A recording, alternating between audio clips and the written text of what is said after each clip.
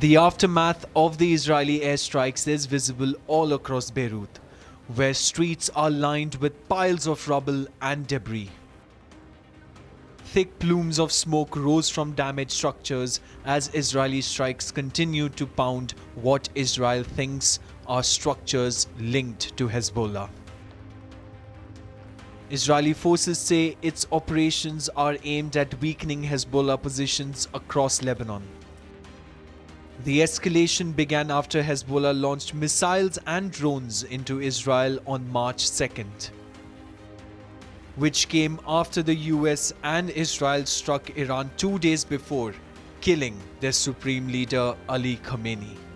However, the war has forced massive displacement and widespread casualties all across Lebanon. One of the latest strikes hit a car in Ramlet al-Baida, a central neighborhood in Beirut, killing 8 people in the process. A local resident had this to say. بدقوا لي بيقولوا لي استهدفوا رملة البيضاء. تتصاوب خالتي زوجة والدي وخيي عمره 8 سنين صغير، وعندي خيي كان عم بيطلع عليهم تصاوب براسه، وزوجتي بأصابع ايديها، وبنتي بوركة.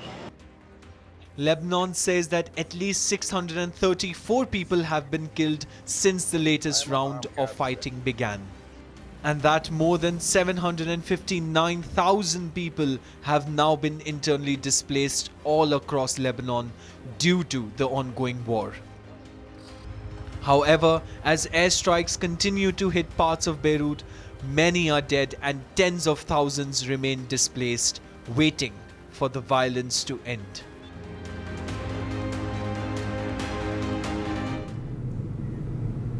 So Israel, they are continuing to pound Lebanon with multiple casualties now coming to light. Taking a short break, coming up, Iran's new supreme leader issues first statement, says the Strait of Hormuz will continue to be closed and warned to avenge Minab school attack. Trump's big admission on oil says United States is making a lot of money due to the oil prices surge.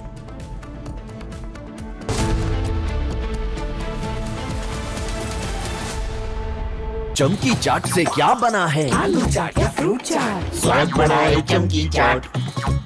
क्या बात है? स्वादिष्ट पकोड़े और बरसात, अरे चमकी चाट है इसकी जान। असली स्वाद सिर्फ चमकी चाट। रानी, इस घर में कुछ है जो टूटता नहीं।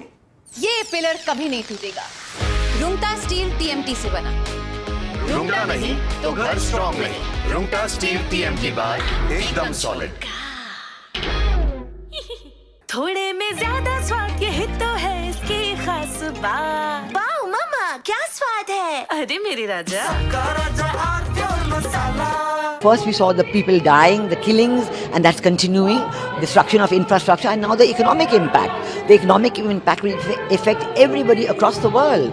You know, the price of LNG, cooking gas has already gone up.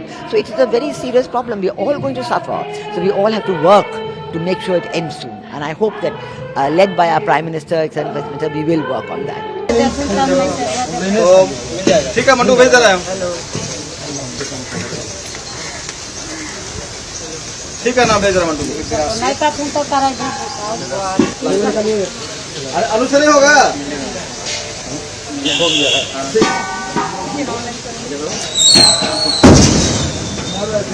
तुम तो कमाल गिरा दो नीचे। अब तुम गाड़ी में पूर्ण वाला, चलो वो टका गाड़ी में सवार।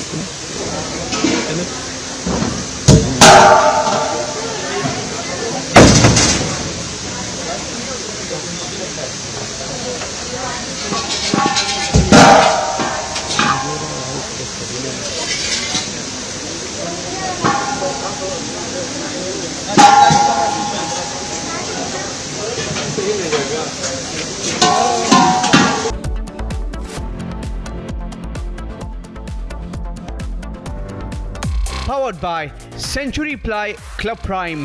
Raho befikar.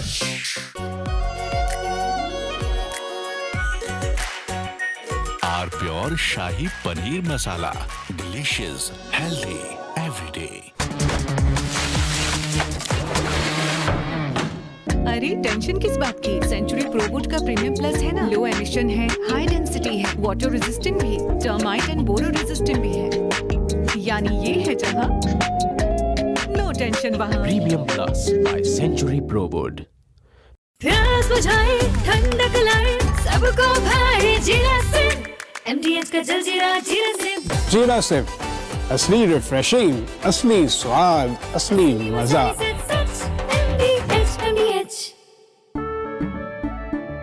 केसरिया से मन जोगी हुआ रे, दिल झूमे देखो मतवारा हुआ रे। केसरिया से मन जोगी हुआ। हर पल मनाओ केसरी त्योहार। विमल, बोलो जुबान केसरी। आर प्योर सूजी पास्ता, उबालो मिलाओ और खाओ, 8 मिनट में तैयार। क्या टेस्ट है सबका राजा आर प्योर मसाला।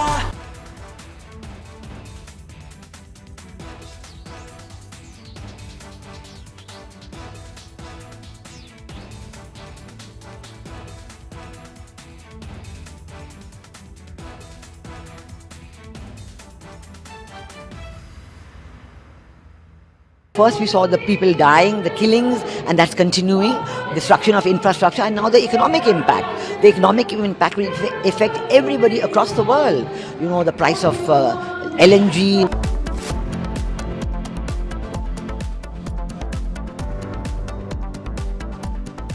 थोड़े में ज्यादा स्वाद, यही तो है इसकी खास बात। वाओ मामा क्या स्वाद है। अरे मेरे राजा, सबका राजा R pure masala. Amity has been ranked among the top universities globally for producing the most employable graduates by the Times Higher Education UK. Yet another testimony to Amity's excellent placement record. चमकी चाट से क्या बना है? Sandwich, लस्सी और छाछ। हर घूंट में चमकी चाट। अब बताओ, स्वाद आया? आया। असली स्वाद सिर्फ चमकी चाट। First we saw the people dying, the killings, and that's continuing, destruction of infrastructure, and now the economic impact. The economic impact will affect everybody across the world. You know, the price of LNG, cooking gas has already gone up. So it is a very serious problem. We're all going to suffer. So we all have to work to make sure it ends soon. And I hope that, led by our Prime Minister, etc., we will work on that. ठीक है मंटू, भेज दे रहा है।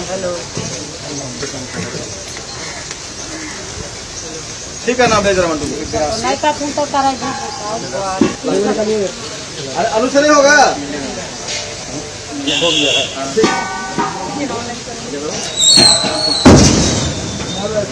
तुमचा कुणाल गिरा तो नीचे अजून गाडीला पूर्ण होला त्याला कुठे का गाडी मागवा।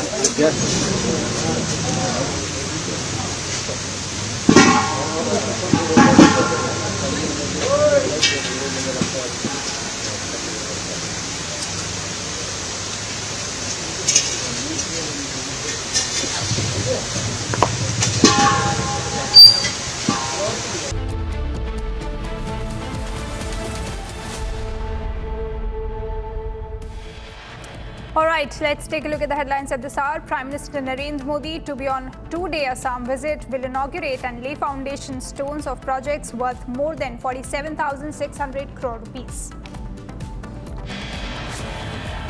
US CENTCOM confirms crash of a refueling aircraft KC-135 over Iraq, which reportedly is neither due to friendly nor hostile fire. Iranian Foreign Minister Abbas Araghchi issues a clarification on Iran's conditions amid war, says Iran's no nuclear proposal was dismissed by United States. 6 French soldiers injured in an Iranian drone attack on the joint base of the French army and Kurdish Peshmerga forces in northern Iraq. French President Emmanuel Macron confirmed that 1 French serviceman was killed and several others were injured in a drone attack on a French base in the Erbil region of Iraq. calling the attack unacceptable.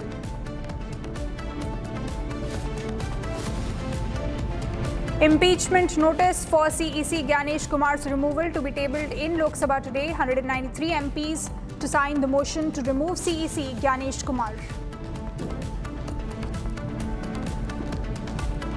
There is no shortage of petrol, diesel, kerosene, ATF or fuel oil. The availability of petrol, diesel, aviation, turbine fuel, kerosene and fuel oil is fully assured.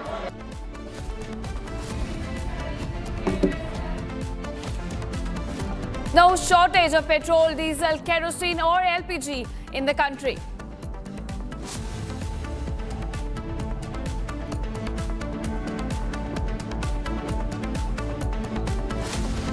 Iran's new Supreme Leader issues first statement, says Strait of Hormuz will continue to be closed and warned to avenge Minab school attack.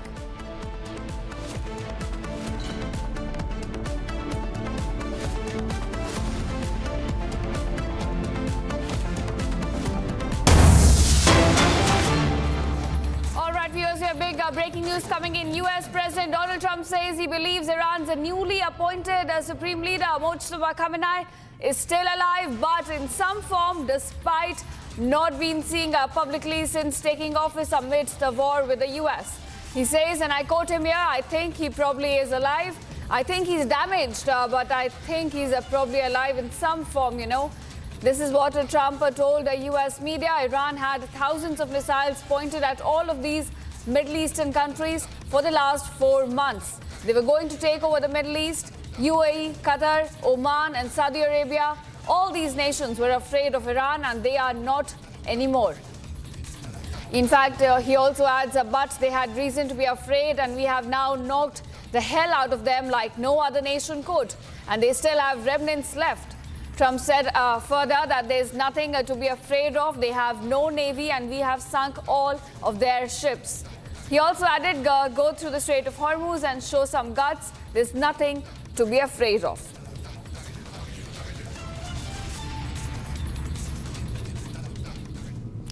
Now, viewers, the US President Donald Trump has also praised its military, saying what they are doing is amazing. He said in a public address that he had a successful first term and rebuilt the military and the US economy. He also said that in his third year, he cut down on the drugs in the US by a considerable margin. Let's listen in as to what he had to say on these claims. You know, it used to be, at a time, we had a very successful first term, best economy ever. We did a lot of great things. We rebuilt our military. That's one of the reasons we're doing so well now with our military. I never thought I'd have to be using it so much. But when you look at what they did in Venezuela and now what they're doing in Iran, it's been amazing. But when you look at all of this, everybody was saying that this could never be done with the drugs. It could never be done. And in my first term, I was so proud of myself because I was able to cut the drugs 1/4 of a pence. Now, this doesn't sound so good, but I was proud. 28 years, drug costs went up, and it never stopped. Went up, up, up. And I had, in my third year, I cut drugs by 1/4 of 1%. And it was like a big deal because that never happened before. And I had a news conference. I announced that I cut drugs 1/4. It's the first time in 28 years. But now I cut drug prices by 80%. 75%, a low one, a bad one would be 50%.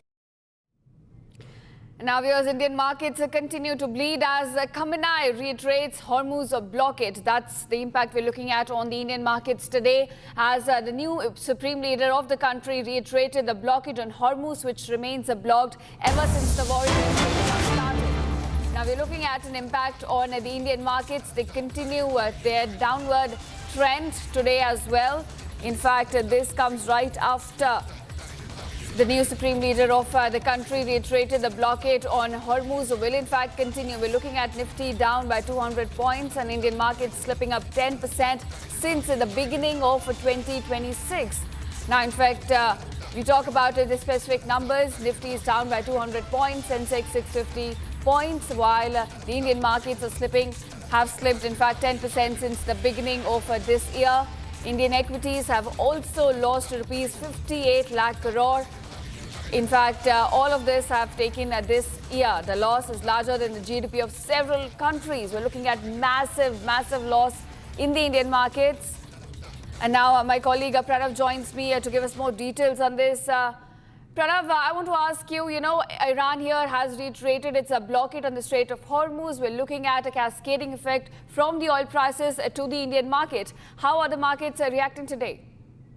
Well, primarily the reaction today is after Mojtaba Khamenei televised his first ever address and reiterated that the blockade of Hormuz will continue because that's probably the only arm twisting method that they have right now, or a befitting reply that they can give right now to the US attacks, after which the markets across the world have reacted negatively. In fact, the US markets yesterday tumbled, following which Asian markets are currently down. Japan's Nikkei is down about 1.15%. The Australian market is marginally trading at the same levels that it was yesterday. Hong Kong's Hang Seng is down about 0.5%, and the Indian markets are quite in line with that, trading 0.80%. That's almost about 9 months of gains completely erased by the Indian markets so far.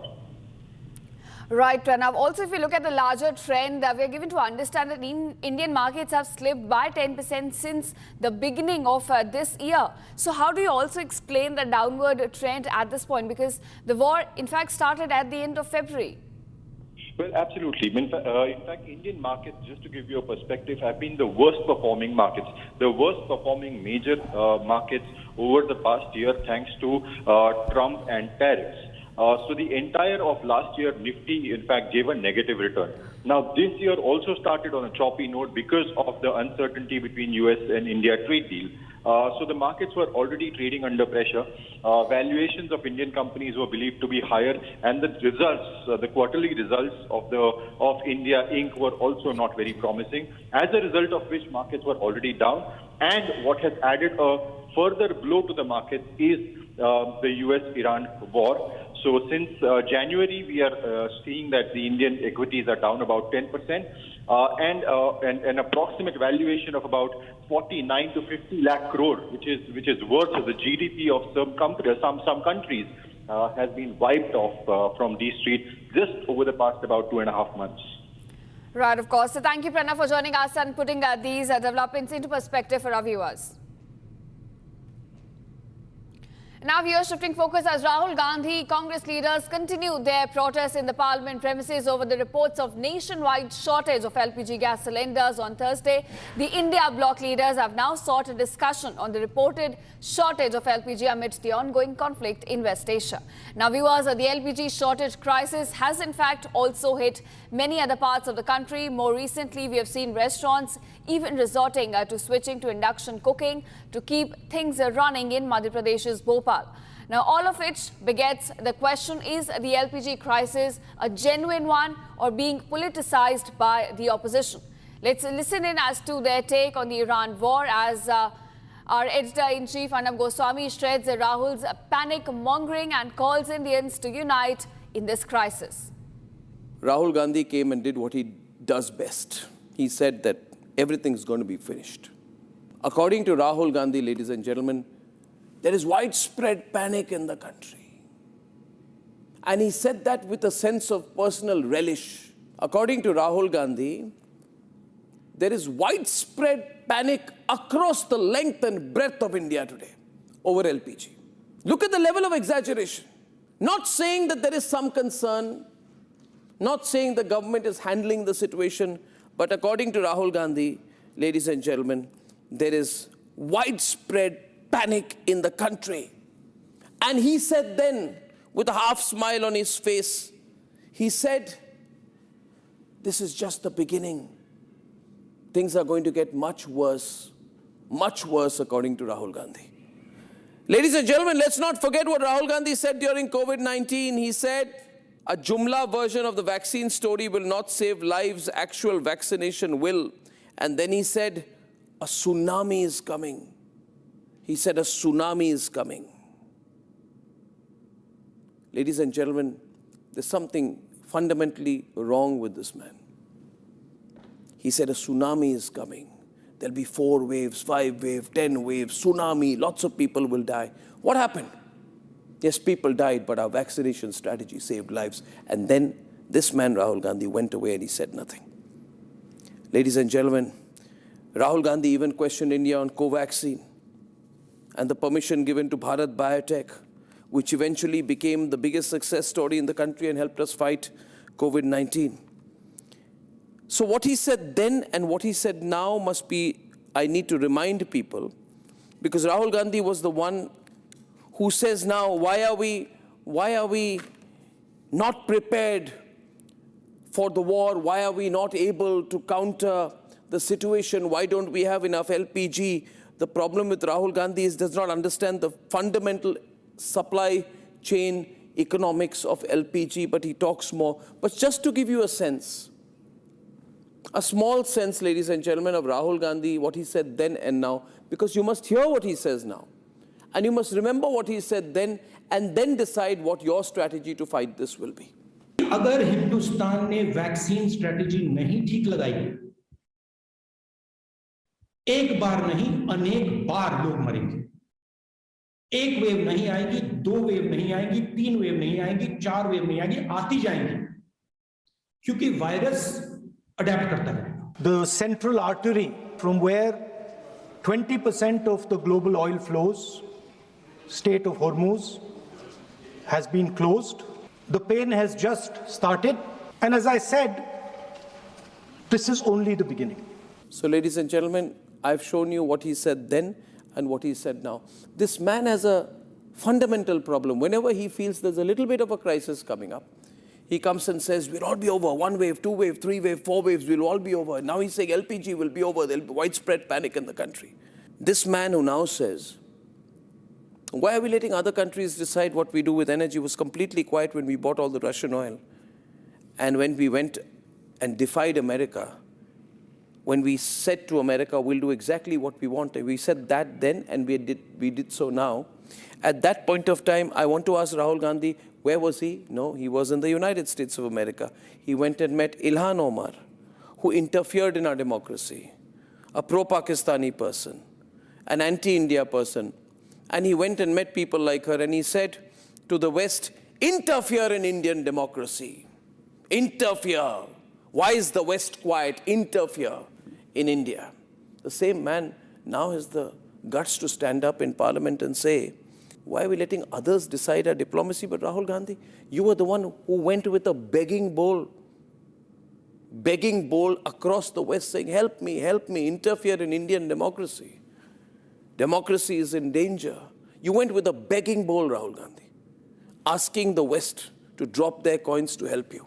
So don't talk about energy, security, independent foreign policy and things like that. Ladies and gentlemen, the problem with Rahul Gandhi is that he takes personal relish when he feels that our country is facing a crisis. And that's why I ran that clip. He's nothing but a self-styled prophet of doom and gloom. Today he talks about the crisis that the people of the country are facing. Ladies and gentlemen, this is a man, in August 2019, he got angry. He talks about the people. He got angry when he had to put his feet in mud during the Kerala floods. He says today that there is widespread panic in the country. There is no panic, Rahul Gandhi, there is no panic. And you know why? Because the government is handling it. Look at this flotilla of ships stuck there. This is not a situation created by the government of India. Look at the flotilla of ships that are stuck in the Straits of Hormuz. This answer is to the question, why is this happening? It's happening because there is a conflict. But where is the panic? Everyone knows there's a blockage in Hormuz. Where is the widespread panic? There won't be any, because despite all of this happening, an Indian ship, an Indian crude vessel, a tanker came home today. And the reason people of India are in no panic is because they are seeing this Indian ship having passed through the Strait of Hormuz. There are 157 ships stuck there now. But an Indian ship with supplies for India came through. And that is why there is no panic, because we know that our government is strong enough, We're doing enough active diplomacy, including with Iran, to make sure that we are not affected. The arrival of this ship at the Mumbai port proves that things are going to be better. Now, viewers, if you're watching this tonight, I say you have a choice. You have a choice. You can go with the Rahul Gandhi approach. God help you if you do that.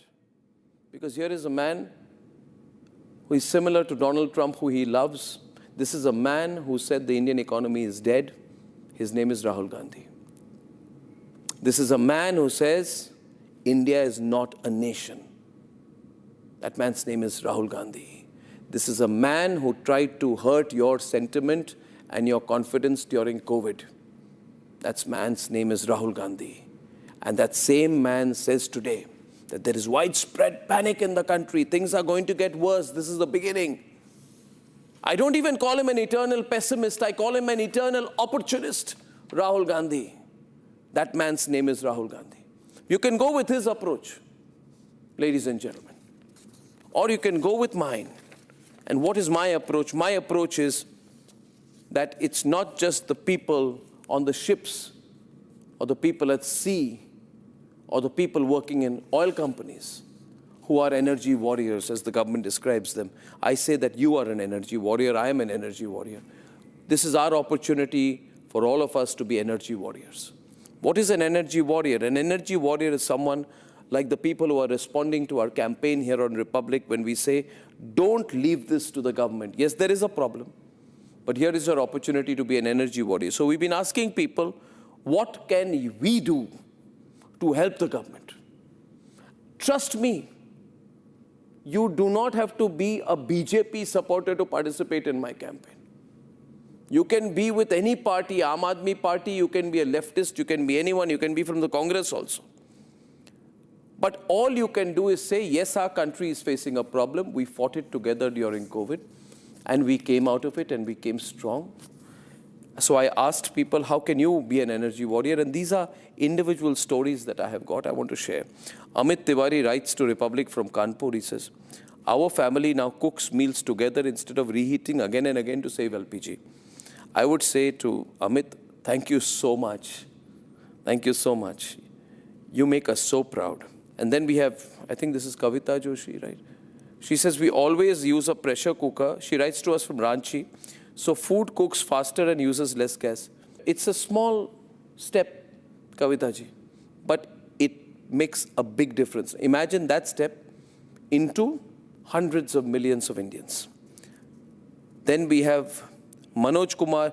Okay, Manoj Kumar says, I have started using public transport instead of my bike. Great. Ritu Agarwal from Kota in Rajasthan says, at home we make sure the gas flame is not kept unnecessarily high. Pradeep Yadav writes from Varanasi in UP, my friends and I now carpool together to reduce petrol wastage. Sneha Kulkarni says, we plan our weekly cooking in advance, so we use LPG more efficiently. Arvind Kumar writes from Gaya that I have started walking for nearby errands instead of using my scooter. Now, see, the thing that is most beautiful in all of this is, through these small steps, all these viewers of Republic have created a sense of positive energy that is binding them. So while there will be a Rahul Gandhi who will say, we'll be finished, this is the beginning, things are going to get terrible, these are ordinary Indians, nationalists, who say this is not only the government's problem, it's a situation the country is facing, and we will beat all the odds, overcome it, and win. That is what makes me so proud. Are you willing to be an energy warrior? Would you like to be one? Then write to us at Republic. Go into our website, find our contact, write to us, watch our channel, tell us what we are doing. Let's make this a campaign, ladies and gentlemen. This is not just the government's challenge. This is ours too. And now, years after Lok Sabha Speaker, opposition seems to be going after Chief Election Commissioner of the country. A major political showdown may unfold in Parliament today as opposition parties now move to initiate proceedings to remove Chief Election Commissioner Gyanesh Kumar as their fight against Election Commission continues. Here's more on this story. Take a look. In an unprecedented move, opposition parties are set to table a notice in Parliament seeking the removal of Chief Election Commissioner Gyanesh Kumar. The motion has reportedly been signed by 193 members of parliament, including 130 from the Lok Sabha and 63 from the Rajya Sabha. The initiative is being led by the Trinamool Congress with support from several opposition parties. Opposition leaders have accused the Election Commission of partisan and discriminatory conduct, particularly in relation to the special intensive revision of electoral rules ahead of key state elections. If admitted, the removal process will follow Article 324(5) of the Constitution, which is similar to the procedure used to remove a Supreme Court judge. The motion would require a special majority in both houses of parliament, including a majority of total membership and a 2/3 majority of members present and voting. This marks the first time in India's history that a motion has been brought to remove a serving chief election commissioner. Now, viewers, Ukrainian President Volodymyr Zelensky has called for deeper defense cooperation with Romania as Russia now intensifies its drone warfare. During a visit to Bucharest, Zelensky met Romanian President Lajan and signed several agreements aimed at boosting security as well as energy cooperation between the two countries. Take a look at this report. Ukrainian President Volodymyr Zelensky arrived in Bucharest on Thursday for talks with Romanian President Lajan as Kyiv looks to strengthen regional security cooperation against Russia. The two leaders signed agreements on joint drone production and energy cooperation as Ukraine continues to face waves of drone attacks during the war. Zelensky said the two countries will work together to strengthen cross-border energy security, including building new electricity transmission lines linking the two nations. Важливо, що ми будуємо з Румунією дві нові лінії для постачання електрики. Робота починається, і це те, що може підтримати наші регіони, зокрема Чернівецьку область, і це те, що дозволить Румунії стати сильніше з точки зору гарантування енергетичної безпеки в нашій частині Європи.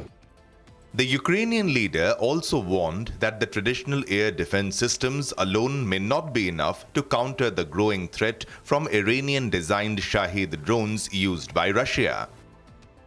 Сотні шахедів. По-перше, це дороговартісний продукт, коли 3-4 мільйони коштує одна ракета «Шахед», 130-150 тисяч. Просто так не можна розраховувати. А навіть коли країни Близького Сходу, достатньо багаті країни, але все одно недостатньо. 60-65 ракет виробляє найбільший виробник Петріотів Америка на місяць. Тому зрозуміло, що ці запаси, вони будуть вичерпані будь-якою країною. Скільки б ракет цих не було, не вистачить в боротьбі проти іранських шахедів. Тим більше, що Zelensky said Ukraine's battlefield experience in countering drones could now help other European nations prepare for similar threats. The visit comes as Ukraine seeks stronger military and energy partnerships with regional allies while continuing its fight against Russian forces.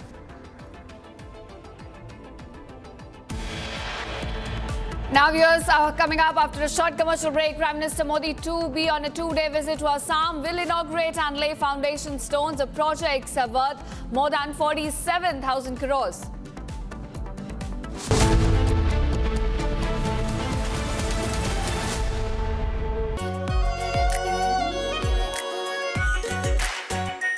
Our pure Shahi Paneer Masala. Delicious, healthy, every day. अरे tension किस बात की? Century प्रोवुड का premium plus है ना, low emission है, high density है, water resistant भी, टर्माइट एंड बोरो रेजिस्टेंट भी है। यानी ये है जहां नो टेंशन वहां। Premium plus by Century Prowood. प्यास बुझाए, ठंडक लाए, सबको भाए जीरा सिम। MDH का जलजीरा जीरा सिम। जीरा सिम, असली रिफ्रेशिंग, असली स्वाद, असली मजा।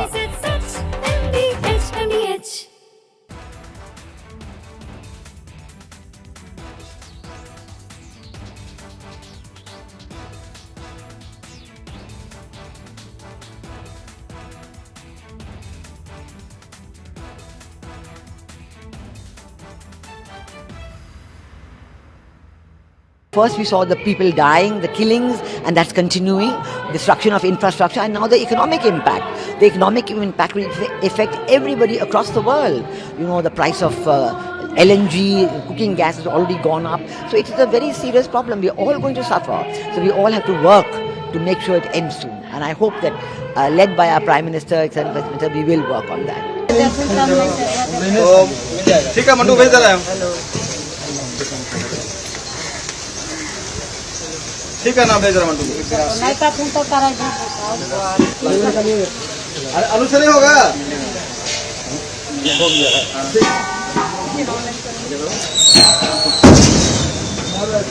तुमचा कुणाला केला नीचे अजून गाडीला पूर्ण होला त्याला कुठे का गाडी मागवा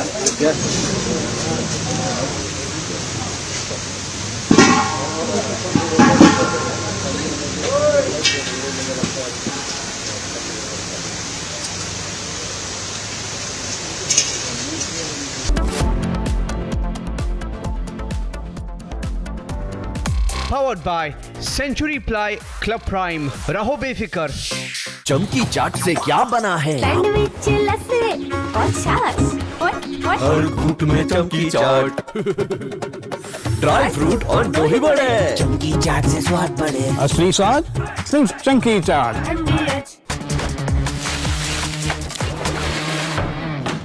अरे टेंशन किस बात की? सेंचुरी प्रोवुड का प्रीमियम प्लस है ना, लो एमिशन है, हाई डेंसिटी है, वाटर रेजिस्टेंट भी, टर्माइट एंड बोरो रेजिस्टेंट भी है। यानी ये है जहां नो टेंशन वहां। Premium plus by Century Prowood. R pure सूजी पास्ता उबालो मिलाओ और खाओ 8 मिनट में तैयार। क्या टेस्ट है सबका राजा R pure masala. First we saw the people dying, the killings, and that's continuing, destruction of infrastructure, and now the economic impact. The economic impact will affect everybody across the world. You know, the price of LNG, cooking gas has already gone up. So it is a very serious problem. We're all going to suffer. So we all have to work to make sure it ends soon. And I hope that, led by our Prime Minister, etc., we will work on that. ठीक है mandu भेज दे रहा है ठीक है ना भेज रहा मंडू अरे अनुसरी होगा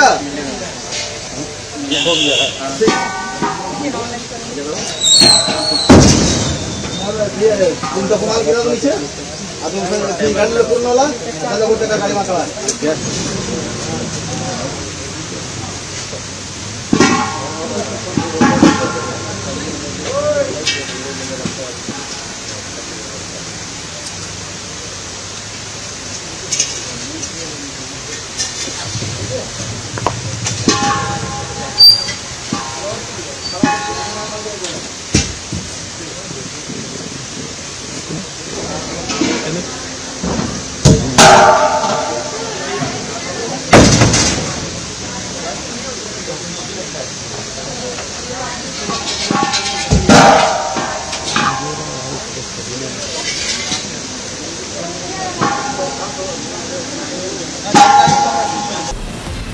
From Asia's largest news headquarters,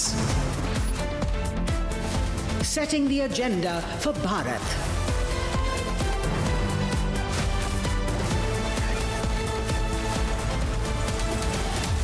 You're watching Republic.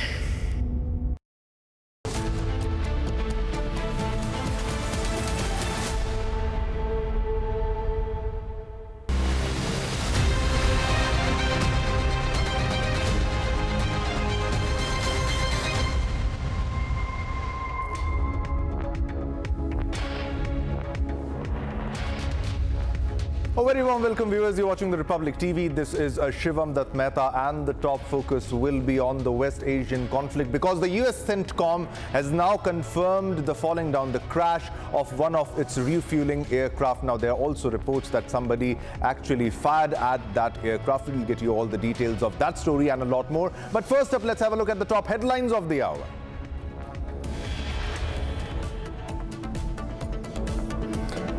PM Modi to be on two-day Assam visit, will inaugurate and lay foundation stones of projects worth more than 47,600 crore rupees. US CENTCOM confirms crash of a refueling aircraft KC-135 over Iraq, which reportedly is neither due to friendly nor hostile fire, but there are also claims.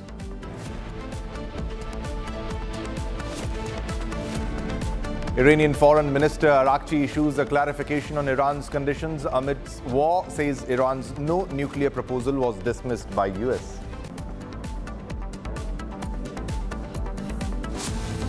One French soldier killed and 6 were injured in an Iranian drone attack on the joint base of the French army and Kurdish Peshmerga forces in northern Iraq.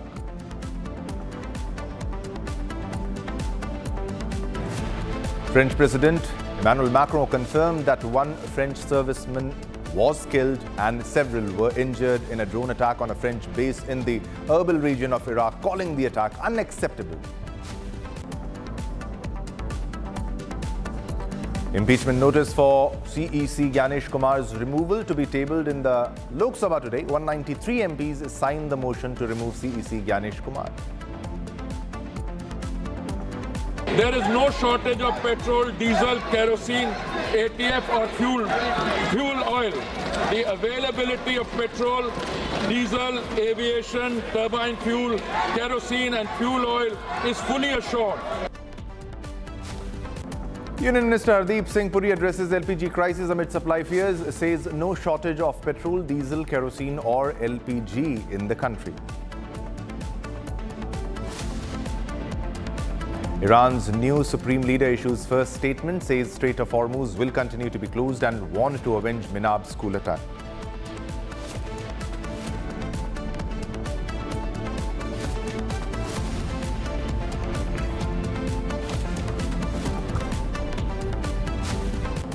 All right, viewers, let's begin with the first big breaking news that we are getting, and that this is about the crisis in the entire world. Now, HPCL has released a statement. Hindustan Petroleum Corporation Limited issues a statement amidst the oil crisis. Now, it has said that the LPG supply remains available. It is available, it is stable, and that's not all. A committee has also been constituted to review allocations and ensure fair and transparent distribution to restaurants, hotels and other commercial users. So this is a very big development that is coming in. Hindustan Petroleum Corporation Limited issues a statement amid the global crisis. There's a committee that has been formed to ensure fair and transparent distribution to hotels, restaurants and other commercial users. So this was something that the commercial users were worried about. The restaurants were worried about the supply and the hotels were worried about the supply, and this statement comes as a big sigh of relief.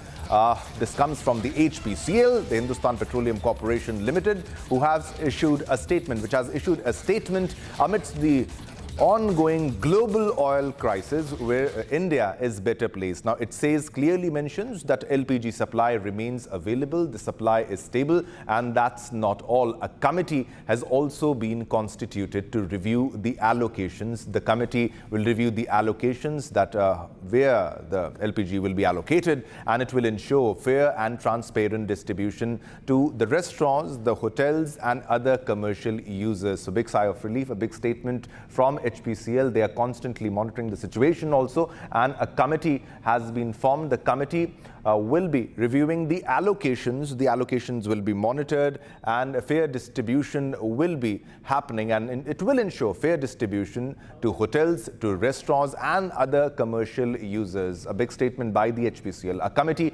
constituted to review the allocations of LPG cylinders, of the cylinders to the commercial users, especially the hotels, the restaurants, especially the statement is for the commercial users. A committee has been constituted to ensure fair and transparent distribution.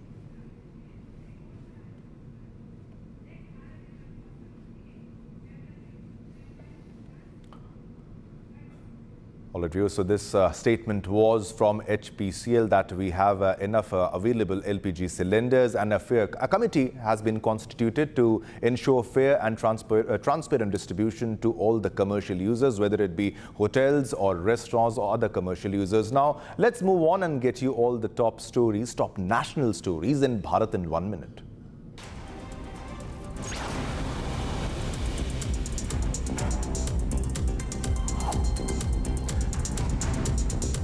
32 cylinders, including 18 filled cylinders, seized from residents in Hapur in a raid by the local authority here last night. District Supply Officer Seema Balyan said the DM has formed teams in every tehsil which are doing patrolling. Action is being taken. Last night around 9 p.m. an incident came to light wherein an individual had kept 18 filled cylinders and 14 empty cylinders at his private residence.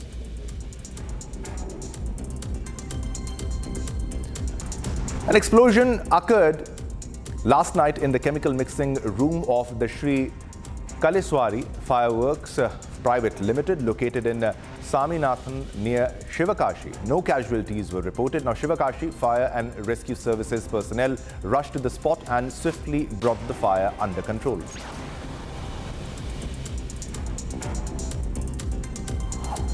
Dr. Preeti Adani leads the Swabhiman program's expansion to empower 10 lakh women entrepreneurs across India. The initiative aims to empower 10 lakh women entrepreneurs across India through livelihood and enterprise support. The first phase targets 1 lakh women in Maharashtra within the first year, creating new opportunities for grassroots entrepreneurs.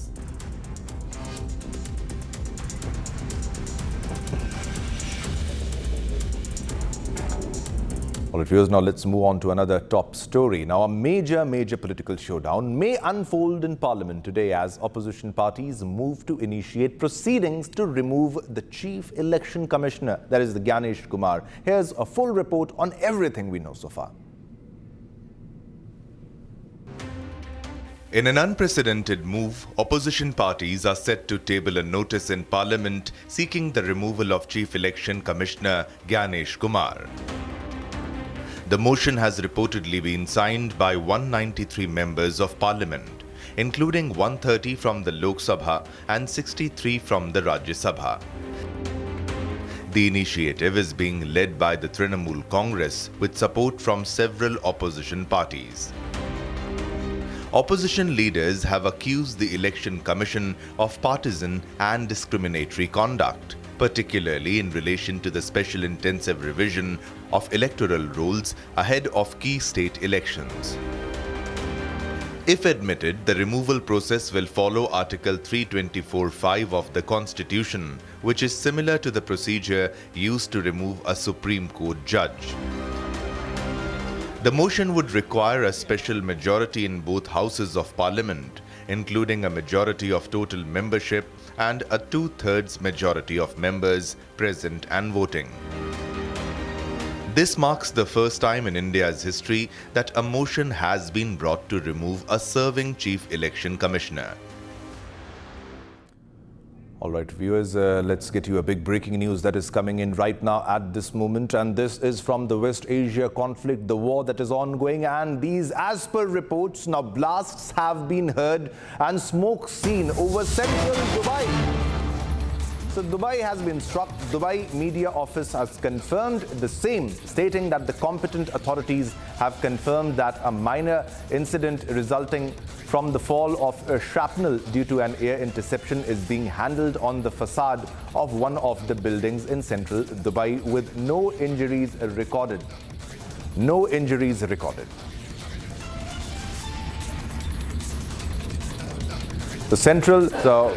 So this is the blasts which have been heard and smoke seen over central Dubai.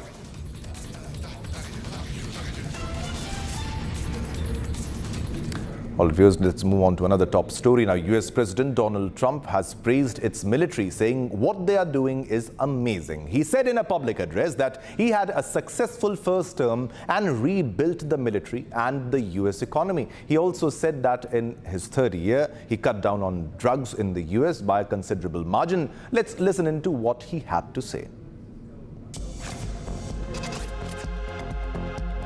But, you know, it used to be at a time we had a very successful first term, best economy ever. We did a lot of great things. We rebuilt our military. That's one of the reasons we're doing so well now with our military. I never thought I'd have to be using it so much.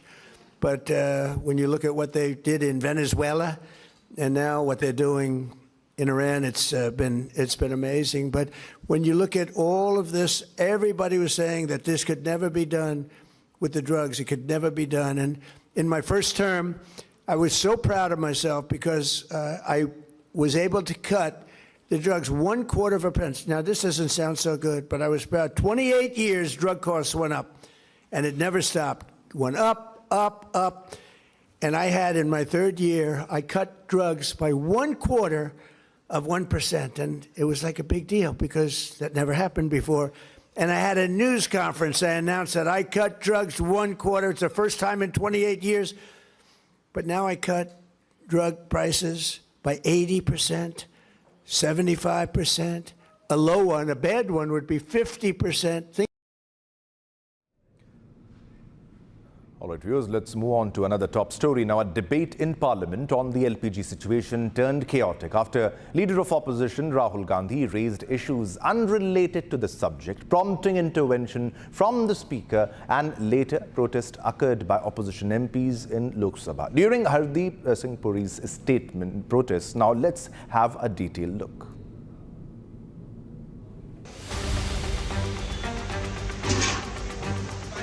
What began as a debate on the LPG situation in the country quickly turned controversial in the Lok Sabha.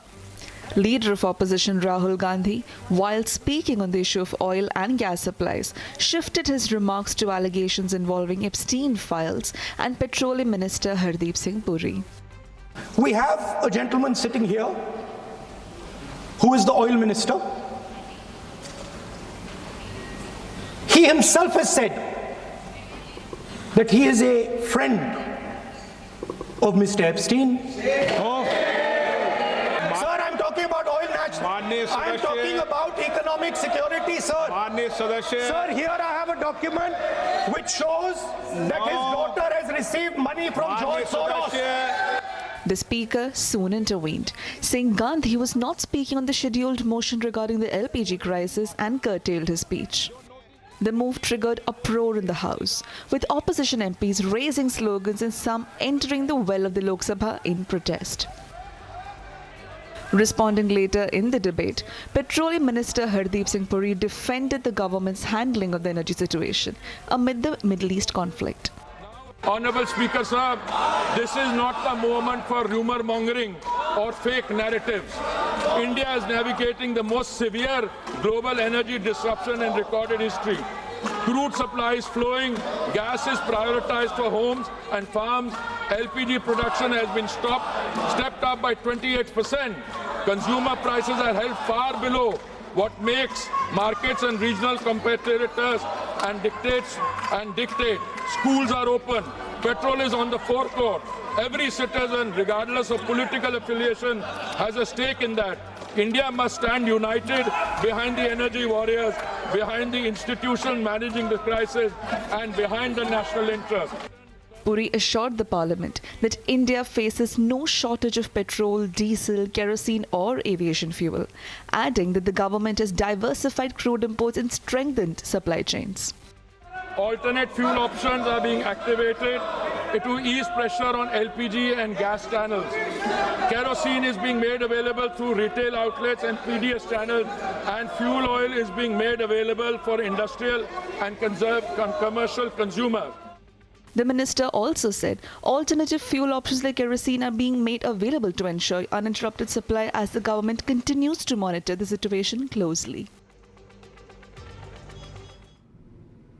All right, viewers, we are getting another big breaking news right now at this moment. Now, US issues a 30-day sanctions waiver for purchase of Russian oil at sea. Now, the United States have issued a 30-day waiver for countries to buy sanctioned Russian oil and petroleum products currently stranded at sea, in what Treasury Secretary Scott Bessent said was a step to stabilize the global energy markets embroiled by the Iran war. Now, oil prices eased on Friday morning in Asia after the US waiver announcement.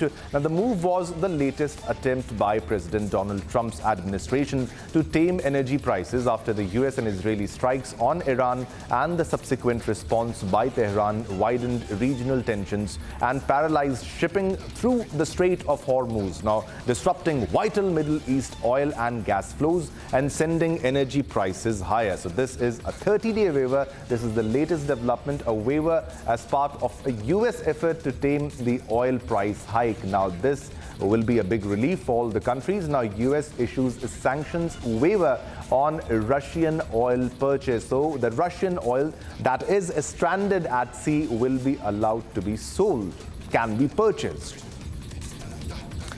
All right, viewers, we have another big breaking news for you, and this comes from Treasury Secretary Scott Bessent, who has now claimed that Donald Trump is taking decisive steps to promote stability in global energy markets and working to keep prices low as we address the threat and instability posed by the terrorist Iranian regime. In his words, now, to increase the global reach of existing supply, U.S. Treasury is providing a temporary authorization to permit countries to purchase Russian oil currently stranded at sea. Remember, there has been a 30-day waiver by the United States. Now, this narrowly tailored short-term measure, they again reiterate the fact that this is not a permanent measure. This is a short-term measure.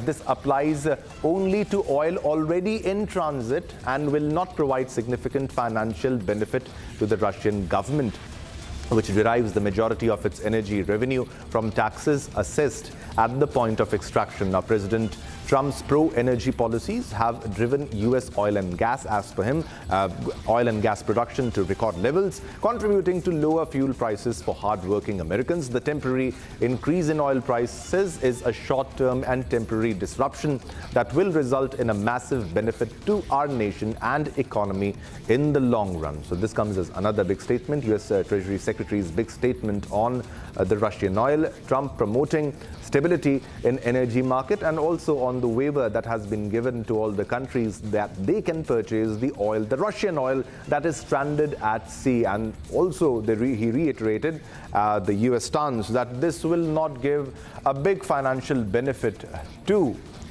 Russia. All right, viewers, let's move on to another top story. Now, Turkey has strongly criticized Israel over its military campaign in Lebanon and the wider regional conflict. Now, Turkish leaders are warning that the escalating war could destabilize the entire Middle East and are calling for urgent diplomatic efforts to stop the fighting. Watch this report.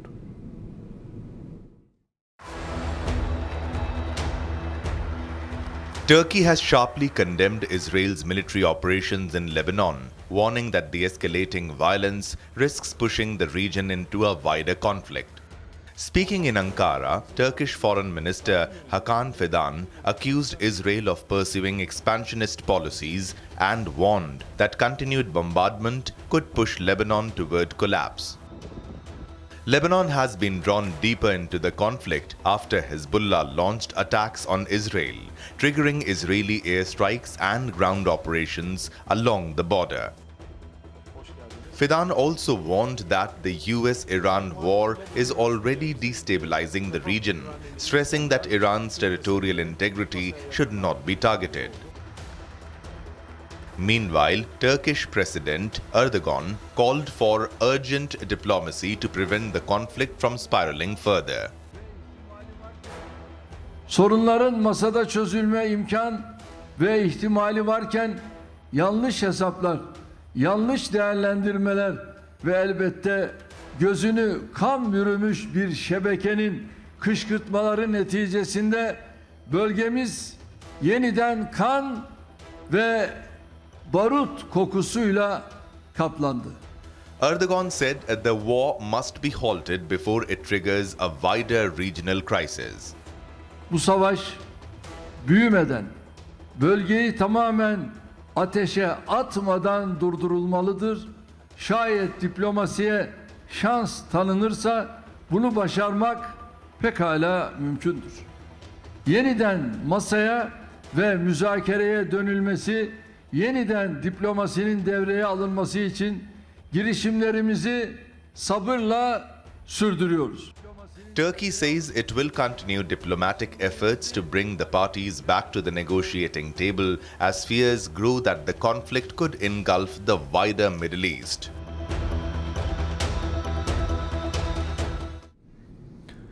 All right, viewers, now let's move on to another top story. Now, Ukrainian President Volodymyr Zelensky has called for deeper defense cooperation with Romania as Russia intensifies its drone warfare. Now, during a visit to Bucharest, Zelensky met Romanian President Nicolae Dan and signed agreements aimed at boosting security and energy cooperation between the two countries. Watch this report.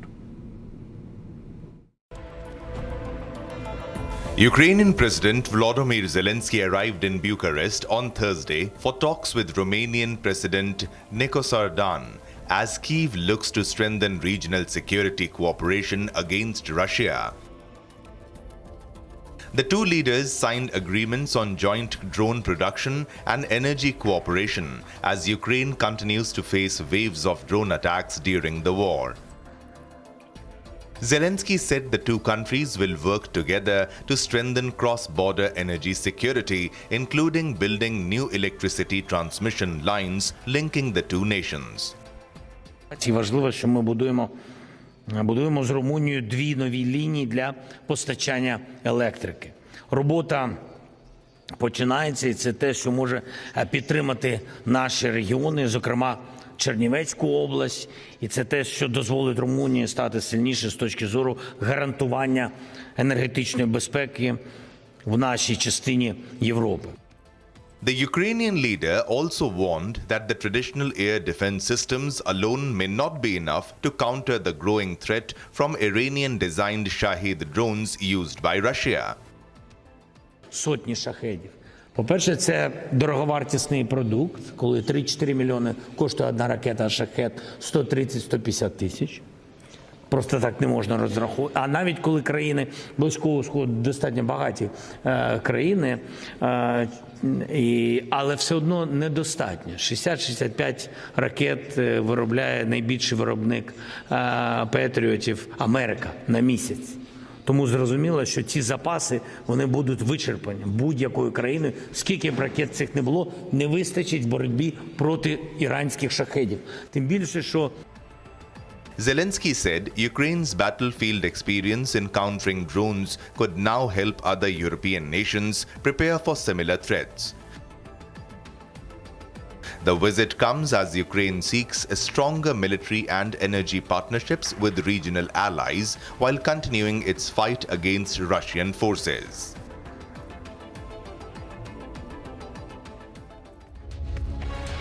All right, viewers, now we are getting another big breaking news, and this is about the Russian energy. Kirill Dmitriev, CEO of the Russian Direct Investment Fund, RDIF, has claimed that Russian energy is indispensable to easing the world's largest energy crisis.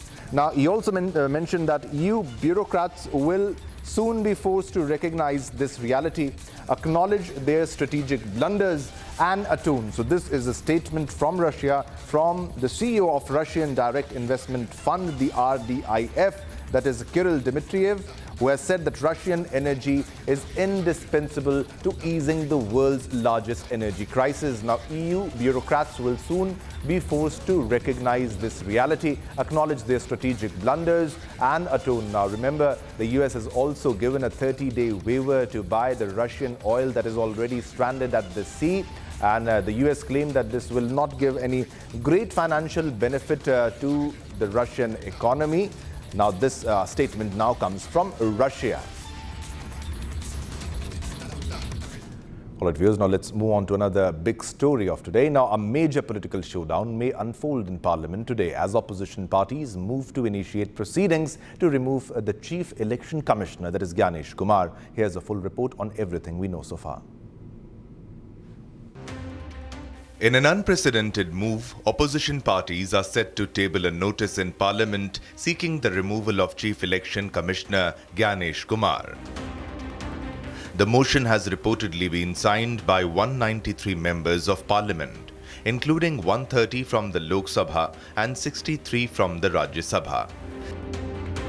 The initiative is being led by the Trinamool Congress with support from several opposition parties. Opposition leaders have accused the Election Commission of partisan and discriminatory conduct, particularly in relation to the special intensive revision of electoral rolls ahead of key state elections. If admitted, the removal process will follow Article 324(5) of the Constitution, which is similar to the procedure used to remove a Supreme Court judge. The motion would require a special majority in both houses of Parliament, including a majority of total membership and a 2/3 majority of members present and voting. This marks the first time in India's history that a motion has been brought to remove a serving Chief Election Commissioner. All right, viewers, it's time to slip into a short commercial break, but don't go anywhere because coming up next, Iran's new supreme leader issues a first statement, says that the Strait of Hormuz will continue to be choked and also warned that he will avenge the Minab school attack.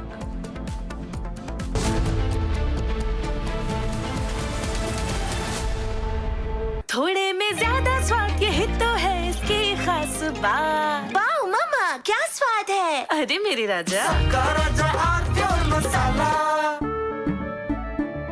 केसरिया से मन जोगी हुआ रे दिल झूमे देखो मतवारा हुआ रे केसरिया से मन जोगी हर पल मनाओ केसरी त्योहार। विमल बोलो जुबान केसरी। चमकी चाट से क्या बना है? आलू चाट या फ्रूट चाट, स्वाद बढ़ाए चमकी चाट। क्या बात है? स्वादिष्ट पकोड़े और बरसान, अरे चमकी चाट है इसकी जान। असली स्वाद सिर्फ चमकी चाट।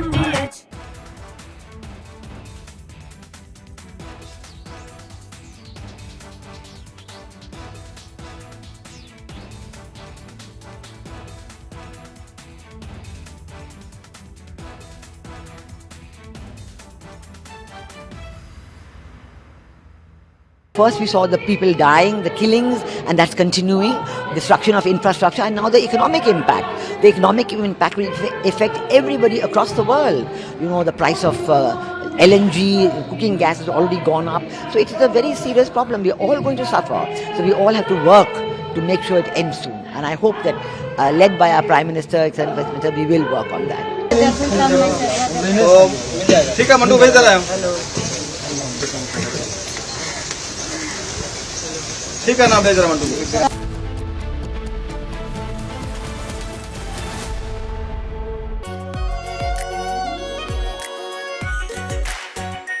Are pure shahi paneer masala, delicious, healthy everyday.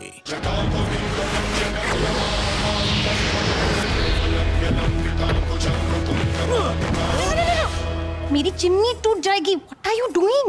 रानी, इस घर में कुछ है जो टूटता नहीं। ये पिलर कभी नहीं टूटेगा। रुंगटा स्टील TMT से बना। रुंगटा नहीं तो घर स्ट्रॉन्ग नहीं। रुंगटा स्टील TMT बार एकदम solid.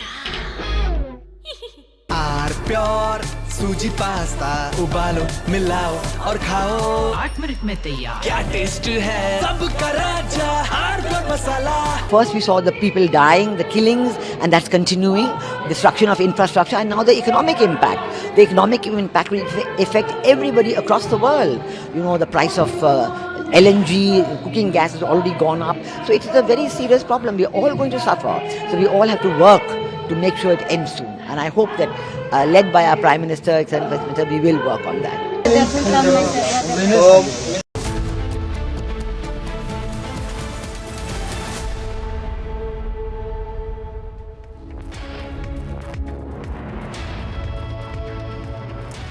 Good morning, viewers. You're watching Republic TV with me, Hina Sharma. Now, after leader of opposition Rahul Gandhi said that there is a panic in India over shortage of fuel, Hardeep Singh Puri, Union Minister, has cleared the air, saying that there is no shortage of fuel, diesel, petrol, or LPG in the country. We get you all the latest in the West Asia war. But first, let's take a look at the headlines. Prime Minister Narendra Modi dials Iranian president for the first time since the war broke out 14 days ago, expresses deep concern over the escalation of tensions and the loss of civilian lives.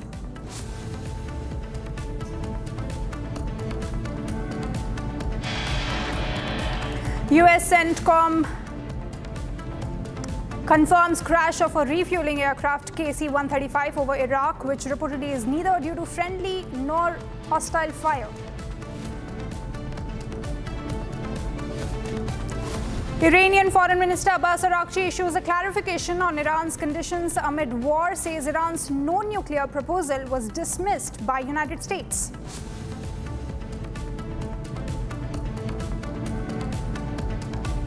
One French soldier killed and 6 were injured in an Iranian drone attack on the joint base of the French army and Kurdish Peshmerga forces in northern Iraq.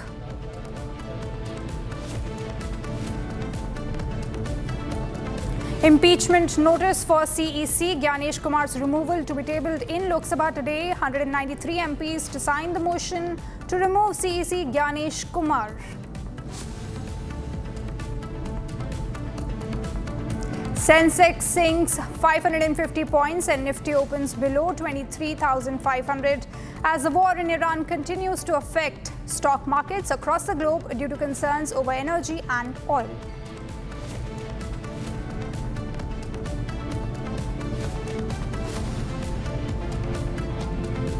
And now another big breaking news coming in. Pakistan is bombing Kabul, Kandahar and other Afghan cities in Afghanistan, and this particular attack is now being labeled as blatant aggression by Afghanistan.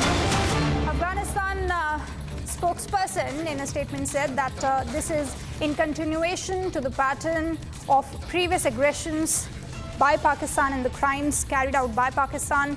The statement also says that the Pakistani military regime has once again bombed Kabul, Kandahar, Paktika and some other areas. In some places, it also targeted civilians' homes, leading to the martyrdom, the statement says, of women and children, and in other places it also targeted empty deserts and uninhabited areas. Now, this kind of oppressive aggression in the last decade of the blessed month of Ramadan and on the threshold of Eid demonstrates that they are bound to no human principles or moral values. The Islamic Emirate also strongly condemned this as a crime and blatant aggression in the harshest terms. And the statement says that, God willing, this injustice will not go unanswered. So not just a condemnation of the attacks carried out by Pakistan, but also saying that it will not go unanswered.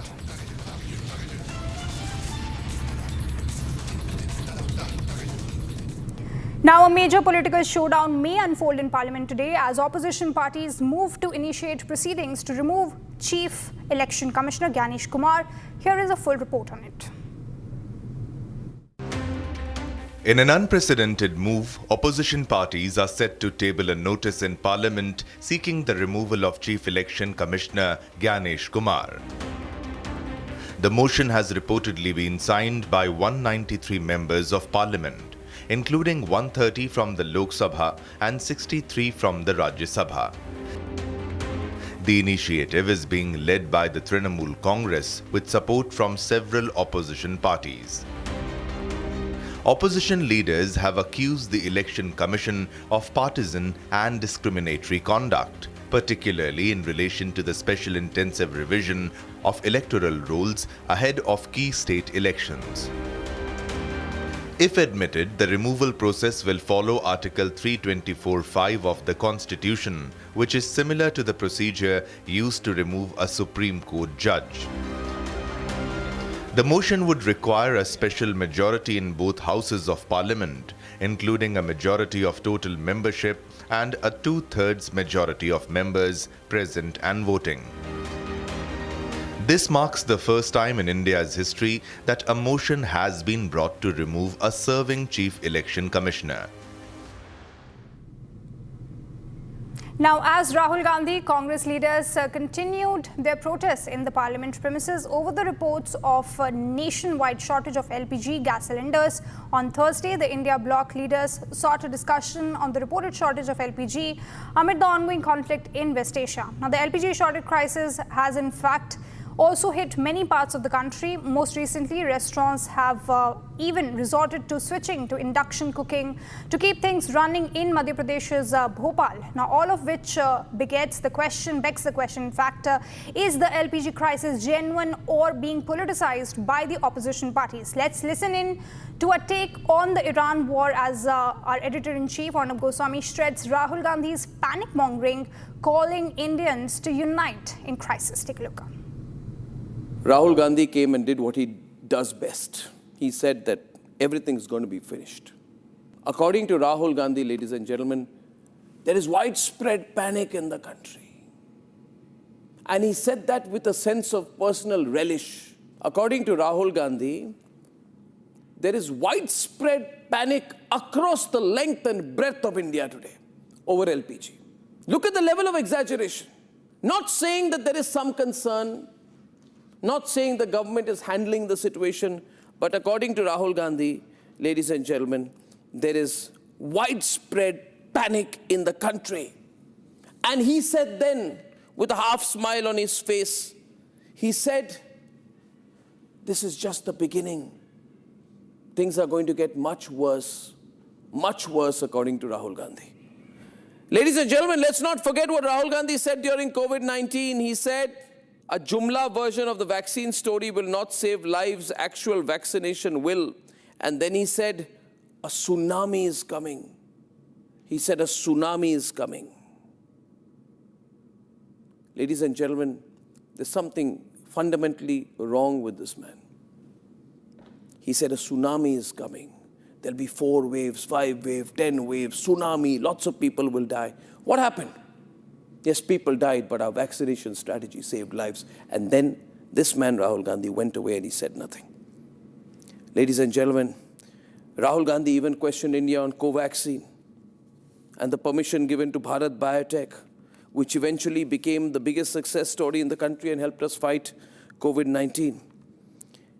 So what he said then and what he said now must be, I need to remind people, because Rahul Gandhi was the one who says now, why are we not prepared for the war? Why are we not able to counter the situation? Why don't we have enough LPG?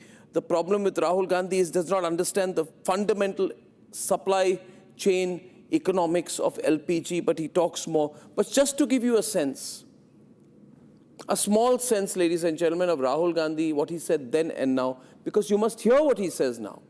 And you must remember what he said then, and then decide what your strategy to fight this will be. अगर हिंदुस्तान ने vaccine strategy नहीं ठीक लगाई, एक बार नहीं अनेक बार लोग मरेंगे. एक वेव नहीं आएगी, 2 वेव नहीं आएगी, 3 वेव नहीं आएगी, 4 वेव नहीं आएगी, आती जाएंगी, क्योंकि वायरस अडैप्ट करता है. The central artery from where 20% of the global oil flows, Strait of Hormuz, has been closed. The pain has just started. And as I said, this is only the beginning. So, ladies and gentlemen, I've shown you what he said then and what he said now. This man has a fundamental problem. Whenever he feels there's a little bit of a crisis coming up, he comes and says, we'll all be over. 1 wave, 2 wave, 3 wave, 4 waves, we'll all be over. Now he's saying LPG will be over. There'll be widespread panic in the country. This man who now says, why are we letting other countries decide what we do with energy, was completely quiet when we bought all the Russian oil. And when we went and defied America, when we said to America, we'll do exactly what we want. We said that then, and we did so now. At that point of time, I want to ask Rahul Gandhi, where was he? No, he was in the United States of America. He went and met Ilhan Omar, who interfered in our democracy, a pro-Pakistani person, an anti-India person. And he went and met people like her, and he said to the West, interfere in Indian democracy. Interfere. Why is the West quiet? Interfere in India. The same man now has the guts to stand up in Parliament and say, why are we letting others decide our diplomacy? But Rahul Gandhi, you were the one who went with a begging bowl across the West saying, help me, interfere in Indian democracy. Democracy is in danger. You went with a begging bowl, Rahul Gandhi, asking the West to drop their coins to help you. So don't talk about energy, security, independent foreign policy and things like that. Ladies and gentlemen, the problem with Rahul Gandhi is that he takes personal relish when he feels that our country is facing a crisis. And that's why I ran that clip. He's nothing but a self-styled prophet of doom and gloom. Today he talks about the crisis that the people of the country are facing. Ladies and gentlemen, this is a man, in August 2019, he got angry. He talks about the people. He got angry when he had to put his feet in mud during the Kerala floods. He says today that there is widespread panic in the country. There is no panic, Rahul Gandhi, there is no panic. And you know why? Because the government is handling it. Look at this flotilla of ships stuck there. This is not a situation created by the government of India. Look at the flotilla of ships that are stuck in the Straits of Hormuz. This answer is to the question, why is this happening? It's happening because there is a conflict. But where is the panic? Everyone knows there's a blockage in Hormuz. Where is the widespread panic? There won't be any, because despite all of this happening, an Indian ship, an Indian crude vessel, a tanker came home today. And the reason people of India are in no panic is because they are seeing this Indian ship having passed through the Strait of Hormuz. There are 157 ships stuck there now. But an Indian ship with supplies for India came through. And that is why there is no panic, because we know that our government is strong enough. We're doing enough active diplomacy, including with Iran, to make sure that we are not affected. The arrival of this ship at the Mumbai port proves that things are going to be better. Now, viewers, if you're watching this tonight, I say you have a choice. You have a choice. You can go with the Rahul Gandhi approach. God help you if you do that. Because here is a man who is similar to Donald Trump, who he loves. This is a man who said the Indian economy is dead. His name is Rahul Gandhi. This is a man who says India is not a nation. That man's name is Rahul Gandhi. This is a man who tried to hurt your sentiment and your confidence during COVID. That man's name is Rahul Gandhi. And that same man says today that there is widespread panic in the country. Things are going to get worse. This is the beginning. I don't even call him an eternal pessimist. I call him an eternal opportunist, Rahul Gandhi. That man's name is Rahul Gandhi. You can go with his approach, ladies and gentlemen. Or you can go with mine. And what is my approach? My approach is that it's not just the people on the ships or the people at sea or the people working in oil companies who are energy warriors, as the government describes them. I say that you are an energy warrior, I am an energy warrior. This is our opportunity for all of us to be energy warriors. What is an energy warrior? An energy warrior is someone like the people who are responding to our campaign here on Republic when we say, don't leave this to the government. Yes, there is a problem, but here is your opportunity to be an energy warrior. So we've been asking people, what can we do to help the government? Trust me, you do not have to be a BJP supporter to participate in my campaign. You can be with any party, Aam Aadmi Party, you can be a leftist, you can be anyone, you can be from the Congress also. But all you can do is say, yes, our country is facing a problem. We fought it together during COVID, and we came out of it, and we came strong. So I asked people, how can you be an energy warrior? And these are individual stories that I have got, I want to share. Amit Tiwari writes to Republic from Kanpur. He says, our family now cooks meals together instead of reheating again and again to save LPG. I would say to Amit, thank you so much. Thank you so much. You make us so proud. And then we have, I think this is Kavita Joshi, right? She says, we always use a pressure cooker. She writes to us from Ranchi. So food cooks faster and uses less gas. It's a small step, Kavita ji, but it makes a big difference. Imagine that step into hundreds of millions of Indians. Then we have Manoj Kumar. Okay, Manoj Kumar says, I have started using public transport instead of my bike. Great. Ritu Agarwal from Kota in Rajasthan says, at home we make sure the gas flame is not kept unnecessarily high. Pradeep Yadav writes from Varanasi in UP, my friends and I now carpool together to reduce petrol wastage. Sneha Kulkarni says, we plan our weekly cooking in advance, so we use LPG more efficiently.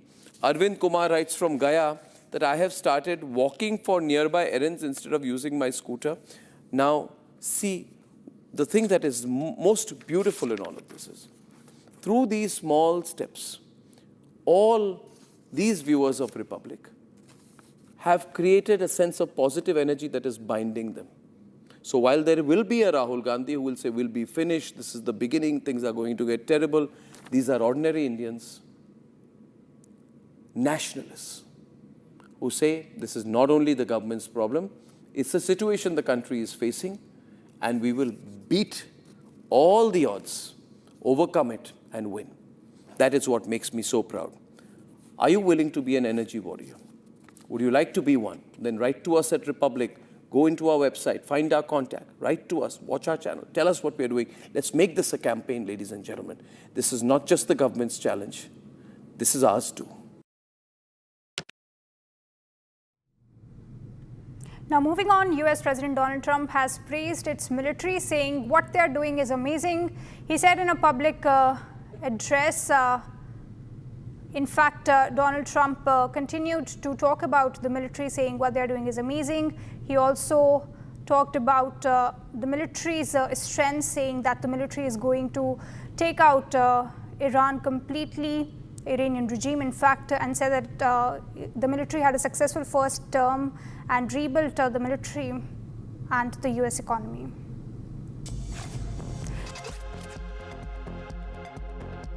But, you know, it used to be, at a time, we had a very successful first term, best economy ever. We did a lot of great things. We rebuilt our military. That's one of the reasons we're doing so well now with our military. I never thought I'd have to be using it so much.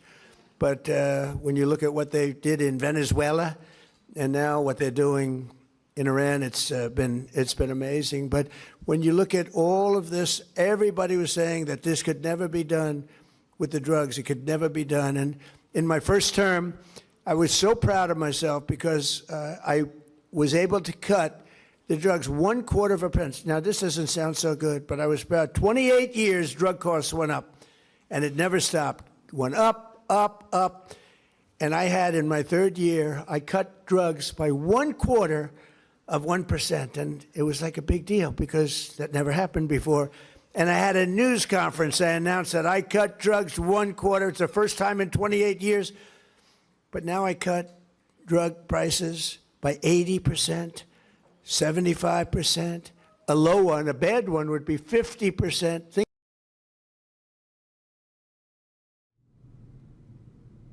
Now, US President Donald Trump says Iran is being absolutely decimated as the conflict intensifies. Speaking to reporters at Joint Base Andrews in Maryland, Trump also said that US authorities are investigating reports of a possible Iranian revenge plot targeting California. Here is a full report.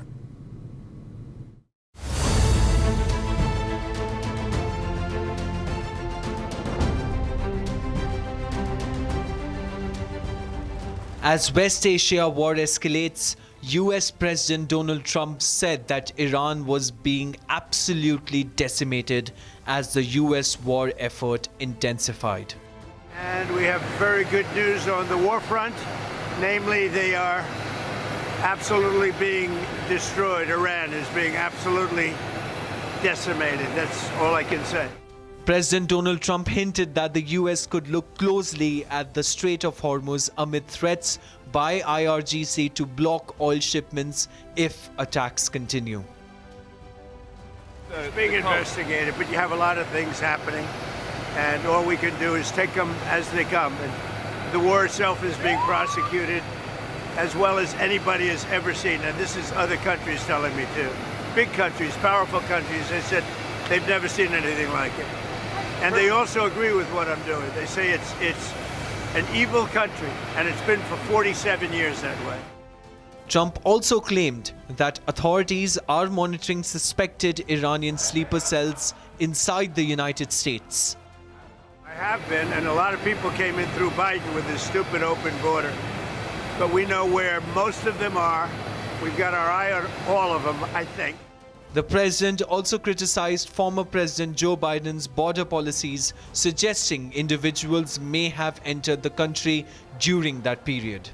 They came in through the open border policies of Sleepy Joe Biden, one of the worst president in the history of our country. And we've got our eyes on all of them. But the war itself is being prosecuted at a level that nobody's seen before. It's pretty amazing to watch. Trump also defended the US military campaign against Iran, calling it one of the most effective operations he has seen.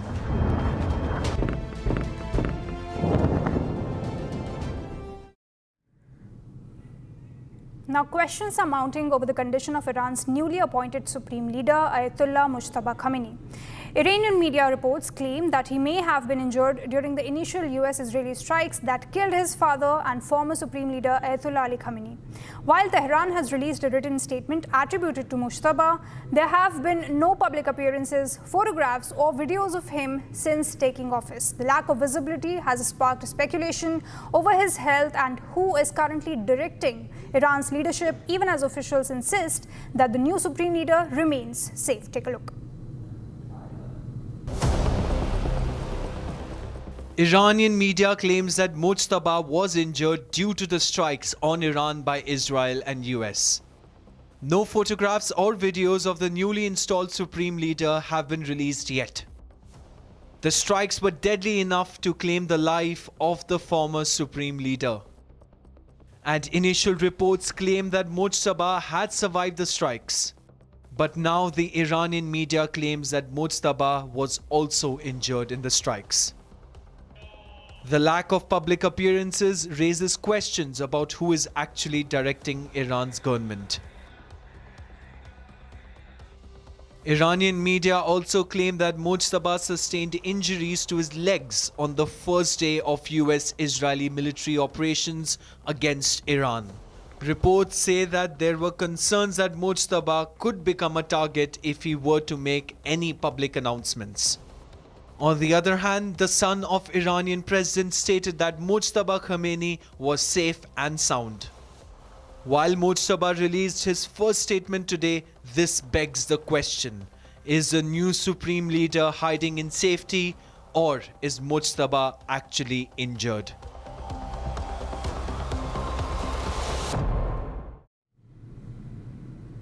Now, the war began after a series of airstrikes on Iranian targets in late February, which triggered retaliatory attacks by Tehran. Now, according to some local reports, several members of the Khamenei family were killed during the initial phase of the conflict. However, Iranian authorities have not confirmed all of these claims. Media reports now denies reports of death of Ali Khamenei's wife, Mansoureh Khojaste Bagherzadeh, as Mujtaba Khamenei vows revenge amid escalating Iran-US-Israel war. More in this report. Confusion and speculation continue to swirl around the family of Iran's slain supreme leader. Iranian media says that Mansoureh Khojaste Bagherzadeh, the wife of the late supreme leader Ayatollah Ali Khamenei, is alive, despite widespread reports earlier this month claiming she had died of injuries from a deadly strike. Those earlier reports suggested that the 78-year-old had succumbed to wounds after the devastating US-Israeli attack on Tehran's Beit Rahabari compound on February 28. But media reports has now dismissed those claims as incorrect, insisting Bagherzadeh survived the attack. The clarification comes at a critical moment. Iran's new supreme leader Mujtaba Khamenei addressed the nation for the first time, but made no mention of his mother's alleged death. This fueled further questions about what really happened inside the heavily guarded leadership compound. As the region remains on edge and the leadership transition under Mujtaba Khamenei unfolds, the mystery surrounding the Khamenei family continues to deepen.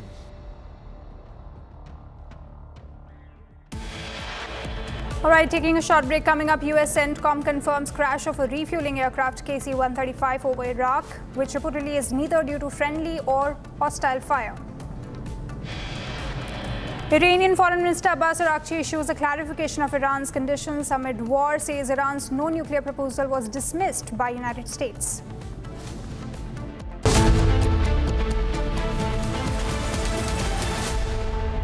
थोड़े में ज्यादा स्वाद ये तो है इसकी खास बात। वाओ मम्मा, क्या स्वाद है? अरे मेरे राजा, मसाला।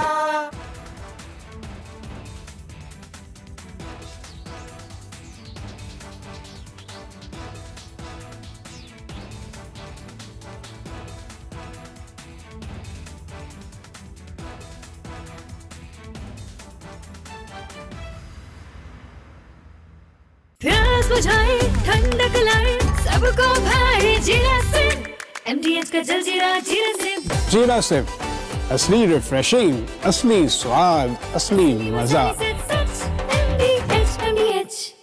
First we saw the people dying, the killings, and that's continuing, destruction of infrastructure, and now the economic impact. The economic impact will affect everybody across the world.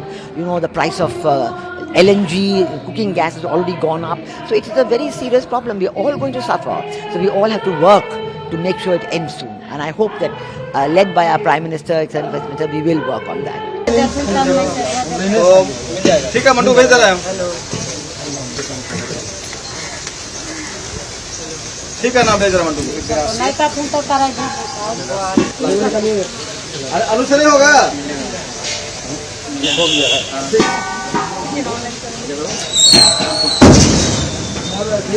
तुम तो कमाल किया तो नीचे। अब तुम गाड़ी ले पूर्ण वाला, ना लोगों का गाड़ी मार रहा है।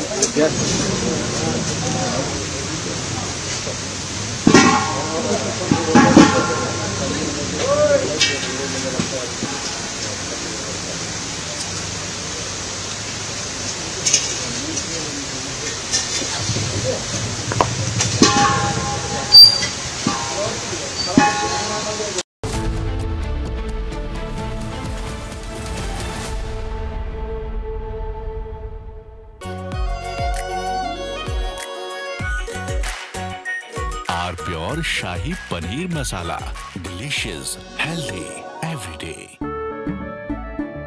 केसरिया से मन जोगी हुआ रे, दिल झूमे देखो मतवारा हुआ रे।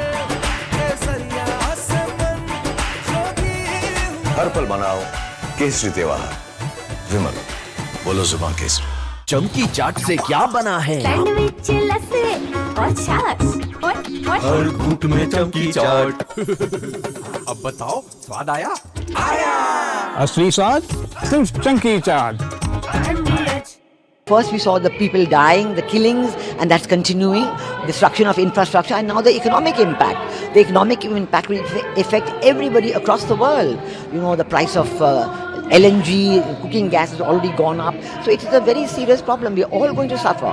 So we all have to work to make sure it ends soon. And I hope that, led by our Prime Minister, etc., we will work on that. ठीक है मंडू भेज रहा है। ठीक है ना भेज रहा मंडू। नहीं तो फोन तो करा अरे अनुसरी होगा।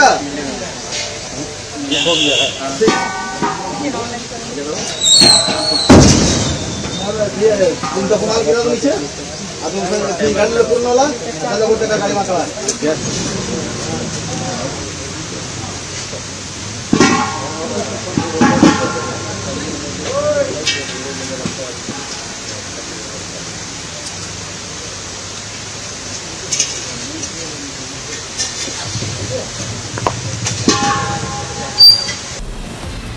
From Asia's largest news headquarters,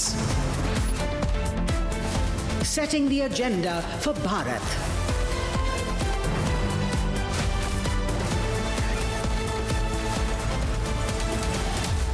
You're watching Republic.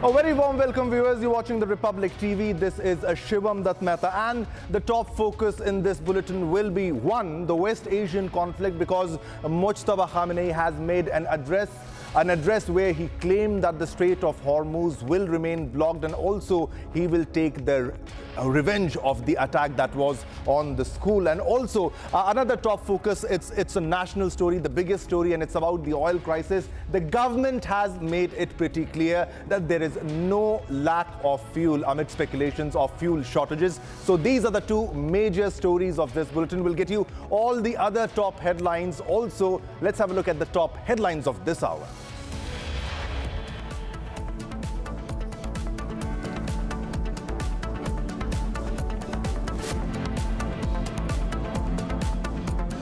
All right, let's begin with the first top headline. PM Modi dials Iranian president for the first time since the war broke out 14 days ago, expresses deep concern over the escalation of tensions and the loss of civilian lives.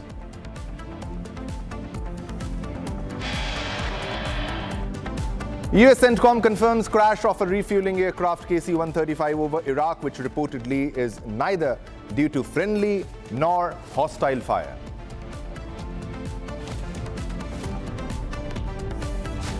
Iranian Foreign Minister Araqi issues a clarification on Iran's conditions amidst war, says Iran's no nuclear proposal was dismissed by United States.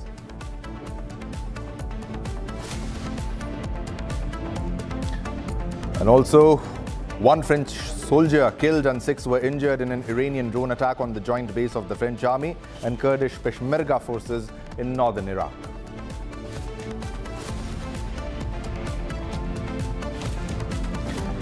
Impeachment notice for CEC Gyanesh Kumar's removal to be tabled in Lok Sabha today. 193 MPs signed the motion to remove CEC Gyanesh Kumar.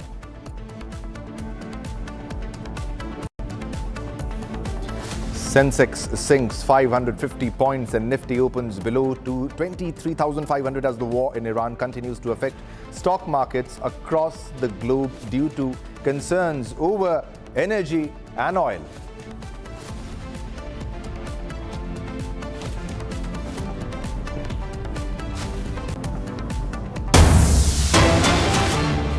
Let's begin this bulletin with the big breaking news that we are getting at this moment. It's Dubai which bears the brunt of the Middle East war, the West Asian conflict. Now, there are reports, and we'll show you the visuals also, where blasts were heard and smoke seen over central Dubai. The central Dubai. Now, the competent authorities have confirmed that a minor incident resulting from the fall of shrapnel due to an air interception is being handled on the facade of one of the buildings in central Dubai with no injuries which have been recorded. Now, the competent authorities have confirmed that a minor... These are the visuals, ladies and gentlemen, on your television screen, as you can see, because the entire Middle East region is engulfed in the war and because the bases, the US bases, are a legitimate target as per the IRGC, and Iran has also warned the Middle East, and IRGC has asked, Iran has asked not to give shelter to the US forces. And now this is what happens when you get embroiled, when you get engulfed in a war. These are the visuals from Dubai, visuals from central Dubai on your screens, and you can pretty well understand the kind of damage, the kind of collateral damage, buildings damaged after attack in central Dubai. And these are the visuals of the damage to a very tall skyscraper. The blasts can be seen in central Dubai. Smoke engulfs the skyline. Blasts heard, smoke seen and rising. The smoke can be seen rising, and Dubai bears the brunt of US-Israel war against Iran. The blasts can be seen and the visuals of the smoke are also on your television screen. So Dubai bears the brunt of the war. The building has got damaged after the blast, and the blasts were heard. Smoke was seen rising over central Dubai. Now, Dubai is caught in the crossfire, and also because it hosts the military bases of the United States of America, and IRGC had earlier also warned that the bases are legitimate target. All right, so this is the latest that we are getting right now at this moment. And also we have an esteemed guest joining us to speak on this issue. We are being joined by Colonel Rajiv Bagga. Sir, thanks a lot for your time. We need your comment on what's unfolding in the entire Middle East region. How long can Dubai avoid the missiles, the drone attacks? Because it is giving shelter to the US bases, to the US forces. And IRGC has made it pretty clear that these are our legitimate targets. Your comment on that, sir. Good morning to you. Good morning. You see, the world, day by day, the war is becoming more dirty and deeper. And the Supremo of Iran has very categorically mentioned, and Mustafa I'm talking about, he said, I'm not certainly against my neighbors. Yes. The only thing which he is really apprehensive that they are accommodating the US military bases. You know, sir, it is a kind of yesterday the warning was given by him. It takes definitely a time. Till the time Iran is not convinced that that entire area is totally sanitized, or their area, their whatever the jurisdiction or the adjoining areas are not sanitized, they will keep striking. And the question that how long it is going to, it all depends on the other Arab countries. The another issue why other Arab countries are really providing a kind of a support to US. The reason is very simple, that there is some type of a communal differences, that is Shia and Sunni, that you know it very well. And the Persian, the language is different, they speak Arab. Yes. So that is beside the point. What is the most important for all the Arab countries to realize the realistic status of this entire show, and they need to understand that this will not really take them to the long, and they need to really take a call whether to accommodate these forces, whosoever is holding the US or their allies in the region. And that is basically a bottom line which is drawn. Yes. I think they need to carry out some type of experiment on this.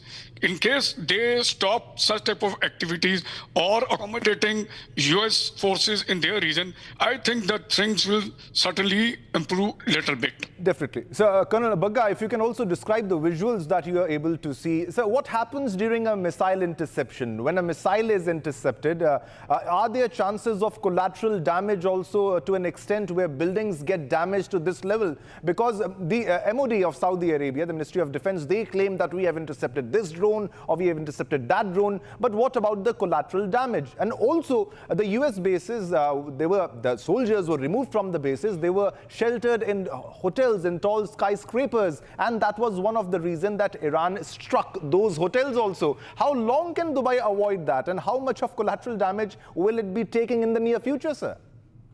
You see, the hotels, when you talk about, and there was certainly in UAE rather, yes, UAE in itself only, when the US forces were taking a shelter in that is a hotel which was targeted by the Iranians. When you talk about the collateral damage, you know, like US has already burned their finger in front of international forum.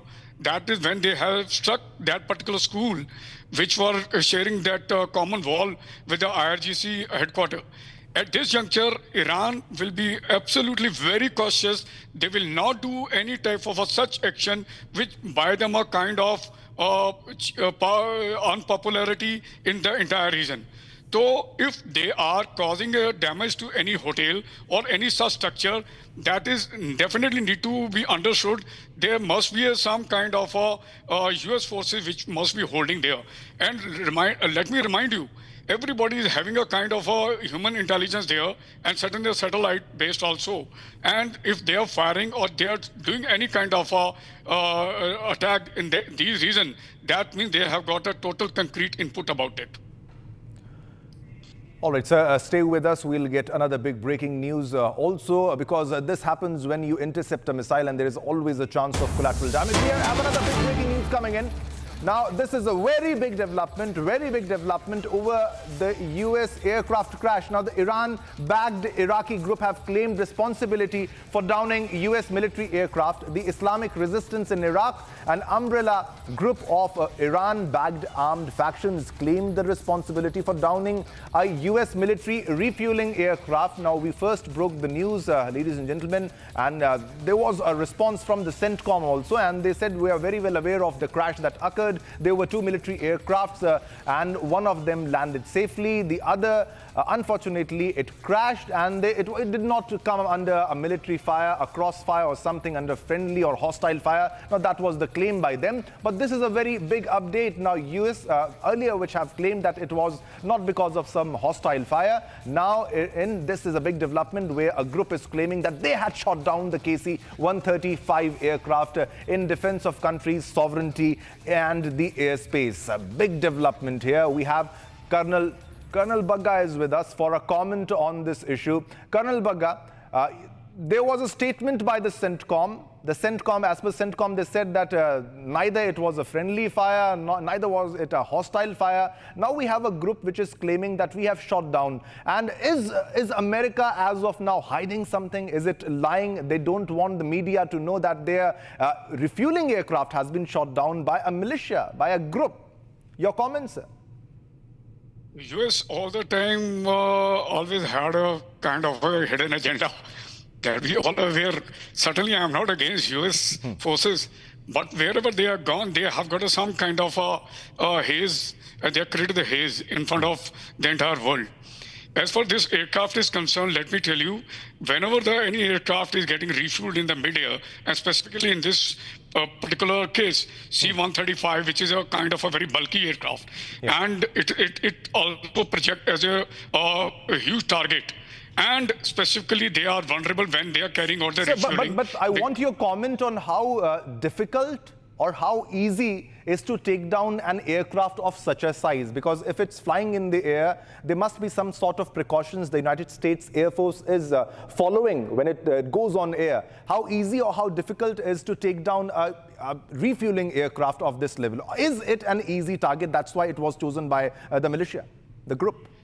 You see, when one aircraft is getting refueled, the other one is really providing a kind of a protection. So it is not that easy also to shot down. But at the same time, if you carry out the comparison to the normal when the aircraft is going flying in a combat role, certainly this particular situation projecting them as a very potential target. The reason is the speed is controlled and another aircraft is hooked up for the refueling. That creates a big target, and maybe they are getting a protection from another aircraft which has landed safely. So at this time, because this particular mission of refueling is taken as a high risk degree mission in entire aviation or in the Air Force, right? And if somebody is claiming that they have really shot down, so I think I should not be surprised about it. And they have used this opportunity. And why US is hiding, they don't want to really expose that how weak they are in spite of having a great technology in their hand.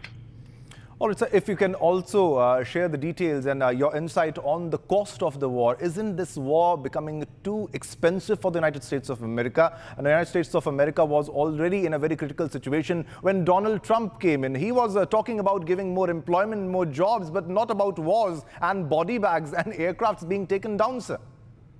Yeah, one thing I just forgot before in the previous one.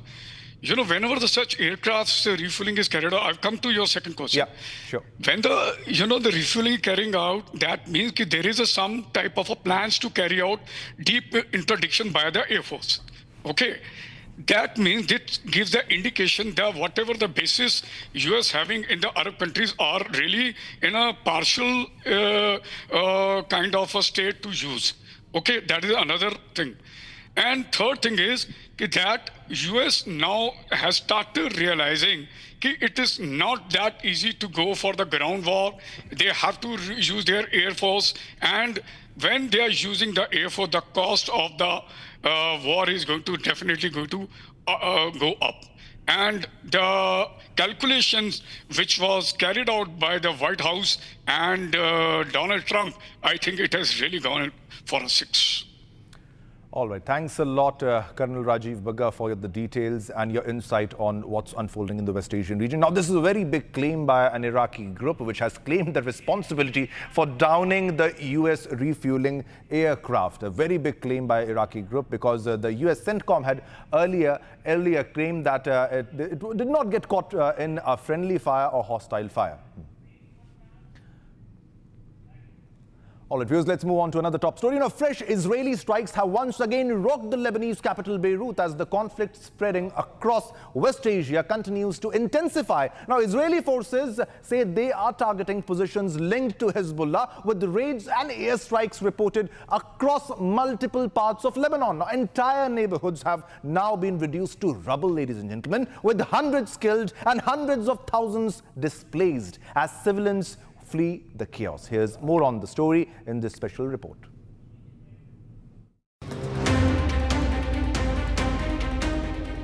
The aftermath of the Israeli airstrikes is visible all across Beirut, where streets are lined with piles of rubble and debris.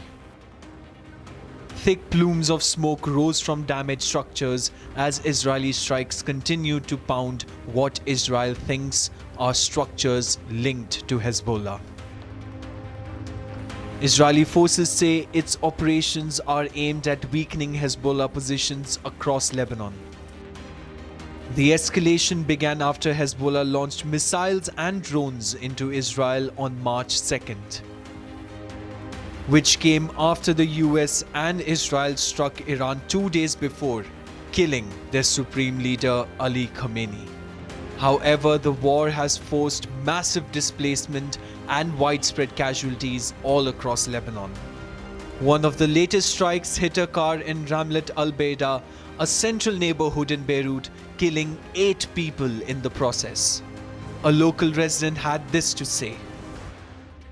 بدقوا لي بيقولوا لي استهدفوا رملة البيضاء تتصاوب خالتي زوجة والدي وخيي عمره 8 سنين صغير وعندي خيي كان عم بيطلع عليهم تصاوب براسه وزوجتي بأصابيع ايديها وبنتي بوركة.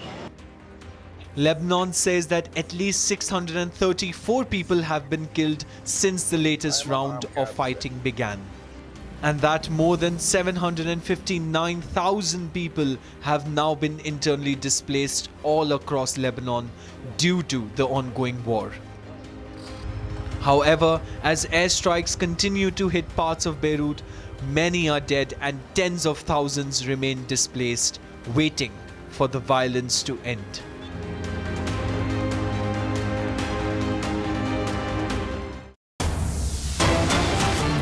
We're getting another big breaking news coming in right now at this moment, and this is about Air India and Air India Express, which have said that they will together operate a total of 78 scheduled and non-scheduled flights to and from the West Asia region on 13th March 2026, and the two carriers continue to operate their respective scheduled services to and from Jeddah and Muscat on 13th March, operating a total of 6 flights to and from Jeddah, and Air India Express operating 12 scheduled flights to and from Muscat. Additionally, Air India will operate 1 round trip each from Delhi and Mumbai to Jeddah, while Air India Express will operate 1 flight from Hyderabad to Jeddah and back. Now, both the airlines will operate 1 non-scheduled round flight each tomorrow to Riyadh in Saudi Arabia from Mumbai and Kozhikode respectively. This is a big statement.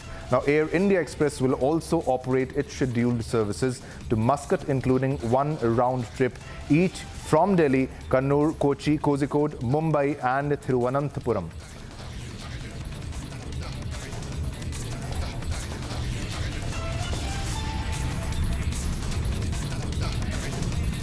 All right, we have Revati joining us live from Mumbai for more details on the story. Revati, if you can share more details about the story. Air India and Air India Express will together operate a lot of aircrafts now. Yeah, as you rightly mentioned, that Air India and Air India Express will be operating 78 of their flights to Jeddah, to and from Jeddah and Muscat. Also, the most important thing that Air India has mentioned in their official statement is that the flights from North America will be unaffected, as well as there will be a full refund given to the people who will be opting for the same. Also, they can reschedule the flights on the non-operational routes without any additional charges. Also, Air India and Air India Express will be flying their aircrafts on one of the non-operating route from Kozhikode and Delhi. So as of now, there's a relief in passengers that Air India and Air India Express will be operating on some of the operating and non-operating routes on 13th and 14th of March. Over to you. And also the big question is, how much did the West Asian conflict affect the flight operations when it comes to all the airlines? And also, what difference will this announcement make for the passengers in the near future? Right. So we know that there are many people stranded there in various parts of West Asia who are willing to return to their motherland, to India, to Mumbai or various cities in India. So as of now, the flight disruptions in Mumbai are at higher number because as the Republic has been constantly tracking that how many passengers were stranded. So the last flight which came to India in Mumbai at the Chhatrapati Shivaji Maharaj International Airport, there were more than 164 passengers. And so on. The counting goes on, and also now these 78 flights might be full before even the tickets are out for the sale, because there are many people who are stranded there. As of now, there is no official number coming from the authorities that how many exact passengers or how many exact tourists or Indians are stranded there. But 78 flights will help Indians to return back, and also some of the people who are stranded here in India and are willing to return to their respective country will be of great help. Over to you. Well, definitely it will be of a great relief, a sigh of relief for all those passengers who are struck. But the other question is, the Air India will also be flying into a war zone. Isn't it a big concern? Has the threat perception been taken into account of the threats that might happen? Because many airports, international airports, have been struck by Iran. Right, as you rightly mentioned, that there's a very, very high risk in the current situation. But let me remind you that yesterday, just because of the diplomatic talks, one ship was returned to Mumbai port untouched from the Strait of Hormuz. So, considering this fact, people or the Air India or Air India Express is very much careful about this particular situation, and also the diplomatic talks will play an important role in this particular matter. So looking at the diplomatic talks that are continuously going on, the government has also taken a great step to help Indians who are stranded there. So diplomatic talks plus the Air India and Air India Express which will be flying from various parts of West Asia to India, safety will be the topmost priority at the moment. All right, thanks a lot for the details on this story. We'll come back to you as more details unfold on this developing story. But this is a very big relief for all the stranded passengers who might be stuck in those airports, because there are many passengers around the globe who are stuck because of the flight operations being affected because of the ongoing West Asian conflict.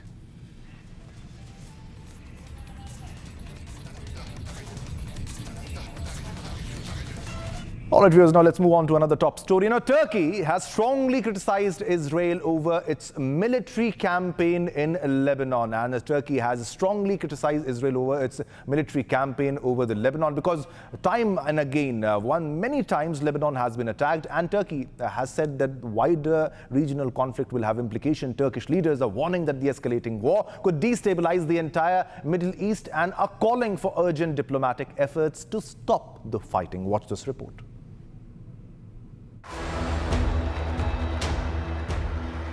Turkey has sharply condemned Israel's military operations in Lebanon, warning that the escalating violence risks pushing the region into a wider conflict.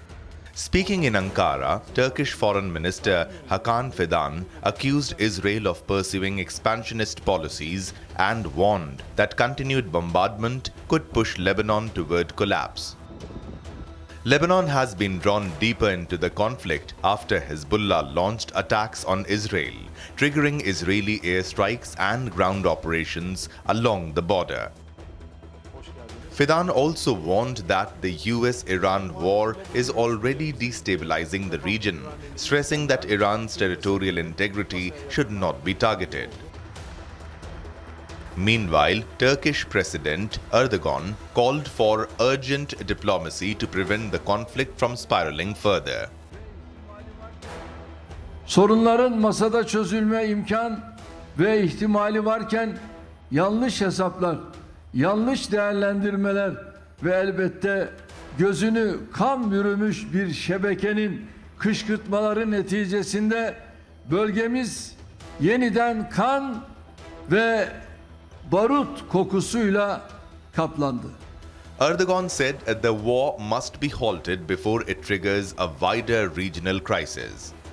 bu savaş büyümeden, bölgeyi tamamen ateşe atmadan durdurulmalıdır. Şayet diplomasiye şans tanınırsa bunu başarmak pekala mümkündür. Yeniden masaya ve müzakereye dönülmesi, yeniden diplomasinin devreye alınması için girişimlerimizi sabırla sürdürüyoruz. Turkey says it will continue diplomatic efforts to bring the parties back to the negotiating table as fears grow that the conflict could engulf the wider Middle East. All right, viewers, time to slip into a short commercial break, but don't go anywhere. We'll get you the details from Harper and from various other locations of the LPG trafficking and the stockpiling that is happening amidst the West Asian conflict. Don't go anywhere. Coming up next.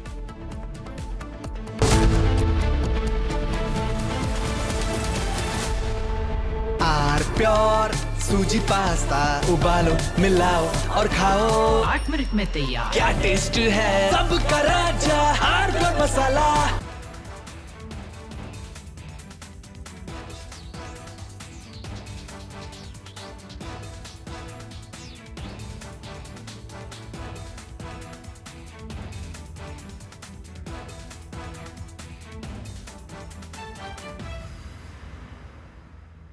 चमकी चाट से क्या बना है? Sandwich लस्सी और छाछ और हर घूंट में चमकी चाट, ड्राई फ्रूट और दही बड़े, चमकी चाट से स्वाद बढ़े। असली स्वाद सिर्फ चंकी चाट। First we saw the people dying, the killings, and that's continuing, destruction of infrastructure, and now the economic impact. The economic impact will affect everybody across the world. You know, the price of LNG, cooking gas has already gone up. So it is a very serious problem. We are all going to suffer. So we all have to work to make sure it ends soon. And I hope that, led by our Prime Minister, Executive Minister, we will work on that. ठीक है mandu भेज दे रहा है। ठीक है ना भेज रहा मंडू। आलू से नहीं होगा? हो गया।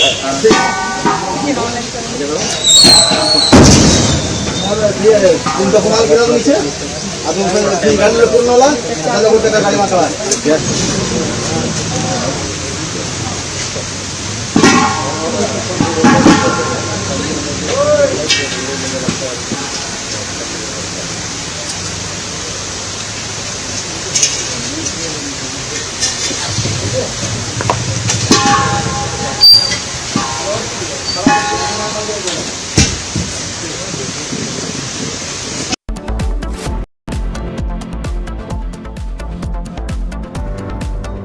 थोड़े में ज्यादा स्वाद यही तो है इसकी खास बात। वाओ मामा क्या स्वाद है। अरे मेरे राजा राजा और मसाला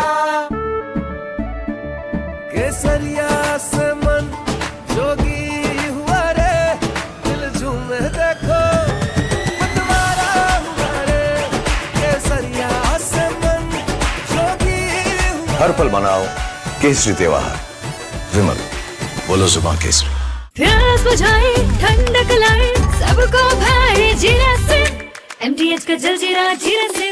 जीरा सिप असली रिफ्रेशिंग, असली स्वाद, असली मजा। First we saw the people dying, the killings, and that's continuing, destruction of infrastructure, and now the economic impact. The economic impact will affect everybody across the world. You know, the price of LNG, cooking gas has already gone up. So it is a very serious problem. We are all going to suffer. So we all have to work to make sure it ends soon. And I hope that, led by our Prime Minister, Executive Minister, we will work on that. ठीक है mandu भेज दे रहा है। ठीक है ना भेज रहा मंडू। आलू से नहीं होगा? हो गया।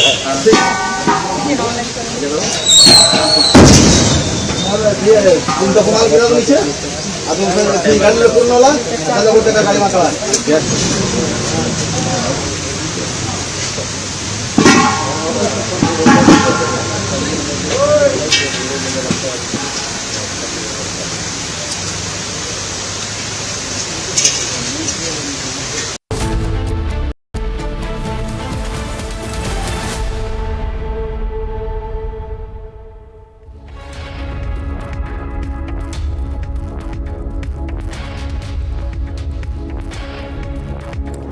and welcome. You're watching Live and Breaking on Republic TV with me, Ishita Mitra. Now, viewers, Mujtaba Khamenei, the new supreme leader of Iran, delivered his first address to Iranians, saying the blockade of Hormuz will continue. We'll get you all the updates on the war in West Asia. But first up, let's take a look at the headlines we're tracking at this hour.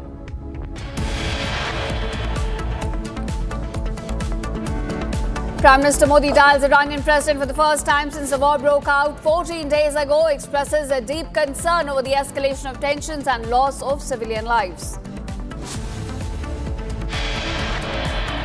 US CENTCOM confirms the crash of a refueling aircraft KC-135 over Iraq, which is reportedly neither due to a friendly fire nor hostile.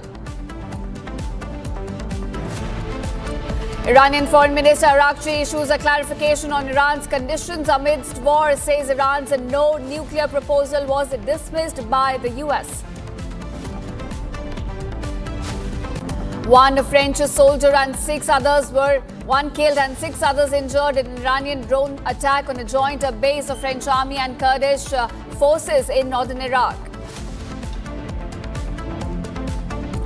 Impeachment notice for Chief Election Commissioner Gyanesh Kumar's removal to be tabled in Lok Sabha today. 193 MPs signs the motion to remove Gyanesh Kumar.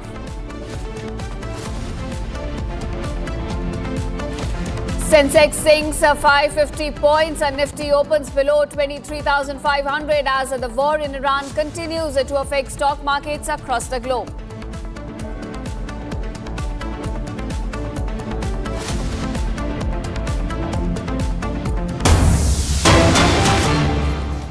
We've got a big breaking news amid the LPG crisis. Big news from Hapur. Police now claims that a Samajwadi Party leader has turned out to be a major racketeer.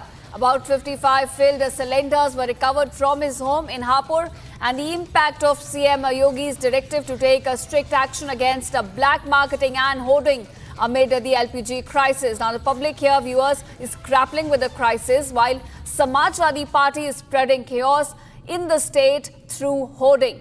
A large cache of cylinders was seized during this raid by administration to counter hoarding. Remember, government time and again has been appealing to public to not hoard, to not engage in panic buying, but we have seen a lot of people still trying to take advantage of the crisis, engaging in black marketing and hoarding, try to sell these cylinders at a price which is way above the price, in fact, designated by the government for these cylinders. And now, big news coming to light from Hapur, wherein police claim that there was a Samajwadi Party leader that turned out to be a major racketeer. He was holding about 55 filled gas cylinders that now have been recovered from his home.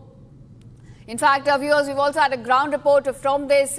My colleague Raghavendra gives us more details regarding this racket, how it has been busted and what all has been recovered from this raid. Let's take a look.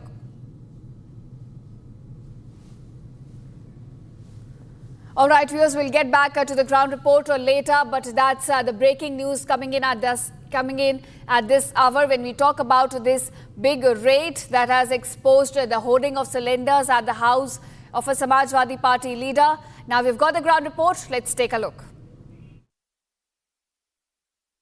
जिस तरह से दुनिया के कई देशों में युद्ध का संकट छाया हुआ है, यहाँ तक कि इजराइल, अमेरिका, ईरान में युद्ध हो रहा है, गल्फ कंट्री पूरी तरह से प्रभावित है, तो एक तरफ डीजल और पेट्रोल को लेकर के जो लोगों में अफरा तफरी का माहौल है, उसी तरह का एक माहौल एलपीजी जो ये धारक हैं उनके अंदर भी है कि क्या उनकी आने वाले समय में रसोई बंद तो नहीं हो जाएगी।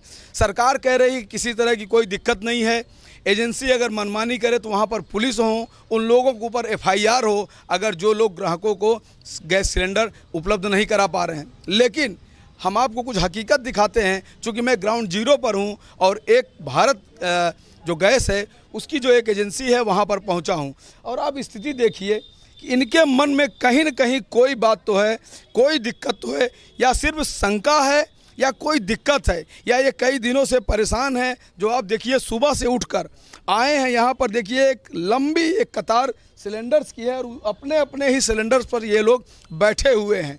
अब हम एक एक कर इनसे जानने की कोशिश करते हैं कि आखिर वो लोग यहाँ पर आके ऐसे क्यों बैठे हैं, क्या इसके पहले भी कोई दिक्कत हो रही थी। जिसके लिए ये लोग यहाँ पर आए थे। कब से आप आई हैं? हम यहाँ 6 बजे से। सुबह 6 बजे से? जी 6 बजे। 6 बजे से 4 घंटे से यहीं बैठे? हाँ, ये तो हमसे पहले और आज 5:30 पे हम 6 बजे आए। जी जी। क्यों आई हैं? आपको सिलेंडर नहीं मिल रहा है? जी नहीं। कब से नहीं मिल रहा है? हमें अभी करीब 20-25 दिन हो गए जब से परेशान हैं। आपको सिलेंडर नहीं मिला? ऑनलाइन बुक हो रहा है? अब ऑनलाइन हमने किया नहीं। अच्छा, यहाँ भी आपको अब मिल नहीं रहा है? हाँ मिले। कल भी आई थी क्या? नहीं, हम कल नहीं आए सर। क्या दादा पहली बार आए अभी? नहीं, सुबह से आए हुए हैं। हाँ। कल आए थे क्या आप? कल भी आए थे, नहीं मिला। नहीं मिला। नहीं मिला? तो वो कहने लगे 45 सिलेंडर मिलेंगे, उसके बाद आपको मिलेंगे नहीं, कल आइएगा। तो अब आज आए हैं। ऑनलाइन बुक नहीं कराए आप? ऑनलाइन बुक कराए थे, लेकिन होता है कि नहीं ऑनलाइन? हो रहा है। सिलेंडर लेकिन मिल नहीं रहा। सिलेंडर नहीं मिल रहा। आपको क्या लग रहा है, ये आपका बुक है क्या? हम बुक किए थे, हमारा 15 दिन हो गया लगभग बुक करे। दिखाइए रसीद वगैरह है? हाँ, रसीद भी है। कैसे बुक कराए थे, ऑनलाइन या आके यहाँ? मोबाइल से बुक किए थे हम। 22 तारीख को बुक, ये देखिए 24 तारीख को हमने बुक किया था। देखिए इनके डिटेल्स को आप देखिए, ऐसे करिए। 24 तारीख को भारत गैस एजेंसी है, भारत सरकार की। 24 तारीख को बुक किए थे, लेकिन अभी तक डिलीवरी नहीं हुआ। डिलीवरी मैन फोन ही नहीं। 24 तारीख को बुक किया, 24 फरवरी को। 24 फरवरी? हाँ, डिलीवरी मैन फोन ही नहीं उठाते हैं। यहाँ पे रिसीवर अलग 16 दिन ज़्यादा हो गया। आप यहाँ फ़ोन करेंगे, रिसीवर हटा के अलग रख दिया गया है। उनको कोई सुनने वाला ही नहीं है। आप भी दादी आई हैं? हाँ। सिलेंडर ले जाने? सिलेंडर मिलेगा तो ले जाएंगे। अच्छा। हाँ। आदमी खाएगा नहीं तो आदमी कहाँ से करेगा? लोग बकायदे अपने घरों से देखिए सब कैसे कैसे सिलेंडर लाए हैं। ये तो वाकई में बहुत ही अजीब स्थिति दिख रही है। क्या कहेंगे भाई साहब? भैया कल से परेशान, 4 रोज से आज परेशान है। सिलेंडर नहीं मिल रहा है। नहीं मिल रहा है? नहीं मिल रहा है। 4 दिन हो गए हमको आते रोज आते रोज जाते हैं। ये बताइए कहीं ब्लैक सिलेंडर भी मिल रहा है? नहीं, ब्लैक नहीं मिल रहा है। मिल रहा है उसी रेट पे जो 2000 का भी नहीं मिल रहा है। 2000 रुपये की बिक रहा है ब्लैक में। कहीं कहीं बिक रहा है। नहीं, आपको किसी ने देने के लिए बोला? नहीं, हमने पूछा ही नहीं। देख लीजिए, मैं आपको एक चीज़ और बताऊंगा। देखिए, वैसे तो सेफ्टी हर चीज़ की बहुत ज़रूरी होती है। सुरक्षा जो एनओसी होती है वो सबसे पहली बात होती है। ये जो गैस एजेंसी का जो गोडाउन होता है, कहते हैं कि आप अगल बगल आबादी से दूर गोडाउन बनाइए, कार्यालय कहीं और बनाइए।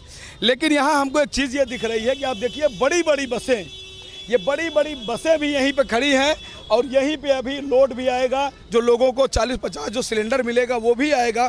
कल की अगर कोई घटना होती है या सिलेंडर में कोई ब्लास्ट होता है, कोई बात होती है, तो ये पूरी बसें, ये जो 10 बसें बड़ी बड़ी लग्जरी बसें हैं, ये सब जल के खाक हो जाएंगी और साथ ही ये जो पूरा मकान है ये सब भी यहाँ अगल बगल चपेट में आ जाएगा।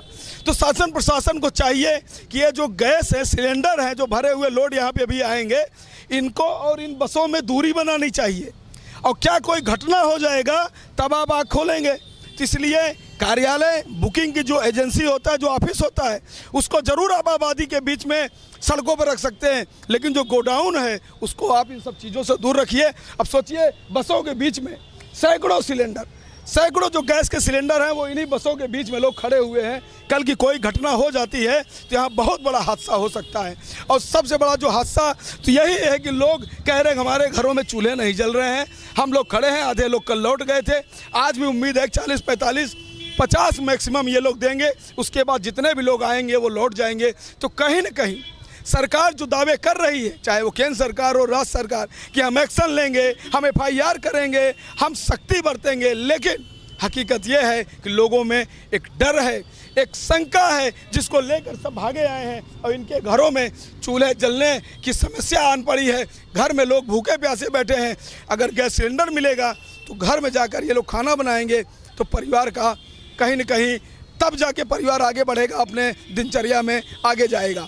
जब तक ये सिलेंडर नहीं मिलेंगे तब तक रसोई इनकी ऐसी ही शांत रहेगी और इनकी जो हलचलें हैं, इनकी जो धड़कनें हैं, वो और बढ़ने का काम करेंगी।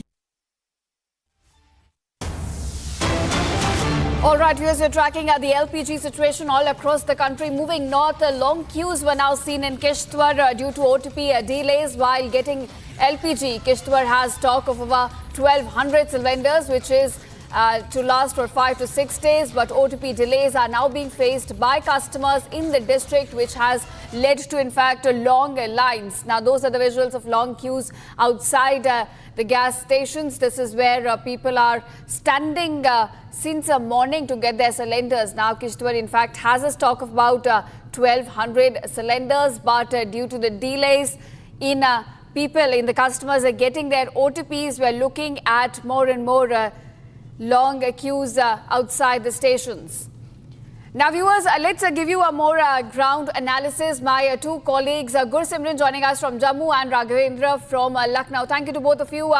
Gursimran, coming first to you, what is the situation on the ground in Jammu as far as energy situation is concerned? You know, government has been asking people to not engage in a panic buying, but what is it that you're picking up from the ground? See, if you speak of the situation on ground, yes, there is a panic among the people. The people are rushing to the fuel stations to get their vehicles filled with the fuel. And also, when it comes to the LPG supply, also, the people are looking for it. And if we speak of the on-ground supplies, Jammu and Kashmir, for now, every remote district has supplies for 5 to 6 days. Even the long queues that are being witnessed in the Kishtwar district, they are due to the OTP delays. So these are the technical delays that are happening. But when it comes to the stocks are available in sufficient quantity. If we speak of the Jammu, I spoke to the officials from the HP agency, and they said that they are getting regular supply from the Bathinda refinery, which supplies the LPG supply, commercial and domestic, both to Jammu region. They are saying it is completely as per the requirement we are placing. We are getting the supplies as we have been getting a month or so earlier. So this is as per the routine that they are following. Now coming to this kind of a panic situation, yes, the people are turning up in large numbers, but due to the adequate supplies being available, they are being catered into. Now coming to the LPG, there is a 25-day bar that after first cylinder you can get a second one booked only after 25 days. So that is happening. I spoke to the Deputy Commissioner of the Kishtwar, Pankaj Sharma, over the call, and he said that there is nothing that there is a supply chain disorder that is happening in Kishtwar. We have enough supplies that will last for 6 days if we don't get supplies, but we are getting the supplies almost on the daily basis. So there is no crisis that is happening. And also he said that we request the people not to go for panic buying, because that is not the situation in India or in Jammu and Kashmir for now. If we speak of rest of the other 9 districts of Jammu region also, the situation is quite similar, that it is all calm and peaceful, with the supplies being ensured by the government authorities as well as the private players. So when it comes to the black marketing, that thing has not so far surfaced, because the people are getting what they are looking for, except for the OTP delays. That is a reality. That is the reason that the people have to wait for long, because till the time the person do not get the OTP, he will not be leaving the counter, and the people in the queue, they will have to wait. That is what is happening on ground. No disruption to the supply chains at large in Jammu. Now, Raghavendra, coming to you, आपने बात की है लोगों से जो gas stations के बाहर खड़े हैं, वो बता रहे हैं कि उनमें इस समय क्या फीलिंग्स है with regard to energy security and क्या क्राइसिस है. तो आप हमें बताएं इस समय ग्राउंड पर क्या सिचुएशन है, क्या पैनिक बाइंग इस समय हो रहा है? बिल्कुल, देखिए, मैं 4-5 दिन से लगातार, चाहे वो पेट्रोल पंप की बात हो या अलग अलग गैस एजेंसी, मैं वहाँ पर जा रहा हूँ, देख रहा हूँ, लेकिन जैसे जैसे दिन बढ़ रहे हैं ना, वैसे वैसे लोगों की बेचैनी दिख भी रही है और बढ़ भी रही है.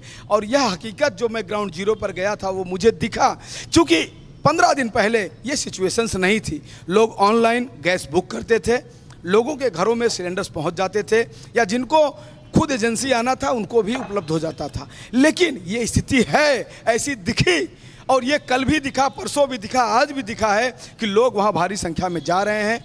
40 से 50 सिलेंडर ही मिल रहे हैं, बाकी लोग लौट रहे हैं. अब लोगों में ये डर है कि चूंकि डायरेक्ट युद्ध हो रहा है, अमेरिका, इजराइल, ईरान और तमाम जो गल्फ कंट्री हैं प्रभावित हैं, ऐसे में लोगों को डर है कि अगर युद्ध लंबा Right, Raghavendra, thank you so much for telling us what's the situation on the ground, and thank you to Gursimran as well. Now, viewers, are moving on to another breaking news that we're getting at this hour. Qatar has strongly condemned Israeli attacks on southern Lebanon. The state of Qatar has now issued a very strong worded statement condemning Israeli attacks on Lebanon, considering them a blatant violation of international humanitarian law and the UN Security Council Resolution 1701. Now, their Ministry of Foreign Affairs calls on the international community to fulfill its responsibilities by compelling the Israeli occupation, as they claim, to cease their repeated attacks on Lebanon and to respect international conventions and laws. In fact, the ministry also affirms the state's unwavering stance towards the Republic of Lebanon, its unity and its territorial integrity, while pledging full support for all the efforts to enhance the stability of the country. That's what we're looking at right now. Qatar pledging its support to Lebanon and calling out Israel for its aggression and the kind of attacks it has been carrying out all across the country. We have seen Israel carpet bombing Lebanon, not just the capital city of Beirut, but all across the country. People have been displaced in thousands now. Several have been killed, and we're looking at Qatar now issuing a very strong worded statement against Israel's aggression that has been going on in Lebanon. In fact, Qatar's foreign ministry says that the attacks violate international humanitarian law and therefore must come to an end. All right, those are the visuals, in fact, of Israel's attacks that have been continuing. We've seen IDF not just targeting the Hezbollah, which is in fact Iranian proxy, but also several paramilitary groups of the Lebanese army. We're looking at some ground incursion as well in Lebanon through IDF forces, and now Qatar coming out and condemning all of these actions, which have in fact been continuing for the past few days, ever since Hezbollah pledged its support to Iran. IDF in fact released a statement that Hezbollah will in fact have to pay a very high price, and we have been looking at intensification of these attacks which have been taking place across Lebanon. We have been getting you those visuals of Beirut's skyline, in fact, how it has been impacted due to the ongoing attacks, and now Qatar coming out clearly and condemning these strikes carried out by Israeli forces in Lebanon, saying that these attacks violate the international law and they are against the territorial sovereignty of the country. They're pledging more and more support to Lebanon now.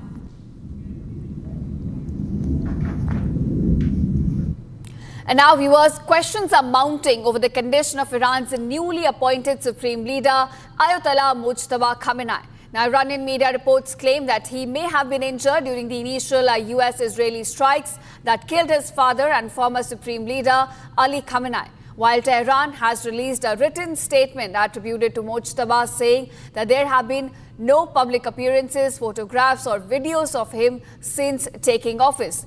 Now, the lack of visibility has sparked speculation over his health and who is currently directing Iran's leadership, even as officials still insist that the new supreme leader remains safe. Take a look at this report. Iranian media claims that Mujtaba was injured due to the strikes on Iran by Israel and US. No photographs or videos of the newly installed supreme leader have been released yet.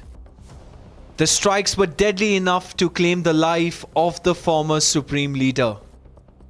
And initial reports claim that Mujtaba had survived the strikes. But now the Iranian media claims that Mujtaba was also injured in the strikes.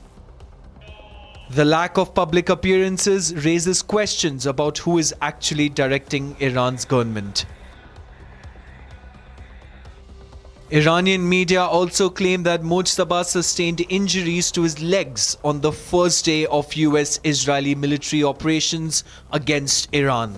Reports say that there were concerns that Mujtaba could become a target if he were to make any public announcements. On the other hand, the son of Iranian president stated that Mujtaba Khamenei was safe and sound. While Mujtaba released his first statement today, this begs the question: is the new supreme leader hiding in safety, or is Mujtaba actually injured?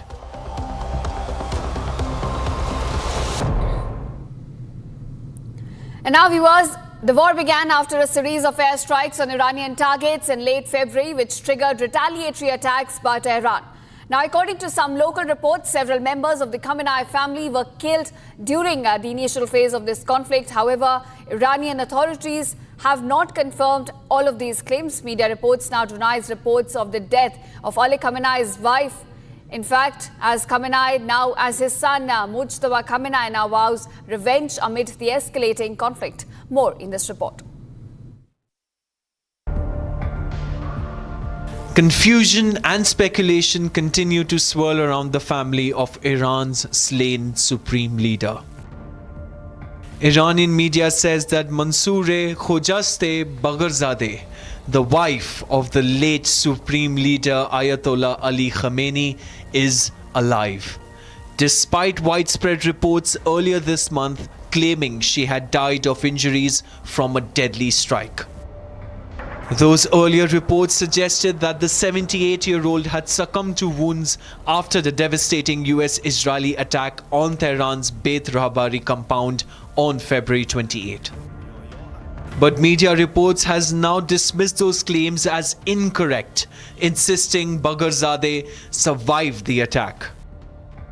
The clarification comes at a critical moment.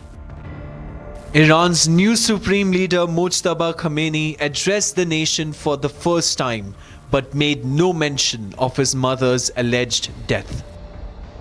This fueled further questions about what really happened inside the heavily guarded leadership compound.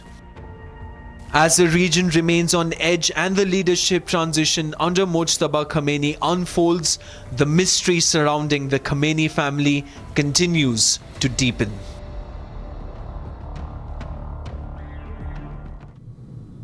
And now, viewers, the US President Donald Trump says Iran is being absolutely decimated as the conflict in West Asia intensifies.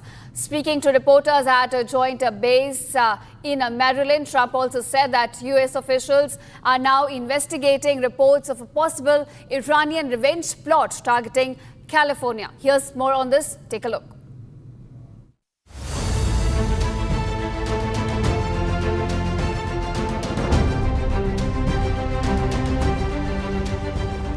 As West Asia war escalates, US President Donald Trump said that Iran was being absolutely decimated as the US war effort intensified. And we have very good news on the war front, namely they are absolutely being destroyed. Iran is being absolutely decimated. That's all I can say. President Donald Trump hinted that the US could look closely at the Strait of Hormuz amid threats by IRGC to block oil shipments if attacks continue. It's being investigated, but you have a lot of things happening, and all we can do is take them as they come. And the war itself is being prosecuted as well as anybody has ever seen, and this is other countries telling me too. Big countries, powerful countries, they said they've never seen anything like it. And they also agree with what I'm doing. They say it's an evil country, and it's been for 47 years that way. Trump also claimed that authorities are monitoring suspected Iranian sleeper cells inside the United States. I have been, and a lot of people came in through Biden with this stupid open border. But we know where most of them are. We've got our eye on all of them, I think. The president also criticized former President Joe Biden's border policies, suggesting individuals may have entered the country during that period. They came in through the open border policies of Sleepy Joe Biden, one of the worst president in the history of our country. And we've got our eyes on all of them. But the war itself is being prosecuted at a level that nobody's seen before. It's pretty amazing to watch. Trump also defended the US military campaign against Iran, calling it one of the most effective operations he has seen.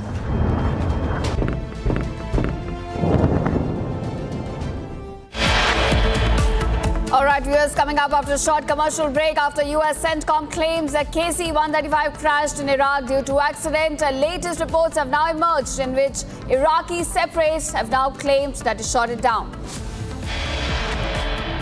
Iranian Foreign Minister Arakchi issues a clarification on Iran's conditions amidst war, says Iran's no nuclear proposal was dismissed by the US.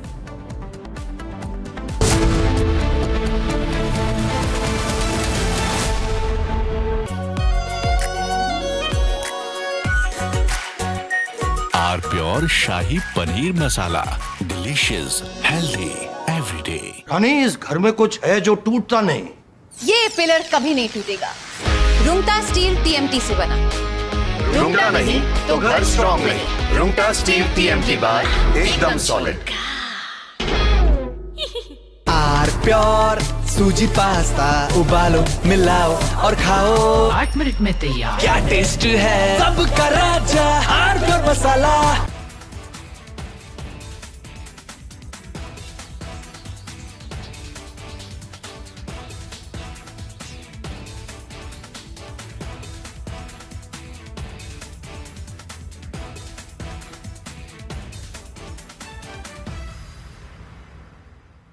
First we saw the people dying, the killings, and that's continuing, destruction of infrastructure, and now the economic impact. The economic impact will affect everybody across the world. You know, the price of LNG, cooking gas has already gone up. So it is a very serious problem. We're all going to suffer.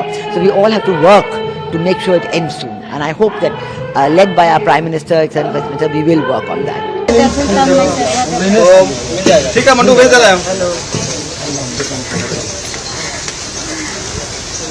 ठीक है ना, भेज रहा mandu. अरे आलू से नहीं होगा।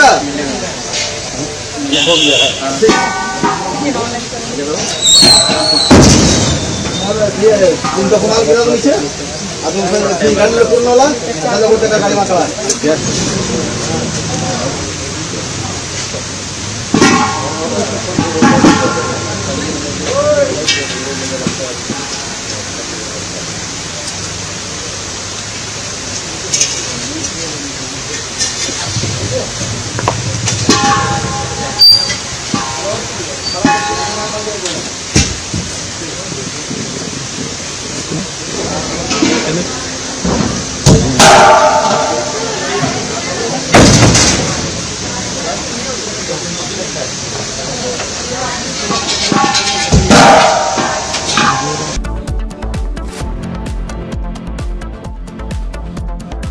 चमकी चाट से क्या बना है? आलू चाट या फ्रूट चाट, स्वाद बनाए चमकी चाट। क्या बात है। स्वादिष्ट पकोड़े और परेशान, अरे चमकी चाट है इसकी जान। असली स्वाद सिर्फ चमकी चाट। केसरिया से मन जोगी हुआ रे, दिल झूमे देखो मतवारा हुआ रे। केसरिया से मन जोगी हुआ। हर पल मनाओ केसरी त्योहार। विमल, बोलो जुबान केसरी। थोड़े में ज्यादा स्वाद, यही तो है इसकी खास बात। वाओ मामा, क्या स्वाद है। अरे मेरे राजा, सबका राजा R pure masala. First we saw the people dying, the killings, and that's continuing, destruction of infrastructure, and now the economic impact. The economic impact will affect everybody across the world. You know, the price of LNG, cooking gas has already gone up. So it is a very serious problem. We're all going to suffer.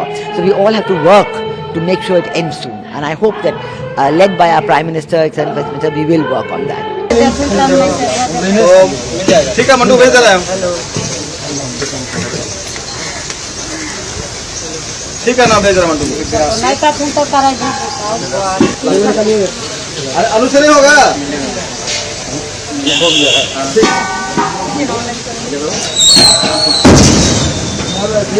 तुम तो कमाल गिरा दो नीचे। अब तुम गाड़ी में पूर्ण वाला, ना लोगों का गाड़ी मार रहा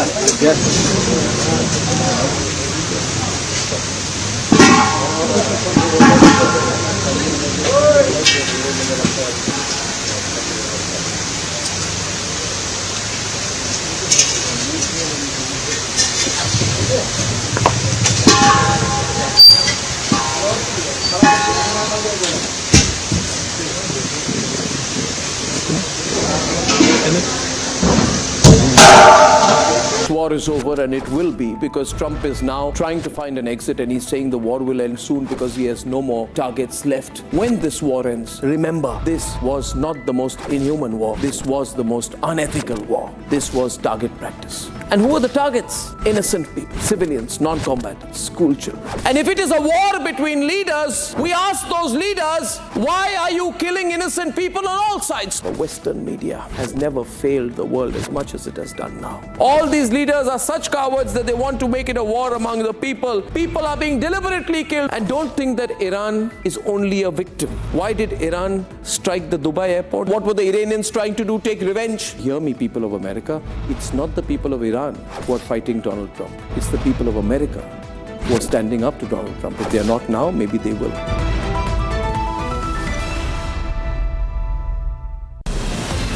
From Asia's largest news headquarters, setting the agenda for Bharat.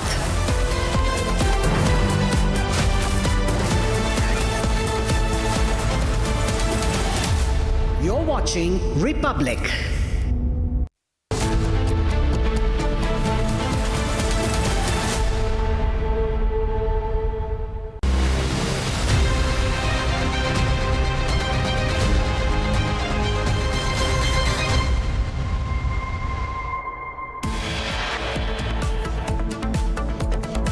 Prime Minister Modi dials the Iranian president for the first time since the war broke out, discusses the situation, bats for dialogue.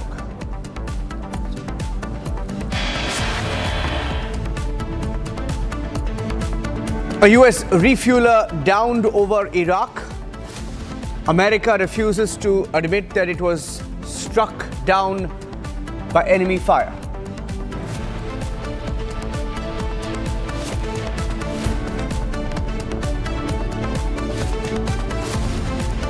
Iran denies the no nuclear plea. Araqi issues a clarification, says the proposal was dismissed.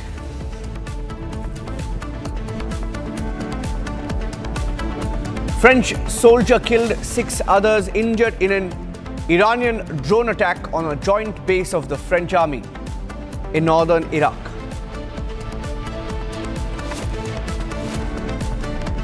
Impeachment notice for CEC Ganesh Kumar's removal to be tabled in Lok Sabha today. Opposition trying hard to target the CEC after their failed motion against the Speaker.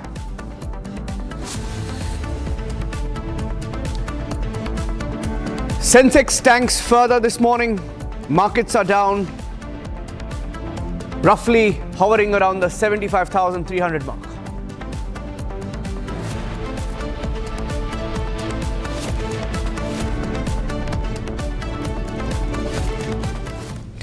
Thank you for joining us here on Republic TV. Ladies and gentlemen, there's been fresh firing between Pakistan and Afghanistan. Pictures that came into our newsrooms as Pakistan has bombed Kabul, Kandahar and other cities.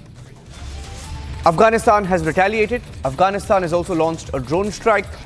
Afghanistan drones have struck different parts of Pakistan, including military bases. And Afghanistan has also responded, calling the attacks aggression by Pakistan, and they've retaliated. They haven't just condemned it, they've retaliated. And we have some pictures coming in as Taliban also strikes back. This is a video, for example, that came in from Pakistan. This is a video that came in from Pakistan. We'll just play out that video. There is an audio layer to it. Let's play that out, please.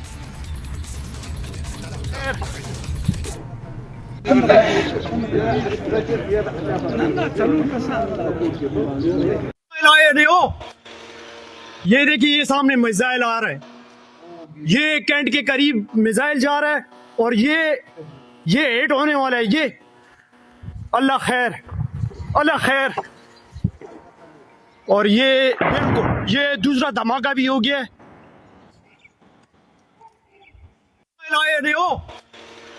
ये देखिए, ये सामने missile आ रहा है, ये cantt के करीब missile जा रहा है और ये हिट होने वाला है। ये अल्लाह खैर, अल्लाह खैर। और ये बिल्कुल ये दूसरा धमाका भी हो गया है।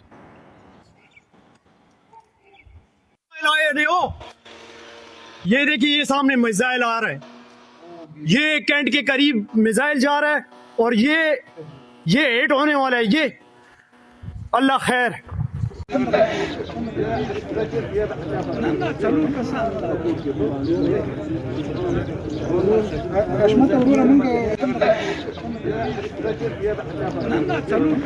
me go across to Gursimran, my colleague joining us on the broadcast. Gursimran and Major Samar Paltur joining us. Gursimran, take us through the details. What do we know so far about these attacks? Who struck whom, what time, and what is the retaliation been by the Afghans?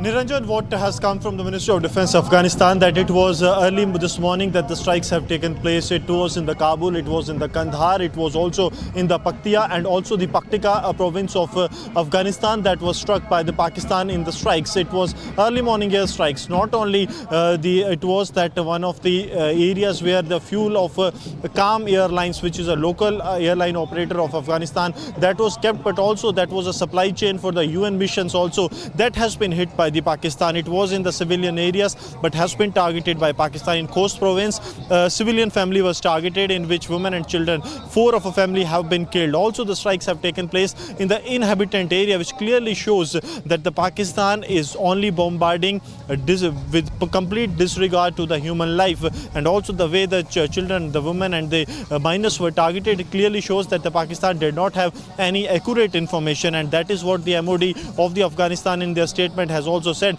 that they are saying that only the civilians are being targeted, and that too during the month of Ramadan, which clearly shows that Pakistani army and the Pakistani military regime has no regard for the human life or no human values that they have been doing. After that, there have been retaliatory strikes by the Afghanistan as well. They have carried the strikes using the drones at the Pakistani military establishment, which has led to losses, though the numbers have not been given either by the DGISPR or by the Afghan. But what Afghan says that during their operations that have started from 22nd of February, the retaliation to the Pakistani aggression, they have killed more than 55 Pakistani soldiers, and they are saying that their attacks are only limited a military to military attack, but they are not targeting Pakistani civilians. But just opposite to that, Pakistan is targeting the civilians, and the photographs that have surfaced that the minors bleeding, women's being killed, this shows that Pakistan is frustrated from the retaliation that has been done by the Afghans, and now is targeting the people that are living close to the establishments or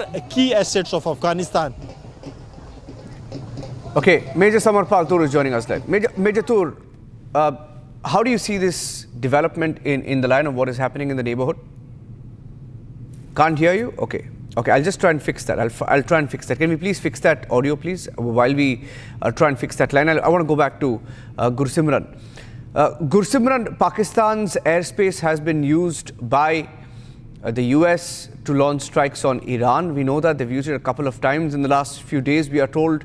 So on that front, Iran has been on the watch for what Pakistan does next. So do we see some sort of a flare-up, while the Afghanistan-Pakistan clash continues?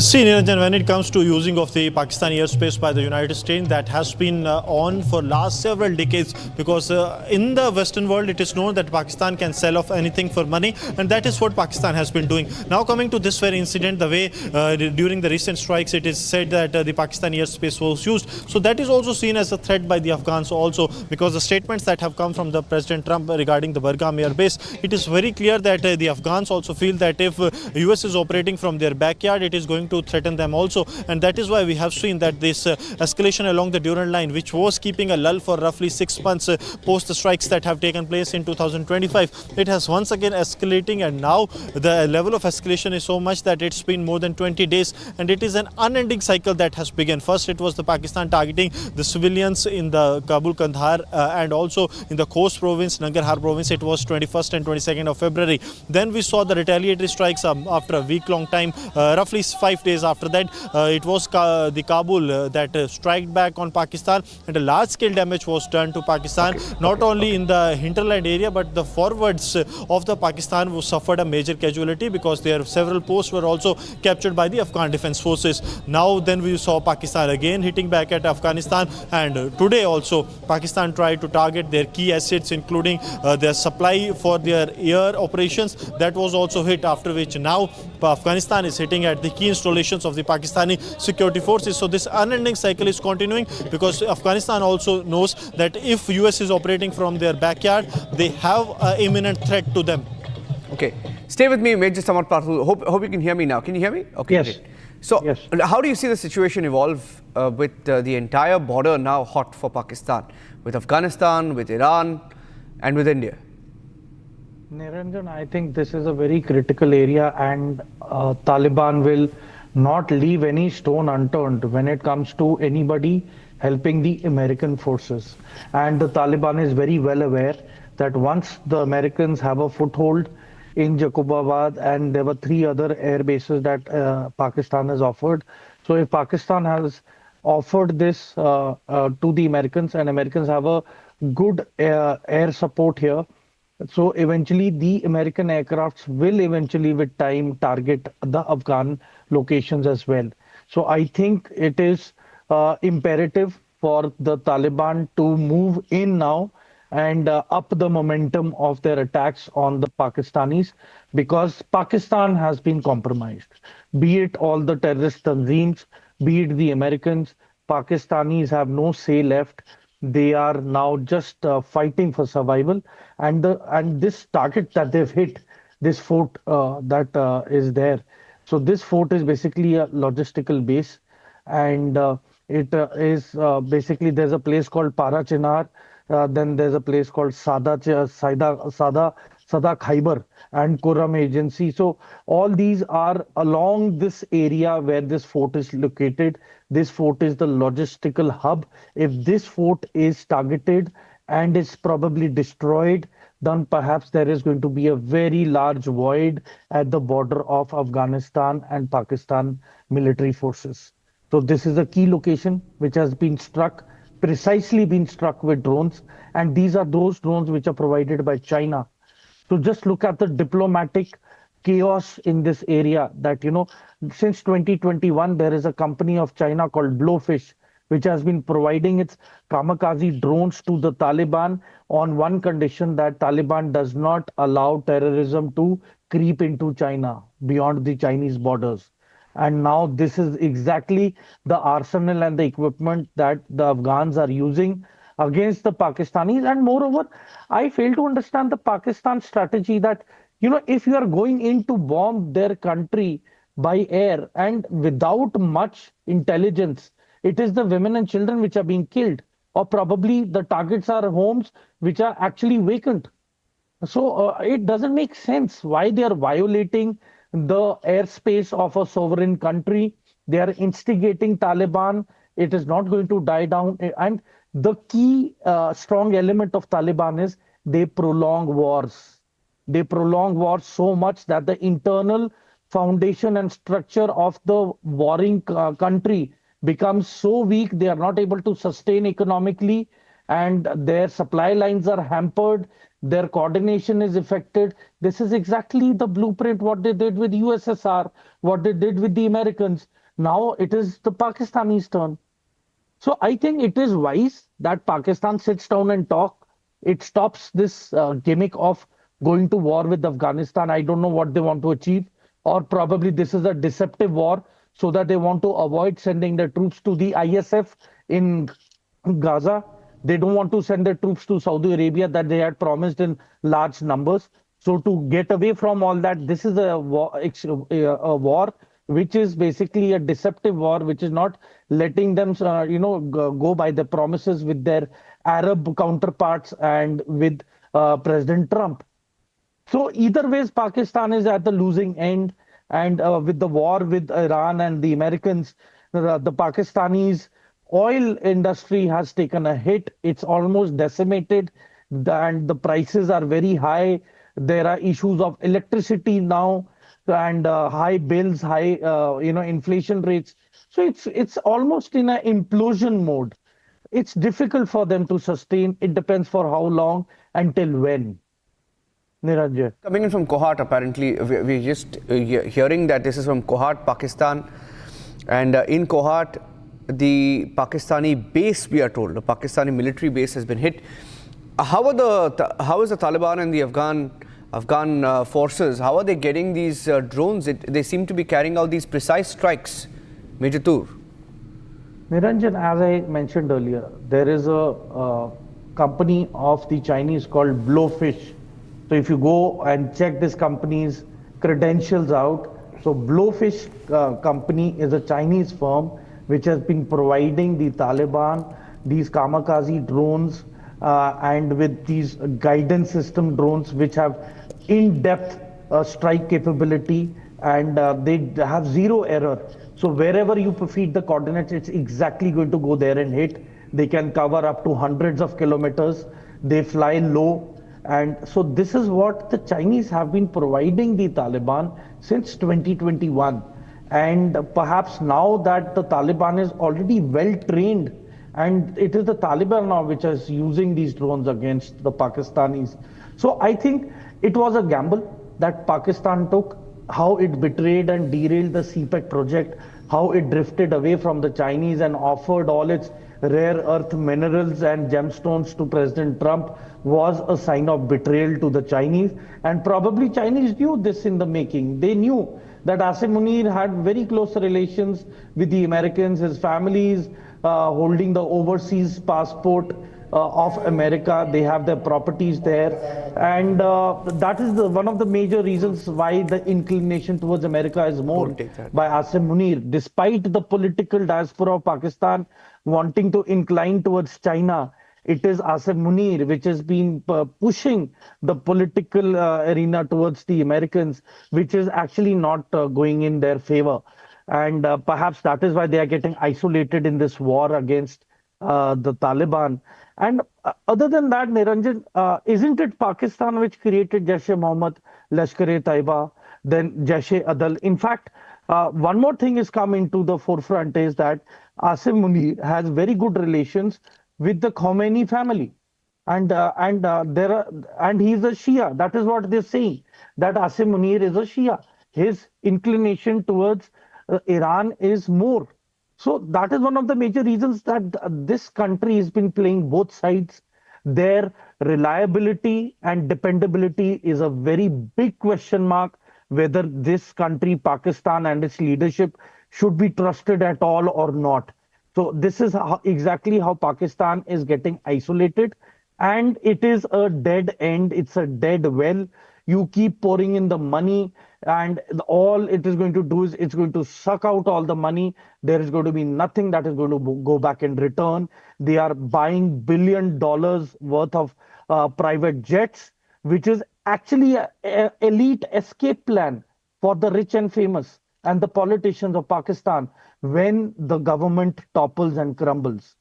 So these are telltale signs of a go away government. A probable civil unrest which is about to implode, and it is going to be beyond the control of the Pakistanis. In fact, if they even think of going to war with India, they have barely 3 to 4 days of oil and fuel. That's it. And they have barely 15 days of ammunition. They cannot sustain. So I certainly feel that this is the downfall of Pakistan, and the more they are going to do this with the Afghans. Mind you, people are forgetting one more aspect, that there are thousands of Afghan refugees present everywhere in Pakistan as sleeper cells. They can be activated. Critical assets can further be targeted. So this is what we must keep into account. And I certainly feel they've stirred up the hornet's nest. It is only going to get more bad. Okay, thank you for that, Major Tur, and Gursimran for joining us. Moving on to the market update. Ladies and gentlemen, there's been a bloodbath in the markets ever since the war began. And the markets crashed once again. Crude oil prices are up almost $10 in the last 2 days. They've been fluctuating anywhere between $83, $110, and they're, as we speak, at about $95. Seeing the markets crash, one of the primary reasons, the oil prices. In fact, Nifty 50 has already entered a technical correction phase after falling almost 10% since January 5th. Let me go across to my colleague Pranav, joining us live from Republic Business. Stock markets down again, almost 900 points this morning. Pranav, the main sectors you're seeing plunge this morning and the factors you're seeing behind it. Well, Niranjan, absolutely. In fact, the market opening with a gap down has become a regular feature these days. In fact, today as well, markets are down about 1.35% as we speak. And the primary sectors that are affected right now, just to give you a perspective, are banks, metals, energy stocks, all are down. I mean, HDFC, for example, ICICI Bank, all are down over 2%. Metal stocks are down. I mean, in fact, L&T shares have dropped about 4%. Tata Steel is down about 3.8%, and all of these companies which are dependent upon crude in some way or energy requirements in some way are down, and that is the result, that is the reason in fact why the main indices, the benchmark indices, that is Nifty and Sensex, have been pulled down. And as you rightly said, it's down about 10% in this year itself, close to about 50 lakh crore wiped out from D Street. That's almost equivalent to the GDP of some countries, Niranjan. Crude oil prices up and down. What are the factors behind it? Of course, some of the oil producers have shut down their plants. But it appears that America is laughing all the way to the bank, as admitted by Trump yesterday, that when crude oil prices go up, it's America that makes money.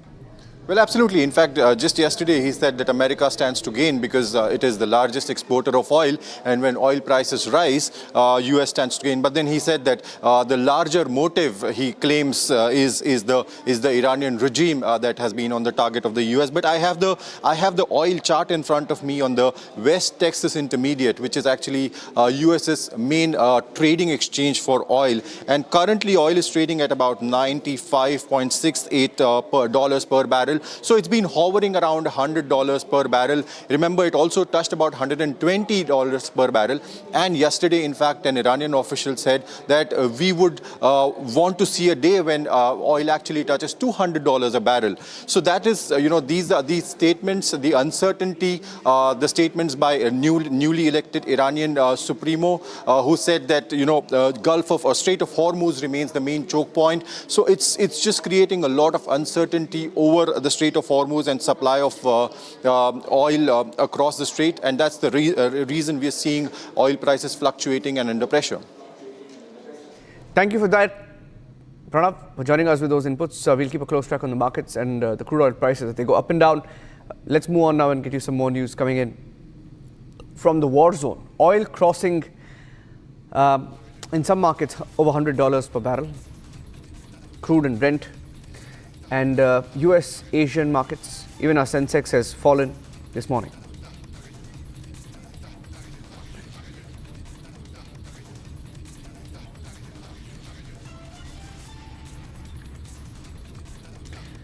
Getting in more stories from the war zone as fresh strikes by Israel have rocked the Lebanese capital of Beirut. There's been non-stop bombing in Lebanon for the last 1 week and more. The conflict is spreading, and Israel has even warned of taking over large parts of Lebanon if required to fight the Hezbollah.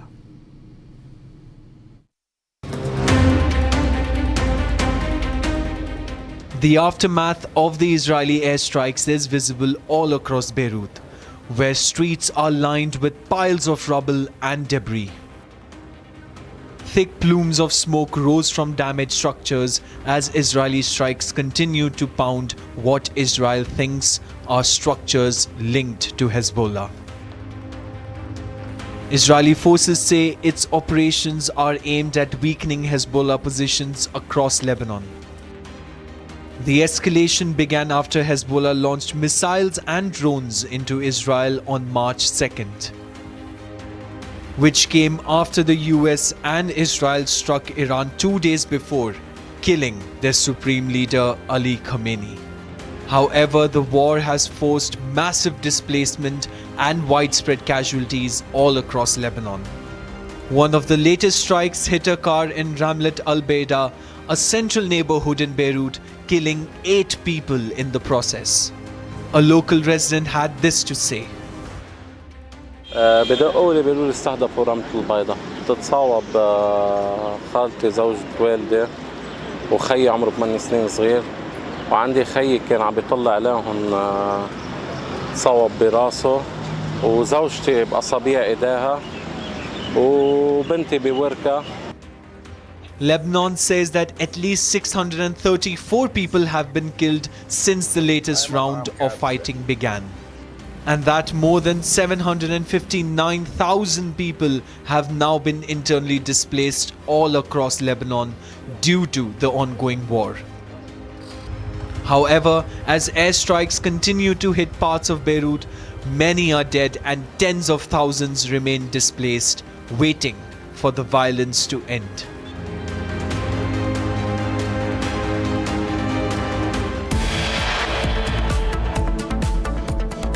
Okay, the opposition wants to move an impeachment notice against the CEC. That fight is ongoing in Parliament. We'll get you the latest.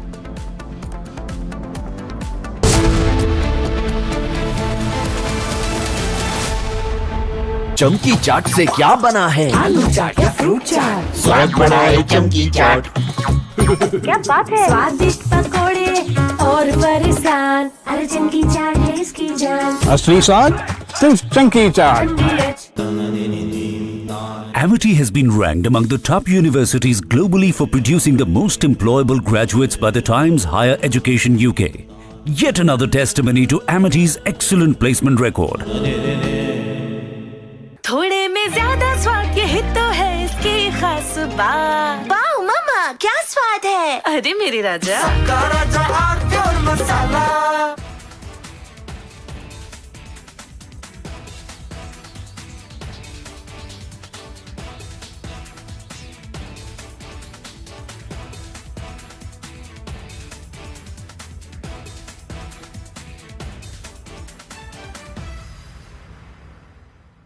First we saw the people dying, the killings, and that's continuing, destruction of infrastructure, and now the economic impact. The economic impact will affect everybody across the world. You know, the price of LNG, cooking gas has already gone up. So it is a very serious problem. We are all going to suffer. So we all have to work to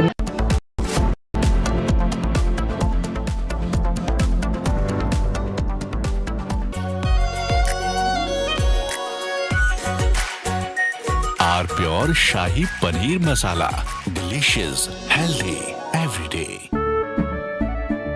केसरिया से मन जोगी हुआ रे, दिल झूमे देखो मतवारा हुआ रे।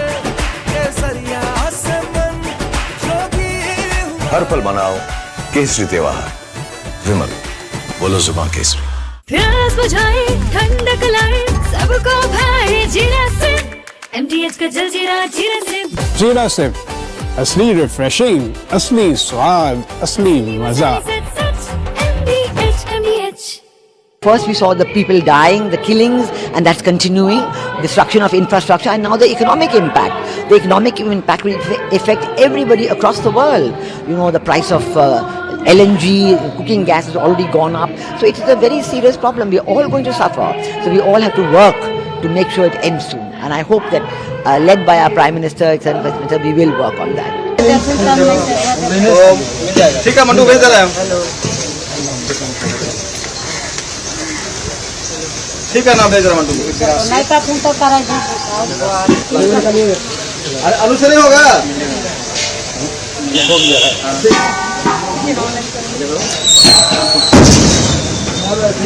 তিনটা কমাল কিনা দিচ্ছে আর তুমি গাড়ি পূর্ণ হলা 1000 টাকা গাড়ি মাথা।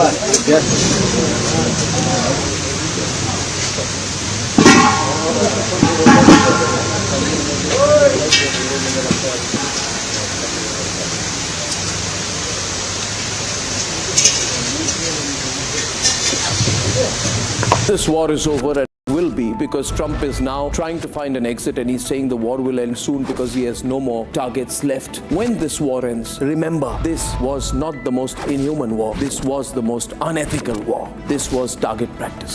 And who are the targets? Innocent people, civilians, non-combatants, school children. And if it is a war between leaders, we ask those leaders, why are you killing innocent people on all sides? The Western media has never failed the world as much as it has done now. All these leaders are such cowards words that they want to make it a war among the people. People are being deliberately killed. And don't think that Iran is only a victim. Why did Iran strike the Dubai airport? What were the Iranians trying to do? Take revenge? Hear me, people of America. It's not the people of Iran who are fighting Donald Trump. It's the people of America who are standing up to Donald Trump. If they are not now, maybe they will.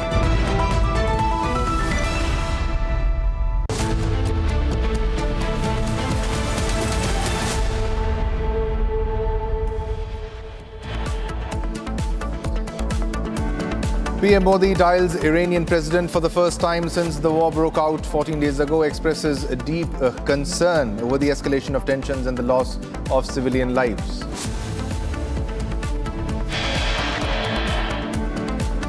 After US CENTCOM claims KC-135 crashed in Iraq due to an accident, latest reports have emerged in which Iraqi separatists have claimed they shot it down.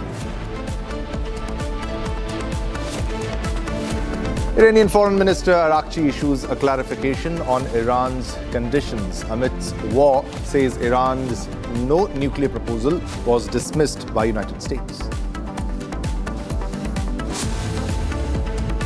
One French soldier killed, 6 were injured in an Iranian drone attack on the joint base of the French army and Kurdish Peshmerga forces in northern Iraq. Sensex sinks 550 points and Nifty opens below 23,500 as the war in Iran continues to affect stock markets across the globe due to concerns over energy and oil.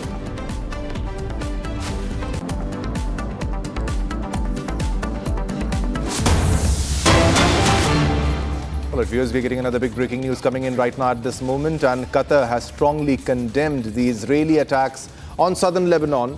The state of Qatar strongly condemns the Israeli attacks on southern Lebanon in their statement, considering them a blatant violation of international humanitarian law and UN Security Council Resolution 1701. The Ministry of Foreign Affairs, as per calls on the international community to fulfill its responsibilities by compelling the Israeli occupation in their language, by compelling the Israeli occupation authorities to cease their repeated attacks on Lebanon and to respect international conventions and laws. Now, the ministry affirms in their statement, they said, the ministry affirms that state of Qatar's unwavering stance towards the Republic of Lebanon, its unity, sovereignty and territorial integrity, and its full support for all efforts that enhance its stability and prosperity. So this is the latest statement that is coming in from Qatar. Now, Qatar has strongly condemned the Israeli attacks on southern Lebanon.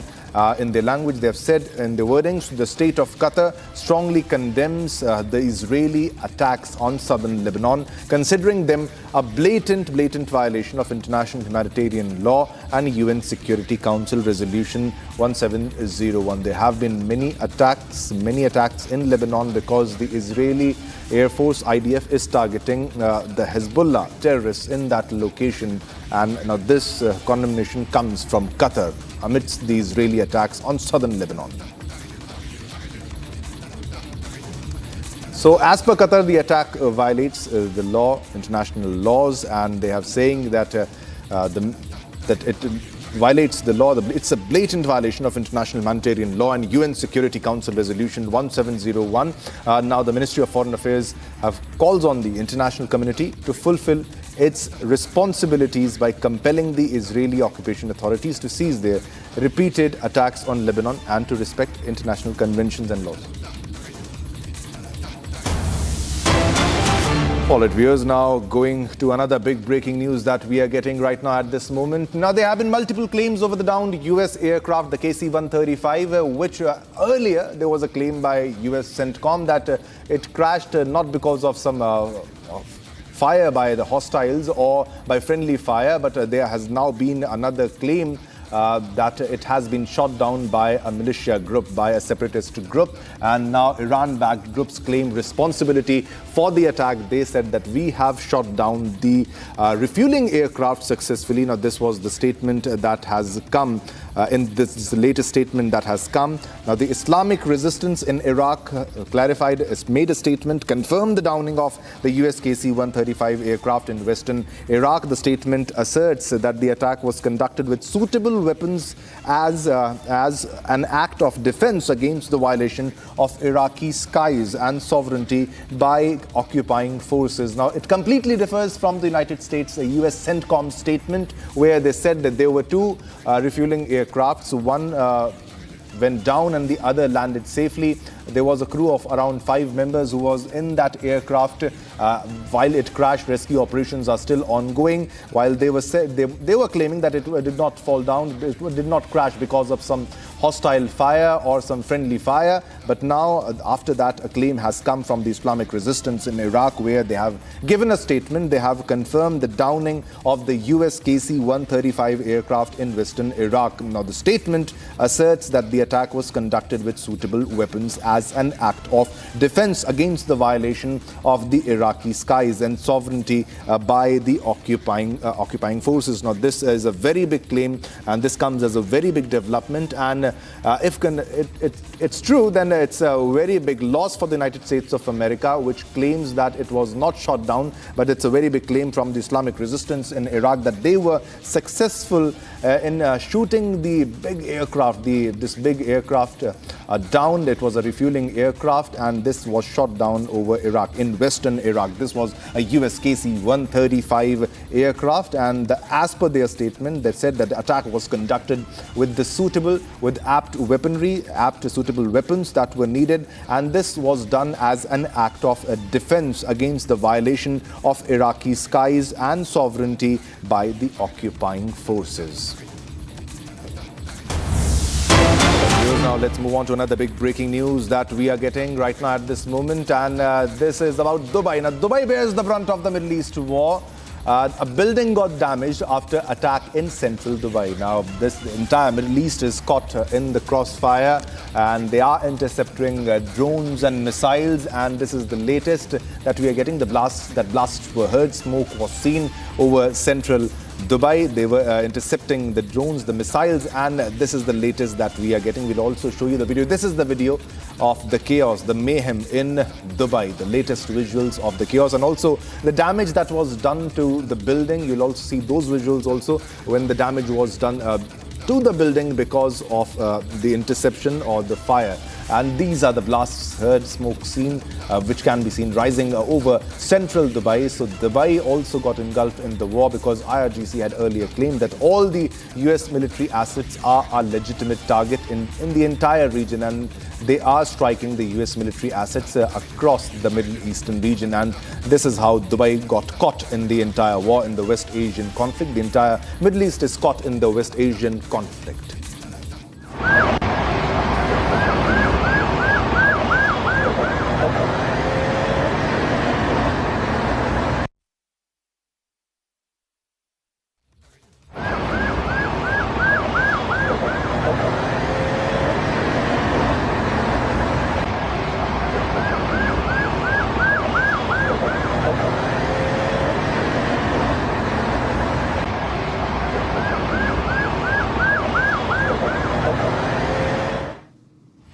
All right, so now Dubai bears the brunt of the US-Israel war because it got engulfed in the war, because it has the many Middle East regions. They have many countries have US bases, and these blasts were heard and smoke was seen rising over central Dubai.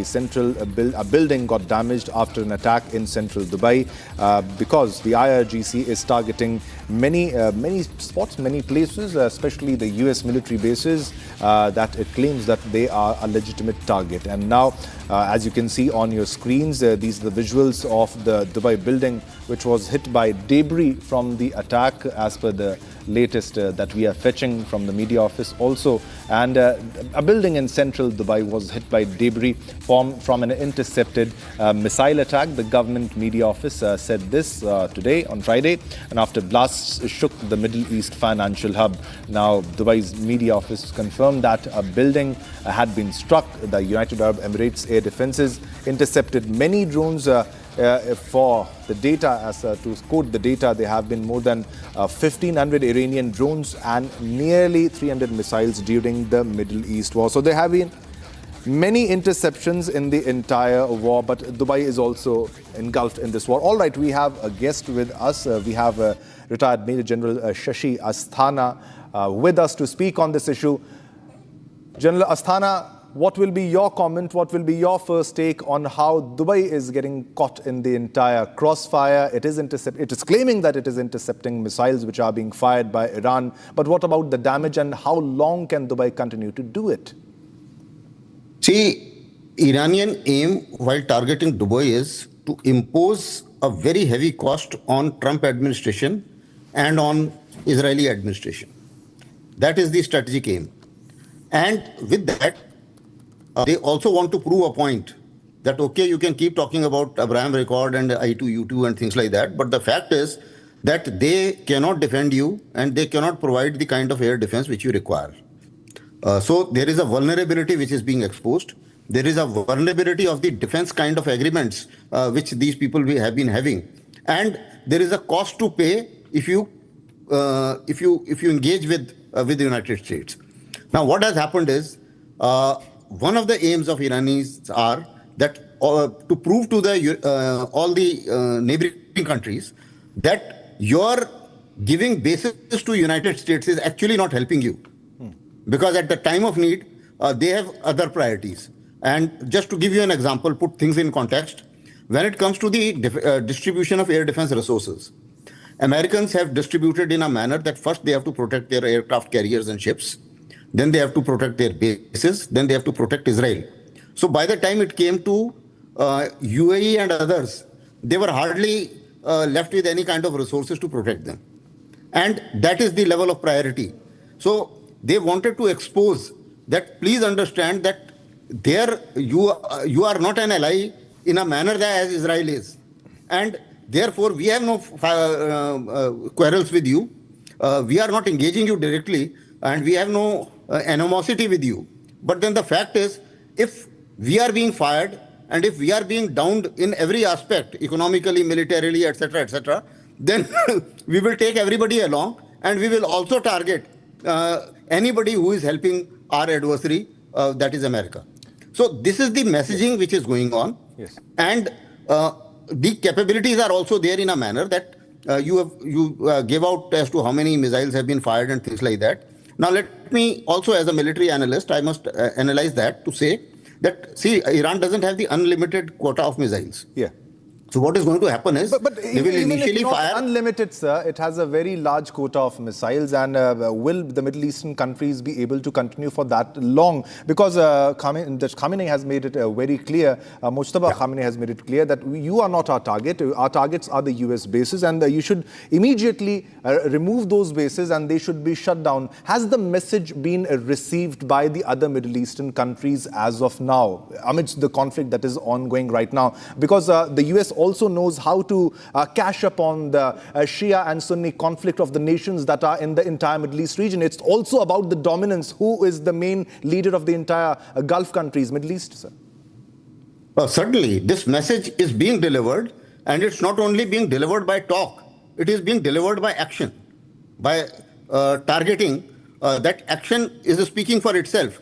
And also, the message is very clear. Remove the bases. I'll want your response, but we are getting live pictures from Tehran right now as Iran marks annual Quds Day. Sir, if you can speak on the visuals that you see right now. These are live pictures coming from Tehran now as Iran marks annual Quds Day. This amidst the war in the Middle Eastern region. Right now on your screen, sir, your comment for what's happening right now in Tehran. These are the pictures which are coming from Tehran, sir. See, I read these pictures in a manner that Iran is giving a message to America and Netanyahu that irrespective of the kind of information warfare which you have loaded all over the world, the fact is that we are not that badly off as you think. We are coming out openly. It's not that everything is destroyed in Iran. We are celebrating also whatever we want to. We are also coming out in large number for processions. And therefore, it is not that Iran is sinking as you would like to believe. Or as President Trump is saying, that there are no more targets left. Everything has been scrapped to ground. So that's not the case. So they are actually trying to tell everybody else that we are still up and alive, and continuing the life as usual. So that is one part of it. But then we know that in today's warfare, information warfare, psychological warfare, narrative warfare, that goes on side by side, as well, along with the military warfare. So I think it is both sides as well. So I'm sure this must be a procession, and that must be highlighted by Iranians too. So there is an element, and when we as analysts analyze all the news which is coming, so obviously truth lies somewhere in between, because every side would like to exaggerate as to the confidence and the level of shall I say, the dominance which it is having amongst their own people. Also, there is a clear-cut message that if there is any shall I say, iota of doubt in the mind of Americans that there can be a regime change or the whole country is against Khomeini's and the new Khomeini, and all those videos which are being floated around to say that death to Khomeini, I don't think all sections of society don't subscribe to that. There is a fair amount of people who are with the regime and who are flying the Iranian flag. Back to you. Yeah, General Asthana, but did the war have a detrimental impact on what was happening in Iran? Because earlier there were protests happening, and that time Donald Trump was saying, keep on protesting, help is on the way, help is on the way. And after they did attack Iran, the statements were totally different from Pete Hegseth and the like, because it was mainly about US strategic interests. Right now, do you think that the war has brought the citizens of Iran together and in favor of the regime now? Has US failed in its narrative war against Iran as of now? Because the pictures tell a different story, sir.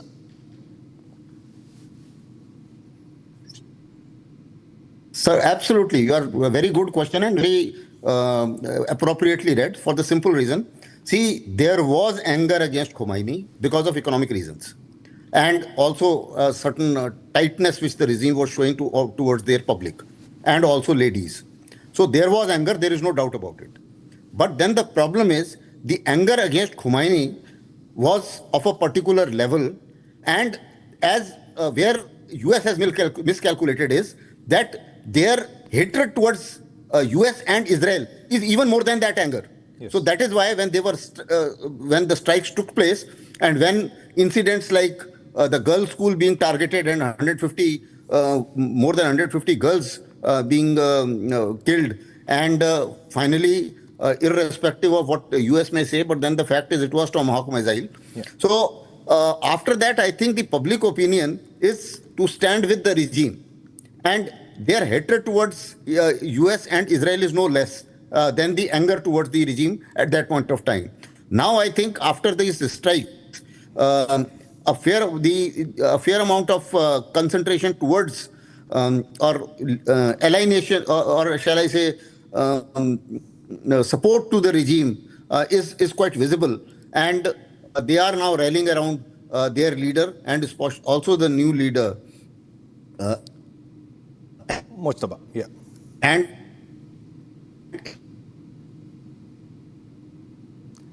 it was all. Yes, sir. Yes, sir.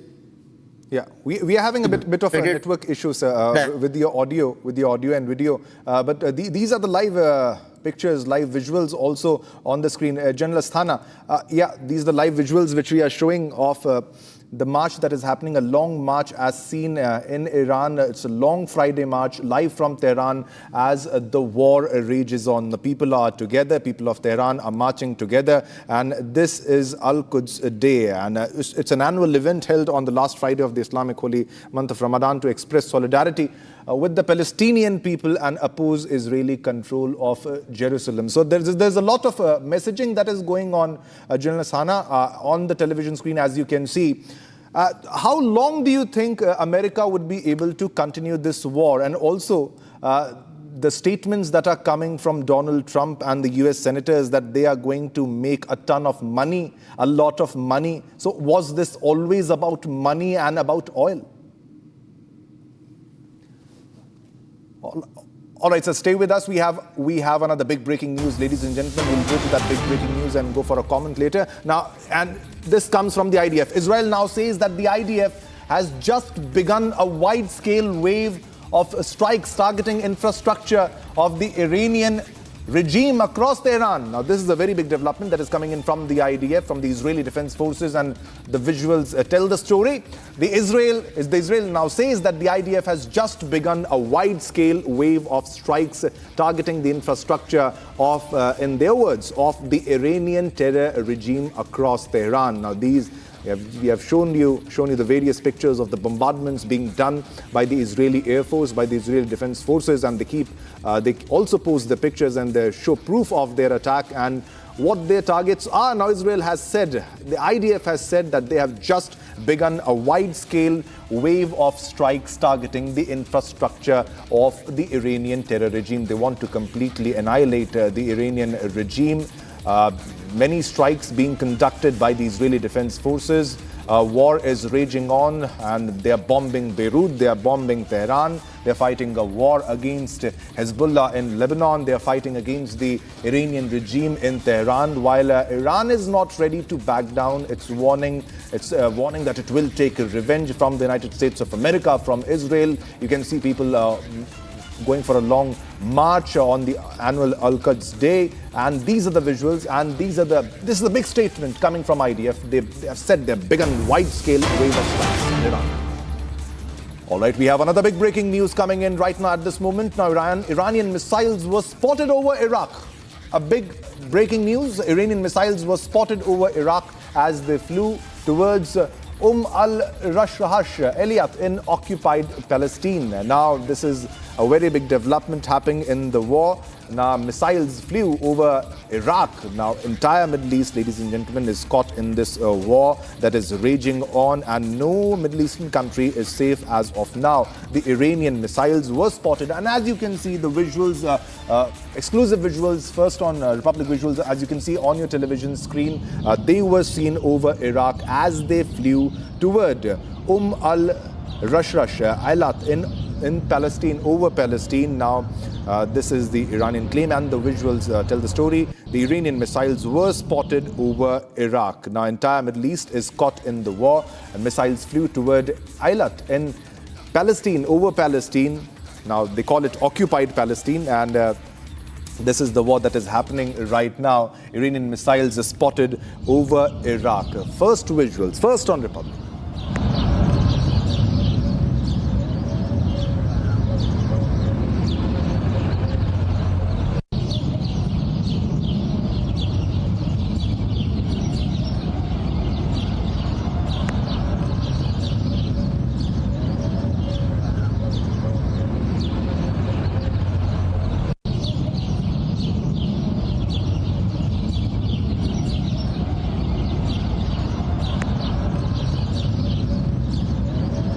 Major General Asthana with us for a comment on what's happening right now. Sir, your response, your take on these Iranian missiles which were spotted over Iraq as they flew towards al-Rashrash, Elyat in Palestine, over Palestine, as they say. They call it occupied Palestine, sir.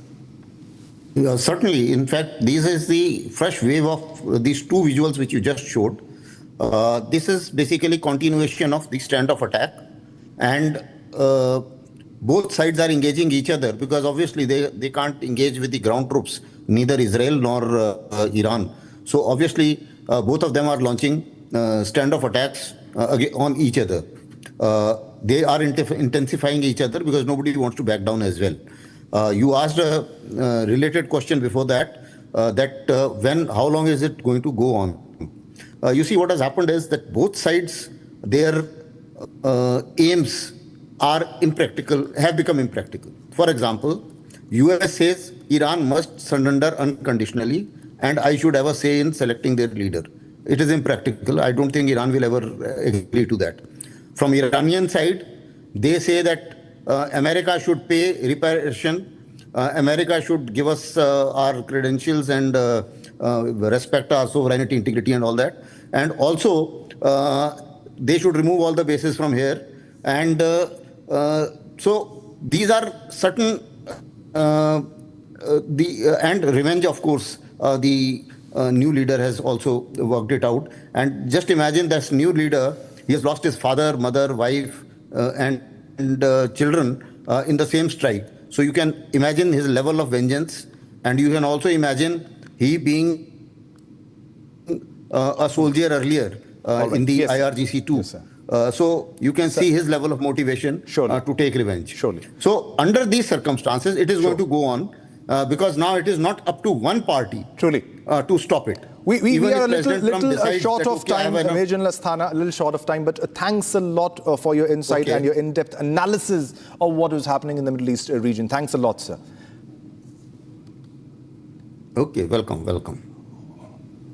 All right, viewers, it's time to slip into a short commercial break now. And don't go anywhere. We'll get you more details of the war, live pictures from the war. And coming up next, after US CENTCOM claims KC-135 crashed in Iraq due to an accident, latest reports have emerged in which an Iraqi group has claimed that they shot it down. Coming up next. Don't go anywhere.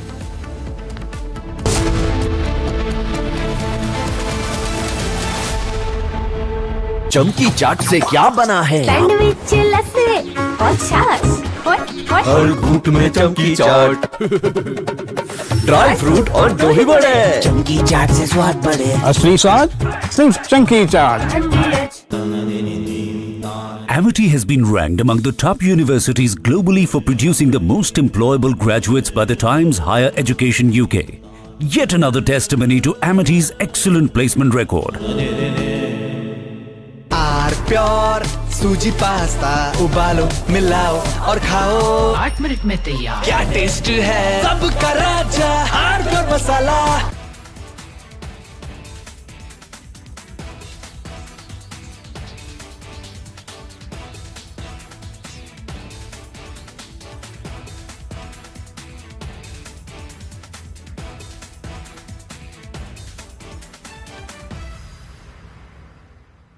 First we saw the people dying, the killings, and that's continuing, destruction of infrastructure, and now the economic impact. The economic impact will affect everybody across the world. You know, the price of LNG, cooking gas has already gone up. So it is a very serious problem. We are all going to suffer. So we all have to work to make sure it ends soon. And I hope that, led by our Prime Minister, etc., we will work on that. ठीक है mandu भेज दे रहे हैं। ठीक है ना भेज रहा मंडू। अरे आलू से नहीं होगा। हो गया।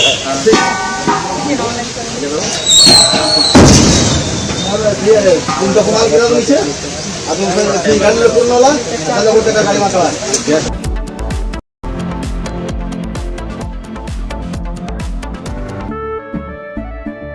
केसरिया से मन जोगी हुआ रे, दिल झूमे देखो मतवारा हुआ रे। केसरिया से मन जोगी हुआ। हर पल मनाओ केसरी त्योहार, विमल बोलो जुबान केसरी। थोड़े में ज्यादा स्वाद, यही तो है इसकी खास बात। वाओ मामा क्या स्वाद है, अरे मेरे राजा। First we saw the people dying, the killings, and that's continuing, destruction of infrastructure, and now the economic impact. The economic impact will affect everybody across the world. You know, the price of LNG, cooking gas has already gone up. So it is a very serious problem. We are all going to suffer. So we all have to work to make sure it ends soon. And I hope that, led by our Prime Minister, etc., we will work on that. ठीक है mandu भेज दे रहे हैं। ठीक है ना भेज रहा मंडू। अरे आलू से नहीं होगा। हो गया।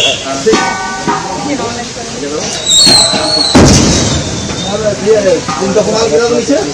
अब तुम फिर गाड़ी में पूर्ण वाला, चलो गोटे का गाड़ी मारता है।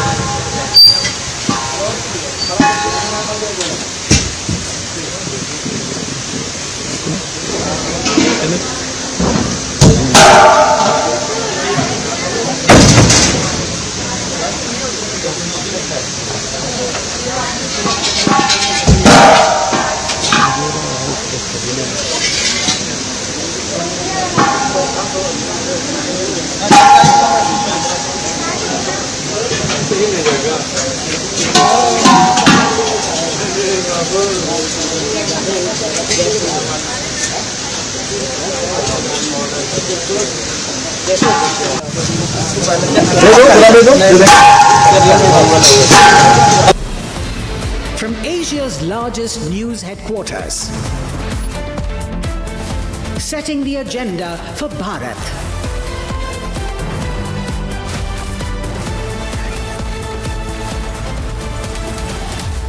You're watching Republic.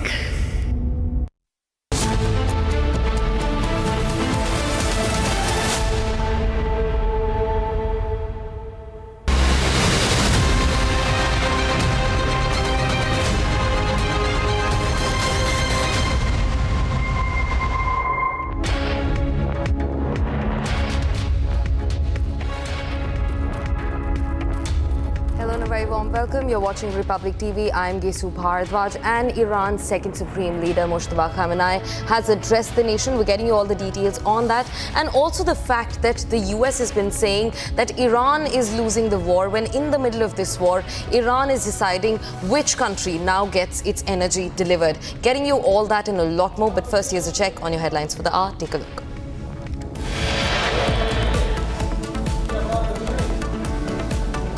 Prime Minister Modi dials Iranian president for the first time since the war broke out 14 days ago, expresses deep concern over the escalation of tensions and the loss of civilian lives.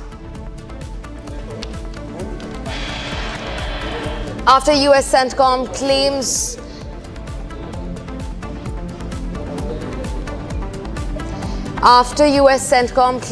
KC-135 crashed in Iran due to an accident.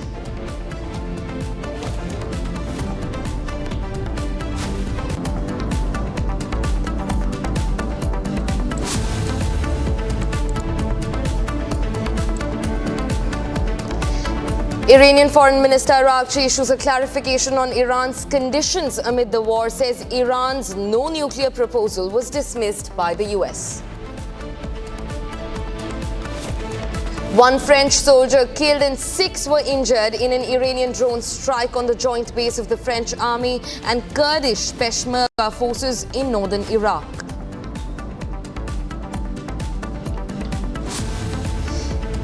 Sensex sinks 550 points and Nifty opens below 23,500 as the war in Iran continues to affect stock markets across the globe due to the concerns over energy and oil.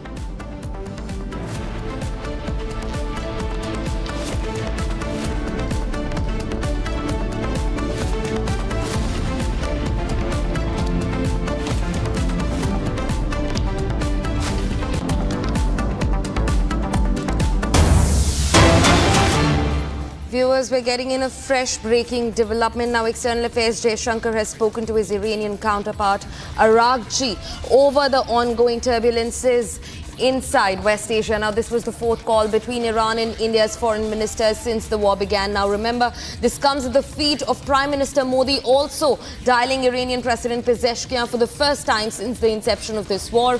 Now, External Affairs Minister S. Jaishankar has held what is being reported as the fourth call between Iran and India. He has spoken to the Iranian Foreign Minister Araqchi over the death of civilians amid the ongoing escalations between Iran, Israel and the United States. As India continues its peace demands, it continues its neutral mediation amid the ongoing war. Remember, External Affairs Minister S. Jaishankar has spoken to his Iranian counterpart Araqchi for the fourth time over the mounting civilian casualties amid the war, attacks on energy infrastructures and the stalling of the Strait of Hormuz.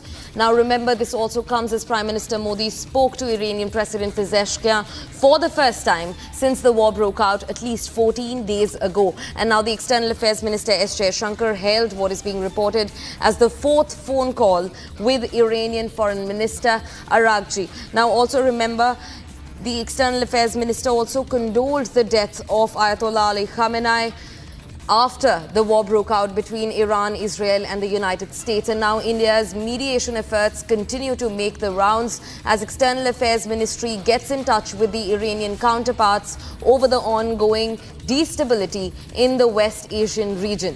That's the latest that we're getting in. Now, S. Shankar has spoken to the Iranian Foreign Minister Araqchi for the 4th time since the war began on the 28th of February.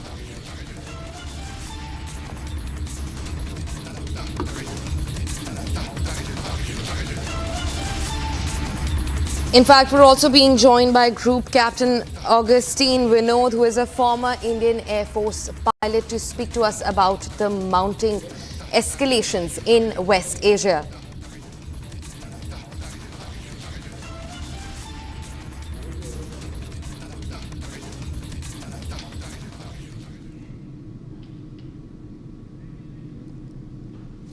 Viewers, while we try to reconnect with Group Captain Augustine Vinod, let me just reiterate that India has held its 4th phone call. Now, S. Shankar, the External Affairs Minister, dialed the Iranian Foreign Minister Araqchi to speak about the mounting civilian casualties, turbulences and the violence in the Strait of Hormuz amid the ongoing war between Iran, Israel and the United States. Now, also remember, this comes at the heels of Prime Minister Modi dialing the Iranian President Pezeshkian for the first time since the war began. In fact, we have regained connection with Group Captain Augustine Vinod, who joins us live on the broadcast. Group Captain Vinod, thank you very much for speaking to Republic. I want to understand from you, the West keeps claiming that this is a war that Iran has been losing and their armaments are completely down. But when we see the drone capacities, of course, the defense expenditure of Israel and the US is unmatched if it's compared to Iran. But if we look at the drones that are being used, the kamikaze drones, Shahid 136. I think Iranian supremacy is far higher in this regard, since they have cheaper drones which are completely lethal and they have a lot of these drones. Absolutely. In fact, a couple of quick points that I thought I would tell our viewers. Yeah. At the moment, if you look at the Southeast Asia, especially Middle East, South Asia, and parts of Europe, the world is at war. World War II was not called World War II while the World War II was on. It was post-World War II, it was called World War II. So the world is at war. There are many countries who are at each other's throat. And if someone who can bring some sanity, who can bring some peace, at the moment is one of the largest democracy, which currently is not at loggerheads, not loggerheads with anybody. That said, your point is absolutely valid. Very low cost, I wouldn't call it cheap, very low cost drones that Iran has been making in terms of whether it was Shahid or even smaller drones. And mind you, not many people know, 100 kilometers from Dubai, maybe 70, 80 kilometers from Ras Al Khaimah, Iran has stranglehold on very small islands.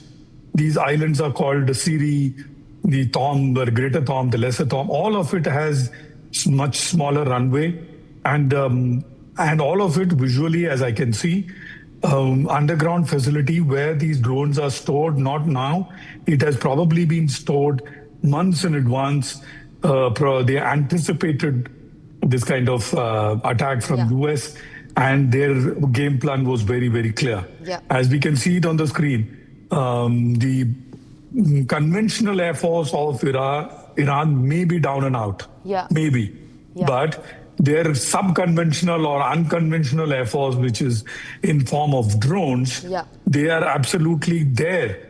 And see what is happening to UAE, Dubai, Ras Al Khaimah. I was a couple of days ago in Ras Al Khaimah when interceptor drones flew right next to me.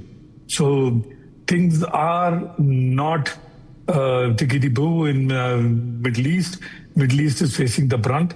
Smaller nations are facing the brunt because the Hormuz is closed. And Iran has a stranglehold on Hormuz. In fact, I've written an article as early as February 5th talking about how Hormuz to Iran is more important than nuclear missiles for Iran. So Iran can bring Qatar to its knees, Kuwait to its knees, UAE, of course, and many other nations in this region, including the oil that is coming out of Iraq. Over to you, ma'am.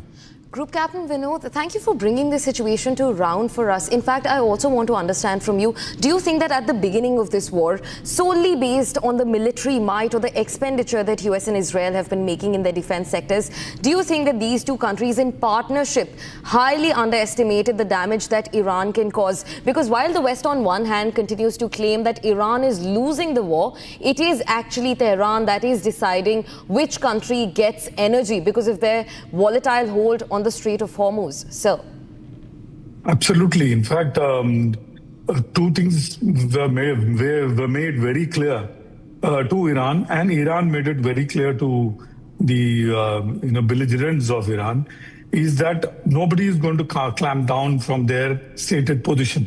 Stated position of Iran is very, very questionable. Jews have only one country, which is Israel. And Iran saying that I'll obliterate Israel from the face of the earth should not be acceptable to anybody. Yeah. That should be very, very clear. That should be on top. Now, yesterday I read that Iran is reaching out to US for peace overtures, and it is wanting to climb down from this position. The aim should be, as long as it completely gives up the position that it is holding currently, that it will obliterate Israel from the face of the earth, I think peace should prevail.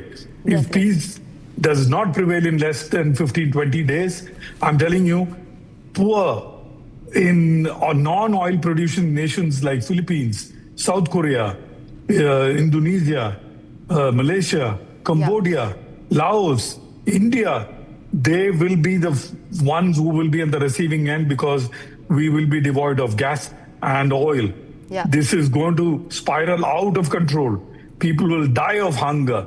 We have to step in fast and make the communication from both the sides clear to the world. What is happening currently is the communication from both the sides is not clear to the world. Yeah. Somebody is claiming something, somebody else is claiming something else. So someone like India should mediate and put each other's position in front of the world and let United Nations take a call. We need to weigh on Iran as well as United States and Israel to stop this madness right now. Yeah. Over to you, ma'am. Yeah, definitely. In fact, Group Captain Vinod, just one more question before we let you go. Now, I want to understand, like we discussed that Iran is using unconventional warfare. It is deploying unconventional air warfare also against the aggressors, Israel and the US. Now, do you think that this is out of desperation or out of lack of preparedness? Or do you think that this is a structure which has been intentionally established by Tehran to continue a long-term war against the US, given the fact that US is already in the first 10 days of this war lost about $11 billion amid the war? Sir. Super question. In fact, I was just telling you about some of these small islands. I'm sure, down the road today, you can maybe do a special program on this. There are 5 major islands facing Oman and UAE. And from these islands, only drones can be launched. No fixed aeroplane can be launched. These islands are Greater Tumb, T-U-N-B, Lesser Tumb, Abu Musa, and Siri. Yeah. These are 5 islands which have already been stocked with Shahid drones in the underground facility, and a very small runway has been constructed here. I did not see any runway a couple of years earlier, but today there is runway. These are very pre-planned attack formation Iran had already done. And how has it done this attack attack pattern and operations plan? Because it had an operations plan 7-8 months earlier, which means they knew today's day will come and these drones will be called upon on a subconventional or an unconventional manner. Today, drones have taken over warfare, especially from a lesser enemy against a greater enemy. Ukraine, Russia in question, Iran, US, Israel in question. Over to you. Group Captain Vinod, in fact, continue being with us. We're also getting in some more breaking developments now. Viewers, the US has claimed that their plane, a KC-135 Stratotanker, has fallen down over the Iraqi skies during a mission. Now, the US Air Force's Boeing refueler was has possibly fallen down at an Iraqi location. Now, US claims that this plane crashed due to an accident, but now Iraqi separatists have claimed responsibility for shooting down the Boeing refueler KC-135 Stratotanker, which belongs to the US, over the Iraqi airspace. Now, the core aerial refueling capability for the United States' Air Force is held together by this aircraft, and this aircraft also excelled in this role for over 60 years. Now, this unique asset enhances the US Air Force's capability to accomplish its primary mission of global reach. It also provides aerial refueling support to the Air Force, the Navy, even the Marine Corps and the allied nation aircraft. The KC-135, in fact, is also capable of transporting ambulatory patients using patient support pallets. Now, remember, the US has said that it went down over an accident. However, Iraqi militant groups have claimed that they shot this aircraft down. The aircraft in question, KC-135, US's Boeing refueler. In fact, we're continuously being joined by Group Captain Vinod to get us more updates into the matter. Group Captain Vinod, a different turn that the war has now taken. You know, KC-135 belonging to the US, a Boeing refueler which has been shot down. It's a heavy support asset for the US. It's one of the most important aircraft that they have in their armament. But that has been shot down by the Iraqi militant group, is what's being claimed on one end, while the US is trying to say that it happened because of an accident. What's your take on this? KC-135, as we call it in Indian Air Force parlance, is HBAA. We, shorten, colloquially call it HAWA. Yeah.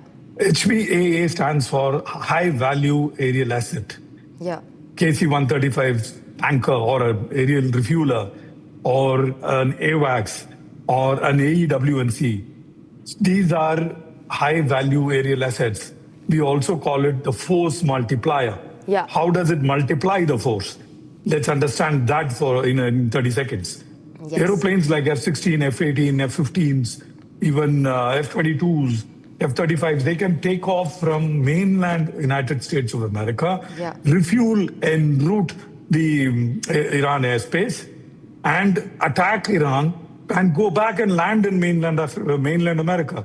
They do not need the help of Middle Eastern runways to carry out any attack. That is how it multiplies the force. Yeah. And I tweeted about it. Pakistan and United States of America in the recent times hold a great distinction of having lost HBAA in war. Pakistan lost one AWNC with S-400 fired from India, and KC-135 claims and counterclaims. KC-135 has never crashed. It worked in Vietnam War, not many people know. In Op Desert Storm, Op Enduring Freedom, Afghanistan War. It has been a workhorse and it has always proved its mettle. This is the first time a KC-135 has been shot down as claimed by Iran and an accidental loss as claimed by United States. Obviously, someone who lost it would try to put up a claim that it didn't lose because of enemy action. Be that as it may, 2 Hawas have been lost in the recent times. Right. One was, an AEW&C on Pakistan, which again was had a little bit of US hand in it, and the KC-135. Right. Very, very big loss for the United States. And very, it was a black eye with which United States has to live for a long time to come. And it will be discussed ad nauseum amongst the, military staff colleges and other colleges for times to come. Over to you, ma'am. Yeah. Definitely. Thanks very much for joining in, Group Captain Vinod, and thank you for bringing these two situations to round for us. Now, viewers, shifting focus. The US President Donald Trump has praised his military, saying what they're doing is quote-unquote amazing. He said in a public address that he had a successful first term and rebuilt the US military and even the US economy. He also said that in his third year, he cut down on drugs in the US by a considerable margin. Let's listen in to what all claims the US President Donald Trump has been making. It used to be, I had a time, We had a very successful first term, best economy ever. We did a lot of great things. We rebuilt our military. That's one of the reasons we're doing so well now with our military. I never thought I'd have to be using it so much. But when you look at what they did in Venezuela and now what they're doing in Iran, it's been amazing. But when you look at all of this, everybody was saying that this could never be done with the drugs. It could never be done. And in my first term, I was so proud of myself because I was able to cut the drugs 1/4 of a pence. Now, this doesn't sound so good, but I was proud. 28 years, drug costs went up, and it never stopped. Went up, up, up. And I had, in my third year, I cut drugs by 1/4 of 1%. And it was like a big deal because that never happened before. And I had a news conference. I announced that I cut drugs 1/4. It's the first time in 28 years. But now I cut drug prices by 80%, 75%. A low one, a bad one, would be 50%. Viewers, now shifting focus, the war in Iran could pose even more devastating consequences if it is not brought to a standstill immediately. Officials and diplomats have spoken out in the ongoing energy crisis impacted by the West Asia war and the subsequent blockade of the Strait of Hormuz. Now, the International Energy Agency approved to release over 400 million barrels of strategic reserves, but cautioned that it could prove disastrous if the war stretches on. Diplomats have also remarked that the war in Iran is completely needless, noting that negotiations were underway prior to the whole conflict. Now, there's more in this report. Take a look.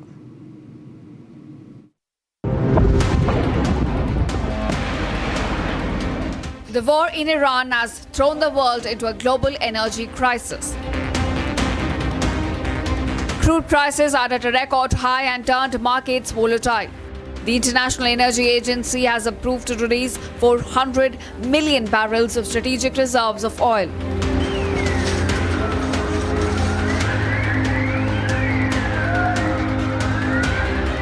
Meanwhile, former executive director of the agency warned that reserves could last for only 27 days and urged for immediate de-escalation. Concerns are rising if the war stretches on for longer than 3 months. There could be serious issue with oil reserves and supply.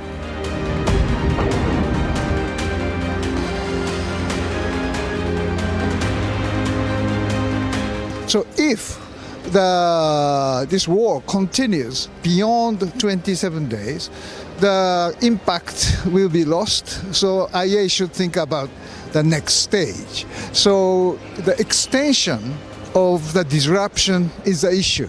Certainly, IEA can deal with it, but 3 times more by 27 days is about 80 days. That is the maximum for the IEA can compensate the disruption. So we sincerely hope that this is a temporary measure, and we sincerely wish that the disruption will stop sooner or later. The former foreign minister of Singapore strongly condemned the war in Iran and said it will result into a global recession. Well, because of the shortage of the supply, this certainly has an impact of the market, because the disruption is potential shortage of supply, so the price will go up. And this volatility of the fossil fuel price certainly has a very negative impact to the global economy. The high inflation may happen, and shortage may create some problem of the supply for the daily life of the gasoline or chemical products, etc. So I think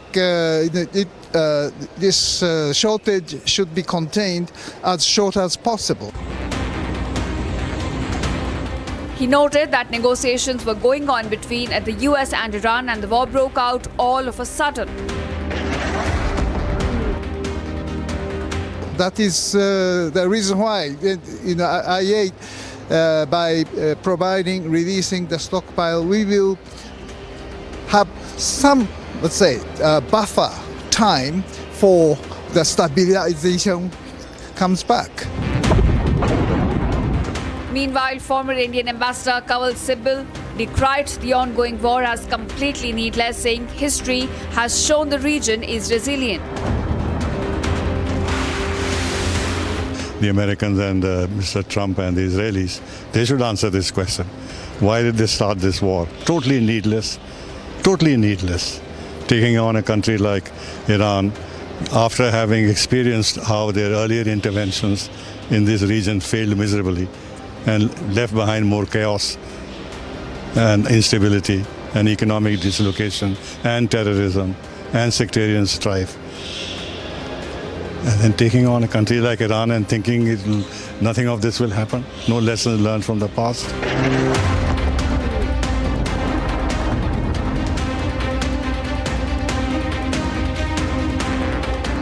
The focus is now shifting to US President Donald Trump over the real motive of this war.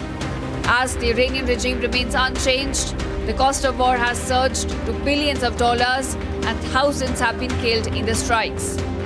While in India, oil tanker from the Strait of Hormuz has begun to arrive, it remains to be seen how the global energy politics will play out.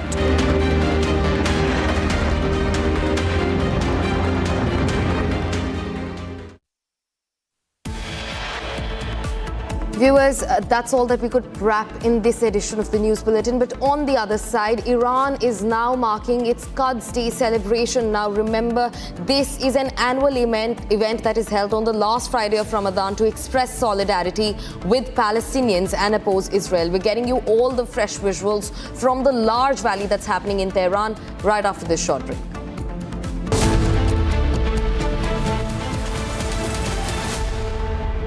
चमकी चाट से क्या बना है? Sandwich, लस्सी और छाछ। हर घूंट में चमकी चाट। अब बताओ, स्वाद आया? आया। असली स्वाद सिर्फ चमकी चाट।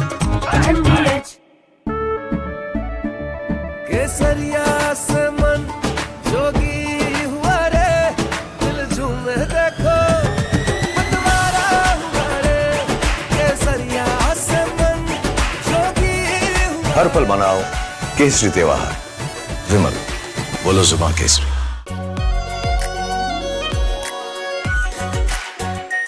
Are pure shahi paneer masala, delicious, healthy every day.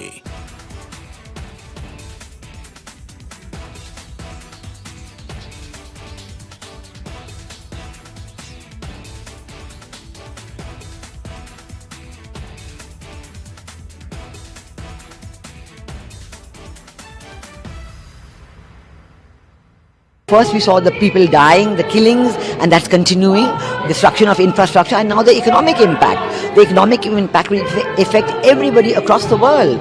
You know, the price of LNG, cooking gas has already gone up.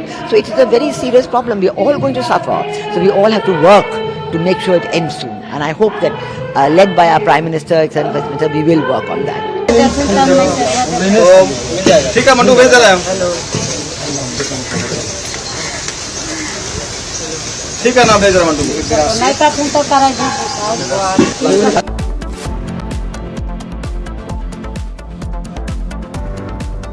प्यास बुझाए ठंडक लाए सबको भाए जीरा से MTH का जलजीरा जीरा से जीरा से असली रिफ्रेशिंग, असली स्वाद, असली मजा।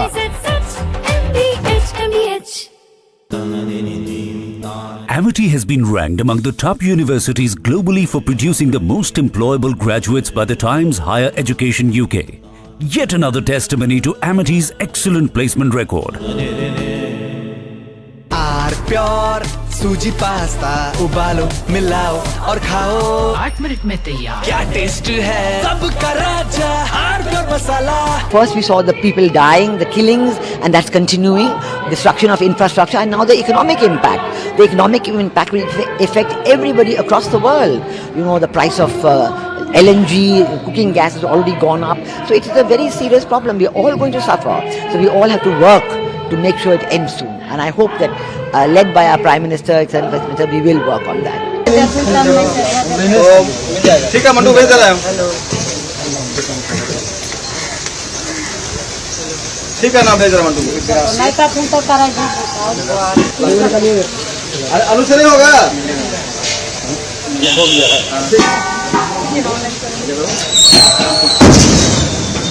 है तुम तो कमाल गिरा दो नीचे अब तुम फिर गाड़ी ले पूर्ण वाला ताजा बोलते का गाड़ी माता है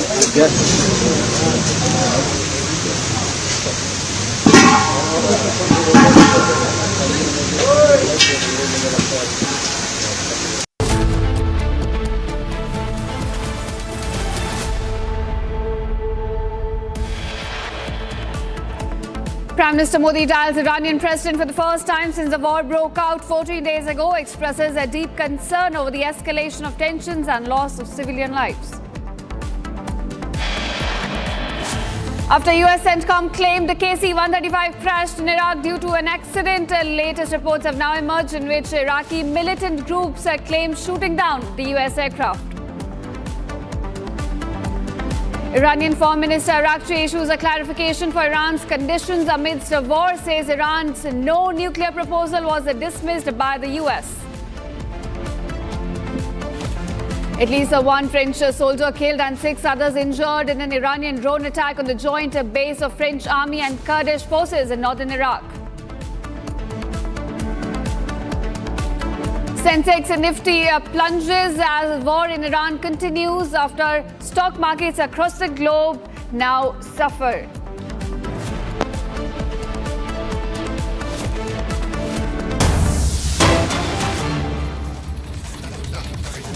All right, viewers, we've got a breaking news amid the LPG crisis. Big news coming to life from Hapur. Police here has now claimed that a Samajwadi Party leader has turned out to be a major racketeer. He was in fact hoarding about 55 filled cylinders. They have now been recovered from his home in Hapur, and the impact of CM Yogi's directive to take strict action against black marketing and hoarding now visible amid the LPG crisis. The public, in fact, is grappling with the crisis, viewers, while the Samajwadi Party is now spreading chaos as a party leader has now been found hoarding about 55 cylinders at his home, which have now been seized during a raid by the administration to counter hoarding. Remember, across India, government has now been urging people to not engage in panic buying, because there has been a panic buying taking place, which in fact has led to increase in demand of the last few days. And amid those crises, we're looking at some people trying to take advantage of this crisis, engaging in black marketing and hoarding of these essential things at this time. And now a Samajwadi Party leader, in fact, has been found hoarding 55 cylinders at his home. Now, my colleague Raghvendra joins us from Lucknow. Raghvendra, आप हमें बताएं इस समय की ये जो एक red थी समाजवादी पार्टी के लीडर के घर, उसमें 55 सिलेंडर्स इस समय बरामद हुए हैं। इस बारे में हमें और जानकारी दें। बिल्कुल, देखिए, इस जो माहौल इस समय बना हुआ है उत्तर प्रदेश या देश का, उसको लेकर के उत्तर प्रदेश की सरकार ने साफ कह दिया है कि किसी भी गैस एजेंसी पर ना तो सिलेंडर्स को इकट्ठा करके आप रख सकते हैं, ना उसको कालाबाजारी में बदल सकते हैं, ना उससे आप मुनाफा कमा सकते हैं। अगर ऐसा होता है तो वहाँ पर आपके खिलाफ कार्रवाई हो सकती है, FIR हो सकती है। इसके बावजूद भी, यह निर्देश देने के बावजूद भी समाजवादी पार्टी के जो नेता हैं, उन्होंने हापुड़ में एक रात में सिलेंडर की कालाबाजारी करने के लिए 50 से ज़्यादा यानी कि 55 सिलेंडर्स को इकट्ठा किए थे। अचानक पुलिस को जानकारी मिलती है, रातों रात पुलिस वहां छापा मारती है, तो यह सब सारे सिलेंडर्स बरामद होते हैं। अब सोचिए कि लगातार इस पैनिक स्थिति को लेकर के अखिलेश यादव सवाल उठा रहे हैं और सिलेंडर्स की लाइनों को ट्वीट कर रहे हैं, सोशल मीडिया पर लिख रहे हैं, लेकिन उनके ही पार्टी के नेता इस तरह से सिलेंडर्स को इकट्ठा करके उसको कालाबाजारी में तब्दील कर रहे हैं, तो यह एक बड़ा सवाल है। क्योंकि इस समय तो जो जनता है, जो उपभोक्ता है, उनको साहस देने की बात है, उनको ढांढस देने की बात है कि आप पैनिक मत होइए, घबराइए मत। सरकार कह रही है, सरकार आपके साथ है, सिलेंडर्स आपको मिलेंगे, थोड़ा आगे पीछे हो सकता है, लेकिन रसोई किसी की खाली नहीं रहेगी। लेकिन इस तरह की स्थिति को ला करके, कालाबाजारी कर करके, अलग अलग सोशल मीडिया पे मैसेज दे देकर एजेंसी पर लोगों की भीड़ पहुंचा रहे हैं, और जब वहां भीड़ हो रही है तो उसको ट्वीट कर रहे हैं और यह बताने की कोशिश कर रहे हैं कि देखिए यहाँ पर सिलेंडर्स की कमी है, जबकि सरकार लगातार कह रही है कि कोई अभी कमी नहीं है, सब कुछ सामान्य है। ज़रूर ये जो आप देख रहे हैं कि कुछ देशों में वार चल रहा है या कुछ और देशों में वार का संकट छाया हुआ है, तो इसको लेकर के आप इकट्ठा करने के पड़े हैं कि आप 2-3 सिलेंडर्स घर में रख लें। ऐसी कोई ज़रूरत नहीं है। एक सिलेंडर्स लेते हैं तो खुद ही 1 महीना लगभग चलता है, 15 दिन चलता है, 20 दिन चलता है, तो कहीं न कहीं आप अपने आप को अंकुश रखें। लेकिन यह जो स्थिति आई है, बहुत बहुत शुक्रिया हमारे साथ जुड़ने के लिए और हमें इस जानकारी को देने के लिए regarding the LPG hoarding that's now taking place. And now viewers, now moving on to another breaking news that's coming in. In fact, Israeli Prime Minister Benjamin Netanyahu has said yesterday at a press conference that the objectives of the campaign striking the terror regime in Iran continues the fight against its proxies and ensuring Israel's security and future. He says we are not waiting, we are initiating, we are attacking, and we are doing it with force. Now that's the first statement that he in fact delivered to media in Israel yesterday. This was Israeli Prime Minister's first statement laying it down Israel's strategy as far as war in Iran is concerned, and he says we are not waiting, we are attacking, we are initiating, and we are doing this with force. That's the statement coming in on the 13th day of the war in West Asia from the Israeli Prime Minister Benjamin Netanyahu. In fact, this is the first media address that he has delivered since the war began on February 28th. And now he reiterates saying that we are not initiating, we are attacking, and we're doing this with force, and we will continue this to in fact secure our future. That's the statement delivered by the Israeli Prime Minister on the war in West Asia.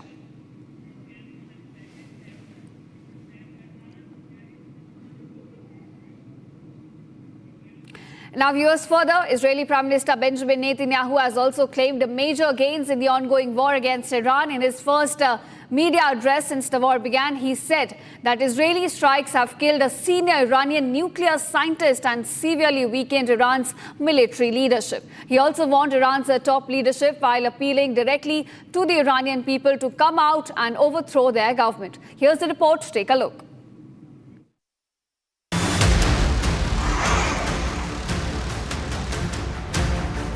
For the first time since the war began, Israeli Prime Minister Benjamin Netanyahu is now publicly outlining Israel's war strategy against Iran. Netanyahu claims that nearly 2 weeks of joint US and Israeli strikes have delivered major blows to Iran's military establishment. According to him, a senior Iranian scientist involved in nuclear weapons development has now been killed. במבצע עם כלבי אנחנו פרצנו גם לראשונה את הדרך לפגיעה מקיפה גם במאגר הטילים העצום של איראן וגם במפעלי הייצור של טילים נוספים. כך עשינו גם ביחס לפרויקט הגרעין שלה, כולל פגיעה אנושה בבחירי המדענים האיראנים, הם שהובילו את פיתוח פצצות האטום שנועדו להשמיד אותנו. הם כבר אינם. ואגב, פגענו בעוד כמה עכשיו. Netanyahu also issued a warning to Iran's leadership, including the country's new supreme leader, Ayatollah Mojtaba Khamenei. תוך זמן קצר חיסלנו את הצורר חמינאי וגם בכירים רבים במשטר הטרור. חיסלנו את הרודן הישן והרודן החדש, מוג'טבה, הבובה של משמרות המהפכה. הוא אינו יכול להראות את פניו בציבור. Even as Netanyahu spoke, Israel reported fresh missile launches from Iran, signaling the war is far from over. In a direct message to the Iranian people, Netanyahu said the military campaign could open the door for political change inside the country. As airstrikes and missile attacks continue on both the sides, the conflict seems to be intensifying with no sign of de-escalation.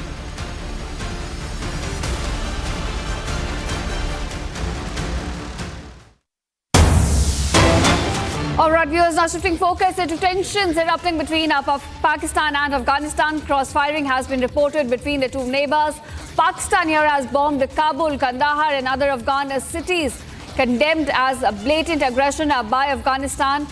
In fact, continuing the pattern of previous aggressions and crimes, the Pakistan's military regime has once again bombed several areas that I listed before, including Kandahar, Kabul, Paktia, as well as some other areas. In some places, it targeted civilian homes as well, leading to martyrdom of women and children.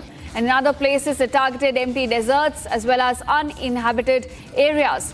Now, on the other hand, Taliban had also targeted multiple cities in Pakistan as cross-firing continues between the two neighbors and hostility rises in South Asia. So once again, we're looking at tensions erupting, viewers, between Pakistan and Afghanistan. Now, Taliban here has come out strongly condemning Pakistan's latest attacks on its civilians, including women and children. Several areas we are given to understand, from Kabul to Kandahar to Paktika to Paktia. All of these places, in fact, have come under attacks by Pakistan, and Taliban now coming out and condemning those strikes and saying that it will take, in fact, retaliatory action as well. Tensions, once again, escalating between the two neighbors. My colleague Gursimran, who's been closely tracking the conflict between the two neighbors, joins us. Gursimran, do tell us what's the latest we are picking up as far as the tensions between Pakistan and Afghanistan is concerned.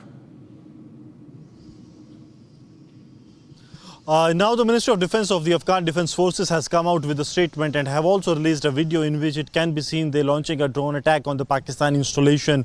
What the Ministry of Defence of the Afghan Defence Forces have said that they have launched an attack on the military base that is in the Kohat area, very close to the Durand line, and one of the war command center established by the Pakistani army that is roughly a 2 kilometers distance. It is all along the Durand line that they have taken the hits. So a major infrastructural damage that they have done to the Pakistani security forces, apart from the loss of the soldiers that the Afghan Defence Forces have claimed.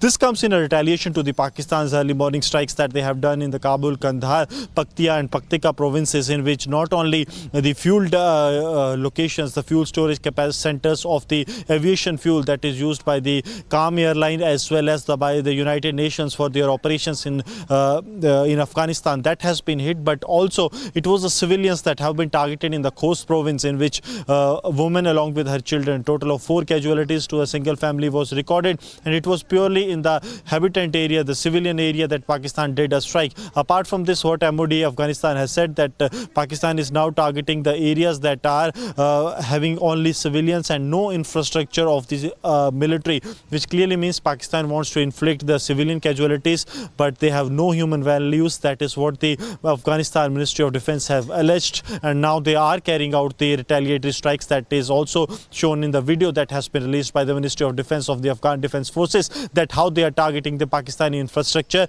and are inflicting damage to the Pakistani military personnel.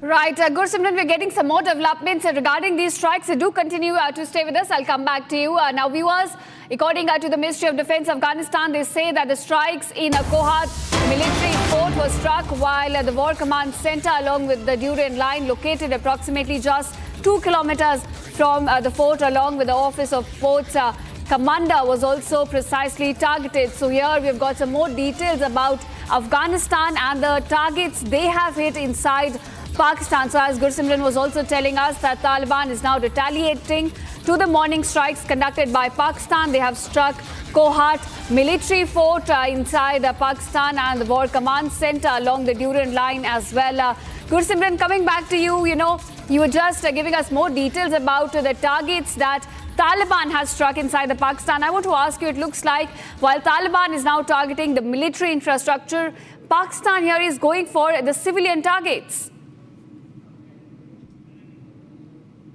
Yes, you have rightly mentioned, and that is what has happened, because in the Khost province strikes that have been done by the Pakistan, it was civilian casualties. Women along with her children, 4 of a family, have been killed in the Pakistani strikes. While if we compare the retaliatory strikes that have been done by the Afghan Defence Forces, it were pure military strikes they have done on the Pakistani military base in the Kohat, and also one of the war control centers that Pakistan Army has established, because Pakistan was carrying out this strike with the motive that they will completely decimate the power of the Afghans. But what we have seen that the Afghanistan is not holding back. They are retaliating to any provocation that is coming from Pakistan. And earlier also we have seen Zabiullah Mujahid, the spokesperson of the Taliban Afghan government. He has made it amply clear that they are not going to hold. They are going to go with their old strategy. And if Pakistan wants to fight a war for 10 long years, they are ready for it, because it is one of the successful strategies. If you compare the recent wars that have been fought throughout the world, Afghans have not only they have sent back the USSR, that is the Soviet Union,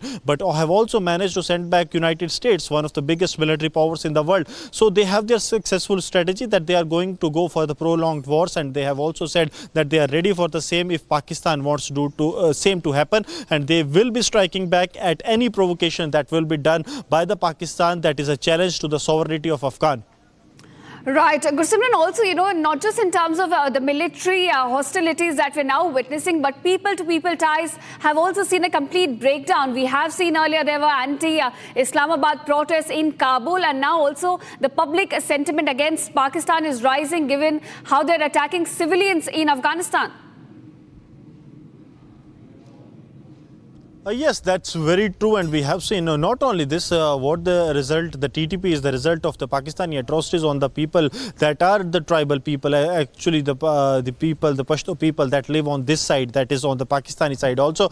They have also been subjected to the atrocities by the Pakistani side, and Afghanistan has always condemned the same. Now, even as we speak, many of the refugees, the Afghanis that were living on this side, they were sent back by the Pakistan. The condition of them that was known to everyone. So the situation continues to be, Pakistan is under the pressure, not only the external pressure from the Afghans, but also the internal pressure that we have seen rising from their hinterland. The Pashto people, they are seeing it as an assault on their identity, because the Durand line is not acceptable only by Afghans, but also the people on this side, the Pashto speaking people, they are also not in favor of the Durand line, and they want that to be redrawn, and that is the main point of contention between both the sides. Right, Gursimran, thank you for joining us and giving us all these details. We will continue to track the tensions between Afghanistan and Pakistan here on Republic. Now, viewers, moving on to another news. A Mumbai engineer has now died in an attack on oil tanker near Iraq. Devanand Prasad Singh resided in Kandivali East. An Indian engineer residing in Kandivali East, Mumbai, has now died in an attack on oil tanker at sea near Iraq. So we're looking at India now suffering another casualty. This deceased, in fact, has been identified as Devanand Prasad Singh. He's a resident of Kandivali in eastern Mumbai, and he, in fact, has been killed in an attack that took place near the Strait of Hormuz. In fact, near Iraq. That's the latest we are picking up, viewers, as far as another Indian casualty is concerned in the ongoing war in West Asia. The deceased is an engineer from Mumbai. He's been identified as an engineer who was residing in East Kandivali in Mumbai. And now, in fact, he has been killed in an attack that took place at sea near the Strait of Hormuz and near Iraq. So there's another Indian casualty that has now taken place. And that's the latest we are picking up as far as the war in West Asia is concerned. Now, the deceased here, in fact, has been identified as Devanand Prasad Singh. He was serving as the additional chief engineer aboard the oil tanker named Safe Sea Vishnu. According to available information, the vessel was near the Khor Zubair port, close to Basra in Iraq. All right, my colleague Revati now joins me with more details on this. Revati, it looks like India has suffered another casualty, unfortunately, and the resident has now been identified as a Mumbai engineer from East Kandivali. Give us more details. What exactly was his role on that tanker, and how did this take place? Right, as you rightly mentioned, Devanand Singh was playing a role of an engineer, a superintendent engineer actually, on that specific ship, which was a merchant navy ship. And when they were stranded near Iraq, the missiles that were bombarded, it got hit to the ship, and unfortunately he was severely injured. While under treatment, he succumbed to his injuries, and unfortunately he died out of those injuries. He originally hails from Bihar, but in 2019 he shifted to Mumbai and was currently residing in information was shared immediately with his family. Currently, his family is under utter grief and the Merchant Navy company has said that they will be cooperating with the family, and they have also paid their condolences at the moment. Over to you. All right. Revati, also, what information do we have about bringing back his mortal remains? Do we have any updates regarding that? As of now, the company is saying that all the situation, all the matter is under investigation, that what exactly has happened and when his mortal remains will be brought back, because as the matter is under investigation, when Republic tried to contact his family is currently under utter grief, so they are not ready to talk. Also, no one is available at their Kandivali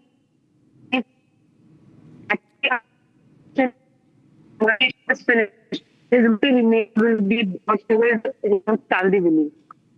All right. And any other response coming in from the government officials regarding his mortal remains that will have to be brought back now to Mumbai?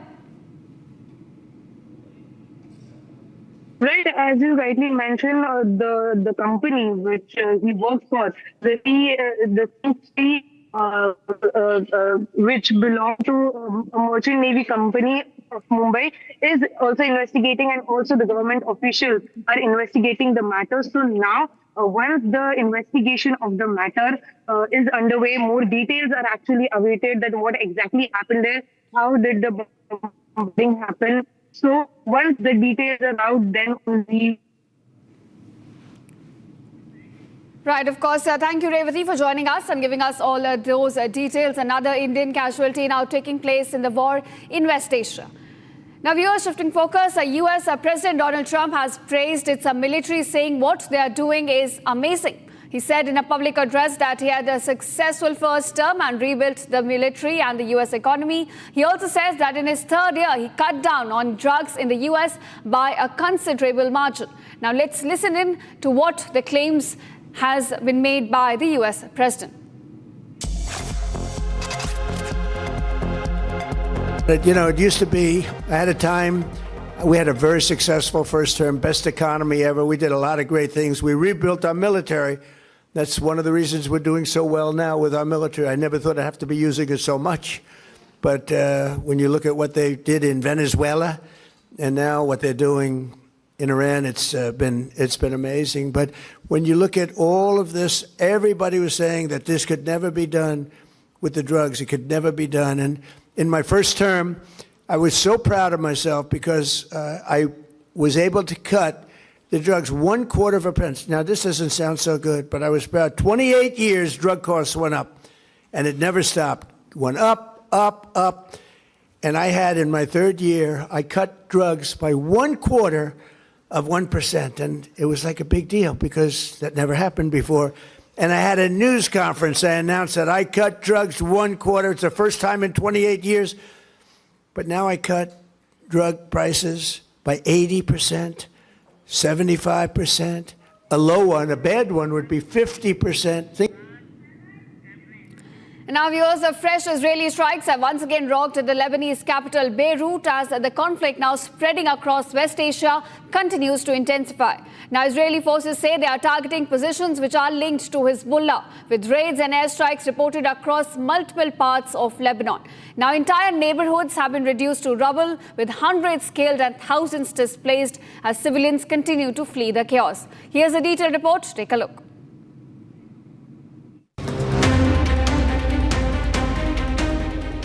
The aftermath of the Israeli airstrikes is visible all across Beirut, where streets are lined with piles of rubble and debris.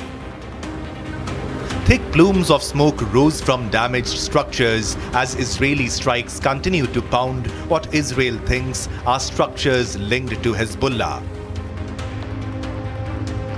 Israeli forces says its operations are aimed at weakening Hezbollah positions across Lebanon. The escalation began after Hezbollah launched missiles and drones into Israel on March 2nd, which came after the US and Israel struck Iran 2 days before, killing their supreme leader Ayatollah Ali Khamenei. However, the war has forced massive displacement and widespread casualties all across Lebanon, One of the latest strikes hit a car in Ramlat al-Baida, a central neighborhood in Beirut, killing 8 people in the process. A local resident had this to say. بدقوا لي بيقولوا لي استهدفوا رملة البيضاء. تتصاوب خالتي زوجة والدي وخيي عمره 8 سنين صغير، وعندي خيي كان عم بيطلع عليهم تصاوب براسه، وزوجتي بأصابيع ايديها، وبنتي بوركة.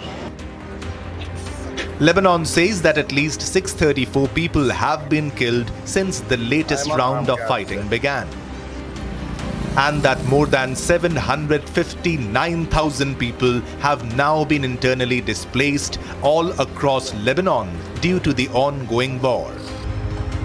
However, as airstrikes continue to hit parts of Beirut, many are dead and tens of thousands remain displaced, waiting for the violence to end.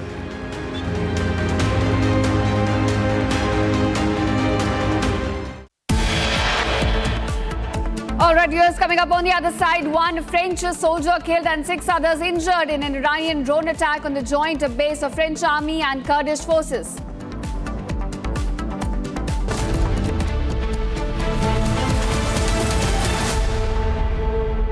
चमकी चाट से क्या बना है? आलू चाट या fruit चाट, स्वाद बढ़ाए चमकी चाट। क्या बात है? स्वादिष्ट पकोड़े और फरसान, अरे चमकी चाट है इसकी जान। असली स्वाद सिर्फ चंकी चाट।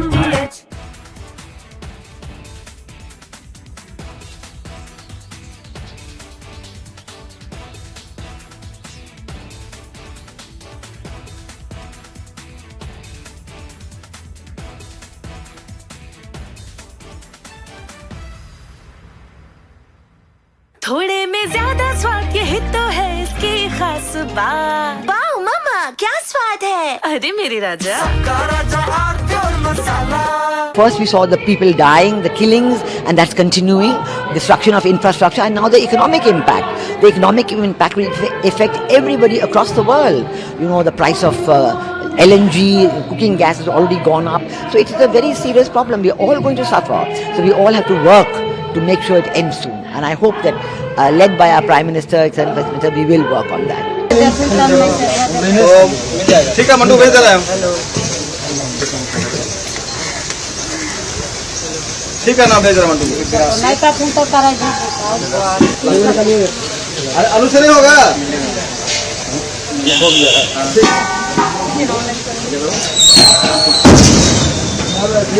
तुमको कमाल गिरा दो नीचे। अब तुम गाड़ी में पूर्ण वाला, चलो वो तेरा गाड़ी में चला।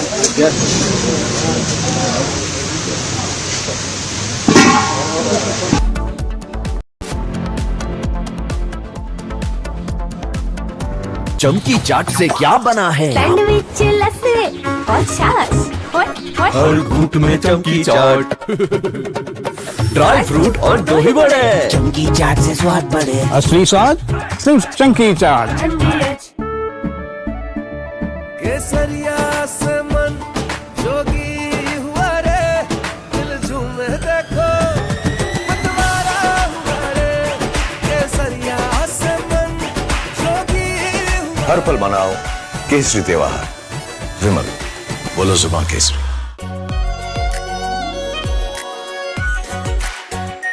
Are pure shahi paneer masala, delicious, healthy every day. First we saw the people dying, the killings, and that's continuing, destruction of infrastructure, and now the economic impact.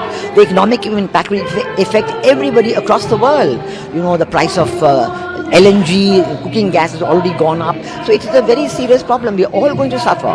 So we all have to work to make sure it ends soon. And I hope that, led by our Prime Minister, etc., we will work on that.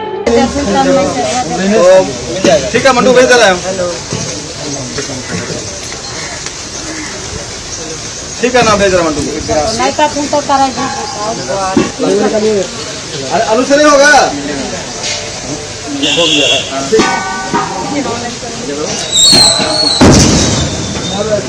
तुमको कमाल गिरा दो नीचे। अब तुम गाड़ी में पूर्ण वाला, चलो वो तेरा गाड़ी में चला।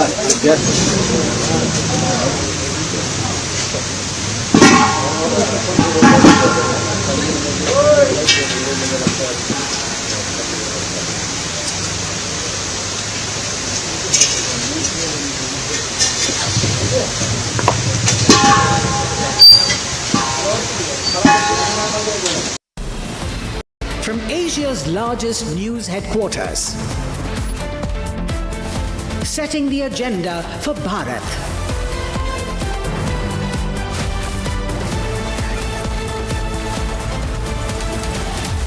You're watching Republic.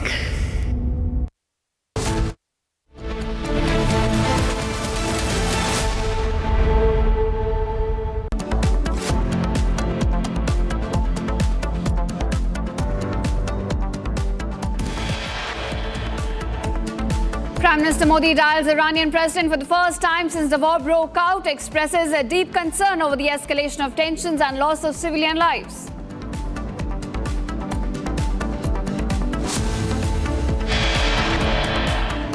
After US CENTCOM claims KC-135 crashed in Iraq due to an accident, latest reports now emerge in which Iraqi separatists have now claimed they shot it down.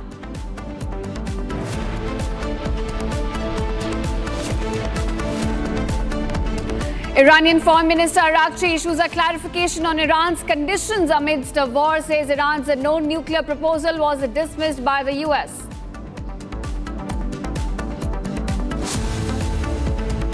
One French soldier killed and 6 others injured in Iran drone attack on a joint base of French army and Kurdish forces in northern Iraq. Sensex and Nifty plunges as war in Iran continues to affect the stock markets across the globe.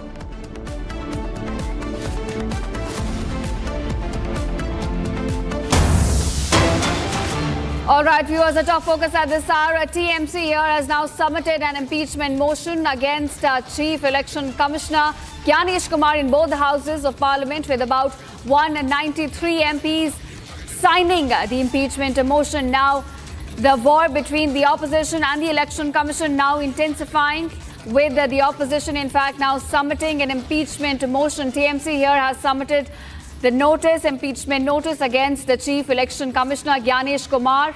Now, there are some allegations of him behaving in a partisan and discriminatory way while in office. In fact, there are charges against him of a deliberate obstruction of investigation of electoral fraud and mass disenfranchisement.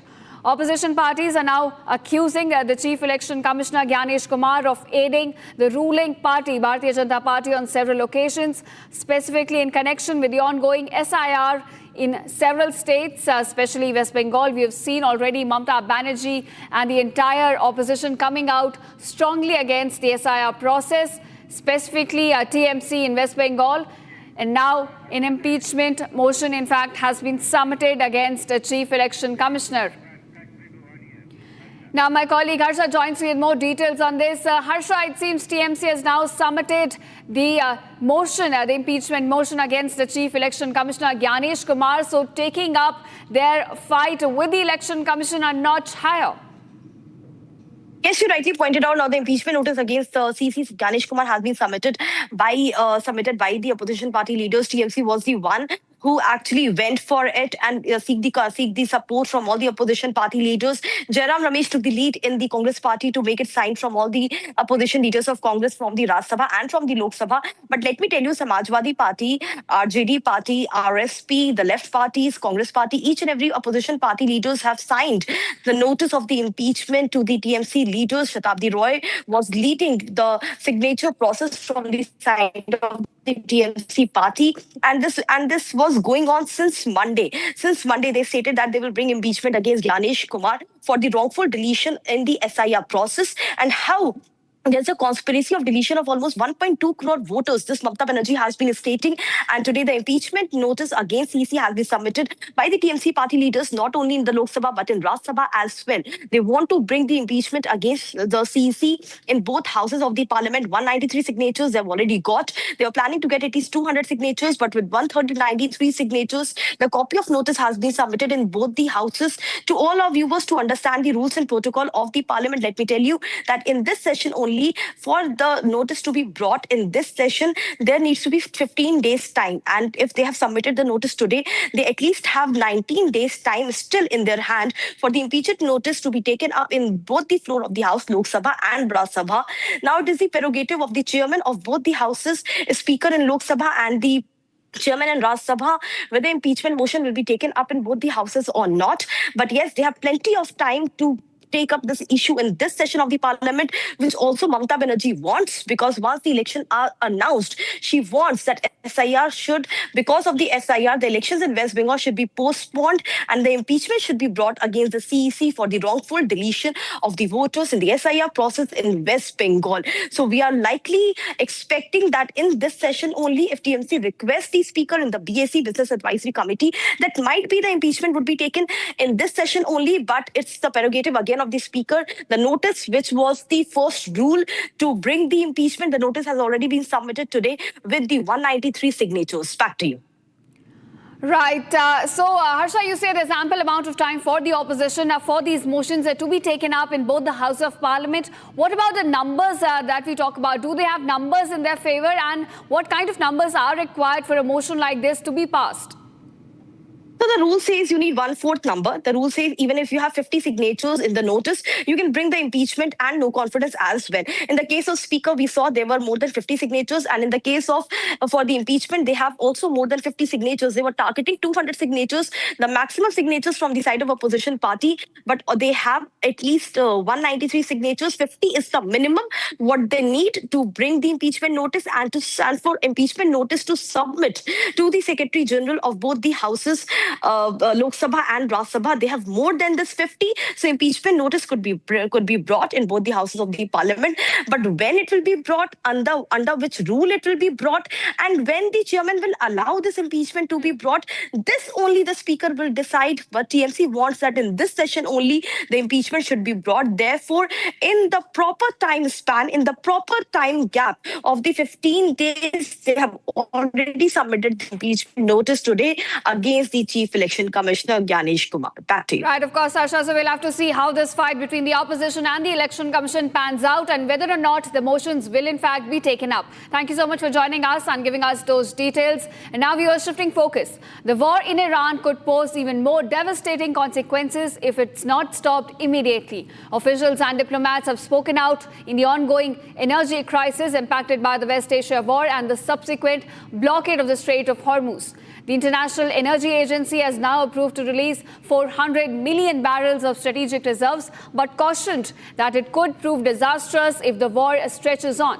Now, diplomats have also remarked that the war in Iran is completely needless, noting that negotiations were in fact underway prior to the whole conflict. More in this report. Take a look.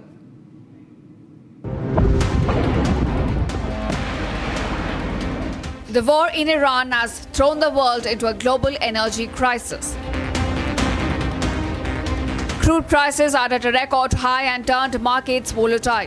The International Energy Agency has approved to release 400 million barrels of strategic reserves of oil.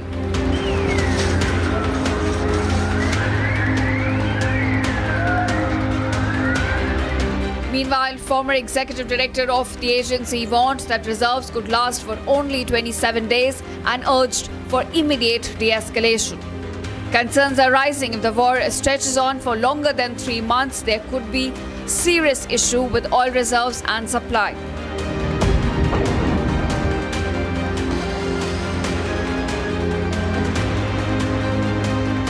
So if this war continues beyond 27 days, the impact will be lost. So IA should think about the next stage. So the extension of the disruption is the issue.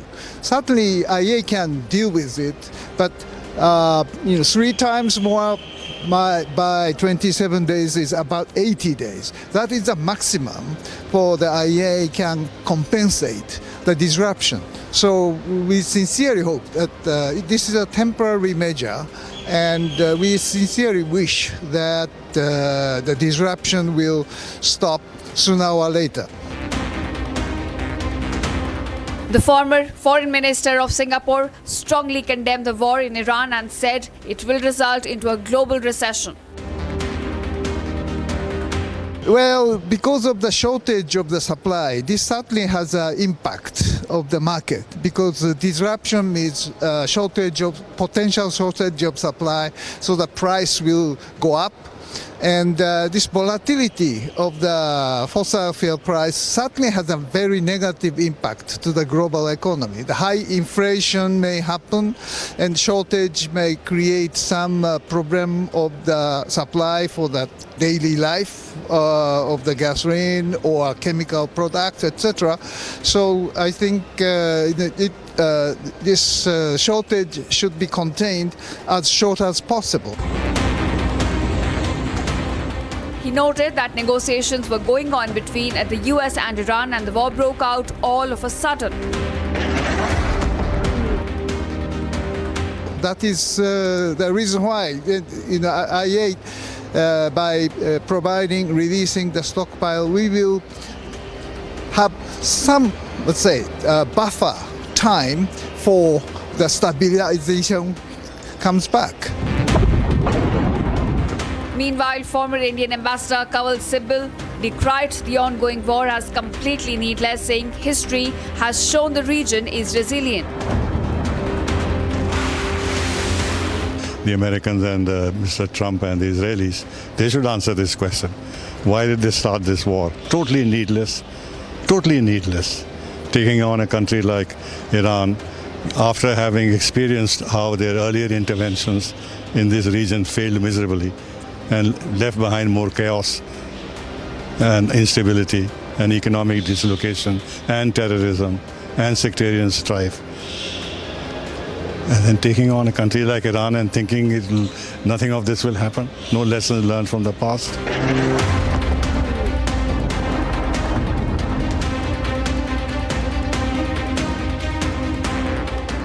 The focus is now shifting to US President Donald Trump over the real motive of this war. As the Iranian regime remains unchanged, the cost of war has surged to billions of dollars and thousands have been killed in the strikes. While in India, oil tanker from the Strait of Hormuz has begun to arrive, it remains to be seen how the global energy politics will play out.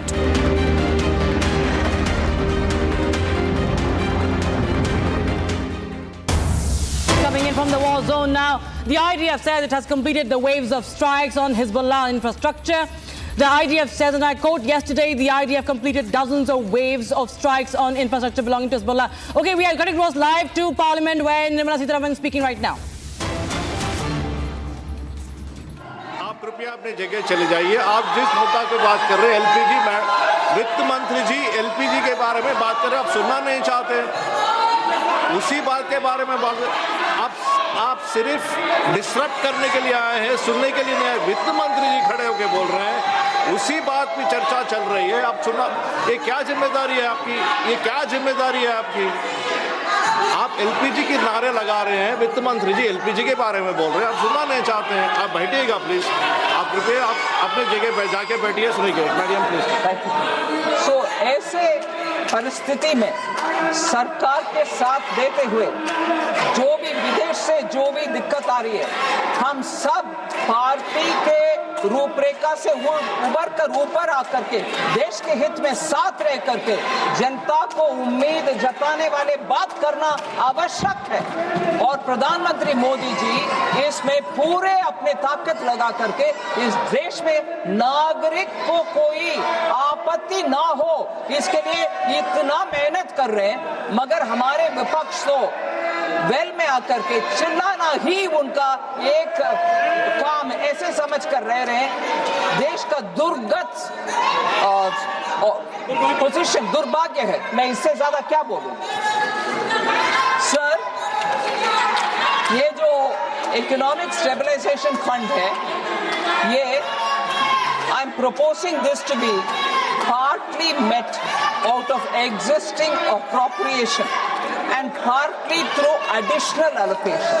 So ये economic stabilization fund कहाँ से आ रहा, यही है उसका जवाब। Sir, फिर ये इस देश में कभी भी हमारे सैनिक के खिलाफ और सैनिक के विरोध में कुछ भी नहीं होता। ऊपर से मोदी जी के सरकार में उनका साथ देने के काम करते हैं। 41,430.48 करोड़ डिफेंस सर्विसेज रेवेन्यू के लिए दे रहे हैं सर, इस सप्लीमेंट्री डिमांड फॉर ग्रांट में। ऑपोजिशन तो साथ देना है, डिफेंस के लिए पैसा दे रहे हैं, इकोनॉमिक स्टेबिलिटी के लिए पैसा दे रहे हैं, फिर भी वो नहीं है उनको ये सुनना अच्छा नहीं लगता क्योंकि काम हो रहा है sir. 35,290 crore is the payment for spectrum charges to Department of Telecommunications because of defense requirements. Defense का requirement meet करने के लिए हम पैसा दे रहे हैं जो वापस consolidated fund में आएगा। और सर ये एक मुख्य अंश है sir, this is a very important point जो हम आपके सामने आपके द्वारा बोलना चाहते हैं और हमारे सांसदगण को भी और सबको भी जानकारी होना चाहिए। 6,140 crore ex serviceman contributory health service schemes के लिए ECHS के लिए दे रहे हैं, जिससे कोई एक्स सर्विसमैन को हेल्थ सर्विसेज में कमी ना हो, पूरे उनका व्यवस्था ठीक होना चाहिए। इसीलिए 6,140 करोड़ ये सप्लीमेंट्री डिमांड फॉर ग्रांट्स में हम प्रावधान कर रहे हैं। फिर 37,886 crore transfer to the states हो रहा है। ये 15th finance commission grants local bodies को लिए जो ग्रांट्स देना है वो दे रहे हैं। क्यों अभी दे रहे हैं? साल में नहीं दिया, पूरे साल छोड़ करके अब क्यों दे रहे हैं? इसीलिए अब दे रहे हैं क्योंकि स्टेट्स भी चुनाव, लोकल बॉडीज का चुनाव खत्म कर लिया, बाकी सब कंडीशंस को मीट कर लिया, वो कंडीशंस मीट हो गया, इसीलिए अब इस अमाउंट को हम स्टेट्स को दे रहे हैं। ऐसे ही हेल्थ ग्रांट्स भी स्टेट्स के लिए दे रहे हैं। फिर फर्टिलाइजर सब्सिडी सर, मैं आपके सामने आपके द्वारा सभी सांसदगण को ये विषय बोलना चाह रहे हैं कि किसानों के लिए फर्टिलाइजर सब्सिडी कोई कमी नहीं होगा, पूरे के पूरे किसान के लिए प्रावधान है इस सप्लीमेंट्री डिमांड में।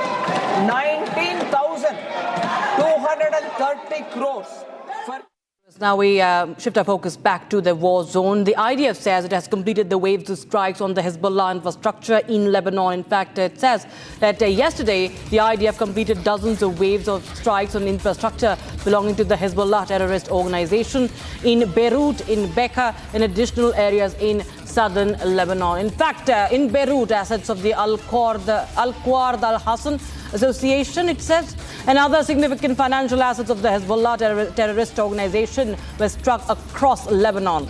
And that is the breaking news we have right now. You can see the video that has been released by the IDF. Says the IDF claimed it's a structure that is Hezbollah's asset. It's Al-Qard Al-Hassan Association's assets. And in fact, in some more updates, there has been an Israeli strike that has killed 2 people. Israeli strike in Lebanon, killing 2.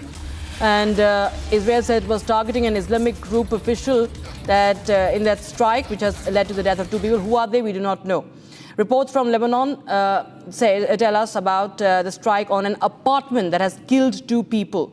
So it is said to be targeting 2 people of an Islamic group official.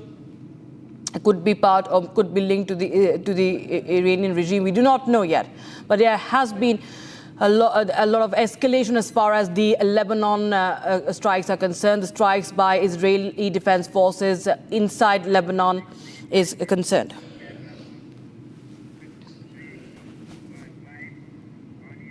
Meanwhile, Israeli Prime Minister Benjamin Netanyahu has claimed major gains in the ongoing war against Iran. In his first media address since the war began, Netanyahu says that Israeli strikes have killed a senior Iranian nuclear scientist and severely weakened Iran's military leadership. He also warns Iran's top leadership while appealing directly to the people of Iran. Here's more.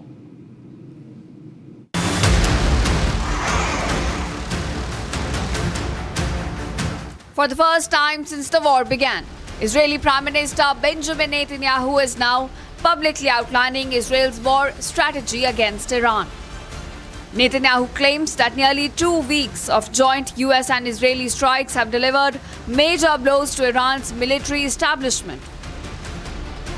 According to him, a senior Iranian scientist involved in nuclear weapons development has now been killed. במבצע עמק לביא אנחנו פרצנו גם לראשונה את הדרך לפגיעה מקיפה גם במאגר הטילים העצום של איראן וגם במפעלי הייצור של טילים נוספים. כך עשינו גם ביחס לפרויקט הגרעין שלה, כולל פגיעה אנושה בבחירי המדענים האיראנים, הם שהובילו את פיתוח פצצות האטום שנועדו להשמיד אותנו. הם כבר אינם. ואגב, פגענו בעוד כמה עכשיו. Netanyahu also issued a warning to Iran's leadership, including the country's new supreme leader, Ayatollah Mojtaba Khamenei. תוך זמן קצר חיסלנו את הצורר חמינאי וגם בכירים רבים במשטר הטרור. חיסלנו את הרודן הישן והרודן החדש, מוג'טבא, הבובה של משמרות המהפכה. הוא אינו יכול להראות את פניו בציבור. Even as Netanyahu spoke, Israel reported fresh missile launches from Iran, signaling the war is far from over. In a direct message to the Iranian people, Netanyahu said the military campaign could open the door for political change inside the country. As airstrikes and missile attacks continue on both the sides, the conflict seems to be intensifying with no sign of de-escalation.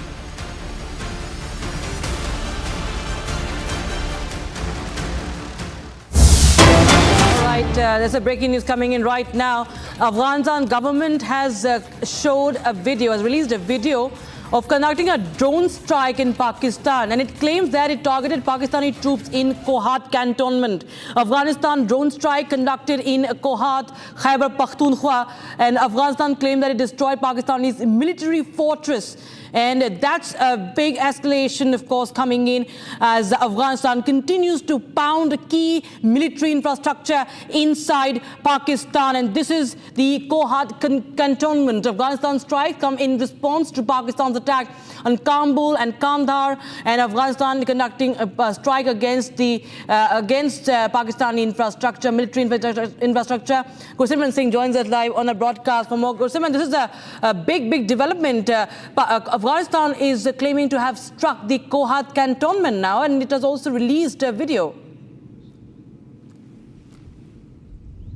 Yes, Afghanistan Ministry of Defense has come out with a statement in which they have said that as the response to the strikes by Pakistan early this morning we have seen early morning Kabul, Kandahar, Paktia were hit by Pakistan, and now the retaliatory strikes have been carried out by the Afghan Defense Forces, in which in the Kohat, one of the military bases of the Pakistan security forces, that has been targeted, leading to large-scale infrastructural damage to the Pakistan and also some of the casualties. The numbers has not been given yet by the DGI SPR with regards to the fatal and the non-fatal casualties.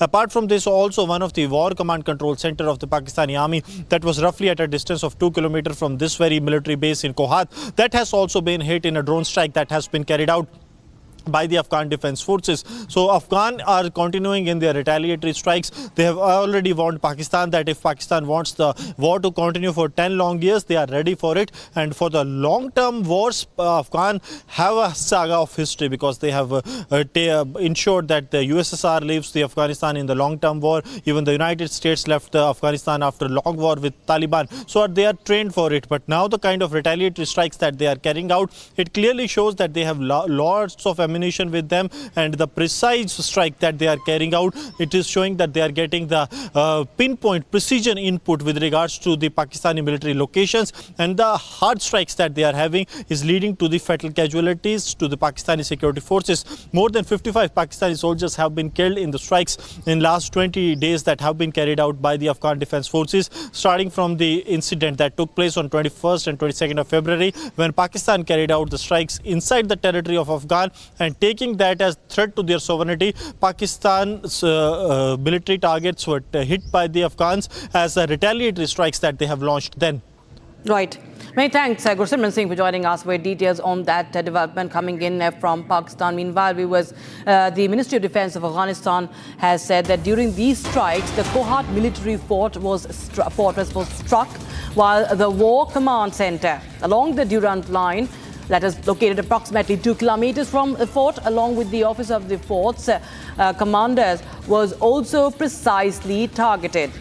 So it comes as a big humiliation once again for Pakistan. It continues to be rattled and pounded by Afghanistan. And now we have this statement of a precision strike at the Kohat military fort. That's the very important cantonment for the Pakistanis there in Khyber Pakhtunkhwa. And with that's a wrap on this edition. But on the other side, we're getting more updates from the war in West Asia as the US CENTCOM, the Central Command, claims that KC-135 crashed in Iraq due to an accident. The latest reports have emerged in which Iraqi separatists claim that they have shot that aircraft down. We'll get you more on that.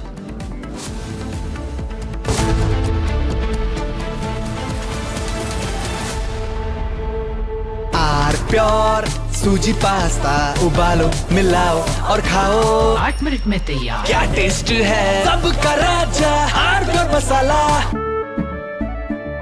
केसरिया से मन जोगी हुआ रे दिल झूमे देखो मतवारा हुआ रे केसरिया से मन जोगी हर पल मनाओ केसरी त्योहार विमल बोलो जुबान केसरी प्यास बुझाए ठंडक लाए सबको भाए जीरा से MTH का जल जीरा जीरा से जीरा से असली रिफ्रेशिंग, असली स्वाद, असली मजा। MTH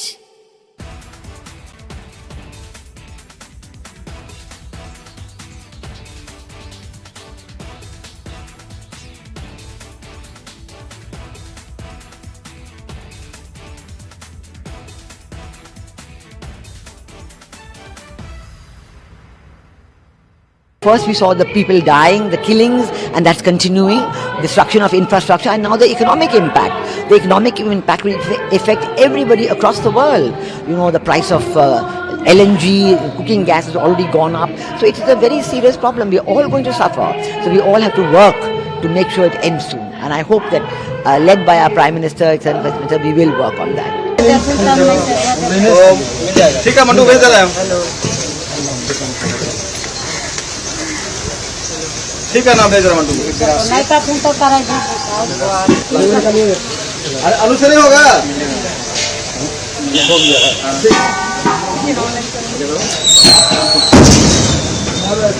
तुम तो कमाल गिरा दो नीचे अब तुम फिर गाड़ी में पूर्ण वाला ना लोगों का गाड़ी मार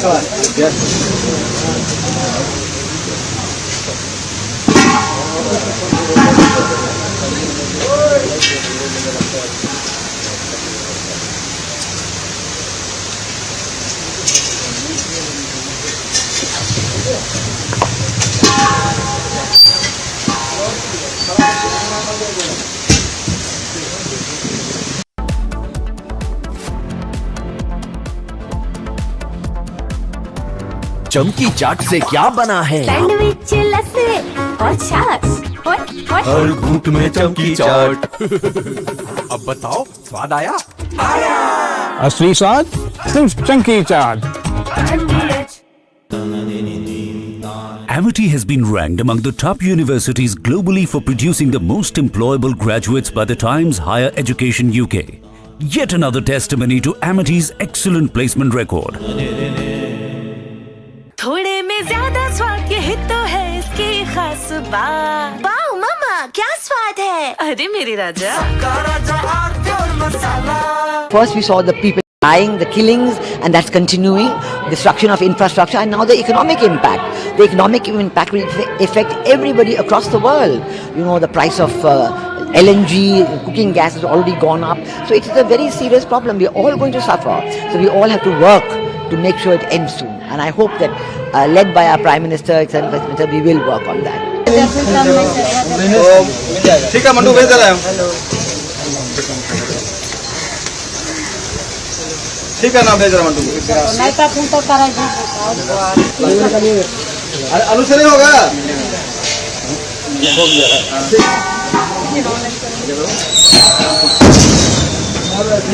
तुम तो कमाल गिरा दो नीचे अब तुम फिर गाड़ी में पूर्ण वाला ना लोगों का गाड़ी मार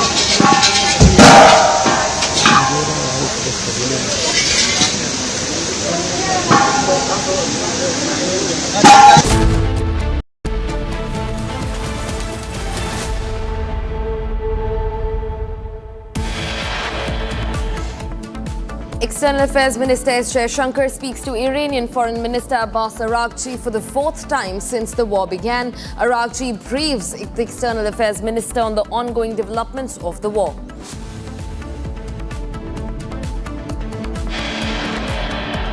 Iran Foreign Minister asks BRICS nations to help stabilize West Asia, asks for BRICS to condemn the US strikes. Qatar strongly condemns Israeli attacks on Lebanon, calls it a blatant violation of international humanitarian law.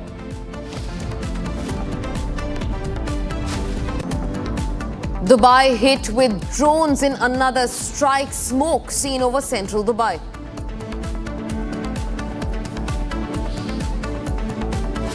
US loses another big plane in Iran war. US refueler struck down by Iraqi militant group.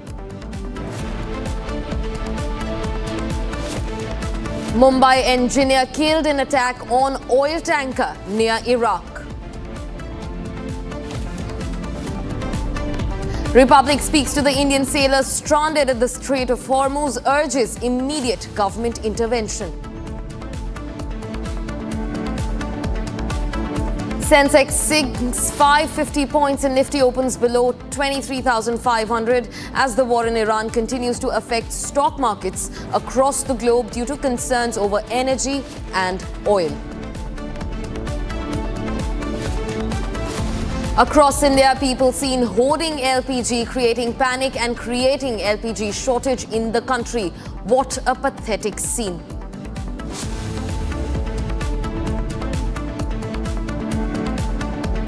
Afghanistan bombs Pakistan, claims it is in response to Pakistan's attack on Kabul and Kandahar.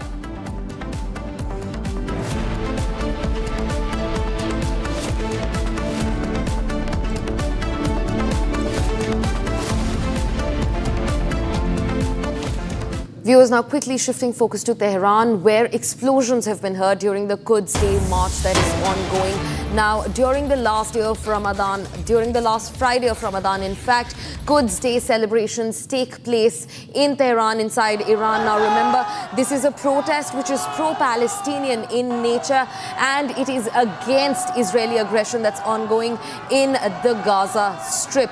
In fact, Israeli flags are also burnt during this march. People also chant slogans that translate directly into death to Israel. And these are the live visuals that are coming in from Iran's capital city of Tehran. A sea full of people out on the streets over the Quds march that's ongoing. And you can see huge plumes of smoke going up at the back of this march, where explosions were heard during the Quds Day march. Now, let me reiterate, this march is pro-Palestinian in nature and stands against Israeli aggression that's ongoing in the Gaza Strip.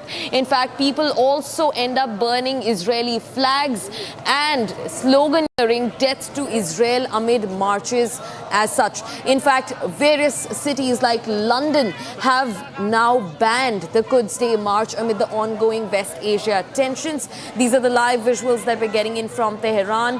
What's being reported is that Israel has hit Tehran as the long Quds Day march continues to take place in the Iranian capital. A sea full of people out on the streets over the Quds Day protest and march.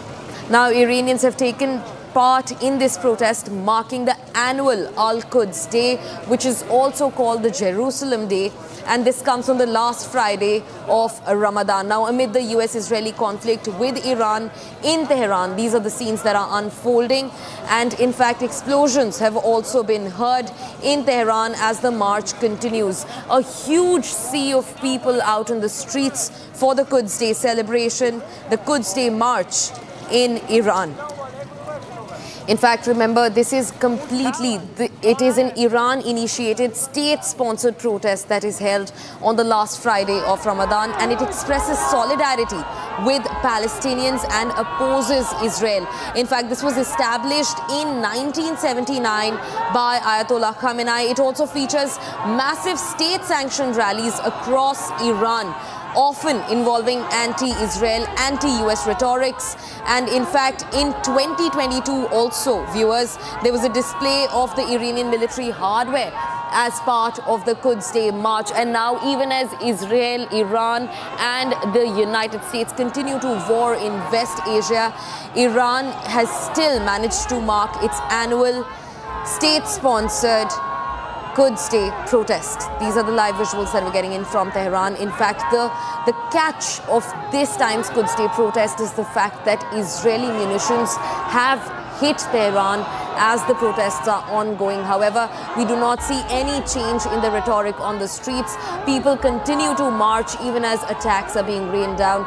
Look at the back of these visuals. You can see huge plumes of smoke that's going up. This is possibly from the explosion that took place amid the ongoing march in the Iranian capital of Tehran. Now, there is no doubt over the fact that this is because of an Israeli and US collaborated raid. In fact, we're also being joined by Shravan to get us more details into the matter. Shravan, the Quds Day march is unfolding in Tehran even as the war rages on. Shivam joins me from the newsroom. Shivam, the Quds Day march is unfolding, and even as that is happening, Israel continues to batter Tehran, yet no change of sentiment. People remain on the streets protesting against Israeli aggression inside the Gaza Strip. Shivam. Yes, definitely. People have gathered in a very large number, as you can very well see on your television screen, the visuals that we are showing right now at this moment. Now, this also comes at a time when Israel's military has also announced a fresh wave of strikes against their targets, the infrastructure in Tehran, in Iran. Now, this comes as a very important development because this is of very historic importance for the Iranians, because this is the Quds March. Large crowds have gathered in Tehran and other cities, and this is not just happening in Tehran. Now, the Quds Day is being organized in various parts of the world across the globe by those who are showing solidarity towards Palestine. Now, this was started in 1979 by Ayatollah Ali Khamenei. The first day was observed by Ayatollah Ali Khamenei in 1979. So we must remember the significance of the Quds Day annual, the march that is happening right now. Now, large crowds have gathered in Tehran and other cities of Iran because it's important. It's a Friday, the day of prayer for the people there, and for the annual Quds Day march. This is an event which is held each year in Iran and several other countries. This is a march to express solidarity, to show support for the Palestinians, and to show that they are against Israel. They are united against Israel, and so this holds a very important significance in their fight against Israel. And this was started by Ayatollah Ali Khamenei, Ruhollah Khamenei. Now, Quds Day is observed on the last Friday of the holy month of Ramadan as per the Islamic calendar also. Now, rallies have been held across Iran, as you can see on the screen. A large number of people have gathered on your screens, and then there was a strike that happened, and we have to connect the dots because Israel has also said that they have launched a new wave of strikes against Iran, against Tehran. Various infrastructure have been struck. There are strikes going on right now as we speak in various parts in the Middle East region, and they have also targeted Beirut, Lebanon. The Hezbollah infrastructure has also been targeted by the IDF, the Israeli Defense Forces. And now the rally was happening, the march was happening as we speak, and the strike took place. And it was exactly the time the IDF has announced a new fresh wave of strikes against the Iranian regime. And also, as of now, there are no reports of any casualties or any injuries to those who were taking part. And actually, you can see them cheering as if they are celebrating their march, as if this is a victory against the Israeli government, the IDF. Yeah. Absolutely, Shivam. In fact, viewers, these are the scenes that are unfolding live in Iranian capital of Tehran. In fact, we're also being joined by retired Major General K.K. Sinha to get us more updates on the matter. Major General Sinha, thanks very much for speaking to Republic. You see the dramatic scenes that are unfolding on the streets of Tehran. People on one hand continue to raise anti-Israel protests and calling out Israel's aggression in the Gaza Strip, and this as Israel continues to batter Iran. Just one strike that has in fact hit the very Quds march that we see on our screens. Major General Sinha. Good afternoon, guys. Today is the D+14 days of war. Yeah. Where the things are moving in directions. And basically, as far as the Iranians are concerned, they have got a fresh wave of discouragement because the way they have executed this war in 14 days, I think their true promise 4. I think this is now 40th retribution was yesterday. It might be much, much more. And this rally which was taken out in Tehran is basically they are showing that, the complete regime is still active. What they wanted to actually demolish on 28th February, last month, that is intact. Especially after Mustafa Khomeini, who has come, who's the successor now, a new wave of, enthusiasm has come to the complete people, 9 crore people of Iranian, and I think everyone has joined. And what the narrative which was built up that, the change of regime will take place and the people will come in the street, that has been defeated. And that's why they are cheerful. The distribution by the Israelis in the form of the first wave attack, actually, that is getting saturated. Mind you, if you carry out the airstrike, has got a limitation of, after that you don't get the actually what you desire to do. So that is a stalemate situation. And I think the Iranians are celebrating as on today because they have now shown the determination that they can't be cowed down by these strikes, and also they have connected this to the complete West Asia. Especially the American bases are being hit, and those are very, very effective, devastating. And I think, that has given them a new enthusiasm and also a determination that no one can cow down. As far their casualties was concerned, when in a school their bombing was done and Tomahawk missile, they claim that it was done. 136 children were killed. I think that was the turning point on which the whole nation has, and elimination of the top leader, Ayatollah Al-Khamenei, Supreme Commander, that has given the way. Yeah. So I think that stands there. How much it is going to affect, how much it has got, leverage on the battlefield, that has to be seen. But I think, the whole, strike, counter-strike has gone as a stalemate. And I think they have to come out, especially Americans and Israelis, they have to see that, how they can get away from this. They are talking about the victory. I think it is to be taken because there are a lot of crises which is taking place in the form of casualties, innocent life lost, and also a lot of, see, the complete Hormuz is blocked, and the whole world is being affected by this. I think some way out they have to think. If they want to have an off-ramp, that can have an off-ramp. But I think it is moving in that direction. The talks are there, and it is not in public domain, but under the table the talks are on. Definitely. In fact, Major General Sinha, I also want to understand from you, the West is claiming that the Iranian people are with the West in the war that they have launched against the Iranian regime. But these visuals completely counter that claim. So do you think that the West, as they're claiming that they have won or made progresses, advancements in this war, do you think that is correct? Because we don't see any regime change happening. For all that matters, the Iranian people, in fact, are campaigning right behind the regime, which was re-established after Mustafa Khamenei was brought in as the next supreme leader within days of Ayatollah Khamenei's killing. So, yeah, you are absolutely right on this. See, the presumption on which the Americans have gone, and this time they have joined. What happened in June last year, it was the 12 days war, rising land by the Israelis, followed by the Americans, the Midnight Hammer, and then there was a you can take it that is a pause, or they got away. There was a ceasefire. Now this time, when you say they came with the presumption that if they will, because all this started in the month of December. When it was artificially initiated design where the money part in the economy, especially the dollar vis-a-vis the currency of Iran, that was actually meaningful. It was created artificially, and the way the people came out, including that they are not very happy with the regime. They thought that the time has come that if they eliminate the top leadership.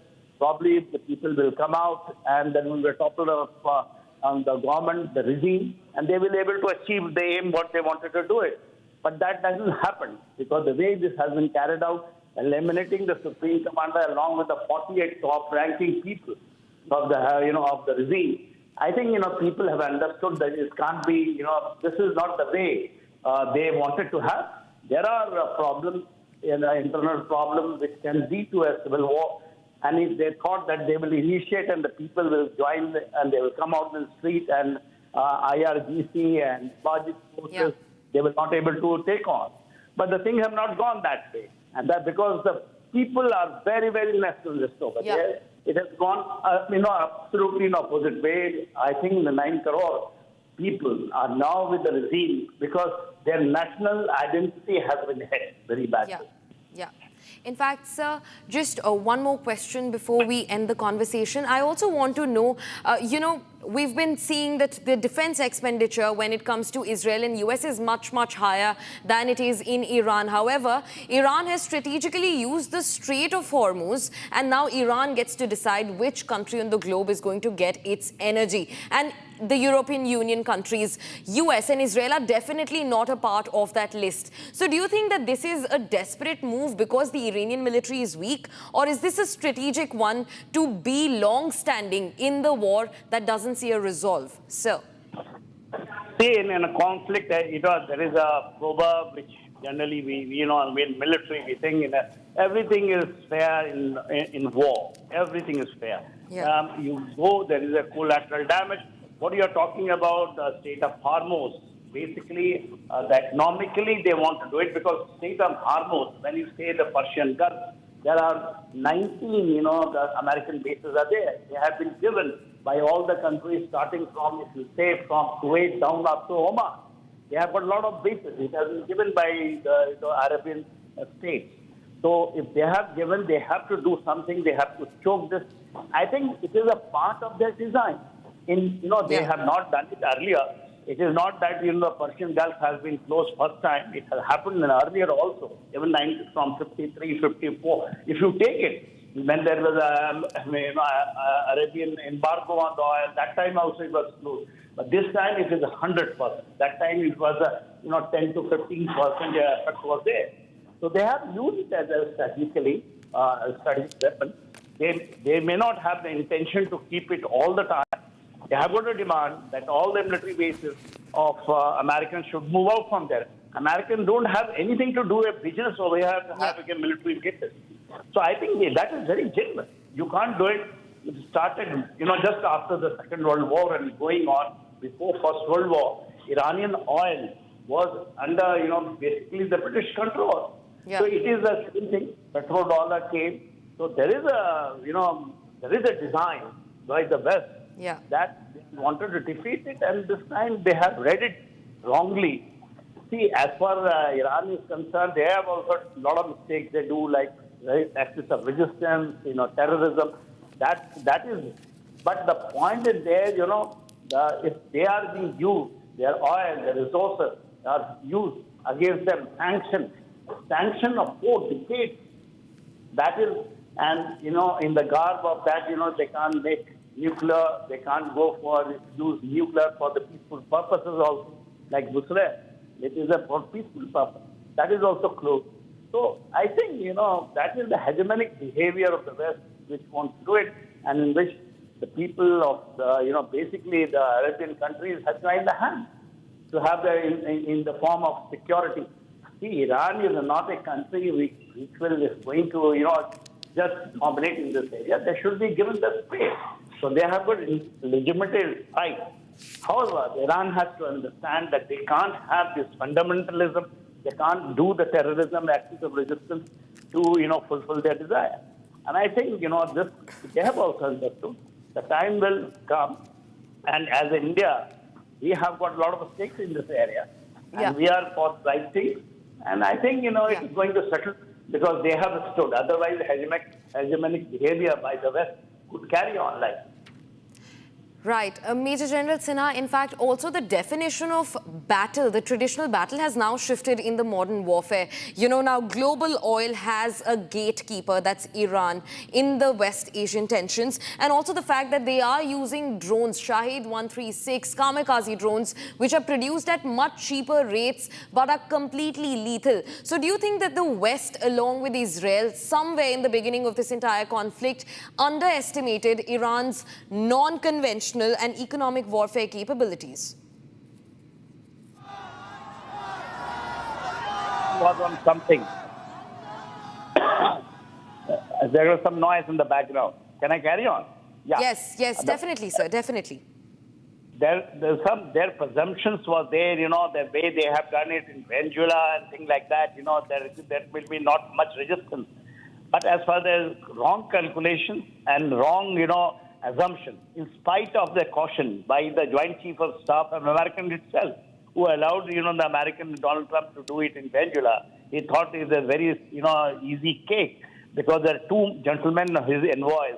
One is Steve Witkoff, and Javed Kushner, his son-in-law. They were the special envoy, and the talk which was going on. These people are not absolutely seasoned diplomats. They are not seasoned, politicians. They are not seasoned, veterans like, warfare, but they have been given. They are a businessman. They have gone, and anyone has to be blamed, and then the top leadership of America as of today, who has, taken, this is not even calculated this. See, as far as the Israelis is concerned, what they did is absolutely right when they were hit in 2023 on 7th October. After that, they did it with all the axis of whether it's Hamas, Hezbollah, Houthi. But thereafter, stretching to that extent that, Iran doesn't exist, Iran, change of regime takes place as per the design. I think that is wrong. I think they have gone far beyond in a strategic domain in their mandate in the Mediterranean area. This is a trans-Mediterranean area. Regional conflict is taken shape. And it has been done by the design because Iran is also a very, very nationalist country. They have got a military to reckon with, and this military has proven. Like you have spoken about the drones, you have spoken about their missile capability. The missile capability they have not shown. Once you see the Khurram Sahar 4 will come, whether the anti-ship missiles they have not used. If they will open up, no one can dare to, to intervene into the Persian Gulf because they have got anti-ship missiles. I think it is YJ-12 anti-ship missile. Right, has come, which is I think it has come from from China. If they open up with this, no, aircraft carrier can venture in this area. Right, sir. Sir, thanks very much for joining us in this conversation. In fact, viewers were also being joined by retired Major General Sanjay Soy to further this conversation that's ongoing over Tehran. Major General Soy, thank you very much for speaking to Republic. We see these dramatic scenes unfold in Tehran. Thousands are now rallying against Israeli aggression in Palestine, while Israeli aggression continues to batter Tehran and Iran. In fact, this very rally also saw a strike, visuals of which are on the screen. Your first reaction, do you think that the spirit of the Iranians has shifted in this war, which was the first thing that the West thought that it will achieve as part of the strikes on Iran? Yeah, absolutely right. This is probably the biggest miscalculation the West had done. They thought that after the strike, the people who were supporting US and Israel and who were against the regime will rally and then they will rise and then they will overthrow. Unfortunately, this thing did not happen. The whole country considered Ayatollah Khomeini as a martyr, and everybody rallied around them. And little bit of opposition was there, which has been silenced and which do not actually are raising any voice at present. Second thing is, today was Al-Quds Day and Al-Wida Jummah, what we call it, last Friday of Ramzan. So it's a very, very holy day, and lots of people were out again because in couple of things. Iran, whatever we say, is very religious-minded country. Second thing is they have been supporting Palestine. This is the day they take out rally every year to support Palestine. Thirdly, they are being anti-American, anti-Israel. So that mindset has been made. It is not made overnight or something like that. Right from years, since 1979, over a period of whole generations have come up with this idea of debt to America, debt to Israel. So it is not easy to change that mindset overnight. So that is the issue, that these kind of things are there. Unfortunately, the blasts have taken place on the civilian casualties are there. So that is a very unfortunate part, because earlier there was a strike on the school, which they say it was a miscalculation. Now there's a bombing or blast on the rally. So these are I think the ultimate sufferers will always remain the common man, whether it is in Israel or Middle East or in Iran. So that is the unfortunate part. I think somewhere these things need to be controlled, need to be thought of, but I don't know who will tell them, because international organizations have become totally defunct at the moment, whether it is human rights or UN. They have literally no say in anything or anything happening against human rights. So I think this is the situation at present, yeah. Right, Major General. So that's in fact a very interesting take that you've just put forth. Now, viewers, let's just quickly listen in to the visuals to see the impact of the strikes and to also see how the spirit of the Iranian civilians continues to march right behind its regime. Take a look.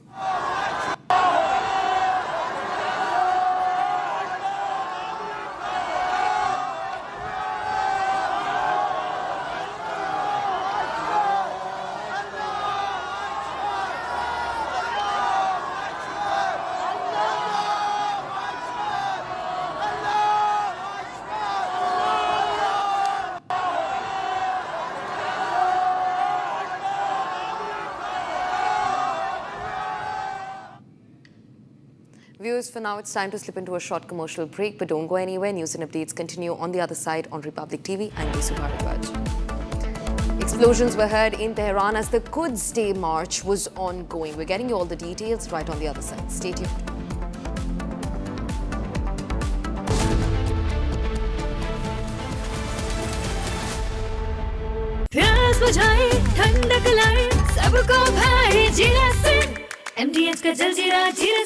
जीरा सिर्फ असली refreshing, असली स्वाद, असली मजा।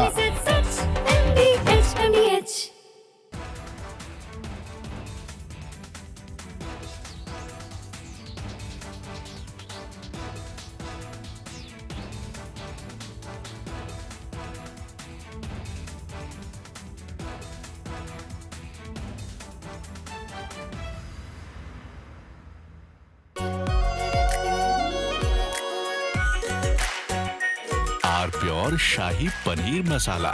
Delicious, healthy, every day. First we saw the people dying, the killings, and that's continuing, destruction of infrastructure, and now the economic impact. The economic impact will affect everybody across the world. You know, the price of LNG, cooking gas has already gone up. So it is a very serious problem. We are all going to suffer. So we all have to work to make sure it ends soon. And I hope that, led by our Prime Minister, Executive Minister, we will work on that. ठीक है mandu भेज दे रहे हैं हम। ठीक है ना भेज रहे हैं मंडू। आलू से नहीं होगा?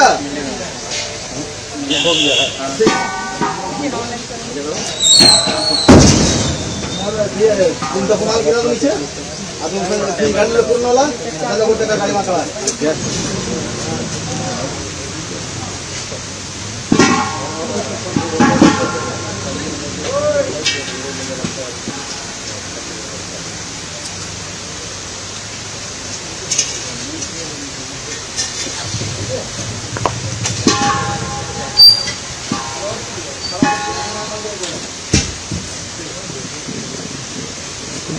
According to Rahul Gandhi, there is widespread panic across the length and breadth of India today over LPG. The problem with Rahul Gandhi is does not understand the fundamental supply chain economics of LPG. Rahul Gandhi, you were the one who went with a begging bowl across the West saying, help me, interfere in Indian democracy.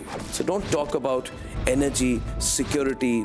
This is a man who said the Indian economy is dead. His name is Rahul Gandhi. Everyone knows there's a blockage in Hormuz, and the reason people of India are in no panic is because they are seeing this Indian ship having passed through the Strait of Hormuz, which supplies for India came through. We're doing enough active diplomacy, including with Iran, to make sure that we are not affected. This is not just the government's challenge.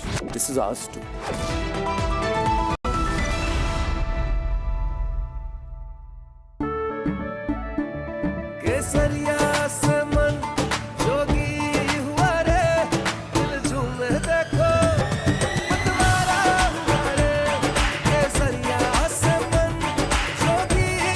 हर पल मनाओ केसरी त्योहार विमल बोलो जुबान केसरी R pure सूजी pasta उबालो मिलाओ और खाओ 8 मिनट में तैयार क्या टेस्ट है सबका राजा R pure masala. First we saw the people dying, the killings, and that's continuing, destruction of infrastructure, and now the economic impact. The economic impact will affect everybody across the world. You know, the price of LNG, cooking gas has already gone up. So it is a very serious problem. We're all going to suffer. So we all have to work to make sure it ends soon. And I hope that, led by our Prime Minister, Executive Vice Minister, we will work on that. ठीक है mandu भेज दे रहे हैं. ठीक है ना भेज रहे मंडू. आलू से नहीं होगा. हो गया.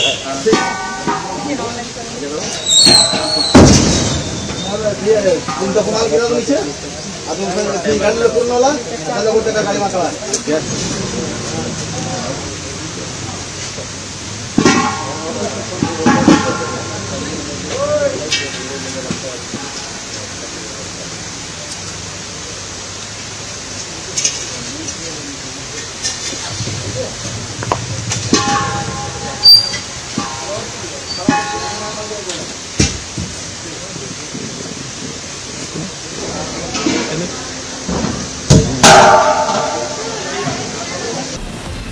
From Asia's largest news headquarters,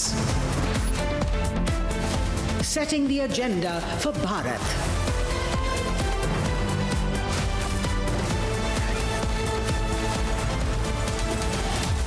You're watching Republic.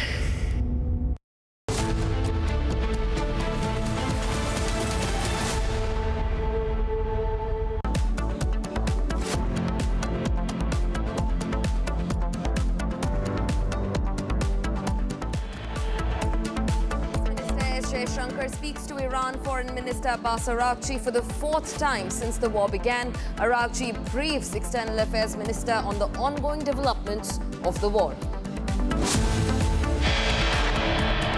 Iranian Foreign Minister asks BRICS nations to help stabilize West Asia, asks for BRICS to condemn US strikes.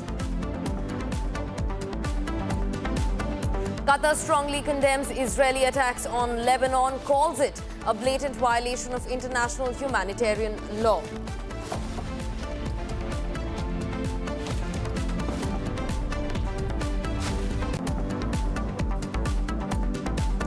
Dubai hit with drones once again, smoke scene over central Dubai.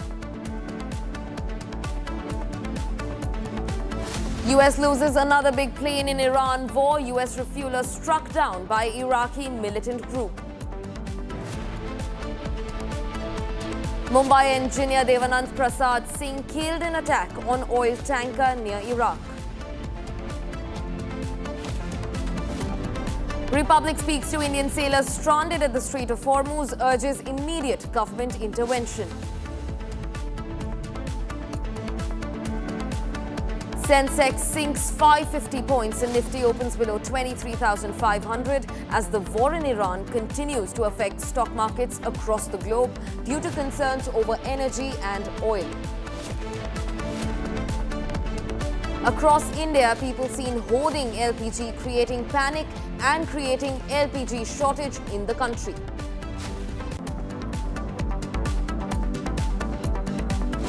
Afghanistan bombs Pakistan, claims it is in response to Pakistan's attack on Kabul and Kandahar.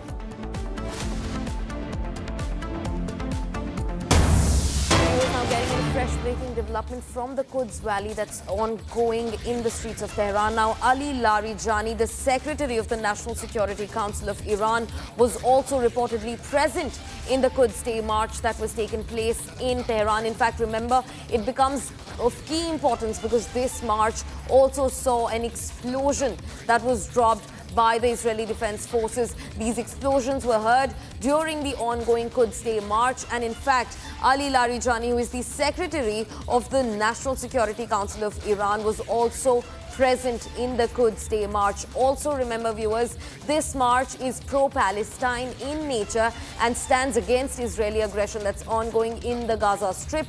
In fact, Israeli flags are burnt as part of the march, and sloganeering that directly translates into death to Israel are raised during the Quds Day march. Now, it happens annually at the last Friday of Ramadan, and these are the visuals even as Iran continues to be in a war against US and Israel. The Quds Day march remained untouched. The march was ongoing. In fact, Ali Larijani, the Secretary of the National Security Council of Iran, was also present. And right when he was present in the march, an explosion was heard from the side of the Israeli Defense Forces on the ongoing march. Now, remember, this is extremely symbolic of the Israeli Defense Forces and the United States because Ali Larijani has been extremely vocal about threatening Trump and calling his threats in turn completely empty. In fact, he also just a couple days back warned Donald Trump, the US president,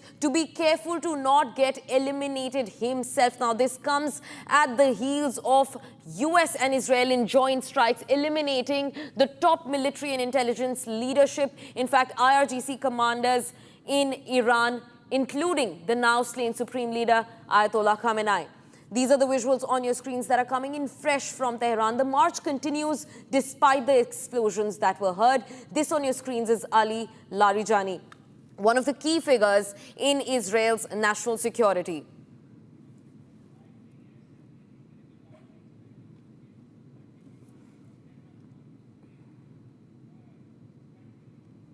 Viewers, in fact, there is a rapid development that's happening in the same story. Now, a big update has come in that Ali Larijani has responded to the attack that struck the Quds rally, the Quds protest that is ongoing in the Iranian capital of Tehran. He said, and I'm quoting him, that the Zionist entity's attacks on the course of the march are proof of its desperation. He also said that US President Donald Trump is not intelligent enough to realize that the Iranian people are mature, strong and determined. The greater the American pressure, the stronger the people's resolve. Once again, echoing the sentiment that the Iranian regime is nowhere toppled, it's nowhere close in sight. In fact, we're also being joined by Major General G.D. Bakshi to speak to us about the matter.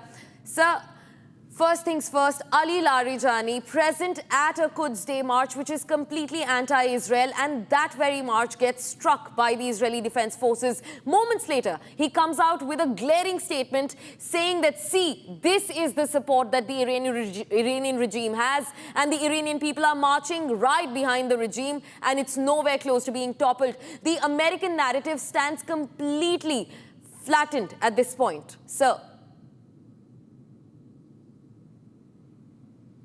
In fact, viewers, as we continue to look at the visuals of what's happening inside Tehran, now remember, Ali Larijani, a key figure in Iran's national security apparatus, was also present in the Quds Day march that was ongoing. The visuals are right on your screens. Do you see the huge plumes of smokes that are going up, that comes from an explosion that was struck at the march from the side of the Israeli Defense Forces. A huge sea of people campaigning against Israeli aggression inside the Gaza Strip, even as Israel and the US in collaborative operations continue to batter Tehran and various other territories inside Iran. Now remember, the war is now in its 14th day. That is Ali Larijani on your screens.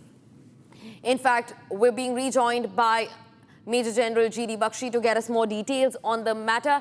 Sir, the visuals speak for themselves, you know, a huge sea of people. Ali Larijani being in the middle of this Quds march against Israel, and this comes at a time when Israel has continued to batter Tehran and the Iranian people.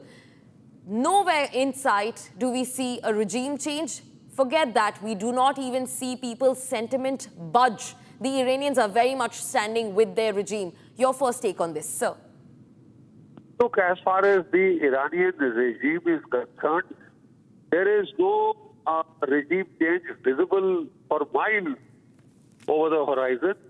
You know, they have a very strong integral kind of a chain of command and ideologically committed cadres at stake. So I don't see any damage to the state happening to the Iranian nation state per se. The murder of Khomeini has only hardened public opinion in support of the regime. Now, if Larijani was indeed attending a public rally, from the military point of view, it was a mistake because they know that Israel and America have been targeting their leadership. So I think it would be prudent for the Iranian leadership to take cover. They have to. Martyrdom is okay, fine, but I mean, we can't allow soft targets, no? So rallies could well be postponed till the end of till the ceasefire is declared. Then you could have rallies, whatever rallies you want. So I'm not sure if Larijani has been eliminated or not, but certainly the Israelis are trying. And let me also tell you that the Iranians have been hitting with missiles the office of Netanyahu, his bunker, etc. So this tit-for-tat decimation of the leadership is now becoming a standard tactic for all sides. Yeah, Major General Command Bakshi. and control attrition. Yes, sir. Yes, sir. Sir, in fact, on Larijani being eliminated, that's absolutely not happened. In fact, just moments after that strike, he came out with a very strong statement, not just condemning the strike, but also calling Trump less intelligent. He got back at Trump immediately, and he said that, look at these visuals. This is testament that the Iranian people stand with the regime. So, keeping on to the fact that Larijani bounced back immediately and they were not threatened by the strikes that were rained down on the Quds Day parade. I also want to understand, do you think that West's narrative that Iran is at the losing end of this war is anywhere true? Because I do not see that happening at all. He came out with a rebuttal right after the explosions where he called out Trump in multiple statements. Sir. Look, if the Israelis/Americans are indeed attacking public rallies of civilians, it is criminal. It is a war crime. They've already killed about 168 schoolgirls. If they are feeling like Tarzans about it, I think it is a military disgrace. Yeah. Number one. Now, number two, let me make some statements very clearly through your very popular channel. This is a decisive conflict of the 21st century. This will determine whether the world will slide back to unipolarity or a multipolar world order will solidify. I'm afraid the results of this war have clearly established a multipolar world order. Yeah. United States and Israel combined have not been able to defeat Iran. They have not been able to make it surrender or lick their boots, as Donald Trump was triumphantly, stridently saying. The simple fact is, a guerrilla army wins if it does not lose. A regular army loses if it cannot win. That was a statement made in Vietnam where America paid 50,000 body bags and lost, right? So this is a defining conflict of the world because of Donald Trump's, ill-thought-out decision to attack Iran. The American military has suffered reputational damage. The United States has suffered a lot of economic damage. It suffered military casualties. And today I am told a KC-135 tanker has gone down. I hope the crew of 6 was saved. Otherwise, you can add another 6 to the tally of 7, which is officially being claimed. Definitely, sir. I have reason to suspect that the actual casualty figures are much higher. America had spent about $11 billion in the first 6 days of the war. Yeah. This is the 14th day, right? So I do think that there was a gross underestimate, a criminal underestimate of Israel's technological capability, military power, and will to fight. They thought, like Venezuela, it will pack up, fold up, start kissing their boots, etc., etc. Well, Venezuela and Iran are different cups of tea. Definitely, definitely, sir. Sir, in fact, the world now has an oil gatekeeper. In fact, definition of what a battle is supposed to look like has completely shifted. It's not about ground incursions anymore. It's not even about the generic Air Force war anymore. It is about drones. And when that comes in, Iran has a leverage above the United States and the Israel solely because of their Shahid 136 drones, which are lethal and are cheap to produce. So do you think that, Iran's shifting warfare, economically, they have blocked the Strait of Hormuz. Militarily, they're using cheap drones to target infrastructure other than the US and the Israels. So do you think that this somewhere is going to cost Iran in the longer run of this war and cause a global isolation for Iran? And how do you see that affecting the war going forward? Look, Iran is fighting for its survival. What the American-Israeli combined was aiming for, without saying it in so many words, was not regime change. It was nation-state destruction. Yeah. So what do you expect Iran to do? Not fight? It's self-destroyed to please Donald Trump?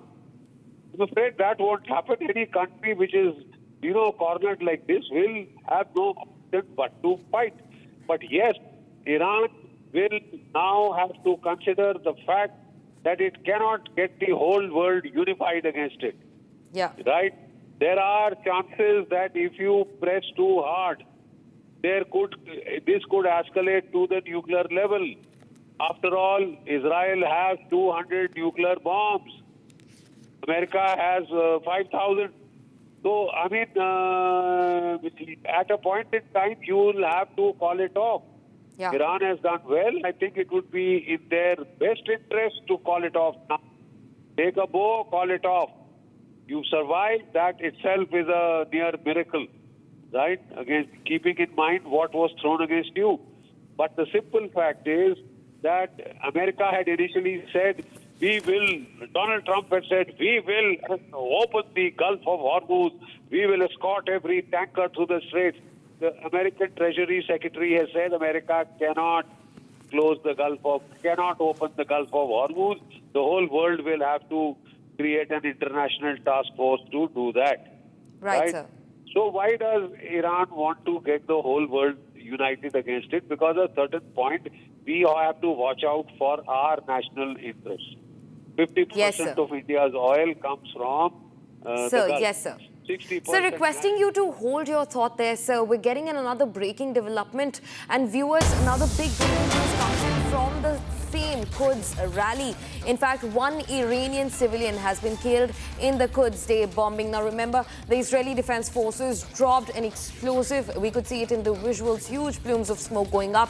And now one casualty has been reported in the Quds Day bombing in Tehran. Viewers, in fact, we have some other breaking developments that are coming in. Now, 4 have been confirmed to be dead in the loss of the US KC-135 over Iraqi airspace. 4 people have been confirmed to be dead in the US 135 that crashed over the Iraqi airspace. Now remember, the US said that this happened. This crash was accidental. However, Iran-backed Iraqi militia has confirmed they have taken full responsibility of downing the mid-air refueler that you can see on your screens. In fact, we're continuously being joined by Major General G.D. Bakshi. Sir, coming back to you, you were talking about the KC-135 that has crashed over the Iraqi airspace. While the US said this was accidental, Iraq's militia, backed by Iran, has taken responsibility of the crash. 4 have been confirmed to be killed from the crew that was aboard the KC-135 Boeing refueler. Sir, this is what is described as an HVA, a high-value asset for the US military, and has been struck by a militia group that is backing Iran in the war. So how bad do you think that proxies participating in the war can be for the United States of America? Look, let me give you absolute inside news. The Russians have supplied S-400 missiles to Iran. Yeah. I'm given to understand that they are in place. And the United States Central Command has sent a chilling 7-word message to all its units. Assume all offensive operations are contested. You know, so far the Americans and the Israelis were having a free run. Yeah. Now if the S-400s have come into Iran, we all know what they can do. Haven't you seen that in Op Sindoor? Yes. One AWACS 5 aircraft was shot down in just 4 days. Yeah. Right? And I'm sure the toll was higher. It's our people are very, very, very modest. They don't claim it. But the S-400 is deadly. So the free run that the American Air Force and the Israeli Air Force is, they are still assuming that.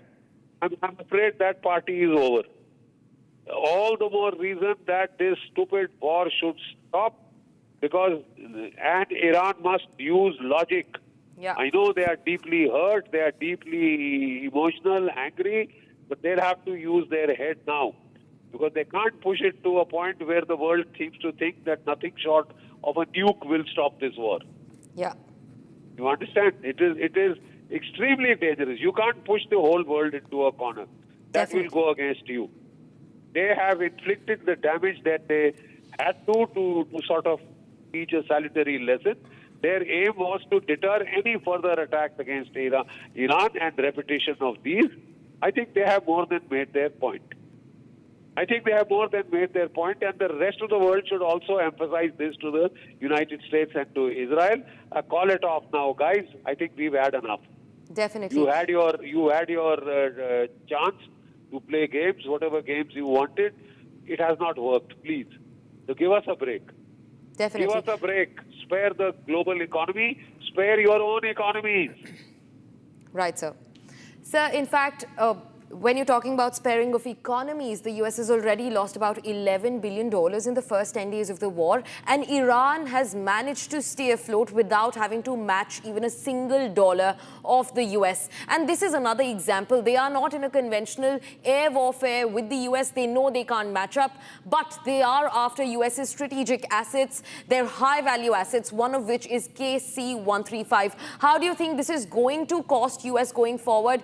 Even, do you think that they have underestimated Iran's retaliation capabilities solely based on their military capability and not their strike capabilities over US's strategic assets across Gulf and also now in the air with KC-135 being downed? Good point that you made. You see, it is an asymmetric war. You know what an asymmetric war means? Unequal war. So Iran knew it was an unequal war from the word go. They knew they could not win this war, but they just had to survive. They had to prevail. They have done that beautifully. Last night they fired a barrage of 90 missiles onto Tel Aviv. They put the Haifa refinery on fire. We feel very sorry for our friends in Israel. But look, I think this is time to call it off. There has been a miscalculation. You don't add an error to an error. You don't complicate or, further compound the error by persisting. So I think it's time for the whole world to tell Iran, Israel, America, call it off, guys, cool it. Yeah. You are going to suffer more than us. And now Iran is claiming it has a nuclear weapon. So even if a nuclear weapon is used, you might see the world's first two-sided nuclear war. Does the world want that? Does even Iran want that? Or Israel for that matter? Yeah. Major General G.D. Bakshi, it's always a pleasure to have you here. You bring everything to round so accurately. Thank you very much for joining us on Republic. In fact, viewers were also looking at the visuals of the KC-135 belonging to the US, a Boeing mid-air refueler which has crashed over the Iraqi airspace. In fact, we're also being joined by Colonel Shailendra, who joins us right here from the studios at Republic. Sir, thank you for joining Republic. These are the visuals on your screens. We see the KC-135 mid-air refueler being crashed, and while the US said that this was an accident, the Iraqi militia has confirmed full responsibility and they're backed by Iran. Your first take on this, sir? Jai Hind, Namaskar. One has to be very clear. This is a wartime. There are missiles flowing, there are drones flowing, there are guns flowing, there is a lot of attack going on, and if at all I have to give the benefit of doubt to USA that it was not a strike. Well, there were 2 aircrafts involved. Yep. Why it didn't happen to the second one? What went wrong only with the first one? And I don't think it could be the correct figure of 4, because the initial report from the US, which came from CNN, that there were about 6 people who manned this particular kind of aircraft. Yes. It could be a coincidence. There are 4. I don't mind that. But what I'm trying to say is that there are a lot of doubts coming up on the reports which the US is giving. Yeah. There is a strike, there is not a strike, whom to believe and whom not to believe. More important is an aircraft of this kind cannot go down on its own. Yeah. It's a strategic weapon system, it's a strategic aircraft. This doesn't go down that easily. Yeah. And it has happened where? You see, we have to just connect all the dots. Yeah. It happens in Iraq. Yeah. What is Iraq famous for? Militia. Yeah. Militia attacks on US. Iran attacks on US. So what could have gone wrong? Yeah. Would it have gone wrong that the engine has failed? No, it wouldn't have. It just cannot be. Yeah. There has to be something more to it. Yes, I can understand US can keep hiding, but someday or the other you will see it will come out that there was a strike on this aircraft, as what even the Western reports are indicating. Yeah. Sir, in fact, I also want to, quickly cut into the visuals of these protests that we have before we return to the conversation that we were having. These are the visuals of the protests that have broken out in India. Now, you can see people holding banners with Ayatollah Khamenei on it. In fact, this is the Quds Day protest that has broken out in India. Remember, this stands against the Israeli aggression that's been going on in the Gaza Strip. These are pro-Palestinian protests in full swing. A full sea of people that have taken over the streets. These are the live visuals coming in, and these are from India. In fact, viewers, this comes from Jammu and Kashmir. This is Budgam in Jammu and Kashmir. Also remember, the Quds Day parade has been banned in multiple cities. It's been banned in London, keeping a test the security situation over the West Asia tensions. However, in Jammu and Kashmir, a sea of people out on the streets protesting, and they are standing against Israeli aggression that's been ongoing in Palestine. You can also see flags that are being raised, Ayatollah Khamenei's posters that are being carried forward in the protest that's happening in Jammu and Kashmir. In fact, viewers, remember, this happens on the last Friday of Ramadan. This is an annual parade that stands against Israeli aggression inside Palestine. Now, even as Tehran continues to get battered by Israeli and US forces, we saw a Quds Day march that was happening, a similar one that was happening, in fact, at a much smaller scale inside Iranian capital of Tehran. And these are the visuals from India's Jammu and Kashmir, where the protesters have fully taken over the streets in March. Let's also listen into the ambient sound. You will understand what the sentiments of the protesters right now on the streets sounds like. Let's listen in.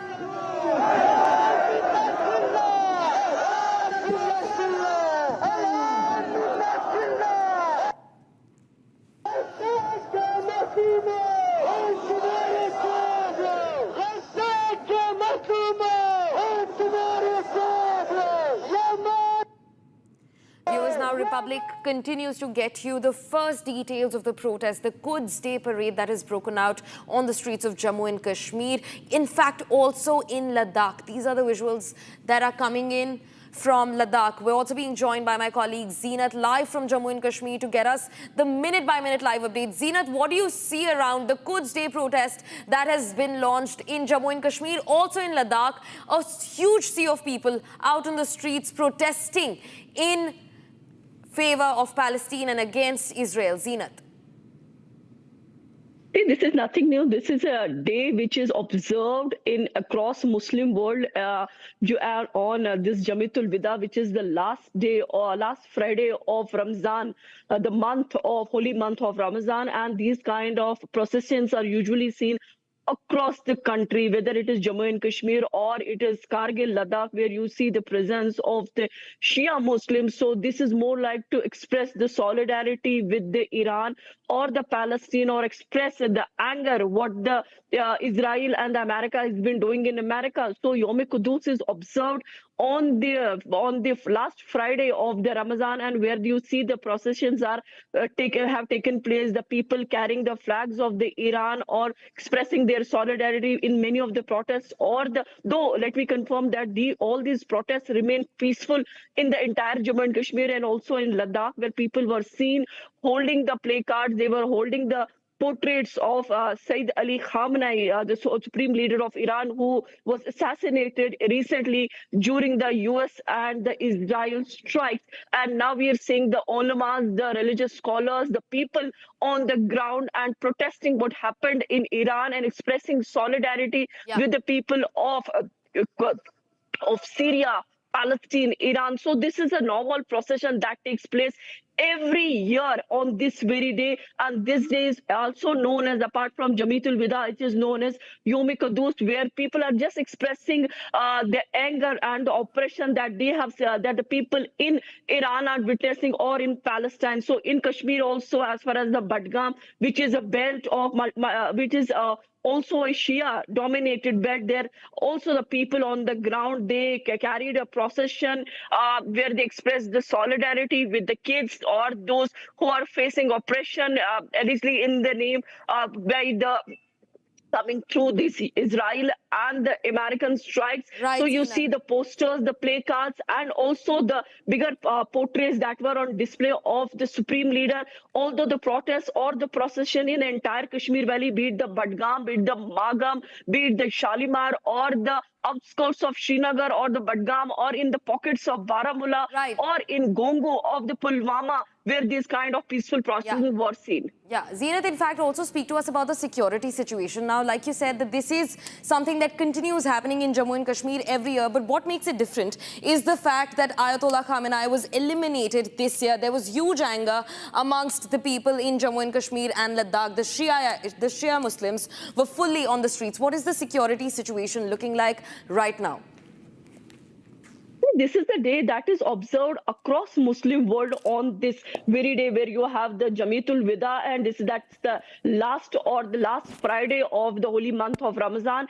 And this is also a day of Yom Quddus, where the people express the solidarity with Iran. As far as the security scenario goes, since today, this time we are seeing in the holy month of Ramadan, the assassination of Ayatollah Ali Khamenei. So there had been the anger and the protest we have seen in the recent past, when the policemen or the joint security forces had to use tear smoke shells to disperse the protesters. But since then, there had not been any violent protests, or there had not been any damage to the public property. These processions had remained quite peaceful, although the security arrangements were also seen in these processions, where security forces were also part of the process to see that nothing goes untoward on the ground. So law and order remained peaceful. It was peaceful day day for the entire Jammu and Kashmir. But yes, the people expressed their anger through the slogan, through their sloganeering, carrying the portraits, or expressing anger through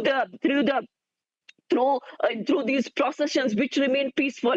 There would have not been any violent process or any damage to the property as far as the Yom-e-Quddus in Jammu and Kashmir or in the Ladakh is concerned. These kind of processions also were carried on the 21st of Ramadan, and today being the 23rd of Ramadan, and also the last Friday of holy month of Ramadan, Yom-e-Quddus is usually observed, and people are expressing the solidarity with the Palestine, the kids that they have faced, and it is more an expression that comes every year on this very day.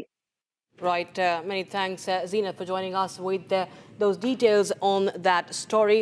We will continue to get more updates from Jammu, Kashmir and Ladakh, both the union territories, as we've seen those visuals coming in right now from Ladakh. And we will now shift our focus, viewers, to more updates coming in from the war zone. In fact, in the breaking news that we have is that the IDF has claimed it has launched strikes on the Hezbollah infrastructure in Lebanon, and that it has completed the dozens of waves of strikes on the infrastructure belonging to the Hezbollah terrorist organization that's backed by Iran, the Lebanese group. It has conducted a strike, it says, in Beirut, Bekaa, and additional areas in southern Lebanon. And there you have one of the pictures that have been released by the IDF, saying that the structure serves as a Hezbollah terrorist organization cash storage facility, and is based on that. That's based in Lebanon. That's Al-Qard Al-Hassan Association's assets. So these are the areas that have been hit as indicated by this map that has been released by the IDF. Colonel Sharendra Singh, defense expert, continues to be with us here on the broadcast from the studios.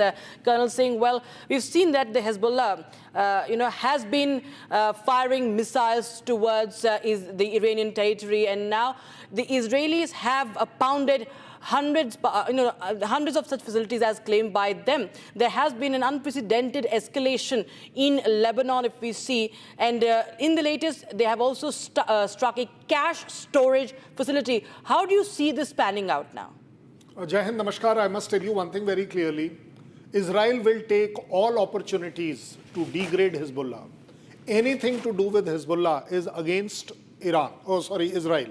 And everything with Hezbollah is supported by Iran. This is a known fact, and Israel he knows it. Israel very well knows it, that a so-called strong artillery which Hezbollah has, the missiles what they have, the rockets they have, what else can be a target for Hezbollah? Lebanon is not a target. If you actually go by the geographical then you will see that Litani Nadi, that is the Litani River, northward is an absolute domination of Hezbollah. Southward, they don't exist as much. And that is where, further if you start going northward, is the Bekaa Valley. Now, these two combined is the stronghold of Hezbollah. Their leaders and all stay basically in Beirut, where they are in hotels. And that is why there is a pattern seen as to how the attacks have been taking place. There are some ground attacks also happening as far as Israel is concerned, but there are more of aerial attacks. And Israel enjoys a very beautiful thing: pinpoint accuracy, specific intelligence, and an absolute high degree of precision attack. These three combined is what you can see on your screen is happening. Otherwise, such kind of strike that in a hotel, only eastern wing, where the so-called Hezbollah leaders were staying, is stuck, and the western wing is not stuck. So Israel enjoys that, and Israel knows it, that every opportunity to degrade, destroy, eliminate Hezbollah would be their aim, because finally Hezbollah will always come back on Israel. So whether you destroy it today or tomorrow, I think going by a very specific principle of army, what I see will be used by you tomorrow, I might as well destroy it today. Israel is absolutely on that. Right, just stay on with us, Colonel Sharendra Singh. We have some more breaking news coming in at this point in time. The Israelis are, the Israel Defense Forces say that they are dismantling now the weapons storage facility, missile launchers, and the surveillance equipment. Well, this has been the target of the IDF since the outbreak of this war, while they have shifted their goalposts several times, first calling for the elimination of the regime, and now They say that they are going after the nuclear program, and then they say they are going after the weapons storage facility. But this is the latest post by the Israeli Defense Forces saying that they are doing so to defend Galilee. IDF is operating in the western sector of southern Lebanon as part of a forward defense posture to dismantle the terror infrastructure and eliminate the Hezbollah terror. Okay, in fact, there's an explosion in Tehran. Let's get you that update. Ali Larijani was present in the Quds Day march, and there was an attack. There was a blast, at least. What explosion was heard in Tehran, and this is the latest update we have as far as Tehran is concerned, which continues to be pounded by the Israeli Defense Forces and United States of America. Well, and right now, we'll just show you that visual. As you can see, Ali Larijani, who is the secretary of Iran's National Security Council, was part of this parade that saw hundreds and thousands of Iranians turning out on the streets. And Larijani calls it a low-level tactic by the enemy. But the blasts have rocked Tehran. The protest that took place during the march, you can see the plume of smoke that is billowing, but the Quds Day march continued. Colonel Shailendra Singh, how do you see this? There was a show of solidarity, show of unity, behind Ali Larijani, but the explosions continue in Tehran. Central Tehran, this march was a scheduled march. It was an organized march. And this was supposed to be an ideological display by the Khamenei government. As on today, that is the Khamenei junior government. This specific place is Ferdowsi Square, which we are talking about. International Quds Day is being celebrated here, which is also attracting a lot of pro-Palestinian, protest in this. This is an absolute government-sponsored item. There comes the point that who else could have done it. The possibilities are, as what I can see, was it an accident? That smoke, what you see, doesn't appear to be a normal smoke of an accidental some gas thing going on or something like that. Is it a covert strike by US? Highly likely, because US/Israel will never let such opportunities go waste. Was it a sabotage? Very much possible that there could be a sabotage. By whom? By the militia, by the people who are against the so-called Khamenei administration, which I, in my terminology, will call it, it's an internal attack possibility also. Was it an air strike? It doesn't appear to be an air or a missile strike, the way we can see as of now. And if at all, whatever the bottom line, if Israel has stuck, then take it from me, it's a huge psychological operation done on the Iranians. Why? Because the government was sponsoring this particular thing. It also shows that the government does not have that kind of security apparatus or the safety measures in place that they can avoid such attack for such planned rally. So as far as I am concerned, it's an ideological rally which has been heard successfully by whomsoever. That will come out very soon. But how do you see the response of the Iranian leaders and the people? Because we see, be it the funeral procession just a few days back of the IRGC commanders who were neutralized, there were hundreds and thousands of people on the streets of Tehran. Today, again, we see, okay, we'll just come back to the war, updates on war, but we have Ravi Shankar Prasad holding a press conference. I think he's giving a reaction. ये बंद नहीं होने दिया जाएगा. आप ये भी देख रहे हैं, आप लोग टीवी पे चला भी रहे हैं कि आजकल बहुत से रेस्टोरेंट इलेक्ट्रॉनिक चूल्हे की ओर भी शिफ्ट कर रहे हैं. तो चेंज हो रहा है. तो बगल का प्रदेश पाकिस्तान है, देखा होगा, स्कूल बंद, कॉलेज बंद, सब कुछ बंद है. ऐसा तो हमारे यहाँ नहीं है ना. और मैं आपको एक बात बताना चाहूँगा, मोदी जी की सरकार कोई अप्रत्याशित परेशानी आती है तो आपने देखा होगा कोरोना में हमारे यहाँ ऑक्सीजन सिलेंडर नहीं थे, हमारे यहाँ बाकी इक्विपमेंट भी बहुत सारे नहीं थे. सब बना कि नहीं, ऑक्सीजन एक्सप्रेस चली कि नहीं, और हमने 2 लोगों को बचाया. वही काम कर रहे हैं, यहाँ भी करेंगे. कांग्रेस पार्टी का काम है खाली नारे लगाना. मोदी की सरकार का काम है समस्या के बावजूद जनता को सहूलियत देना. तो उसमें सारा काम हो रहा है. बाकी जहाँ तक पेट्रोलियम का सवाल है, पूरा स्टॉक भरा हुआ है, कोई दिक्कत नहीं आएगी. मैंने गैस के बारे में बता दिया, उसमें भी जल्दी निराकरण हो जाएगा। और भारत की जनता बहुत समझदार है। और मैं एक बात कहूँगा, अगर समाजवादी पार्टी के नेता के यहाँ से 50-60 गैस का सिलेंडर निकल रहा है, तो मैं विपक्षी पार्टियों से एक अपील जरूर करूँगा, अपने राजनीतिक हितों के लिए जनता को परेशान न करें और गैस सिलेंडर की ब्लैक मार्केटिंग न करें और करवाएं। ठीक है। अंतिम प्रश्न, ये लोकसभा स्पीकर के खिलाफ अविश्वास प्रस्ताव से गिर गया। अब विपक्ष नया फैसला लेके आई, इम्पीचमेंट मोशन सीसी के खिलाफ। उस पर विस्तार से बात करूंगा, अभी नहीं। धन्यवाद। That's all. Any other question? Thank you. All right, that was Ravi Shankar Prasad of the BJP, the parliamentarian, speaking on India's the status right now as far as the energy crisis is concerned.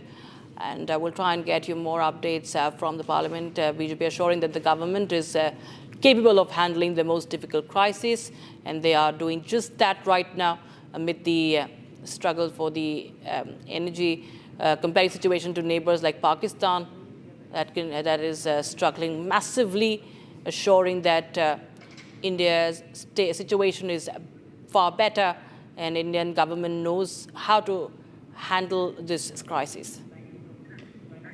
Let's go back now, viewers. There's more trouble for Pakistan. It's not just the energy crisis that they've been dealing with even before the war broke out. They're dealing with Afghanistan. Pakistan now has struck oil reserves in retaliation. Yes, Pakistan has struck oil reserves of Afghanistan-based Calm Air, and Pakistan attacked Kandahar airport, and the fuel reserves have also been bombed. These are visuals from Tolo News. That's the news agency of Afghanistan, and you can see the destruction that has taken place, at least partial destruction that has taken place into the structure.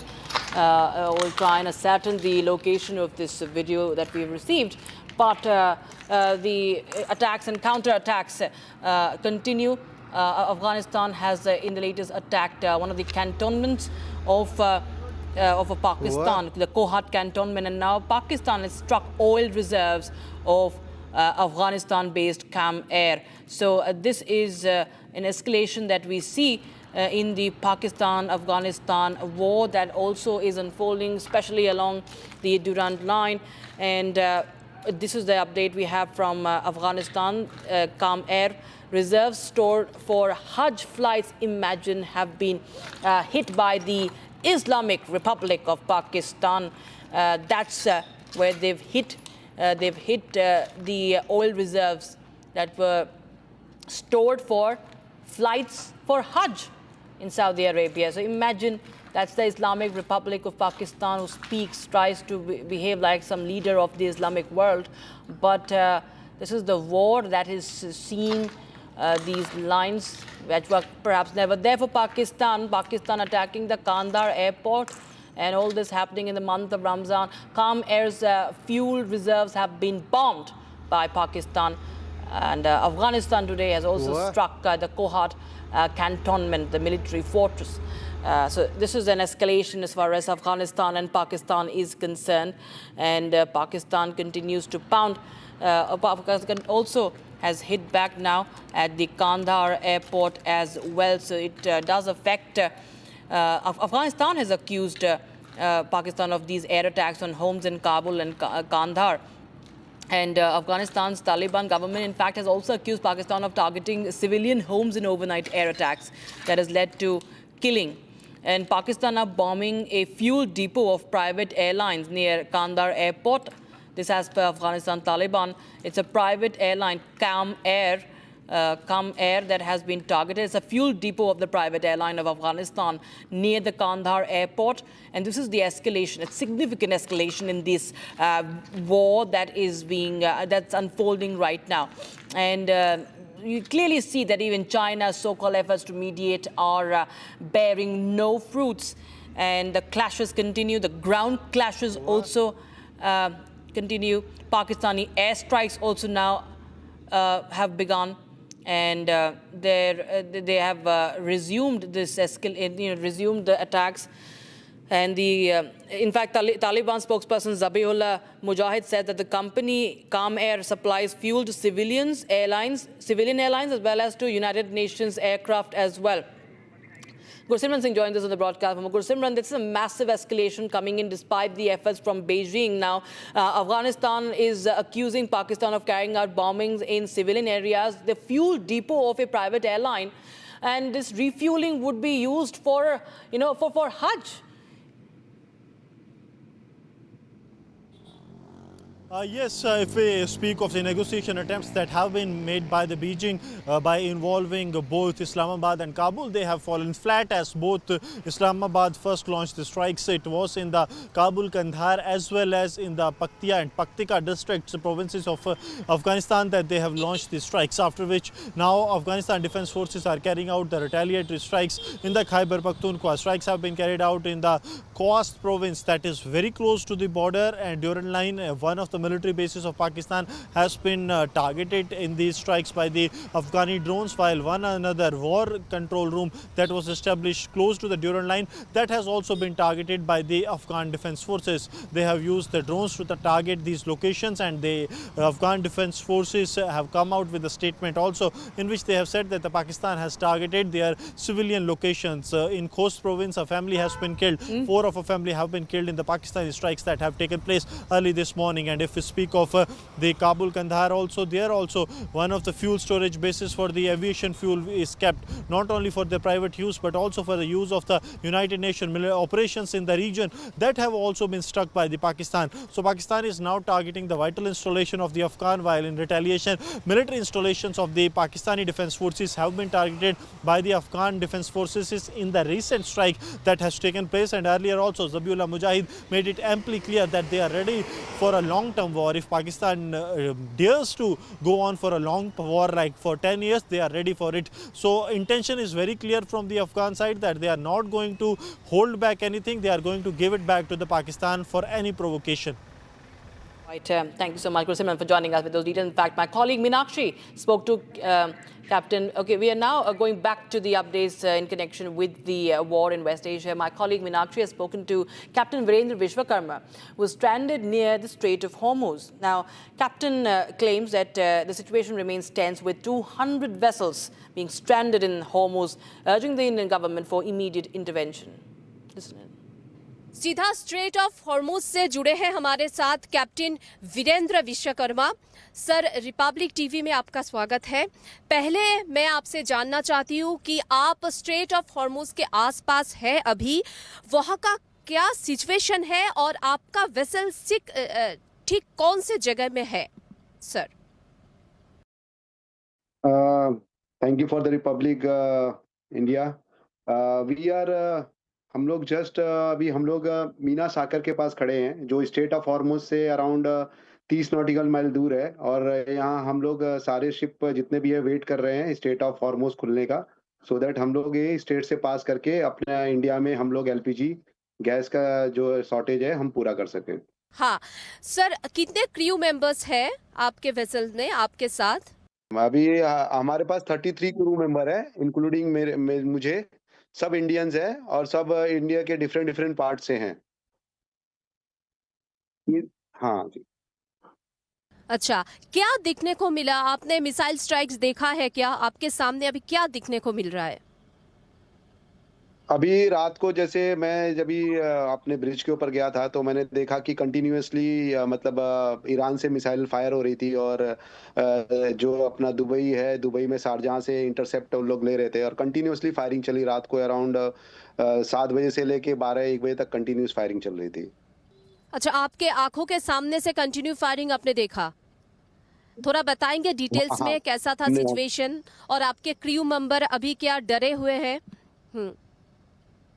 Crew member हैं, मतलब डरे तो नहीं हुए, but ठीक है, they are mentally stable and they are safe. And हम लोग अपनी तरफ से जो भी किसी प्रिकॉशन ले रहे हैं और शिप को जो है एक शेल्टर में है रखे हुए हैं, ताकि मतलब हमको ये मिसाइल और ये सब का इम्पैक्ट ना पड़े।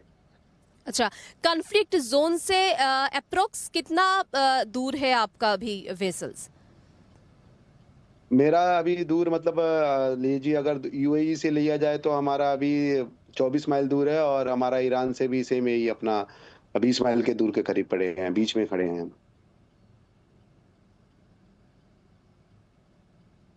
अच्छा, कोई इंस्ट्रक्शन आपको मिला है क्या अथॉरिटी से?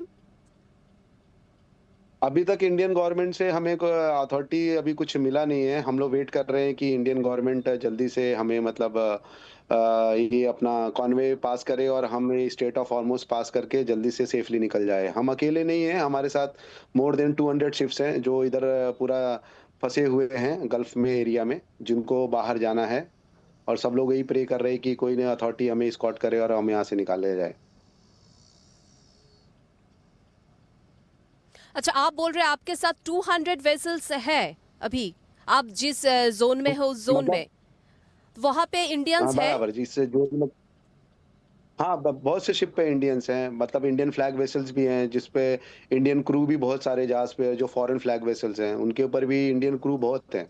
तो अराउंड 15,000 के ऊपर या 20,000 के ऊपर क्रू होंगे जिनको बाहर रेस्क्यू करना है इंडियंस। अभी आप जैसे बोल रहे हैं कि सिचुएशन थोड़ा टेंस्ड है और आपसे जानना चाहती हूँ कि फ्यूल, फूड ये सब है आपके वेसल्स में, जहाँ पे आपको कोई तकलीफ ना हो, ऐसा एसेंशियल्स जो सप्लाईज है वो है? हाँ जी, कंपनी हमारा पूरा इस मामले में ध्यान दे रही है और कंपनी हमें रोज सपोर्ट करती है इस मामले में।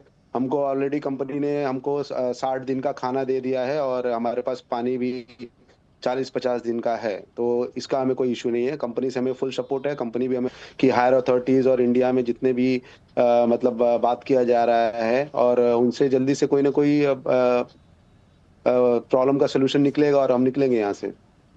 सर, कैप्टन सर, मेरा लास्ट क्वेश्चन है आपसे कि क्या मैसेज आप देना चाहते हो इंडियन गवर्नमेंट को या अपने फैमिली को और अपने कलीग्स को जो अभी आपकी तरह फंसे हुए हैं? मैं यही इंडियन गवर्नमेंट से रिक्वेस्ट करना चाहूँगा कि हम लोग को जल्दी से जल्दी कोई रास्ता निकाले जिससे हम यहाँ से निकले और हमारी इंडिया को भी फिर फ्यूल सप्लाई, जैसे सिलेंडर की कमी हो रही है, गैस की कमी हो रही है, हम उसे कंटिन्यूस उसे सप्लाई देना चालू करें। हम तो यही चाहते हैं कि जल्दी से जल्दी ये चीज़ रिजॉल्व हो जाए और हमें निकाल दिया जाए।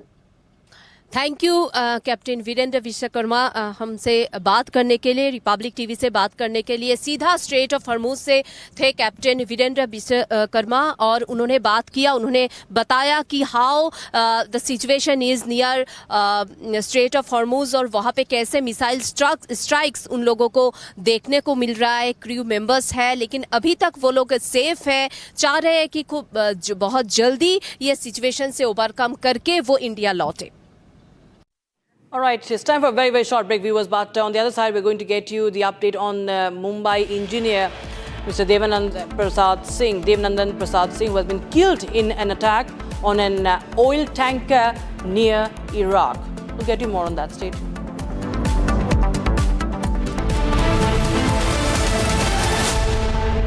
चमकी चाट से क्या बना है? आलू चाट या फ्रूट चाट, स्वाद बनाए चमकी चाट। क्या बात है? स्वादिष्ट पकोड़े और परेशान, अरे चमकी चाट है इसकी जान। असली स्वाद सिर्फ चमकी चाट। Amity has been ranked among the top universities globally for producing the most employable graduates by the Times Higher Education UK. Yet another testimony to Amity's excellent placement record. थोड़े में ज्यादा स्वाद, ये तो है इसकी खास बात। वाओ मामा, क्या स्वाद है? अरे मेरे राजा, सबका राजा आर्थिक मसाला।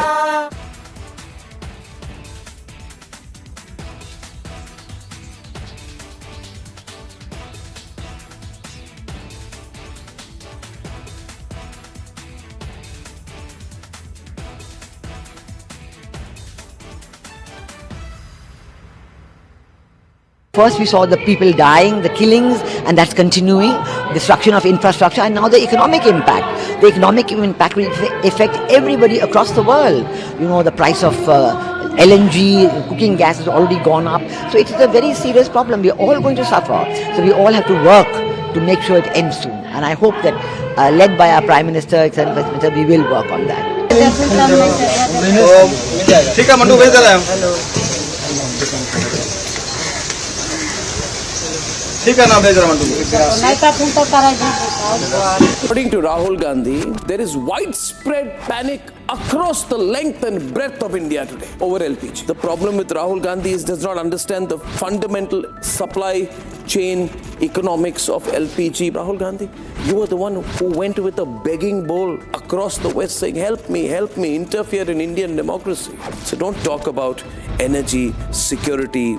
This is a man who said the Indian economy is dead. His name is Rahul Gandhi. Everyone knows there's a blockage in Hormuz, and the reason people of India are in no panic is because they are seeing this Indian ship having passed through the Strait of Hormuz, which supplies for India came through. We're doing enough active diplomacy, including with Iran, to make sure that we are not affected. This is not just the government's challenge. This is ours too.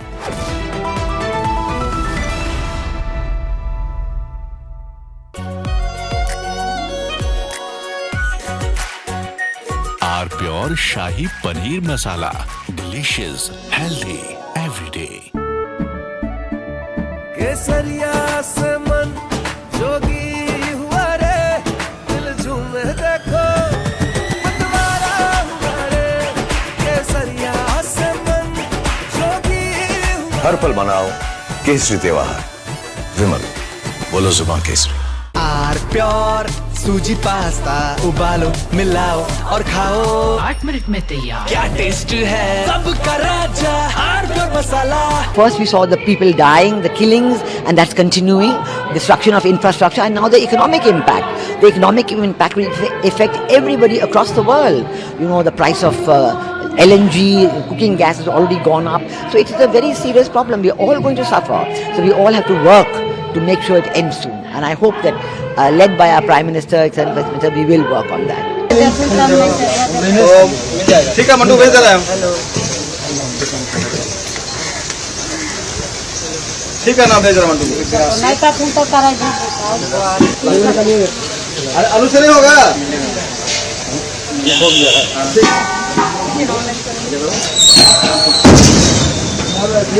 तुम कमाल करा दो नीचे। अब तुम गाड़ी में पूर्ण वाला 1000 रुपए का गाड़ी मांगा है।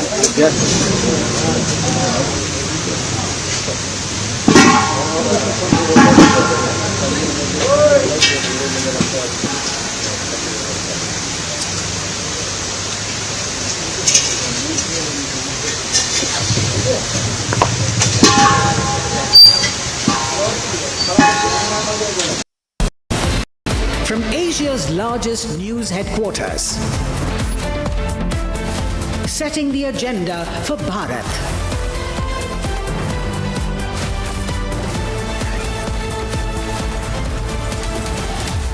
You're watching Republic.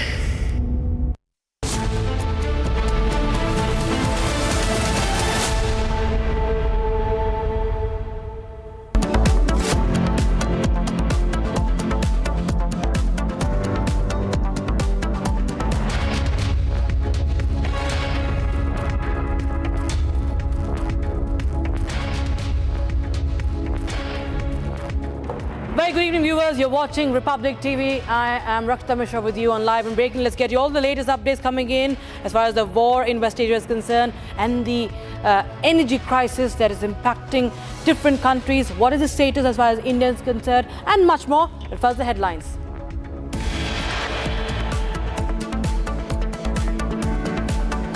External Affairs Minister Dr. Jaishankar speaks to Iran Foreign Minister Araqchi for the 4th time since the war began.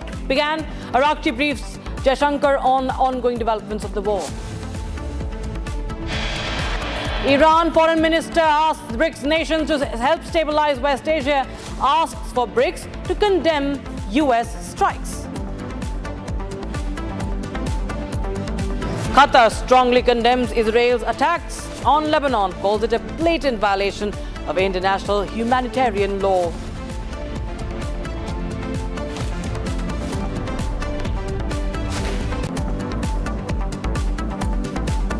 Explosion in Tehran during annual Quds Day march. One Iranian reportedly killed.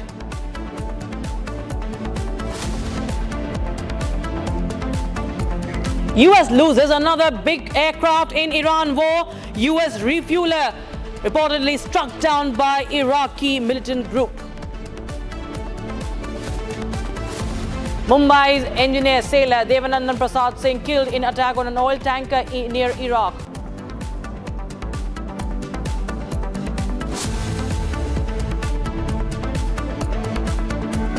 Republic speaks to Indian sailor stranded at the Strait of Hormuz, urges immediate government intervention.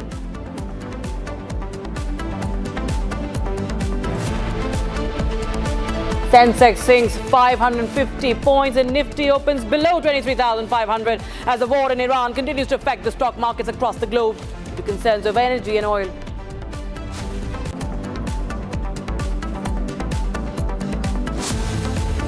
And people across India seen hoarding the LPG, creating panic, creating LPG shortage in the country.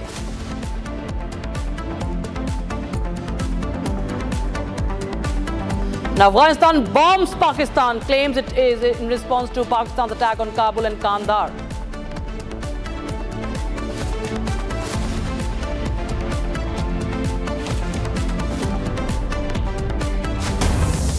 Brings us to Government of India's briefing on the West Asia war. We are self-sufficient in the production of petrol and diesel, और इसलिए भारत में petrol और diesel का आयात करने की आवश्यकता नहीं है। हमारी सारी रिफाइनरीज 100% कैपेसिटी या उससे अधिक पर चल रही हैं। रिफाइनरीज के पास एडिक्वेट इन्वेंट्री है क्रूड की, और इसके अलावा supplies are also maintained. Natural gas order 9 March 2026 को जो इशू हुआ था कंट्रोल ऑर्डर, उसमें कई सेक्टर्स को प्रायोरिटाइज किया गया है, और उसी ऑर्डर के क्रम में पीएनजी डोमेस्टिक सप्लाई और सीएनजी को बिना किसी कट के पीएनजी सप्लाई इंश्योर की जा रही है, और इस स्थिति में पैनिक की कोई आवश्यकता नहीं है। आज की तारीख में हमारे पास 1.5 करोड़ पीएनजी उपभोक्ता हैं, घरेलू उपभोक्ता हैं, और उन सभी को ये सप्लाई इंश्योर की जा रही है। आप सबके माध्यम से मैं ये कहना चाहूँगी कि इन 1.5 करोड़ के अलावा लगभग 60 लाख ऐसे हाउस होल्ड्स हैं जिनके बहुत करीब में पीएनजी कनेक्टिविटी है, और वो बहुत आसानी से पीएनजी कनेक्शन ले सकते हैं। सो आप सभी के माध्यम से मेरी उन सभी उपभोक्ताओं से अपील होगी कि वो पीएनजी कनेक्शन लें। ये इसलिए भी इम्पॉर्टेंट है ताकि हम जो एलपीजी के ऊपर प्रेशर है उसको हम थोड़ा सा रिड्यूस कर पाएँ। इसके अलावा हमारे मेजर अर्बन सिटीज़ और सेंटर्स में भी जो कमर्शियल उपभोक्ता हैं, भारत सरकार का ये प्रयत्न है कि वो भी जिनको अभी एलपीजी सप्लाई की वजह से जो दिक्कत का सामना करना पड़ रहा है, उन सभी उपभोक्ताओं से हमारी अपील है कि वो भी अपने लोकल एरिया के CGD network, city gas distribution network, या जो भी उनका डीलर है उससे बात करें और पीएनजी कनेक्शन लें। रिटेल आउटलेट लगभग हमारे पास 1 लाख रिटेल आउटलेट पर no fuel dry situation has been reported. सभी पेट्रोल पंप्स पर पेट्रोल और डीजल पर्याप्त मात्रा में उपलब्ध है। आप सभी के माध्यम से मैं एक इंस्टेंस जो कल तमिलनाडु में हमारी दृष्टि में आया, आप सबके साथ साझा करना चाहूँगी। वहाँ पर एक रिटेल आउटलेट पर लूज़ कंटेनर में पेट्रोल लिया जा रहा था। आप सभी के माध्यम से मेरी ये गुजारिश है नागरिकों से कि इस तरह के कार्य करने से बचें। ये सेफ़ नहीं है और ये एडवाइजेबल भी नहीं है। उस रिटेल आउटलेट, उस पेट्रोल पंप पर एक्शन लिया गया है और उसको सस्पेंड कर दिया गया है। All the retail outlet dealers are also directed to strictly follow the guidelines while dispensing fuel. Any violation will invite very strict action. LPG के संबंध में मैं कहना चाहूँगी कि ये एक इशू ऑफ कंसर्न है हमारे लिए, खासकर जब हमारा मुख्यतः जितना भी आयात हो रहा है उसमें एक major portion strait of Hormuz से आता है, और वहाँ पर क्लोजर की वजह से थोड़ी सी मैटर ऑफ कंसर्न है। लेकिन इसके बावजूद भी किसी भी 25,000 डिस्ट्रीब्यूटर्स में कहीं कोई ड्राई आउट रिपोर्ट नहीं हुआ है। मैं आप लोगों के माध्यम से सभी देशवासियों से ये अपील करना चाहूँगी कि अफवाहों पर विश्वास न करें, पैनिक बाइंग न करें। We are showing you a data. हमारा जो एवरेज बुकिंग है वो लगभग 50-55 लाख बुकिंग पर डे है, लेकिन अगर आप देखें कि पिछले कुछ दिनों में booking has increased to 75-76 lakh also. So this is more of a panic pattern. ये पैनिक बुकिंग है। आप सभी से आपके माध्यम से सभी देशवासियों से हमारा प्रार्थना है कि पैनिक बुकिंग से बचें। लगभग 50 लाख सिलेंडर हम पहले भी डिस्ट्रीब्यूट करते थे अपने डिस्ट्रीब्यूशन नेटवर्क के द्वारा, और वो हम आज भी कर रहे हैं। इसके अलावा कॉल सेंटर, जो public sector oil marketing companies हैं, उनके कॉल सेंटर को भी स्ट्रेंथन किया गया है। कॉल सेंटर में सीट्स को बढ़ाकर 400 और टेलीफोन लाइंस को भी बढ़ाकर 650 कर दिया गया है, ताकि लोग वहाँ पर अपना ग्रीवेंस रजिस्टर करा पाएँ। इसके अलावा एक मुख्य चीज़ जो मैं आप लोगों को बताना चाहूँगी वो ये कि ब्लैक मार्केटिंग और होर्डिंग पर भी एक्शन लिया जा रहा है। आज भी secretary ministry of petroleum and natural gas and secretary consumer affair government of India ने एक मीटिंग किया है स्टेट्स के, यूनियन टेरिटरीज़ के सभी secretaries, food and civil supplies departments के साथ, और उनको प्रिवेलिंग सिचुएशन से अवगत कराया है। इसके साथ ही the states have been assured of the continuous coordination and cooperation with regard to fuel supplies in the country. इसके साथ स्टेट्स को एडवाइस किया गया है कि ब्लैक मार्केटिंग और होर्डिंग के खिलाफ एक्शन लें, और स्टेट से रिक्वेस्ट है कि वो इंश्योर कराएं कि इस तरह के इंसिडेंट्स ना हो। इस संदर्भ में मैं आपको एक और बात बताना चाहूँगी कि ब्लैक मार्केटिंग और होर्डिंग को रोकने में डिस्ट्रिक्ट एडमिनिस्ट्रेशन का, डीएम्स का, एसपीज़ का एक बहुत इम्पॉर्टेंट रोल है, और they are our tools to stop this hoarding or black marketing if it is happening anywhere. Honorable Chief Minister of UP and Rajasthan ने सिचुएशन को, अपने स्टेट्स की सप्लाई सिचुएशन को रिव्यू किया है और डीएम्स और एसपीज़ को डायरेक्शंस भी इशू किए हैं। इसके अलावा कई सारे स्टेट्स जैसे मेघालय, त्रिपुरा, मध्य प्रदेश, महाराष्ट्र, आंध्र प्रदेश, हरियाणा, राजस्थान, केरला, कर्नाटक, उत्तर प्रदेश, इन सभी स्टेट्स में कंट्रोल रूम भी ओपन किए गए हैं। इसके अलावा states like Maharashtra, Telangana, Andhra Pradesh, Rajasthan, Uttar Pradesh and Bihar etc. are issuing daily press brief on this situation. Now, I like to highlight some of the action taken. These are some of the cases which have come to the notice and the action has been taken. Uttar Pradesh में झांसी में एक truck load cylinder का theft हुआ और police ने बहुत successfully उसको recover किया और गिल्टी लोगों पर एक्शन लिया। उत्तर प्रदेश में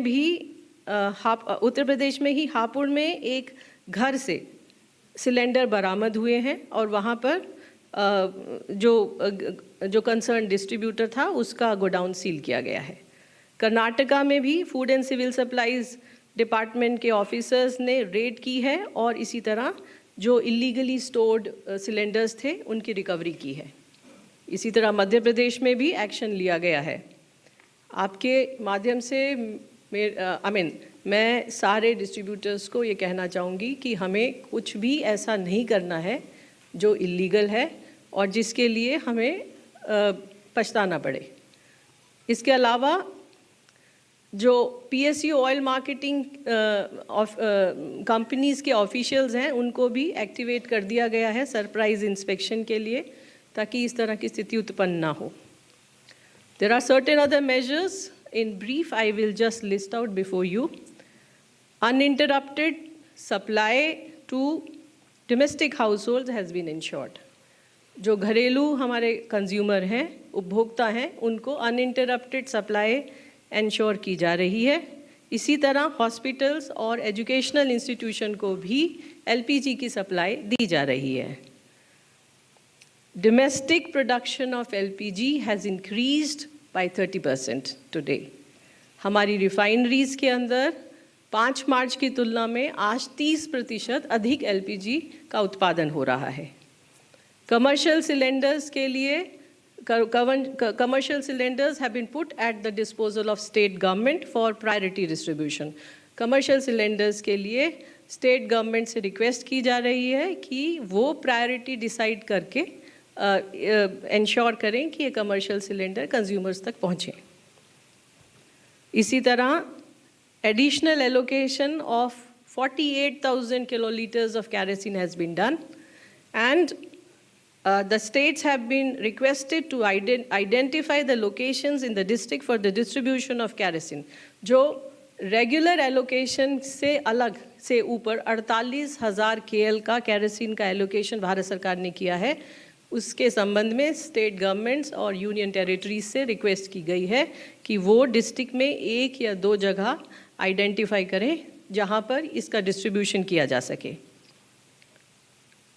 ऑल्टरनेट फ्यूल ऑप्शंस को एक्टिवेट करने के लिए Coal India has already issued the order so that the coal is made available to small, medium and other consumers. Small, medium or other consumers, especially the hotels and the restaurants, hospitality को coal की उपलब्धता ensure कराने के लिए coal ministry के द्वारा already order issue किया जा चुका है.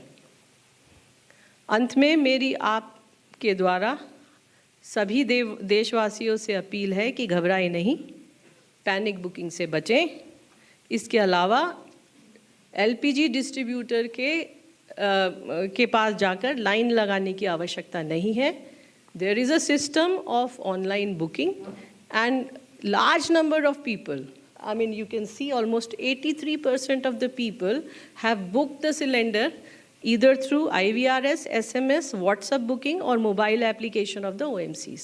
So IVRS के द्वारा, SMS के द्वारा, WhatsApp के द्वारा और मोबाइल एप्लीकेशन हमारी ऑयल मार्केटिंग कंपनीज की मोबाइल एप्लीकेशन के द्वारा गैस सिलेंडर की बुकिंग की जा सकती है. कृपया उसका उपयोग करें. हमारी ये भी आप सभी के माध्यम से देशवासियों से अपील है कि जितनी ज़रूरत है ज़रूरत के हिसाब से बुकिंग करें और पैनिक बुकिंग ना करें. And in the end I request the media to help disseminate correct information and rely on official sources so that unnecessary panic can be avoided. Thank you. धन्यवाद. अब मैं ministry of port, shipping and waterways के विशेष सचिव राजेश कुमार सिन्हा जी से अनुरोध करूंगा कि वे maritime और शिपिंग से जुड़े हुए मुद्दों के बारे में जानकारी दें. धन्यवाद. नमस्कार. स्ट्रेट ऑफ हॉर्मुज के पश्चिम तरफ जो पर्शियन गल्फ है उसमें 24 इंडियन फ्लैग वेसल्स हैं, जो कल भी उतने ही थे, आज भी 24 वेसल हैं. उसमें 677 भारतीय नाविक हैं. स्टेट ऑफ हॉर्मुज के ईस्ट में पूर्वी साइड में जो गल्फ ऑफ ओमान है उसमें 4 वेसल थे कल. एक उसमें से मूव किया है जग प्रकाश, जो एक ऑयल टैंकर है. तो अब वहाँ पे 3 भारतीय फ्लैग के वेसल्स रह गए. उसमें 76 इंडियन नाविक हैं. इसके अलावा टोटल गल्फ रीजन में करीब 23,000 इंडियन नाविक हैं जो across merchant, harbour, offshore vessel वगैरह में काम कर रहे हैं. और डीजी शिपिंग इन सभी से निरंतर तरीके से संपर्क बनाए हुए है. जो उनकी इंगेजमेंट एजेंसी है, आरपीएसएल कहते हैं उनको, रिक्रूटमेंट एंड प्लेसमेंट सर्विसेज लाइसेंसी, वो डीजी शिपिंग के लाइसेंसी होते हैं, उनके द्वारा, जो हमारी भारतीय मिशन है इन कंट्रीज़ में उनके द्वारा, और जो भी और स्टेक होल्डर हैं उनके द्वारा, इन सभी से संपर्क लगातार बना हुआ है। इस पे एक डीजी शिपिंग ने एडवाइजरी भी जारी की थी 4 मार्च को, निरंतर करती रहती है, समय समय के अनुसार करती रहती है। एक 4 मार्च को पुनः जारी किया है, और वो कम्युनिकेशन डीजी शिपिंग सभी को एक साथ भेजता है। तो करीब 7.5 लाख जो इंडियन सीफेरर हैं सभी को डीजी शिपिंग ने एक कम्युनिकेशन भेजा, इस एडवाइजरी को भेजा, जिसके थ्रू जो डीजी शिपिंग की 24/7 हेल्पलाइन है उसके कॉन्टैक्ट डिटेल कि कोई भी असिस्टेंस, किसी भी तरीके की आवश्यकता हो, सहायता की ज़रूरत हो, तो आप डीजी शिपिंग से संपर्क कर सकें, इसके लिए उनको अपडेट किया है। ये निरंतर करते रहते हैं, बट इस परिस्थिति में विशेषकर से दोबारा किया है। इसके अलावा 28 फरवरी से डीजी शिपिंग की जो 24/7 कंट्रोल रूम है, डीजी कॉम सेंटर बोलते हैं उसको, उसमें 28 फरवरी के बाद, ये निरंतर चलती है, पूरे साल चलती है, बट 28 फरवरी के बाद से इस सेंटर में करीब 2425 कॉल रिसीव हुई हैं और करीब 4,500 ईमेल रिसीव हुए डिफरेंट सीफेरर से, सीफेरर के फैमिली मेम्बर्स से और अदर स्टेक होल्डर से, किसी भी प्रकार की सूचना की जानकारी के लिए या किसी मदद के लिए। और इसी संदर्भ में डीजी शिपिंग ने जो भारतीय नाविक हैं गल्फ़ रीजन में, जिनका एम्प्लॉयमेंट का टर्म ख़त्म हो गया, वो साइन ऑफ कर चुके हैं शिप से, उसमें करीब 200-225 भारतीय नाविकों को भारतवर्ष में वापस लाने का भी सफलता से किया, और वो भी हमारी एम्बेसीज़ के क्लोज कोऑर्डिनेशन के साथ किया। और जैसा मैंने बताया, मैं इसको रिआइट्रेट कर रहा हूँ, दोबारा बोल रहा हूँ कि सारे भारतीय वेसल्स और सारे उस पे भारतीय नाविक, उनकी एक्टिव मॉनिटरिंग हो रही है, जिससे उनकी सेफ्टी और सिक्योरिटी इंश्योर हो सके। जो डीजी शिपिंग की एडवाइजरीज़ हैं उसके कुछ मुख्य बिंदु मैं बता रहा हूँ। डिटेल्ड एडवाइजरीज़ हैं, सारे लोगों को जाती हैं, सारे स्टेक होल्डर्स को जाती है, सारे शिप ओनर्स को जाती है, सारे नाविकों को जाती है। बट इन एडवाइजरीज़ के कुछ मुख्य बिंदु मैं बता रहा हूँ। डीजी शिपिंग की जो कम्युनिकेशन सेंटर है, डीजी कॉम सेंटर, जो 24/7 चलती, उस हेल्पलाइन को या उसके ईमेल की मदद लें किसी भी आवश्यकता के समय। सेफ्टी इंस्ट्रक्शंस हैं वो फॉलो करें, जो भी लोकल अथॉरिटी जारी करती हैं या हमारी मिशन, जो भारतीय मिशंस हैं बाहर, वो जारी करती हैं, उसको फॉलो करें। जो भी जहाज़ हैं, हमने भारतीय फ्लैग के जहाज़ हैं, उसको शिप शोर सिक्योरिटी ड्रिल्स को कवर करें, जिससे कि किसी प्रकार की थ्रेट्स, वो ड्रोन से हो या लॉयटरिंग म्यूनिशन से हो या किसी तरीके के असिमेट्रिक अटैक से हो, उसके लिए सिक्योरिटी ड्रिल्स को फॉलो करें। और डीजी शिपिंग या मिनिस्ट्री ऑफ एक्सटर्नल अफेयर्स की कोई भी एडवाइजरी या अपडेट जाती है तो उसको रेगुलरली मॉनिटर करते रहें। ये कुछ बिंदु मैंने बताए, एडवाइजरीज थोड़ी और डिटेल भी हैं। अब मैं पोर्ट के ऑपरेशंस के विषय में कुछ बिंदु बताता हूँ। पोर्ट के ऑपरेशंस पूरे भारतवर्ष में स्टेबल हैं और सारे मेजर पोर्ट और अदर देन मेजर पोर्ट्स जो स्टेट मैरीटाइम बोर्ड के अंतर्गत भी आते हैं, उनके लिए एक स्टैंडर्ड ऑपरेटिंग प्रोसीजर जारी किया हुआ है, जिससे कि वो सारी शिपिंग लाइंस और एक्सपोर्टर्स के साथ समन्वय बना के रखें, उनके साथ कोऑर्डिनेट करें और उनकी कोई भी ग्रीवांस हो उसको टाइम बाउंड बेसिस पे रिड्रेस करें। हर मेजर पोर्ट पे एक सिंगल पॉइंट ऑफ कांटेक्ट भी बनाया गया है नोडल ऑफिसर की तरह से, और वो सभी को कम्युनिकेट किया गया है।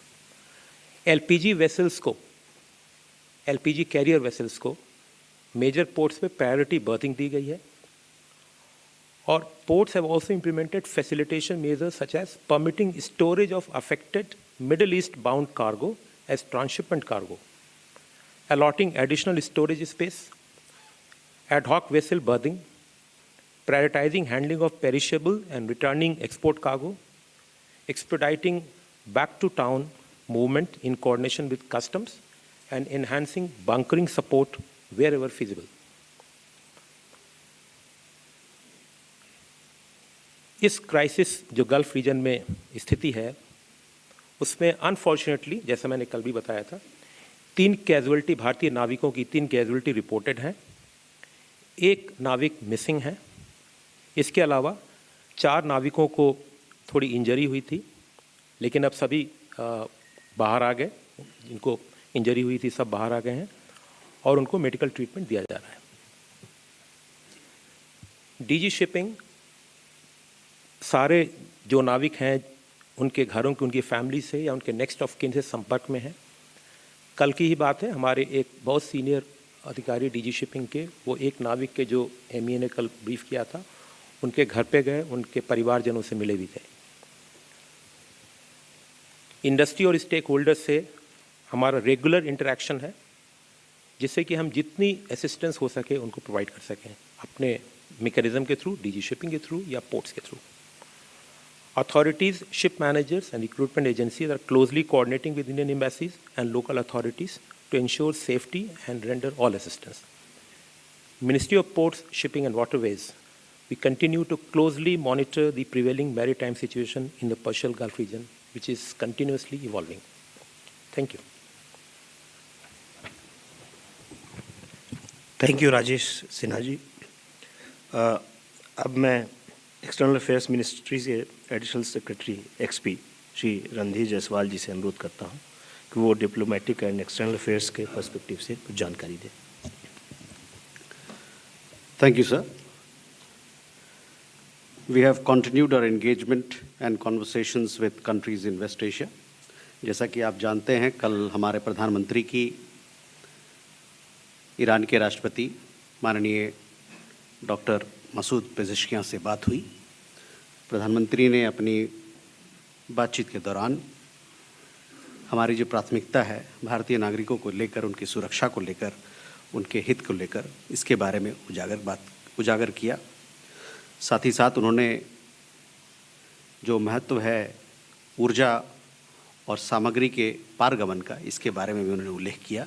प्रधानमंत्री ने गहरी चिंता जताई जो वहाँ पर उस क्षेत्र में जो सुरक्षा की स्थिति बनी हुई है उस पर, और साथ ही साथ जो हम लोगों की पोजीशन, जो हमारा पक्ष है भारत का, कि डायलॉग और डिप्लोमेसी यानी कि संवाद और राजनीति का रास्ता लेकर लोग आगे बढ़ें, ताकि इस मसले को, जो मसला है वहाँ पर जो कॉन्फ्लिक्ट है, उसको ख़त्म किया जाए जल्द से जल्द।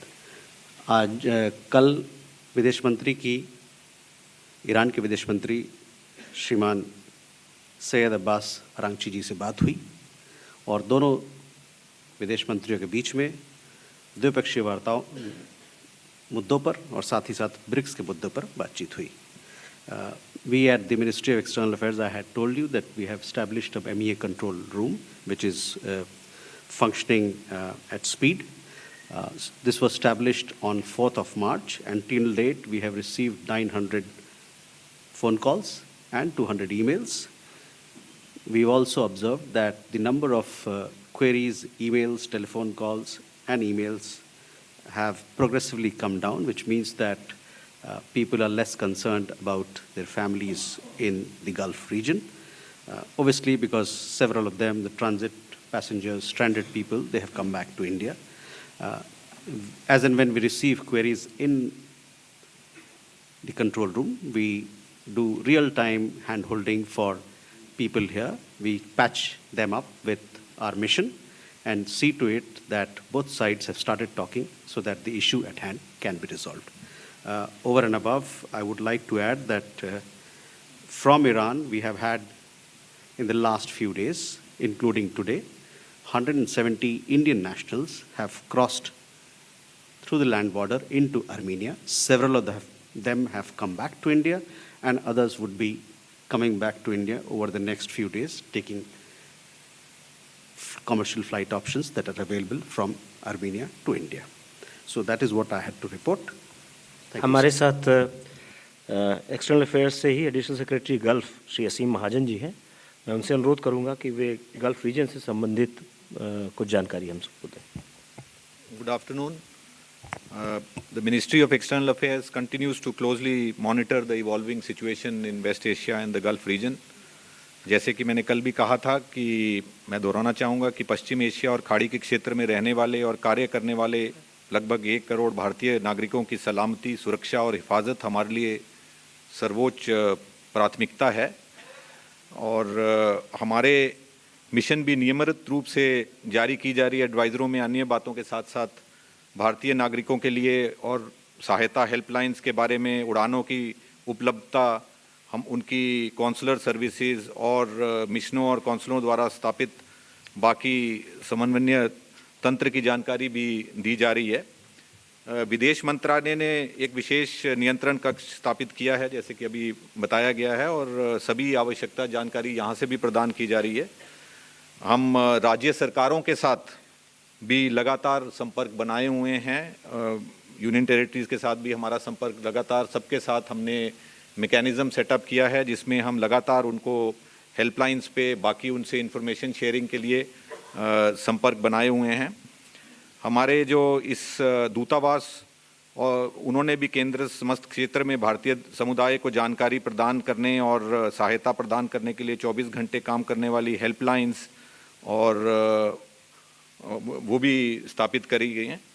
Mission and ports are also maintaining regular contact with a large number of resident community organizations which are spread across the region to disseminate information on a real-time basis.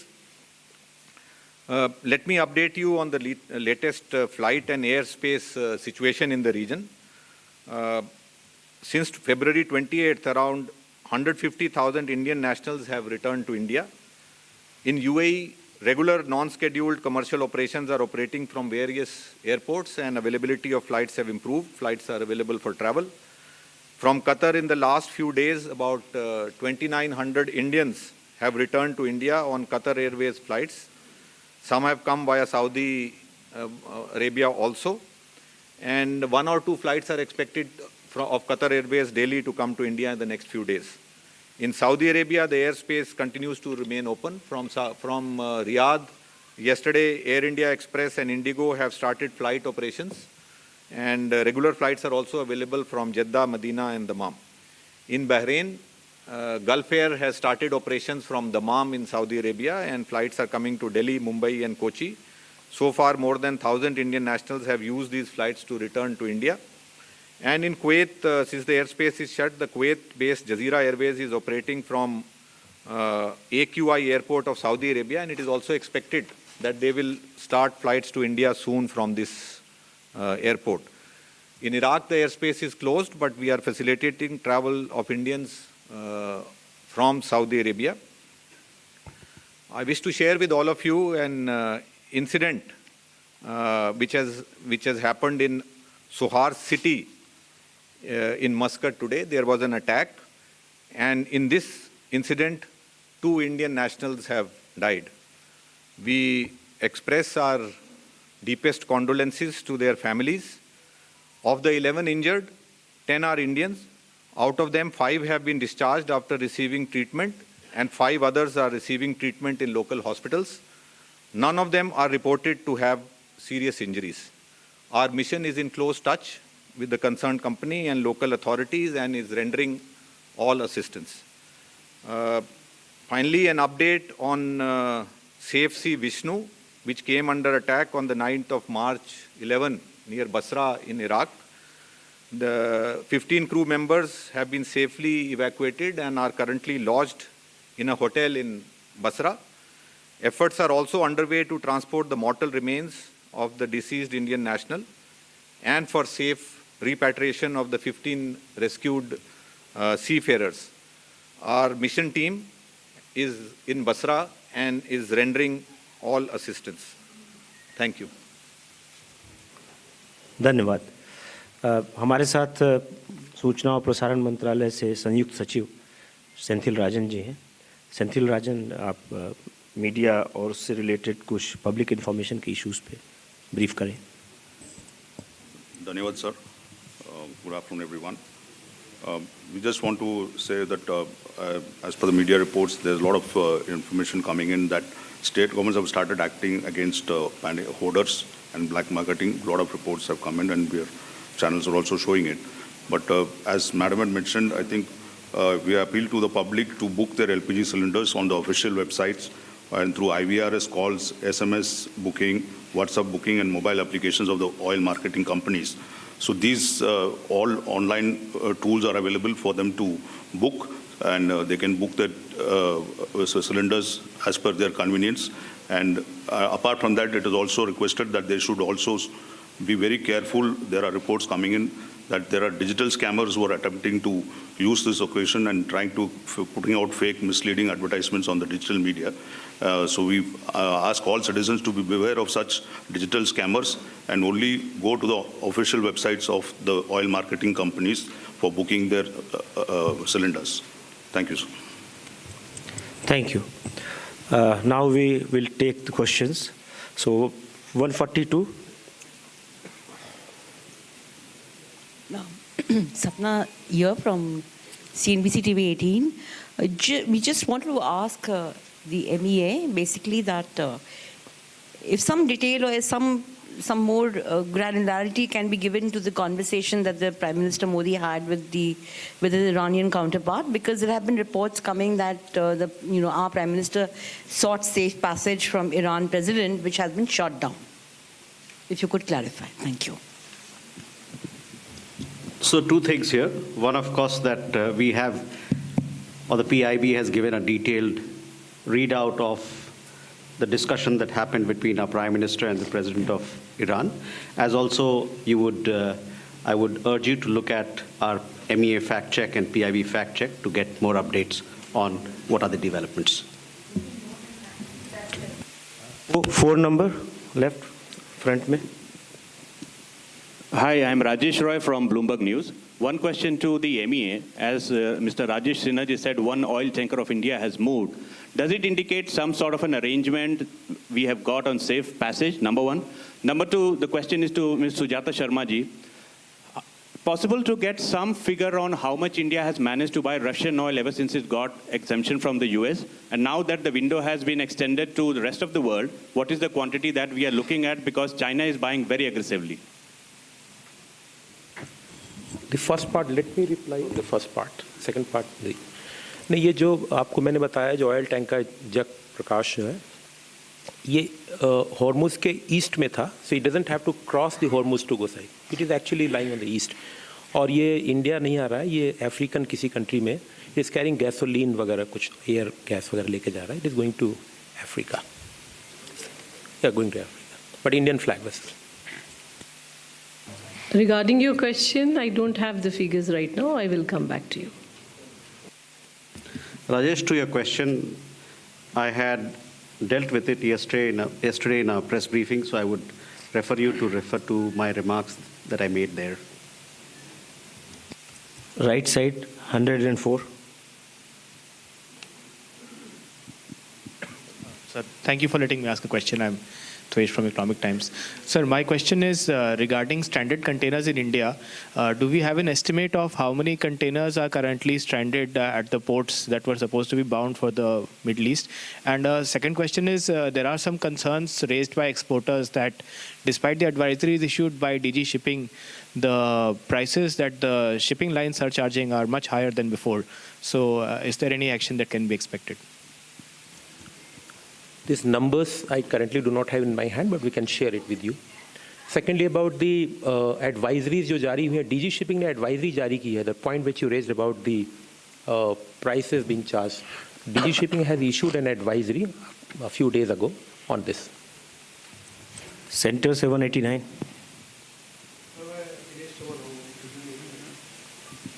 Sir, मैं अखिलेश सुमन हूँ DD न्यूज़ से। कल Iran के उप विदेश मंत्री ने एक बयान दिया था कि जो देश युद्ध में शामिल नहीं है उन देशों को हम जाने की इजाज़त देंगे। कल रात में जब विदेश मंत्री एस जयशंकर की बात हुई ईरान के विदेश मंत्री से, तो क्या इस बात पे कोई डिस्कशन हुआ? क्या उन्होंने कोई आश्वासन दिया कि हमारी जहाज़ों पे वे हमला नहीं करेंगे और हमें जाने देंगे, क्योंकि हम तो युद्ध में है नहीं?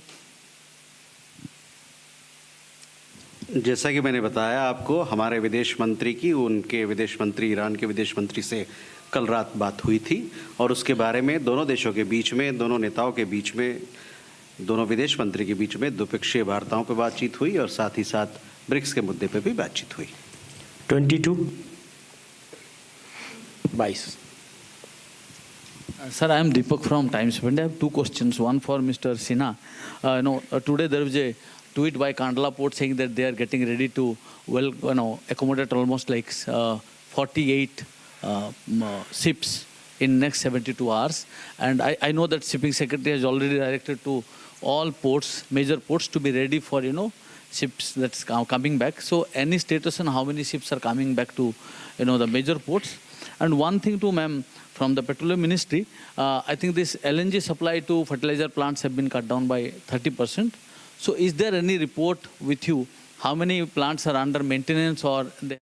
All right, viewers, that was a government's briefing regarding the situation in West Asia. Government clearly laying it down for the citizens across the country that there is enough stock available of oil across the country. Do not engage in panic buying. And now, viewers, shifting focus to another breaking development that we're getting from West Asia. President of the Islamic Republic of Iran, Masood Pezeshkian, today attended the Quds rally. The rally, in fact, was bombed by the US and Israel earlier. But now we're getting some visuals where you can see the Iranian President Masood Pezeshkian walking into the capital city while he attends the Quds Day rally. Remember, there was a call by the Supreme Leader just yesterday urging Iranians to come out and take part in the Quds rally. And today, not just Iranians in thousands of numbers are out on the streets, but also the president there.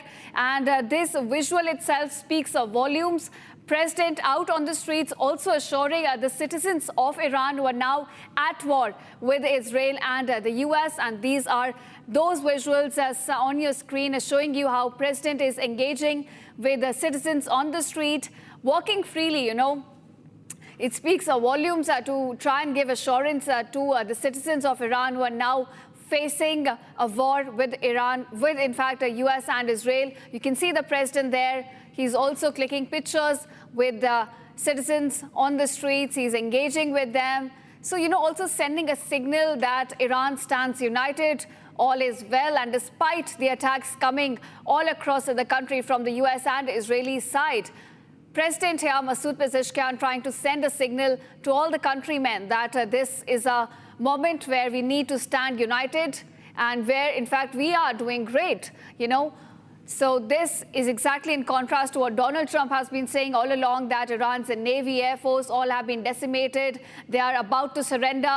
But then these visuals come up from the Tehran, from the capital city, Tehran, wherein you see President walking freely, engaging with citizens in the capital city. Now, in fact, we have some more visuals as well with us. You can see other top Iranian leaders also being present at the Quds rally. We'll get you those visuals as well. And we're talking about Iran's Foreign Minister Abbas Araghchi was also present at the Quds rally.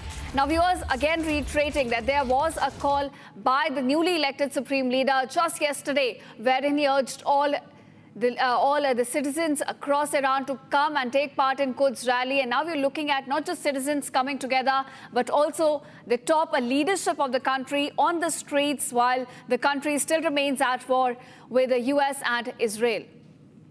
So also sending a signal to not just the people of the country, but also to US and its adversaries, saying that we stand united despite Donald Trump's claim that all the Navy, the Air Force have been decimated. And, despite the calls by Trump for the Iranians to come out and overthrow their government, you are looking at something which is in complete contrast. You're looking at Iranians coming out on the streets, standing in unison, standing shoulder to shoulder with their leaders and participating in Quds rally, raising slogans against the US and Israel. We're getting you visuals of the foreign minister as well, taking part in the Quds rally. These are exclusive visuals that Republic, in fact, has accessed, showing you how the top Iranian leadership was participating in Quds rally, which took place. Now, these are rallies which took place across Iran, not just in the capital city, but these are visuals from Tehran, I think, where you can see the top leadership also participating in Quds Day rally.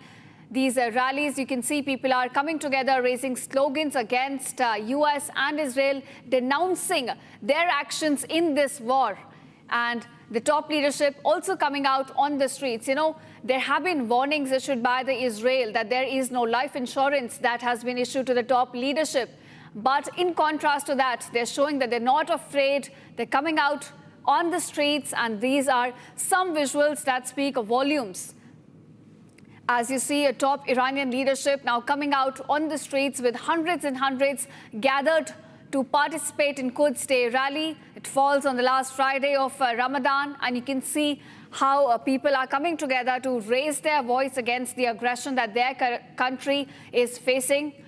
From the US and Israeli side, we're looking at attacks taking place continuously. In fact, the rally was also bombed. There was a bomb which was dropped just near the site of the rally. There's been one casualty also reported from that rally. But despite those threats, despite danger looming in the sky, we're looking at more and more Iran's top leadership coming out and taking part in these Quds Day rally. First, it was President Masoud Pezeshkian, and now it's the Foreign Minister Abbas Araghchi who's come out taking part freely in this Quds Day rally with Iranian citizens on the ground, sending a signal that despite the attacks, we stand united, despite the threats, we are in this together. So it's a signal not just for the people of Iran, but also to the US, which keeps claiming that they have already won the war. We have seen one statement after another from Donald Trump's side coming that they have won the war, they've decimated the leadership, the army and the navy. But viewers, look at these visuals. We're getting you Ali Larijani. He's also present in the rally, Masoud Pezeshkian, and also Abbas Araghchi. Top leadership. You know, these are leaders from across, from the political sector, from the military sector, and they are freely participating in the rally today that took place across Tehran. These are Quds Day rally that took place across the country, in the capital city as well. There are hundreds who had gathered. And the top leadership also came out on the streets to participate with Iranians, sending out a very clear message to the US and Israel that despite their attempts to overthrow the regime, despite their carpet bombing, despite their continuous attacks, they stand united. That's the clear message that these visuals on your screen are sending today, viewers. We've just seen a short while ago, Republic was covering it all throughout. There was an attack that took place in Tehran near this rally, in fact. But despite that, more and more leaders are now coming out and participating in these rallies. Right from the top aide of Khamenei, Ali Larijani, to Abbas Araghchi, the foreign minister who's been at the face of Iran when you talk about any global engagements, and Masoud Pezeshkian as well, the president. All three have come out. They have participated in Quds Day rally, which falls on the last Friday of Ramadan. They are engaging freely with Iranians who have also come out. They stand together, and in one voice, they are denouncing the actions of the US and Israel, which have been bombing their country since the war began on February 28th. Clearly, in terms of narrative, we are looking at this sliding towards Iran. And all of these leaders are now coming out. You can see specifically the way Masoud Pezeshkian has been engaging with citizens freely, you know, kind of assuring them that despite the attacks, we are in this together and we will handle it. That's sort of messaging coming in from the top leadership now as Iran marks Quds Day and rallies take place across the country. And specifically, viewers, I want to focus on the fact that there was a call by the newly elected Supreme Leader yesterday, Mojtaba Khamenei, who called on the countrymen, who called on Iranians to come out on the streets and take part in Quds Day rally. And then after that clarion call, we're looking at these visuals today. Not just the top leadership, but people in hundreds and thousands of numbers coming out on the streets of Iran and taking part in Quds Day rally. Those are the visuals on your screen, the defining visuals, in fact, that have come out from Iran today. We're looking at President Masoud Pezeshkian, Foreign Minister Abbas Araghchi, as well as National Security Council head Ali Larijani. He was somebody who was very close to Khamenei, works closely with IRGC as well. And all of them participating in Quds Day rally. Now, there are threats to their lives as well, specifically Ali Larijani. There were reports that he was also one of the targets in the first strike conducted by US and Israel. Now, in fact, Major General G.D. Bakshi now joins us on this broadcast. Really appreciate you, Major General, for joining us. I want to ask you, sir, these are the defining visuals that have come out today from Iran. You're looking at top leadership, from President, from Foreign Minister to National Security Council head, all coming out, freely participating, and Iranian citizens as well. Do you think this contradicts the narrative that Donald Trump has been trying to spread so far, that it is a war that he has already won? Because we're certainly not looking at regime change. We're looking at Iranians getting united instead. The day Khomeini was murdered, the people of Iran rallied under the flag. They rallied to the support of their government. It's as simple as that. And if Israel and America are attacking unarmed civilian crowds, I hope they realize it is a war crime by any definition. Unarmed civilians on the streets and you want to bomb them, what do you think this is? No, this is a war crime. They kept us telling us of the war crimes of Russia in Ukraine. 34 killed in Bucha. You killed 168 girls. Where does that bloody count? And Donald Trump is using such intemperate, such foul language that it is great fun to capture American Iranian ships, then sink them. Is this some kind of a Cartoon Network? Is this some kind of a joke going on? It's a war, sir. A war which you avoided when you were young. When you had to go to Vietnam, you dodged the draft. And now it is shameful to hear responsible government functionaries talking in those terms. The Iranian people are full of fight. We've seen that. They have the strategic advantage by closing the Gulf of Hormuz, right? And if the only way you can get even is to kill Iranian girls and bomb civilians, unarmed civilians on the streets, that is despicable. Right, sir. Major General, I want to ask you, you talked about the attack on Minab school. We had seen young girls getting killed in that attack, and now we're looking at all of the Iran coming together. So do you think, because there were protests before the strike took place, people were out on the streets protesting against Khamenei, but do you think what US did has now united Iran, in fact? It had united Iran on day one, on 28th February 2026, when Ayatollah Khomeini was murdered. The whole nation sort of rallied together. Any self-respecting nation rallies together when it is attacked by a foreign power. They're not a nation of traitors. Born traitors, all of them. They are self-respecting people. It is a 6,000 years old civilization, and I think it has put up a damn good fight. Strategically, it has the advantage. All that I would advise them now is to cool off. They have proved the point. They have proved the point that the third world cannot be kicked around by a global superpower. There are limits to American power. It is a multipolar power world now. And America will think twice before it undertakes such a thoughtless adventure. Absolutely nonsensical kind of a strategy. They went in with no strategy. They started the attacks and then started looking for a strategy and a way out. Now Donald Trump wants to declare victory and go because he's had it. Iran is saying we are ready to fight. We are ready to fight. You are the one who started it. You call it off. Right. Sir, with the kind of statements we have been seeing coming in from Donald Trump, he's time and again claimed victory over Iranian forces. Do you think he's trying to find a safe and a respectable exit to just save his face right now? He's desperately looking for an off-ramp for a war of choice, which he started. Right?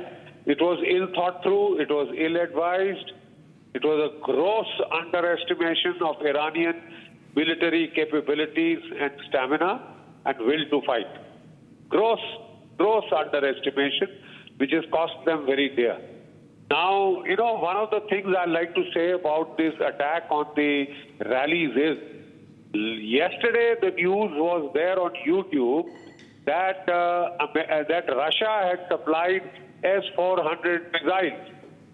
This morning, the Central Command issued instruction to all its units: assume all offensive operations will be contested. You know, because we have seen what the S-400s can do. There is a American KC-135 refueler, 707, shot down over Kuwait. Yes, sir. Technically, that can only be done by an S-400. Maybe this was to invite the Israelis and Americans to sort of bomb the civilian population. They are so fond of bombing unarmed people, right? And if that was done, I don't know why the S-400s haven't blasted them out of the sky. But I think they'll have to be bloody careful because that free-run joyride is over. If the S-400s have come in, they better take the full precautions. The S-400s had shot down one AWAC, 5 Pakistani jet fighters over Pakistani territory.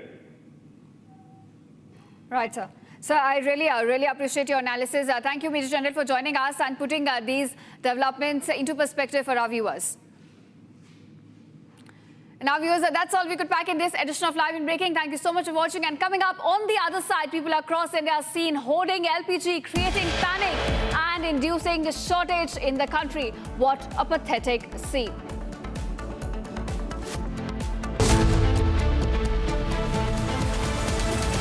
रानी, इस घर में कुछ है जो टूटता नहीं। ये pillar कभी नहीं टूटेगा। रुंगटा स्टील TMT से बना।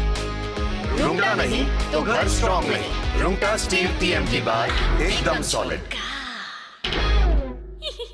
थोड़े में ज्यादा स्वाद, यही तो है इसकी खास बात। वाओ मामा, क्या स्वाद है? अरे मेरे राजा, सबका राजा आरती मसाला।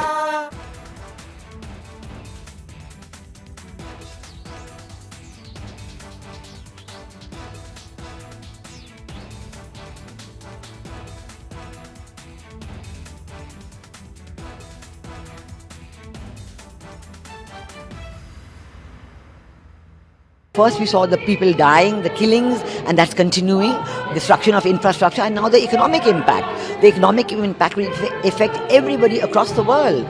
You know, the price of LNG, cooking gas has already gone up. So it is a very serious problem. We are all going to suffer. So we all have to work to make sure it ends soon. And I hope that, led by our Prime Minister, Excellency Prime Minister, we will work on that. ठीक है mandu, भेज दे रहे हैं।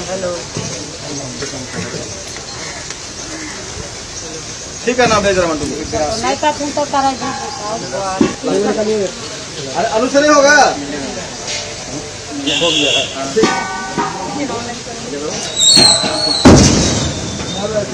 तुमचा कुणाल गेला नीचे अजून गाडीला पूर्ण होला त्याला गोटे का गाडी मागला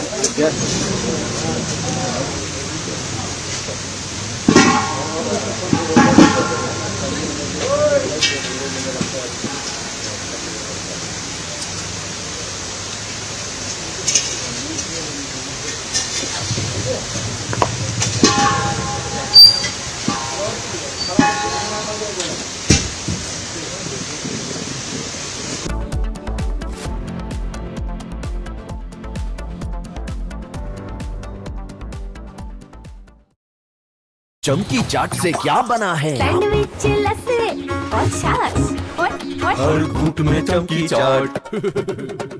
ड्राई फ्रूट और दही बड़े। चमकी चाट से स्वाद बढ़े। असली स्वाद सिर्फ चमकी चाट। केसरिया से मन जोगी हुआ रे, दिल झूमे देखो मतवारा हुआ रे। केसरिया से मन जोगी हुआ। हर पल मनाओ केसरी त्योहार। विमल, बोलो जुबान केसरी।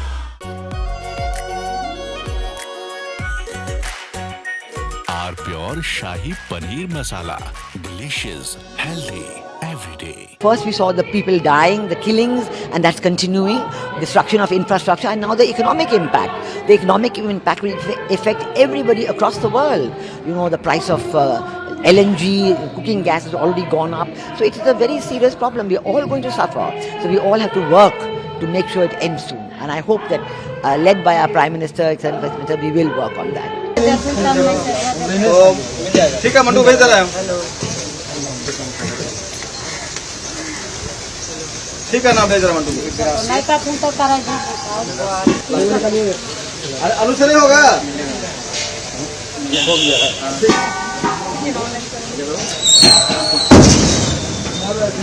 तुमचा कुणाल केला नीचे अजून गाडीला पूर्ण होला त्याला गोटे का गाडी मागला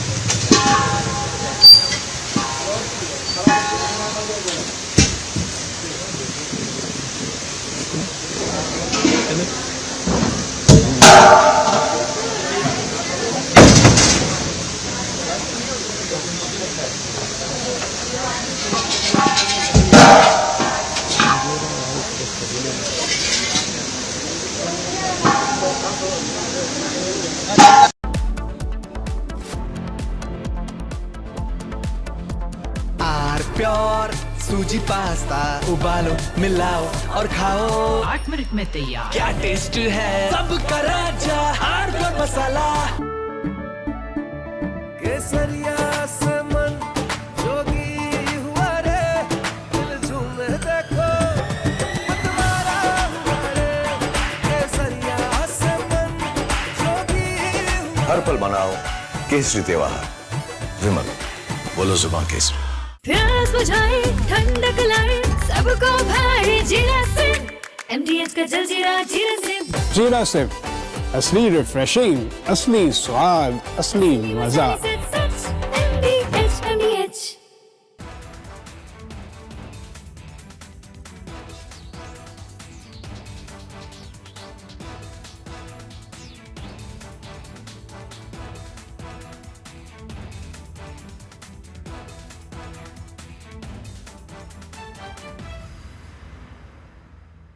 First we saw the people dying, the killings, and that's continuing, destruction of infrastructure, and now the economic impact. The economic impact will affect everybody across the world. You know, the price of LNG, cooking gas has already gone up. So it is a very serious problem. We are all going to suffer. So we all have to work to make sure it ends soon. And I hope that, led by our Prime Minister, Excellent First Minister, we will work on that. ठीक है mandu भेज दे रहे हैं ठीक है ना भेज रहे हैं mandu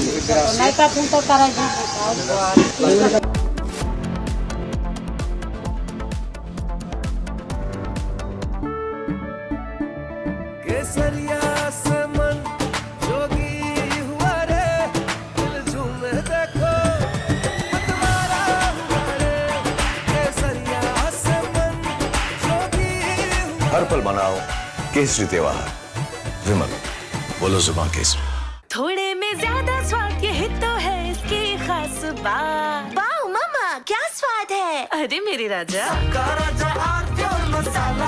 First we saw the people dying, the killings, and that's continuing, destruction of infrastructure, and now the economic impact. The economic impact will affect everybody across the world. You know, the price of LNG, cooking gas has already gone up. So it is a very serious problem. We are all going to suffer. So we all have to work to make sure it ends soon. And I hope that, led by our Prime Minister, Excellent First Minister, we will work on that. ठीक है mandu भेज दे रहे हैं ठीक है ना भेज रहे हैं मंडू अनुसार नहीं होगा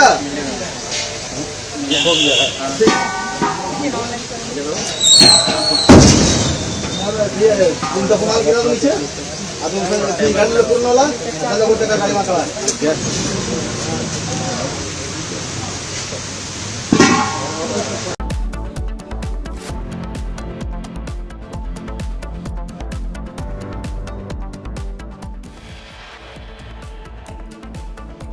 External Affairs Minister Dr. Jaishankar speaks to Iranian counterpart Abbas Araghchi for the 4th time since the war.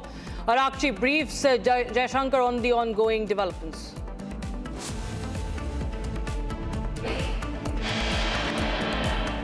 Iranian Foreign Minister asks BRICS nations to help stabilize West Asia, asks for BRICS to condemn US strikes.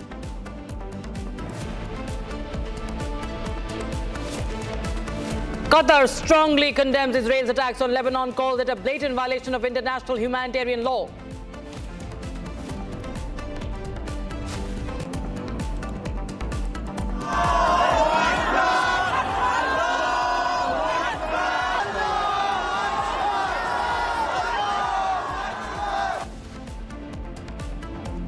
Explosion in Tehran during annual Quds Day march. One Iranian reportedly killed.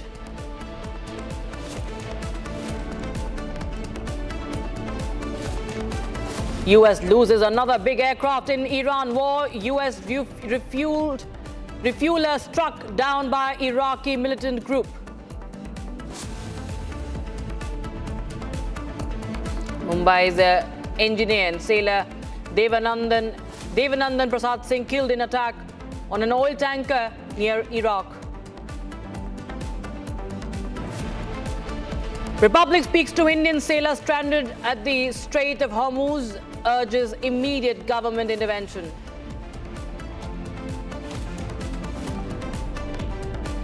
Sensex sinks 550 points and Nifty opens below 23,500 as the war in Iran continues to affect the stock markets across the globe due to the concerns of energy and oil.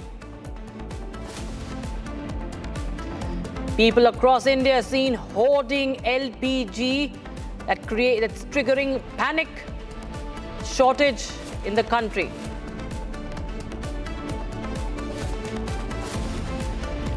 Afghanistan bombs Pakistan, claims it's in response to Pakistan's attack on Kabul and Kandahar.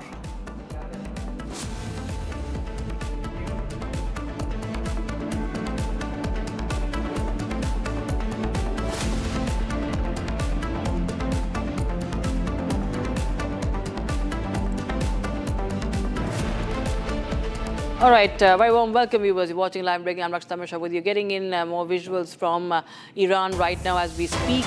Footage showing Iran's judiciary chief, Ghulam Hussein Mohseni Ejai, attending an international Quds rally in Tehran where in fact, US-Israeli airstrike also targeted this rally. There was an explosion in Tehran and it's caught on camera.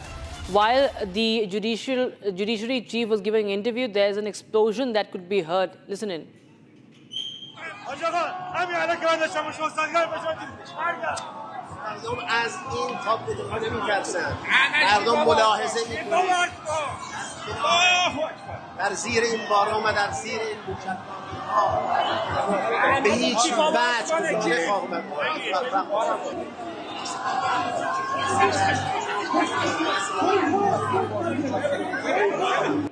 آخرین نفس و تا آخرین لحظه در مقابل اونها بایستیم.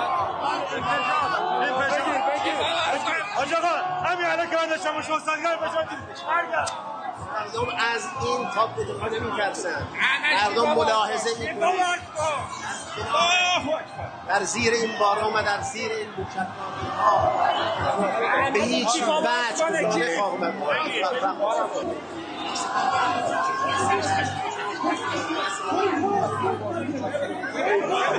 تا آخرین نفس و تا آخرین لحظه در مقابل اونها بایستیم.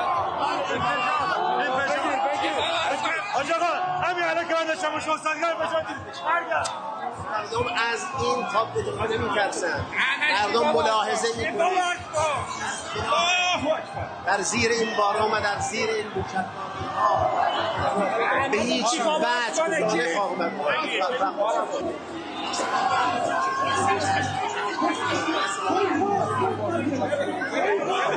تا آخرین نفس و تا آخرین لحظه در مقابل اونها بایستیم.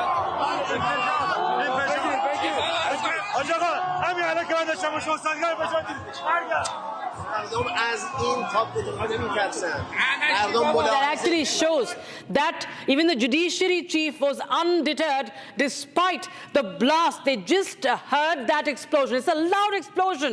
in Tehran while there was this Quds rally that was underway, and he was giving an interview live to Press TV, and he just heard that loud explosion, and there was a huge bang that could be heard. But undeterred, he continued, the interviewer and the judiciary chief continued with the interview. That's a strong message, strong imagery, strong signaling. That's messaging from Tehran to United States and Israel, that we see the chants of Allahu Akbar going, reverberating, echoing as this happens, showing solidarity right now. Next, we are going to show you those images, the top leaders, Lajan, Iraqi, and the President Pezeshkian, all participating in full public view for that international Quds Day rally. That's the narrative. That's the war narrative as we see. Ali Larijani, he's also giving interviews. He's at the forefront.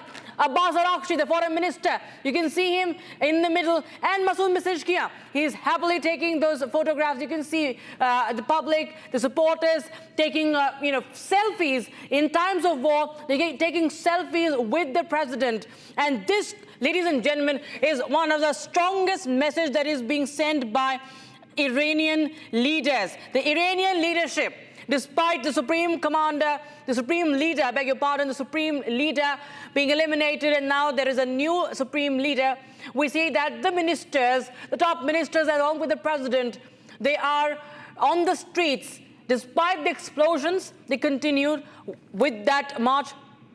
And in fact, we are not going to see you another video, viewers. This is strong messaging from Iran. The same video now, a judiciary chief who was giving an interview, and that was sort of disturbed but not stopped because of that explosion. It was an Israeli strike.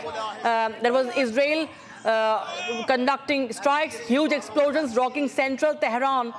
And this was nearby that rally area. So this is the Quds Day.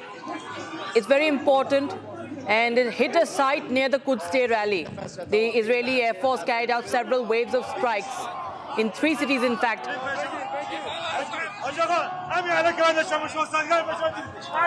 All right, as we continue to show you more pictures, we have some breaking news coming in right now. A ship from UAE has arrived at the Karwar port in Karnataka with the cargo.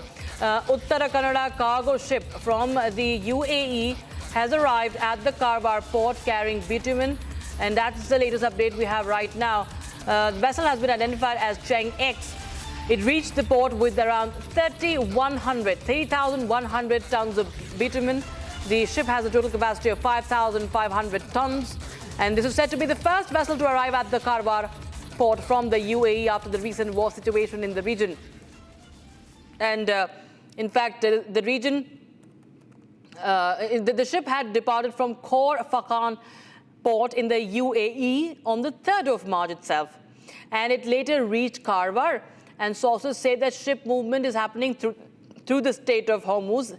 And it had earlier faced some restrictions from Iran following the conflict, and it did affect the maritime traffic. But despite the situation, the vessel has now successfully reached the Karwar port with the cargo. So bitumen, of course, is an important constituent of petroleum. It's a black substance made from petrol used for covering roads and roofs. So this is it's a binder in road construction, and it's a petroleum product, you can say that. And that, of course, was also being shipped. It got stuck. It's made of asphalt. It's asphalt, basically. And now there is this vessel that has now arrived at the Karwar port. All right, now the war in Iran could pose even more devastating consequences if not stopped immediately. Officials and diplomats have spoken out in the ongoing energy crisis impacted by the West Asia war and the subsequent blockade of the Strait of Hormuz. The International Energy Agency, IEA, approved to release 400 million barrels of strategic reserves, but it cautions that it could prove disastrous if the war stretches on. Diplomats have also remarked that the war in Iran is completely needless, noting the negotiations that were underway prior to the conflict. There's more in this report.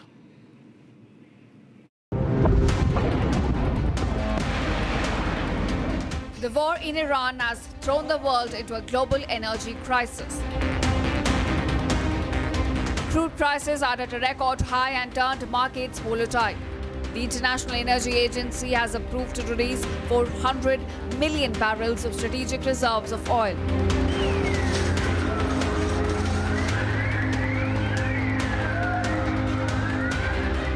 Meanwhile, former executive director of the agency warned that reserves could last for only 27 days and urged for immediate de-escalation. Concerns are rising if the war stretches on for longer than 3 months. There could be serious issue with oil reserves and supply.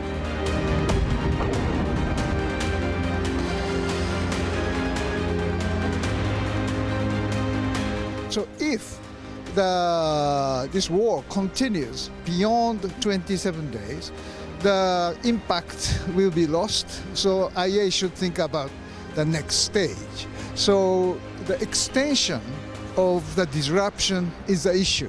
Certainly IEA can deal with it, but 3 times more by 27 days is about 80 days. That is the maximum for the IEA can compensate the disruption. So we sincerely hope that this is a temporary measure, and we sincerely wish that the disruption will stop sooner or later. The former foreign minister of Singapore strongly condemned the war in Iran and said it will result into a global recession.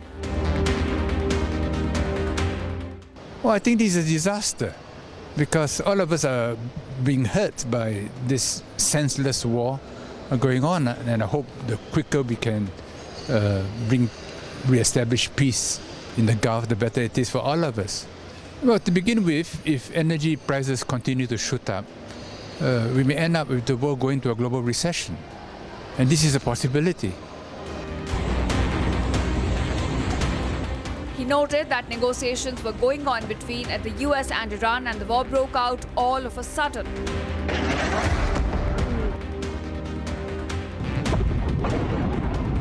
Meanwhile, former Indian ambassador Kanwal Sibal decried the ongoing war as completely needless, saying history has shown the region is resilient. The Americans and Mr. Trump and the Israelis, they should answer this question. Why did they start this war? Totally needless, taking on a country like Iran after having experienced how their earlier interventions in this region failed miserably and left behind more chaos and instability and economic dislocation and terrorism and sectarian strife.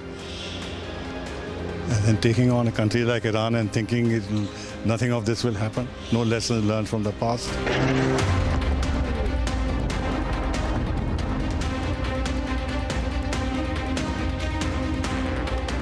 The focus is now shifting to US President Donald Trump over the real motive of this war. As the Iranian regime remains unchanged, the cost of war has surged to billions of dollars and thousands have been killed in the strikes. While in India, oil tanker from the Strait of Hormuz has begun to arrive. It remains to be seen how the global energy politics will play out.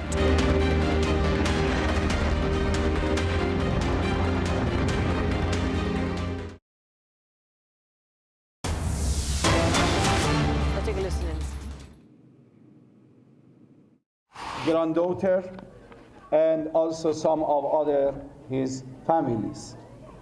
However, these red lines, which based on the nature of human being, does not allow anyone to cross it, and we have to respect that.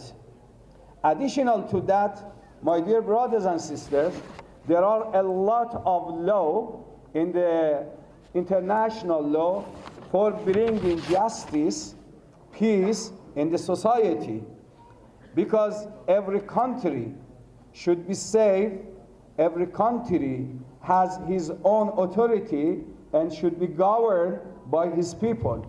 But unfortunately, we are witnessing a lot of broken of these red lines by United States of America, by Zionist regime, and it has been observed. There are a lot of people oppressed people who are living in Palestine. Is that for a long time and years, more than decades, they are suffering and they are oppressed people, but no one here and listen to their voice. We gathered here to put our voice together, and we should say that they have to bring justice instead of conflict, instead of crisis in whole the world.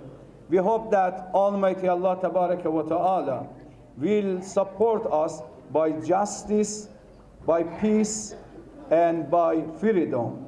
Wassalamu alaikum wa rahmatullahi wa barakatuh.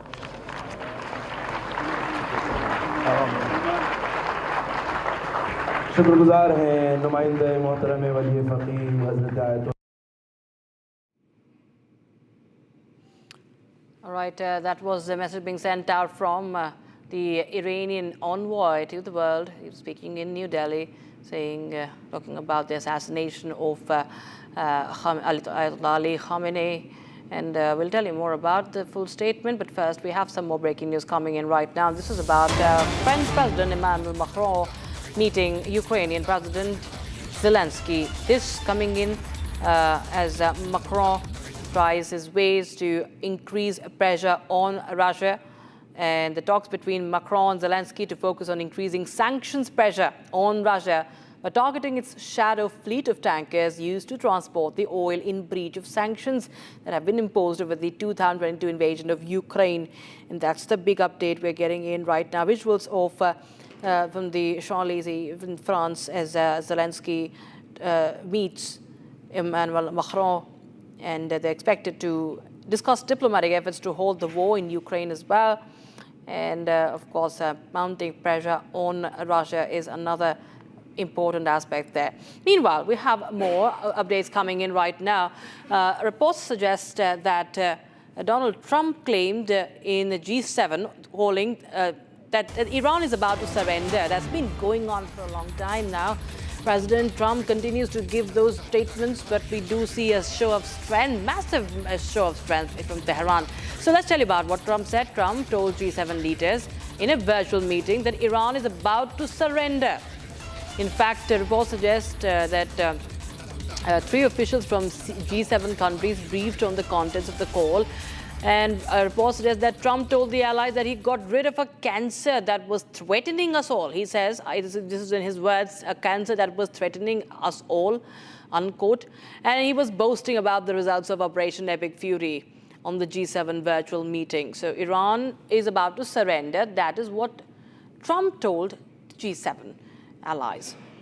Members there in that virtual meeting. That's a bold claim that he has made, but what we see right now in Tehran, that's an absolute show of strength. There's a strong message being sent out to Donald Trump, while Iran continues to say that it is not going to surrender in any condition now.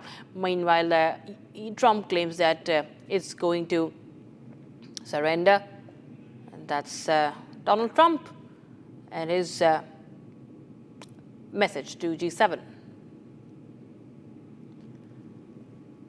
All right, we'll shift our focus to other breaking news that we have right now. In fact, we have more updates coming in. Okay, let's just get us more updates as far as the Indian vessels are concerned. So there is the latest vessel that has arrived to the Indian port of from a port in Karnataka, and the Karwar port. We see first and exclusive visuals of that on Republic TV. You can see even the Indian flag there. That's the Indian ship. Okay, that's the first visual. And it's the second ship from UAE arriving at the Karwar port. And this is in Karnataka, and Republic TV getting with the first and exclusive visual. That's, of course, also a testimony of how India's diplomatic efforts have brought in relief for those vessels that have been stranded at the Strait of Hormuz. And this is that port in Karnataka, Indian vessel that has arrived, the second one from UAE to have arrived. And this is an important, of course, important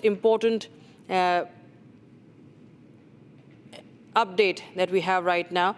This is from the Karwar port. This is a ship from UAE, and that has arrived with the bitumen. And West Asia tensions had disrupted the operations, of course, And now we have this visual that shows you, it's a proof of how this vessel has come back safely back home, Karwar port in Karnataka. And many more have come. A few have at least arrived in the past 48 hours. And ships operating between UAE and Karwar. Okay, my colleague Gesu joins us live on the broadcast from Gesu. Well, it's an important development. A ship from UAE arriving at Karwar port with bitumen cargo. Tell us more details, please. Right, Rakshita. In fact, this is the first shipment that has come through UAE since the war began on the 28th of February. Now, remember, this is a huge diplomatic win for India. Just yesterday, one more vessel arrived for India carrying about 135,000 metric tons of crude through the Strait of Hormuz. Now, this also speaks volumes about Iranian aggression at the Strait of Hormuz, which has allowed space for Indian and Chinese vessels to pass through. Now remember, Iran is acting as a gatekeeper for the global oil supply, and amid that, of course, European Union countries, US vessels, Israeli vessels, they have all not been cut the slack. But Indian vessels, Chinese vessels have been given some relief from the ongoing aggression in the Strait of Hormuz. Now, it's also very important to understand that this vessel is identified as Cheng X, and it reached the port with around 3,100 tons of bitumen. Now, the ship has a total capacity of about 5,500 tons, and this is said to be the first vessel that is now docked at the Karwar port and has come through UAE since the war began on the 28th of February. Now, Rakshita, also very important to point out, bitumen is a thick, black, highly viscous and sticky hydrocarbon material which is derived from distillation of crude oil. Now, it's also renowned for its waterproofing and adhesive properties, and it acts as a primary binder in asphalt for road construction. A key element, bitumen, has now been delivered to India. All quantity, it's 3,100 tons of bitumen that we're talking about that has arrived through a shipment that has come from the UAE. Now remember, UAE is also battered with strikes amid the ongoing strikes and counter-strikes that are being exchanged between Israel, Iran and the United States. Even then, India has managed its shipment. This also comes in tandem with India's statement that India will put its national interest first while also batting for peace in the region amid the ongoing conflict. And this is a testament that now another shipment from UAE has come in. This is the first one to come in since the war began on the 28th of February. Just yesterday also, we had about 135,000 metric tons of crude delivered to us at the Mumbai port. In fact, that has started.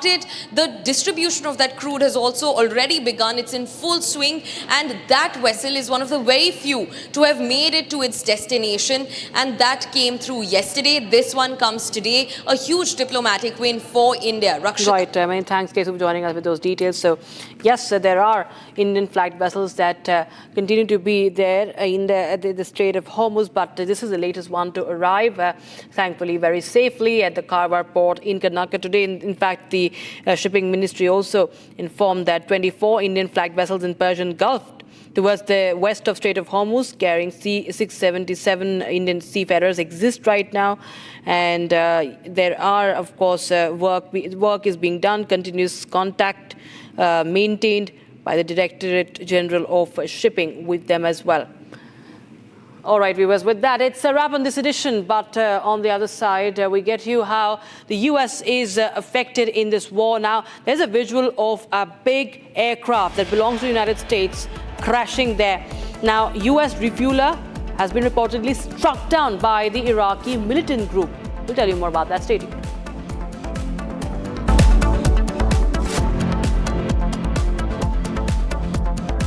चमकी चाट से क्या बना है? Sandwich, लस्सी और छाछ और हर घूंट में चमकी चाट। अब बताओ, स्वाद आया? आया। असली स्वाद सिर्फ चमकी चाट। केसरिया से मन जोगी हुआ रे, दिल झूमे देखो मतवारा हुआ रे, केसरिया से मन जोगी। हर पल मनाओ केसरी त्योहार, विमल, बोलो जुबान केसरी। आर प्योर सूजी पास्ता उबालो मिलाओ और खाओ 8 मिनट में तैयार। क्या टेस्ट है सबका राजा R pure masala.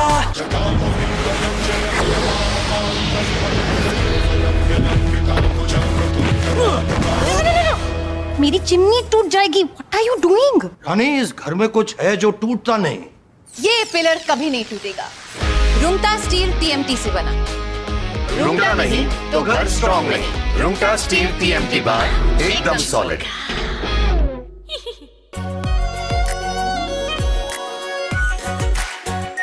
Are pure shahi paneer masala, delicious, healthy every day. First we saw the people dying, the killings, and that's continuing, destruction of infrastructure, and now the economic impact. The economic impact will affect everybody across the world. You know, the price of LNG, cooking gas has already gone up. So it is a very serious problem. We're all going to suffer. So we all have to work to make sure it ends soon. And I hope that, led by our Prime Minister, etc., we will work on that. ठीक है mandu, भेज दे रहा हूं।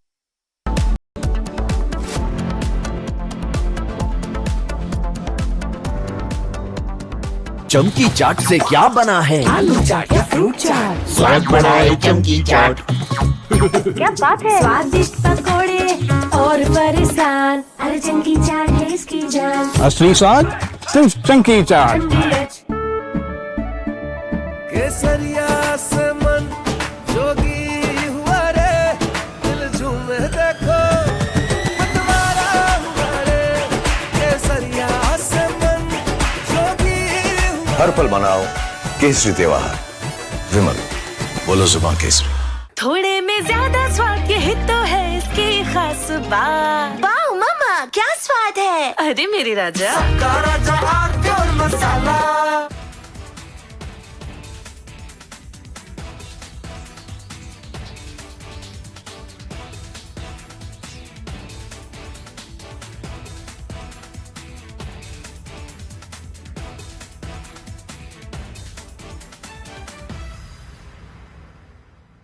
First we saw the people dying, the killings, and that's continuing, destruction of infrastructure, and now the economic impact. The economic impact will affect everybody across the world. You know, the price of LNG, cooking gas has already gone up. So it is a very serious problem. We're all going to suffer. So we all have to work to make sure it ends soon. And I hope that, led by our Prime Minister, etc., we will work on that. ठीक है mandu, भेज दे रहा हूं। ठीक है ना, भेज रहा मंडू। अरे आलू से नहीं होगा।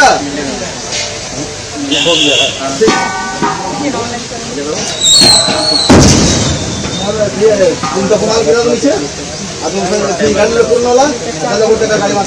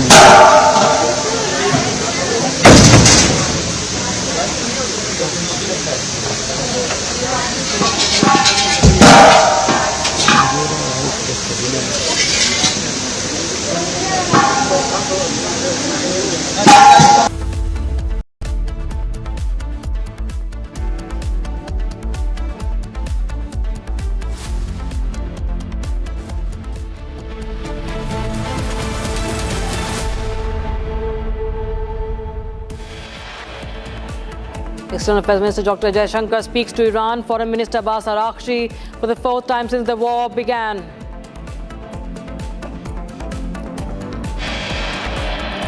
Iranian Foreign Minister asks BRICS nations to help stabilize West Asia, asks for BRICS to condemn US strikes. Qatar strongly condemns Israel's attacks on Lebanon, calls it a blatant violation of international humanitarian law.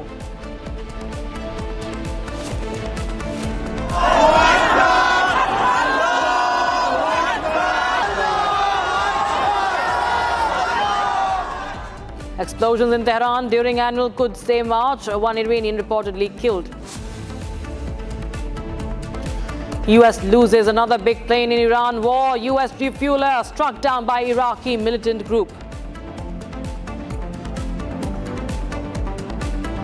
Mumbai engineer Devanand Prasad Singh killed in attack on an oil tanker near Iraq.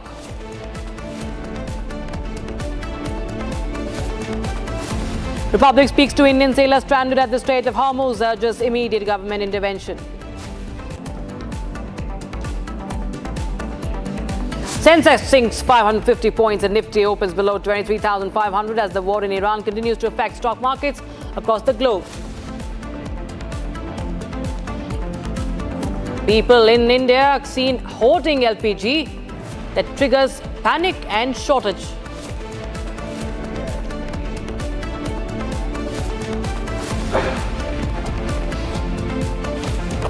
Afghanistan bombs. Pakistan claim it is in response to Pakistan's attack in Kabul and Kandahar.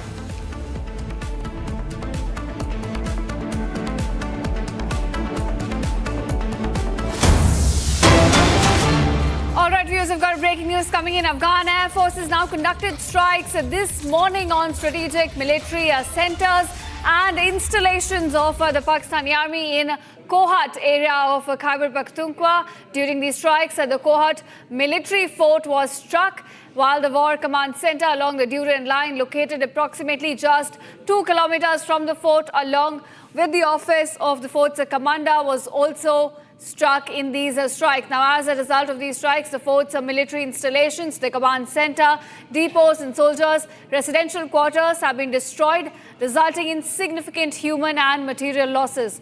That's the latest we're picking up as far as Afghans' retaliatory strikes on Pakistan is concerned. Today morning, Pakistan struck several areas from Kandahar, Paktika province to Paktia, and now we're looking at Afghanistan also conducting retaliatory strikes on Pakistan.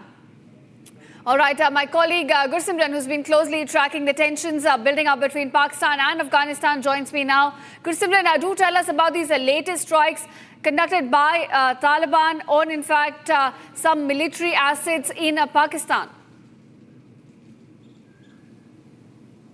It is hours after the Pakistan's strikes in Afghanistan, in Kabul, in Kandahar, in Paktia and in Paktika province that Afghan defense forces have retaliated back. And this retaliation has come in the Khyber Pakhtunkhwa province of Pakistan, where Pakistan is already suffering from the internal breakdown due to the activities, the heightened activities of Tehreek-e-Taliban Pakistan under Operation Khyber. And they have carried out in the first 13 days more than 100 attacks on the Pakistani security forces.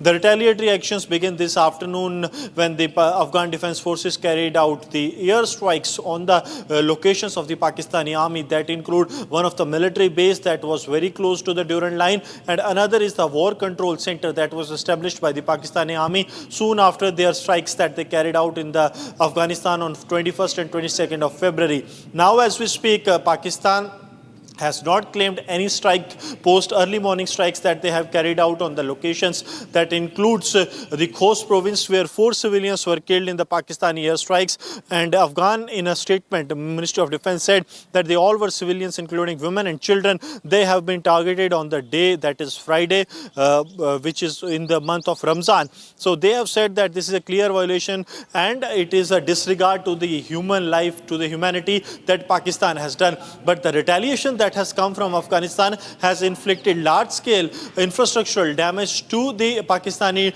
defense establishment, especially in the Khyber Pakhtunkhwa, and this is an unending retaliation that is coming and is not expected from by Pakistan, because after 21st and 22nd of February strikes that Pakistan carried out, since then we have seen that the Zabiullah Mujahid, the spokesperson of the Taliban Afghanistan government, he has said that we are ready for a long-term war. Right. If Pakistan wants this war to continue for another 10 years, we are ready for it.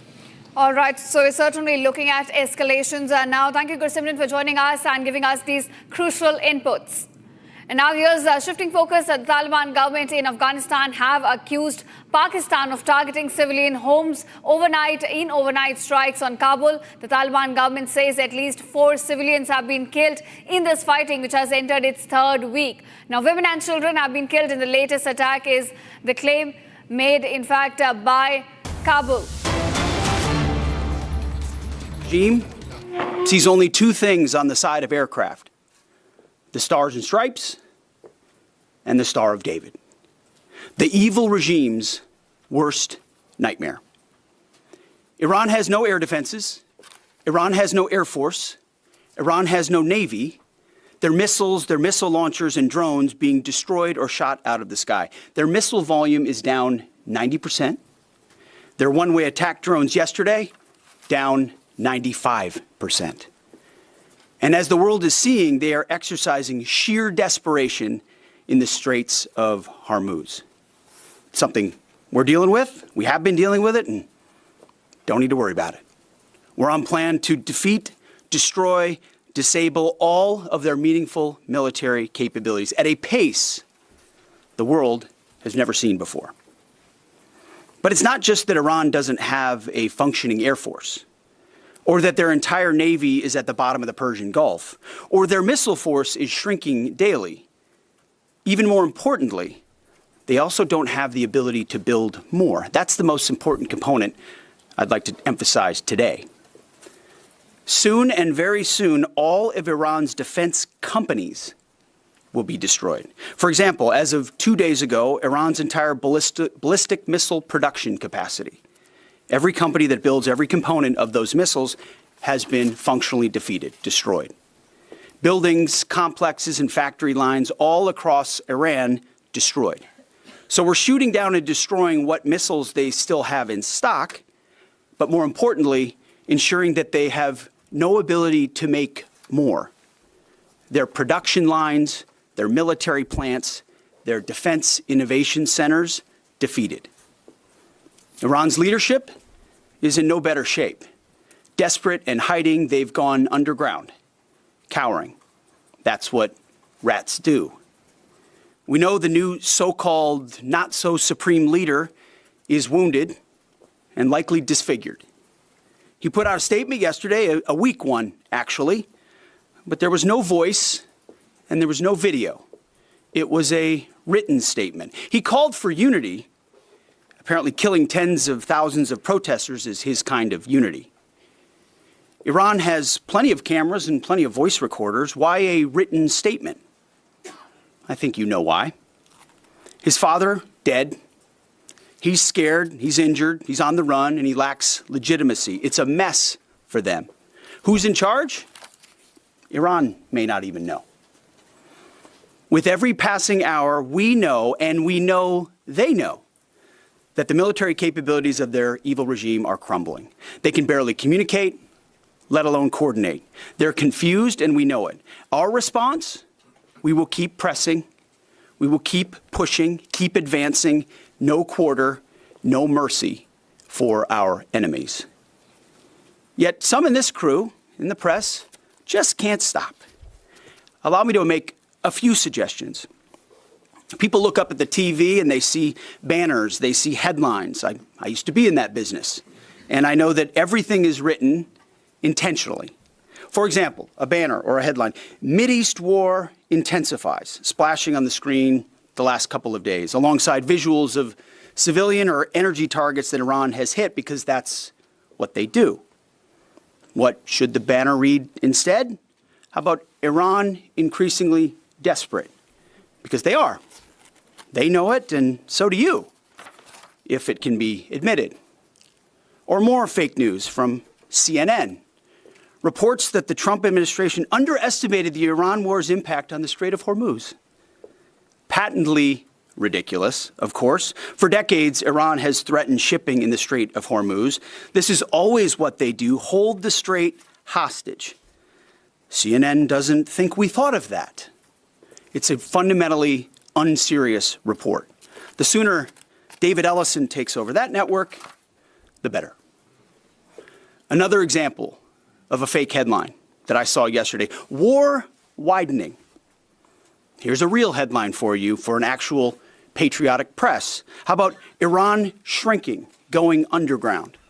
You see, Iran's leaders are hiding in bunkers and moving into civilian areas. The only thing that is widening is our advantage. Not to mention our Gulf partners stepping up even more, now going on the offense. and have always been with us on the defense with collective and integrated air defenses. Our will, it is unshakable. Our options, maximized, and our capabilities still building. We're going up, they're going down. As I said from the start, President Trump holds the cards. He'll determine the pace, the tempo, and the timing of this conflict. His hand firmly on the wheel, as well as on the throttle setting. America first, peace through strength, in action.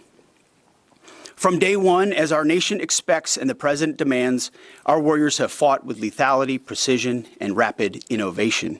In fact, today will be, yet again, the highest volume of strikes that America has put over the skies of Iran and Tehran. The number of sorties and number of bomber pulses, the highest yet, ramping up and only up. And quantity has a quality of its own as we continue to ramp up. Every tool of AI, of cyber, of space, EW, counter-UAS, you name it, we're employing it. Blinding, confusing, and deceiving our enemy. Because we know who the good guys are here. And the American people do too. And that makes my job simple. I serve God, the troops, the country, the Constitution, and the President of the United States, and answer only to those. All in service of victory on the battlefield and the military objectives that we've laid out from day one. Defeat the missiles, missile launchers, and defense industrial base, which I laid out today. Defeat the Navy and deny Iran the ability to have a nuclear weapon. Clear, decisive, achievable. And Admiral Cooper knows, the CENTCOM commander who we spent a couple of hours with last night, that in pursuit of those objectives, we have his back in every way. His commanders know that, and so do the troops in harm's way. Admiral Cooper gets what he needs, the assets, the authorities, the munitions, you name it. We will stop at nothing to win. War is hell. War is chaos. And as we saw yesterday with the tragic crash of our KC-135 tanker, bad things can happen. American heroes, all of them. And as I have with all of them, as we have, we will greet those heroes at Dover, and their sacrifice will only recommit us to the resolve of this mission. But war in this context and in pursuit of peace is necessary, which is why each day on bended knee we continue to appeal to heaven, to Almighty God's providence, to watch over and give special skill and confidence to our leaders and to our warriors. To those warriors who this nation prays for every single day, I hear from all of you out there who pray for them every day. Stay on bended knee and pray for them. I continue to say to them, Godspeed. May the Lord bless you and keep keep going. Mr. Chairman, over to you. Thank you, Mr. Secretary, and good morning, ladies and gentlemen, and thank you for joining us today. Before I start with an update, I also want to address the tragic loss of our KC-135 refueling aircraft yesterday. The incident occurred over friendly territory in western Iraq while the crew was on a combat mission, and again was not the result, as CENTCOM has said, was not the result of hostile or friendly fire. We're still treating this as an active rescue and recovery operation. As CENTCOM announced this morning, 4 airmen have been recovered, and the Air Force and U.S. Central Command will provide updates as information becomes available. Please keep these brave airmen, their families, friends, and units in your thoughts in the coming hours and days. Our service members make an incredible sacrifice to go forward and do the things that the nation asks of them. It's a reminder of the true cost of the dedication and commitment of the Joint Force. We're also aware of a fire on board the USS Gerald R. Ford. We're thinking about the crew there who are injured in the fire. We believe and hope that everyone will be okay, and we're grateful for that. And for any further questions on that, we'd refer you to NAVCENT or to the Navy. This morning, we enter the 13th day of Operation Epic Fury, and we continue to make progress towards our military objectives. As the Secretary said, today will be our heaviest day of kinetic fires across the operating area. CENTCOM continues to attack ballistic missile and drone capabilities so that they are no longer a threat to U.S. forces, our bases, or our partners. They're continuing to destroy the Iranian Navy to ensure freedom of navigation, and this means going after Iran's mine-laying capability and destroying their ability to attack commercial vessels. And we're targeting their defense industrial base so they cannot rebuild the capabilities that can harm America's interests or our partners in the future. As Admiral Cooper said in his update on Wednesday, Iranian combat power continues to decline as a result of the continued strikes, as the Secretary talked about. We've attacked over 6,000 targets, and our strike packages continue to launch every hour, and we've maintained an unprecedented number of sorties up overhead of Iran. CENTCOM is now persistently over the enemy, and a result, we've seen a reduction in missile and one-way attack fires, as the Secretary said. In less than 2 weeks, we've rendered the Iranian Navy combat ineffective and continue to attack naval vessels, including all of their Soleimani-class warships, which were armed with anti-ship missiles and anti-aircraft weapons. We've made progress, but Iran still has the capability to harm friendly forces and commercial shipping, and our work on this effort continues. But I want to make something clear. The only thing preventing commercial traffic and flow through the Straits right now, which there is some through the Straits, is Iran. They are the belligerents here holding the Straits closed, although there is some traffic moving through there. We've made it a priority to target Iran's mine-laying enterprise, their mine layers, the naval bases and depots, in addition to the missiles that could influence the Straits. And CENTCOM continues to attack those efforts. And we continue to make progress on the industrial base to include factories, weapons, warehouses that are stored in, and we will continue to do so in the coming days, especially today. Now, as I often do, I want to share a little bit about our incredible joint force. Today, I'm going to talk about our incredible artillery force comprised of American soldiers and Marines who've been sinking ships, destroying depots, and launching Army tactical missile systems, or ATACMS, precision strike missiles, or PrSMs, and high-mobility rocket systems, or HIMARS. From outside Iran, our Army and Marine artillerymen are hitting sites that Iran relies on to project power beyond their borders and protect our deployed. In just the first 13 days of this operation, our artillery forces have made history. They fired the first precision strike missiles ever used in combat, reaching deep into enemy territory. They've used Army ATACMS to sink multiple ships, including a submarine, and they've done all of this with the precision and determination that comes from relentless training and trust in each other and in their weapon systems. Yesterday, I had the incredible honor and privilege of speaking with some of our young soldiers from the 3rd Battalion, 27th Field Artillery Regiment out of Fort Bragg, North Carolina, the unit and the crew that fired the first precision strike missiles. The soldiers I met came from all over this great country: New York, Texas, Delaware, California. One had been in the Army only 6 months and been in the unit for 2 months and was already deployed. He was the youngest at 20, but you would not know it from the way that they talked about their mission. The others were 22 and 28 years old. They spoke with a sense of calm pride, purpose, and clarity that tells you clearly they understand the weight of what they're doing and the people who depend on them. I asked them to walk me through a fire mission. I asked not just what they do, but what they feel, especially those first crew members on this particular mission. These soldiers basically live in these vehicles behind us. The cab, very tight, 2 folks sit next to each other with the crew commander behind them. It's jammed inside there with their personal weapons and kit. And they sit and wait for a fire mission.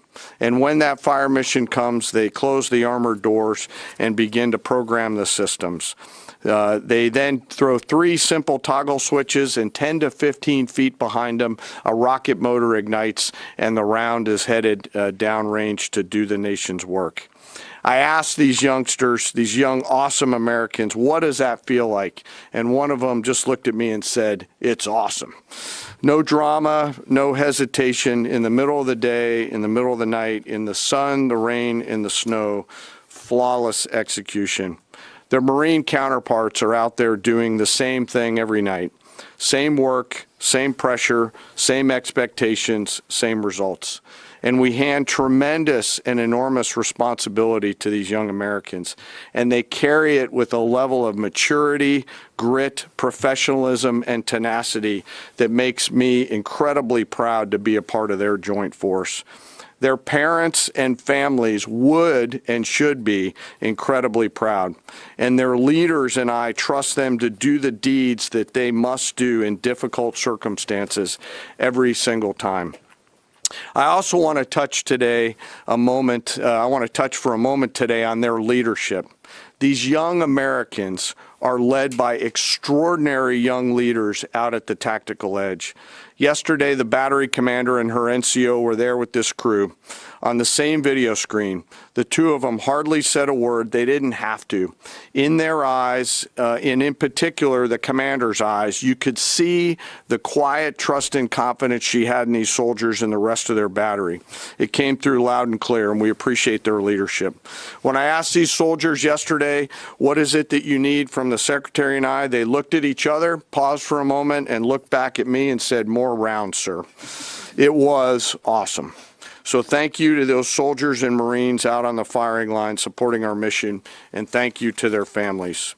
Our joint force will continue today to deliver dynamic fires against the enemy from the land, sea, and air. We remain deeply grateful for their service, and for the third time today, I'll mention that today will be our busiest day. This mission remains complex, dangerous, and difficult, and every service member has a family waiting for them to return home. And I want to thank all of the families today who are supporting their deployed forces and those doing the work here in the States. On a personal note today, I also want to thank the joint staff and the team that I have the pleasure of working with, some of them right here in this room. They are working 24 hours a day to deliver the options that we must to the Secretary and to the President. Today, as I close, I ask that we remember our fallen and those participating in the recovery operations to bring home our lost KC-135 crew, that we keep those service members and their families in their thoughts and prayers. Those are very, very, very tough days when that knock comes on the door for people on both sides of the door. Again, thank you to our deployed, thank you to our fallen, and to their families, and to the joint force. And with that, I'll turn it back to you, sir. Mr. Chairman. Alexandra Ingersoll, One America News. Can you tell us a little bit more about the Strait of Hormuz and when it might be fully operational again? And how do we ensure our objective of denying Iran a nuclear weapon?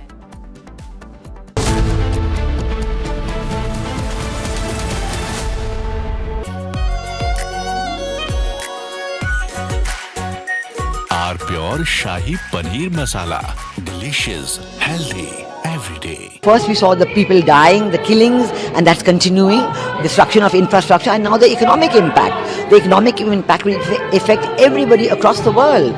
You know, the price of LNG, cooking gas has already gone up. So it is a very serious problem. We're all going to suffer. So we all have to work to make sure it ends soon. And I hope that, led by our Prime Minister, etc., we will work on that. ठीक है मंटू भेज दे रहा है ठीक है ना भेज रहा मंटू आलू से नहीं होगा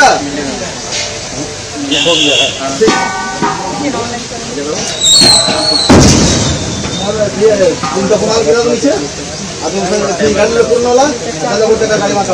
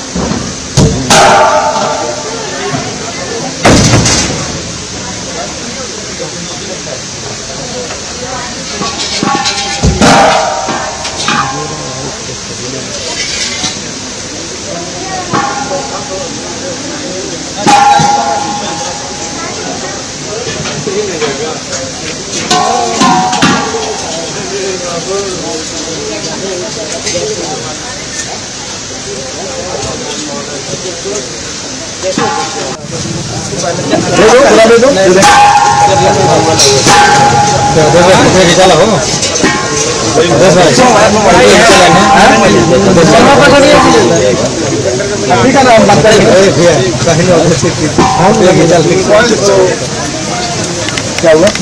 ठीक है ना?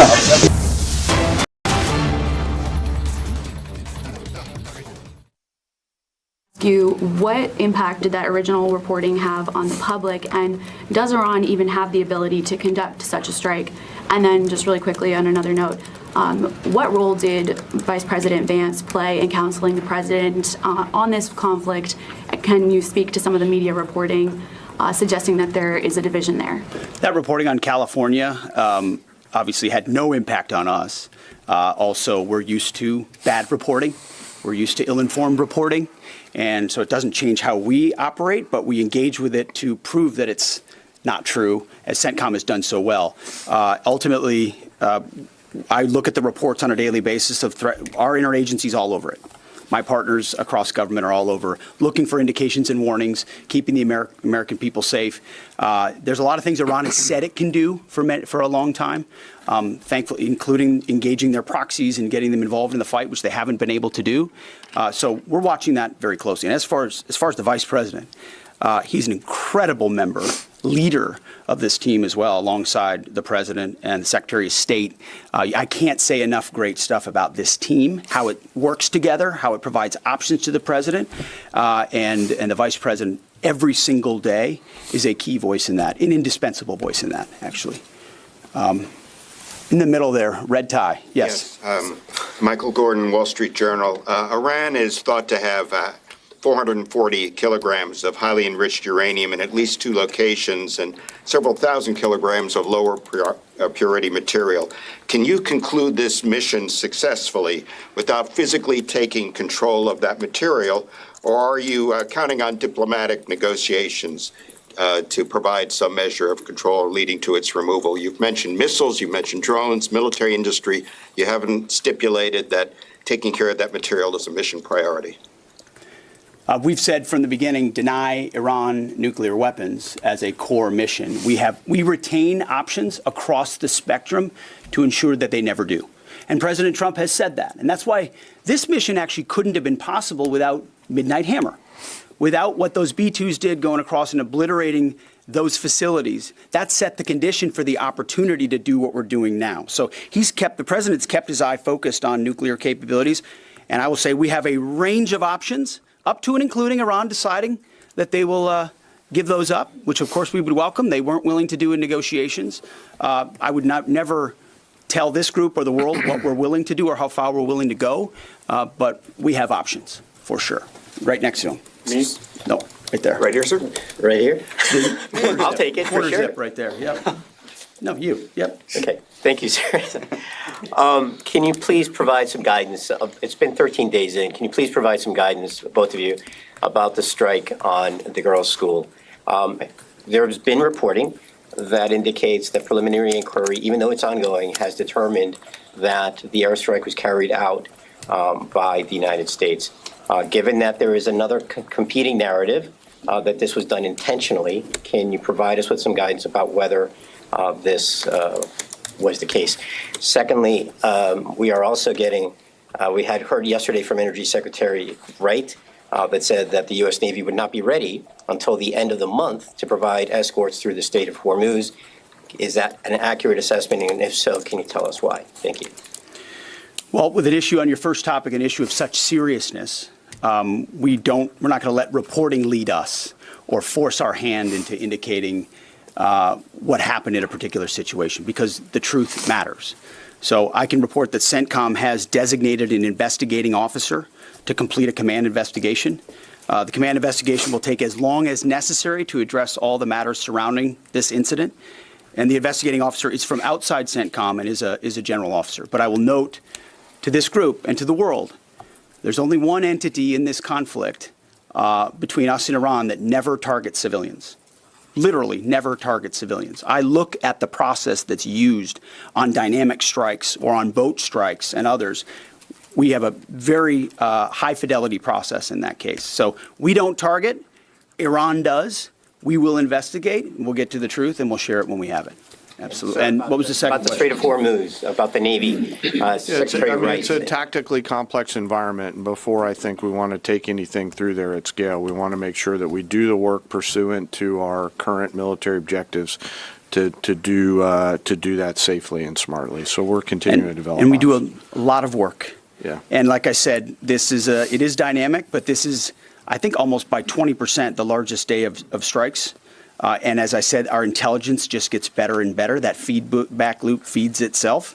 And as we refine those targets, it exponentially increases what we can hit and why, to include strategic things the world's talking about and looking at. And it's our job to have a plan for it, which we do, to address it, and ensure that the president has options.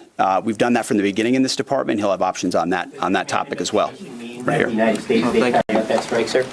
An investigation is an investigation. That's what it is. It doesn't mean anything other than that.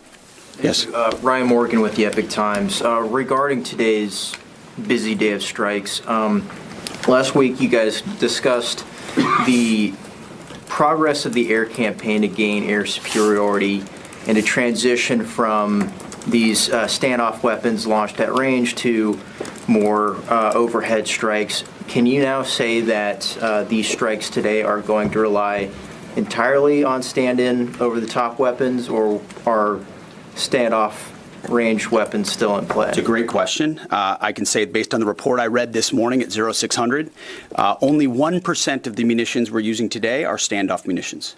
The rest are over-the-top, the types of which we have a plethora, which was our goal from the beginning. You use standoff, which are more exquisite. You transition to a much larger magazine depth, ensuring that you're preserving all the capabilities you have and your options across the force. Absolutely. Has Iran placed any mines Right since here. the war Lisa. started? Is Iran placing new mines?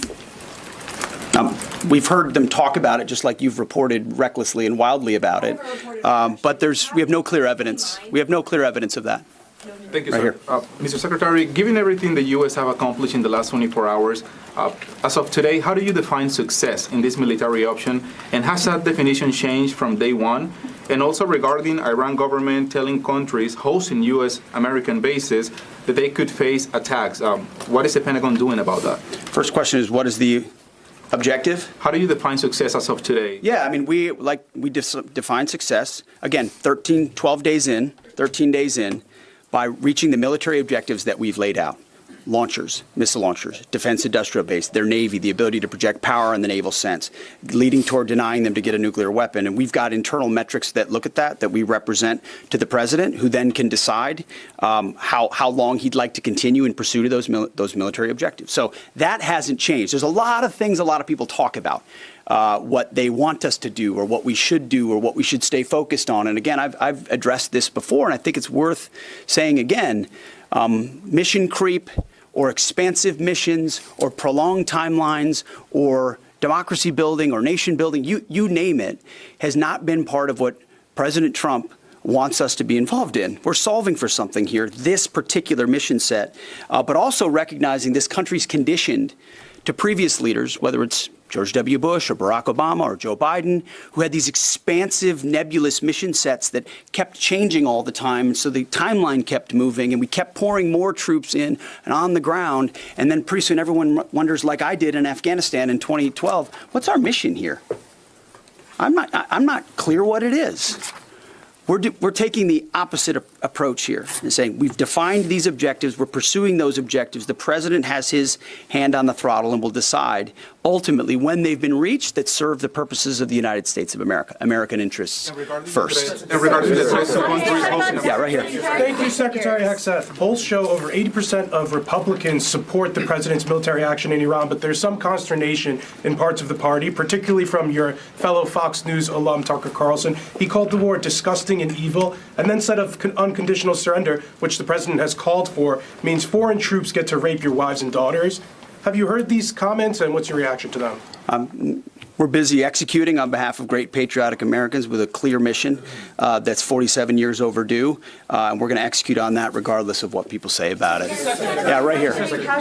You have said that the U.S. military has essentially aerial superiority, naval superiority over Iran, yet we're not escorting ships through the Strait of Hormuz. Why? How did you not plan for this? We planned for it. We recognize it.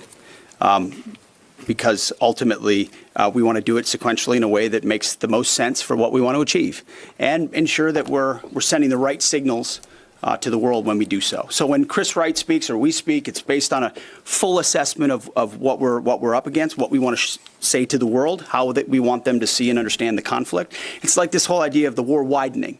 That's what the press wants to make it look like it's widening and chaos is ensuing. No, we're actually closing in on grabbing hold of and controlling what objectives we want to achieve and how we want to achieve them. It's called shaping operations and setting the conditions. But when you shape the environment, you don't always tell.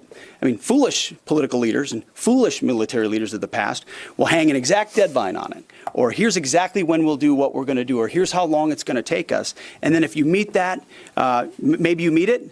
But if you don't, you fail. And if you're far beyond, we know exactly what we're shaping and why. We're sending those signals working across the interagency. The Strait of Hormuz is something we've paid attention to from the beginning.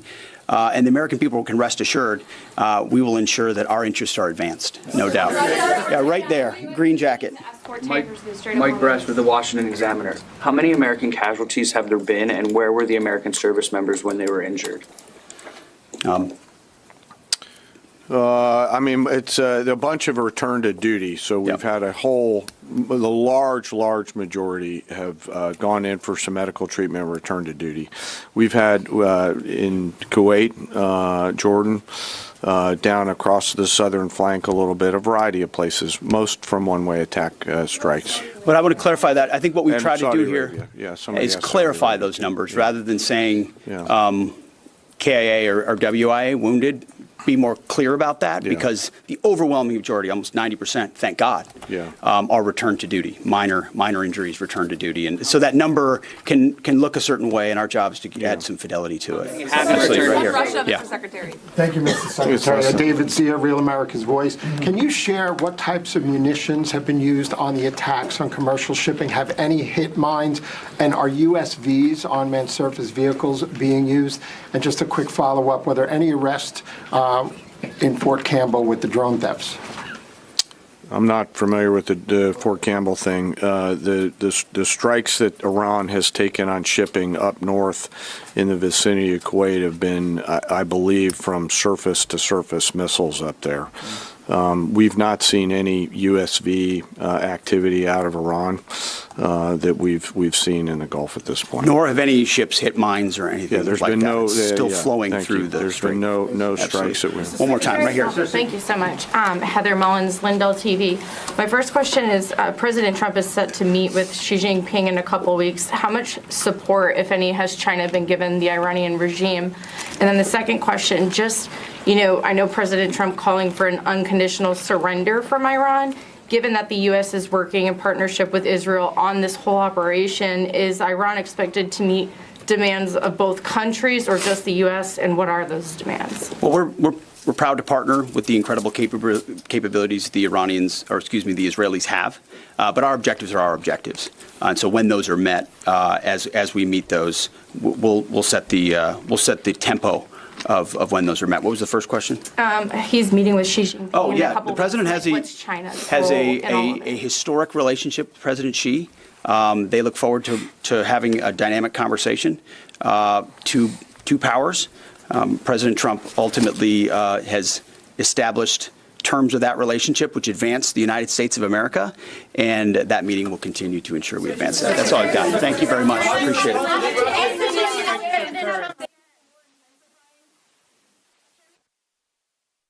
Was US's Defense Secretary Pete Hegseth speaking about the West Asia tensions and speaking about US's stand into the West Asia tensions. In fact, he also spoke about the Iranian school that was struck, and he said that it was rather Iran that must have done it, and that the United States remain clear that they're not striking any civilian targets. Now, viewers, shifting focus, the Taliban government in Afghanistan have accused Pakistan of targeting civilian homes in overnight air attacks in Kabul. Now, the Taliban government said that at least 4 civilians were killed in the fighting, which has entered its 3rd week. Women and children were also killed in the attack.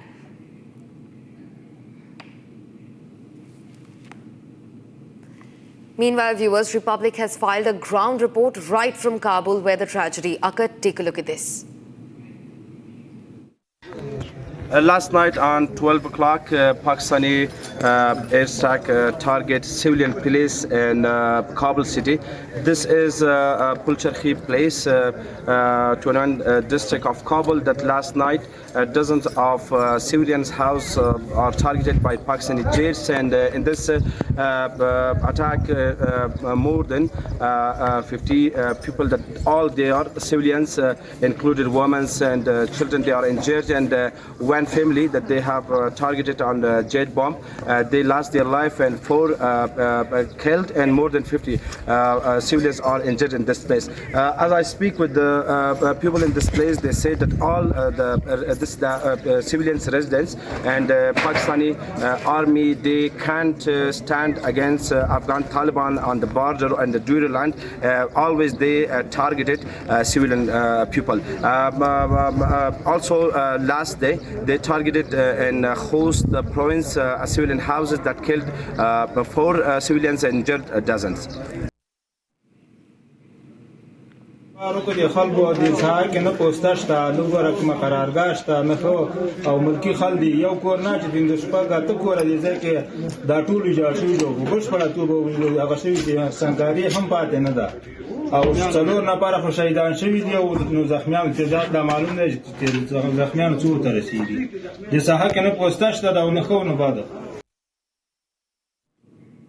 Viewers, as the West Asia tensions between Iran, Israel and the US continue to mount on one side, on the other, Afghanistan and Pakistan are constantly warring for what has entered its 3rd week. Now, Afghanistan has also blamed Pakistan of striking cities including Kabul and Kandahar and killing civilians amid its ongoing aggression. Take a look at this.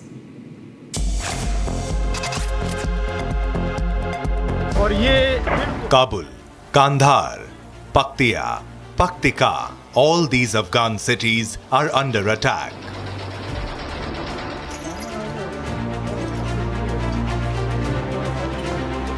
Pakistan is relentlessly bombing the Afghan cities. Talibani spokesperson Zabihullah calls out Pakistan. Says Pakistan is continuing the pattern of previous aggressions and crimes, carrying out blatant aggression against Afghanistan.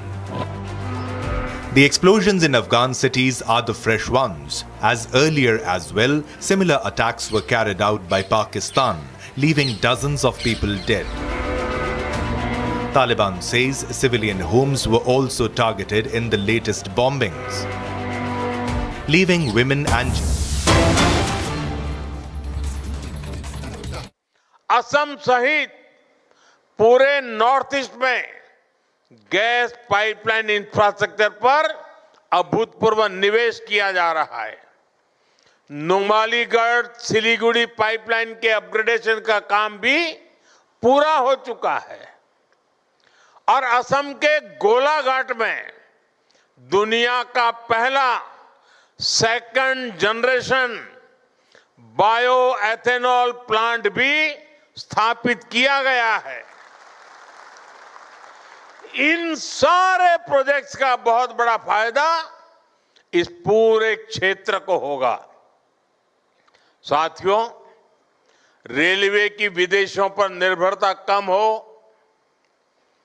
हमें विदेशों से कम तेल मंगाना पड़े, इसके लिए एक दशक में बहुत बड़ा काम हुआ है।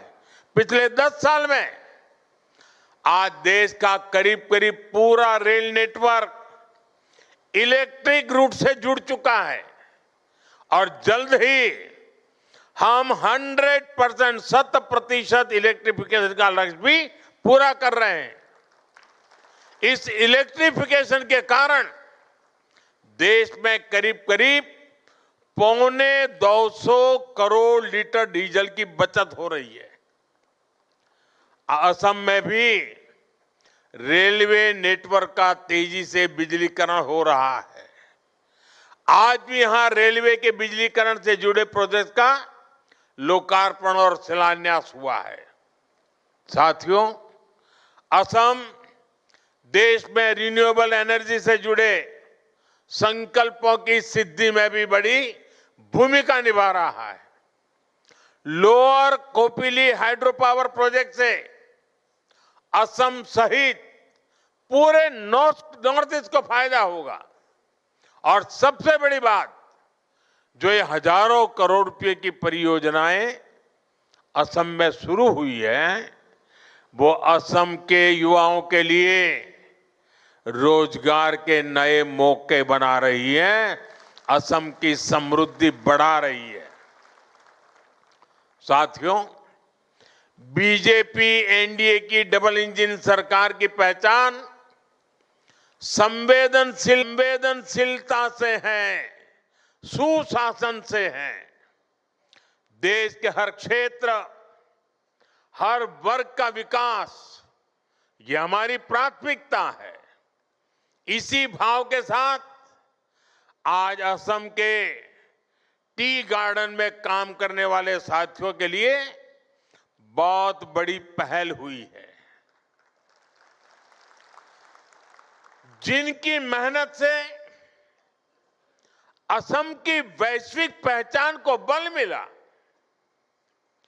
जिनकी उगाई चाय की खुशबू दुनिया भर में भारत की पहचान बनी, आज उन साथियों को बीजेपी एनडीए सरकार सम्मान भी दे रही है और सहायता भी दे रही है। Viewers, that was Prime Minister Narendra Modi addressing the crowds in Assam, talking about energy and infrastructure. In fact, he's also set to unveil projects worth 47,000 crores. Now, shifting focus, the war in Iran could pose even more devastating consequences if it's not stopped immediately. Now, officials and diplomats have spoken out in the ongoing energy crisis impacted by the West Asia war and the subsequent blockade of the Strait of Hormuz, one of the key choke points globally for oil, natural gas and oil. The International Energy Agency approved to release 400 million barrels of strategic reserves, but cautioned that it could prove disastrous if the war stretches on. Now, diplomats have also remarked that the war in Iran is completely needless, needing that no negotiations were underway prior to the whole conflict. More in this report. Take a look.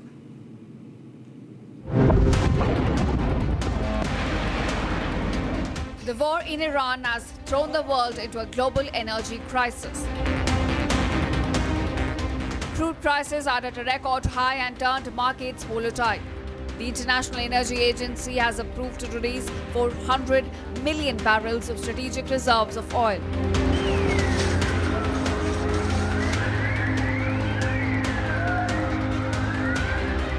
Meanwhile, former executive director of the agency warned that reserves could last for only 27 days and urged for immediate de-escalation. Concerns are rising if the war stretches on for longer than 3 months. There could be serious issue with oil reserves and supply.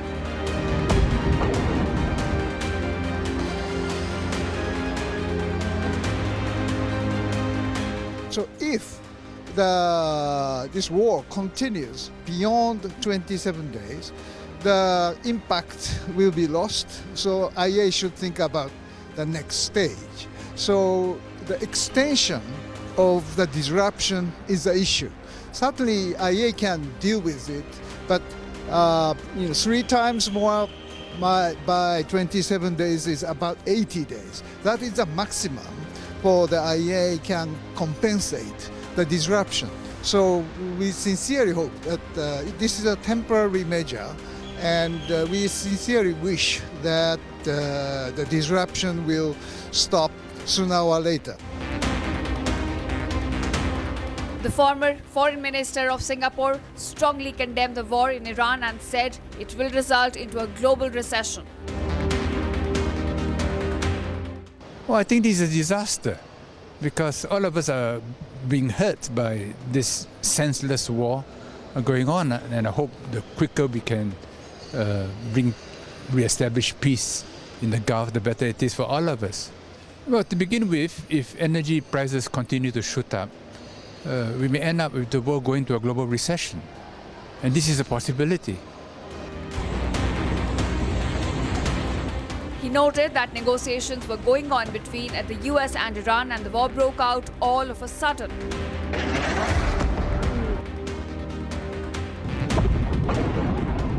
Meanwhile, former Indian Ambassador Kanwal Sibal decried the ongoing war as completely needless, saying history has shown the region is resilient. The Americans and Mr. Trump and the Israelis, they should answer this question. Why did they start this war? Totally needless, taking on a country like Iran after having experienced how their earlier interventions in this region failed miserably and left behind more chaos and instability and economic dislocation and terrorism and sectarian strife. And then taking on a country like Iran and thinking nothing of this will happen, no lessons learned from the past.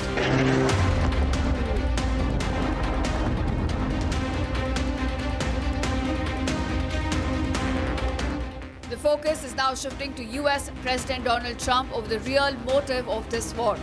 As the Iranian regime remains unchanged, the cost of war has surged to billions of dollars and thousands have been killed in the strikes. While in India, oil tanker from the Strait of Hormuz has begun to arrive. It remains to be seen how the global energy politics will play out.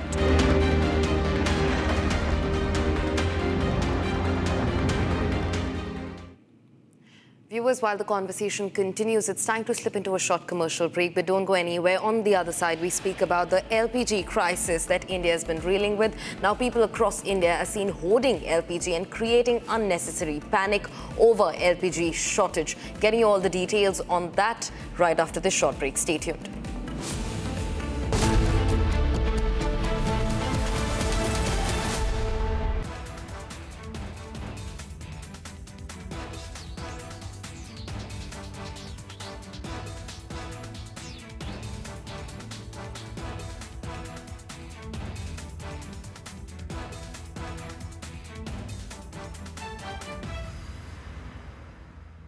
First, we saw the people dying, the killings, and that's continuing, destruction of infrastructure, and now the economic impact. The economic impact will affect everybody across the world. You know, the price of LNG, cooking gas has already gone up. So it is a very serious problem. We're all going to suffer. So we all have to work to make sure it ends soon. And I hope that, led by our Prime Minister, Executive Minister, we will work on that.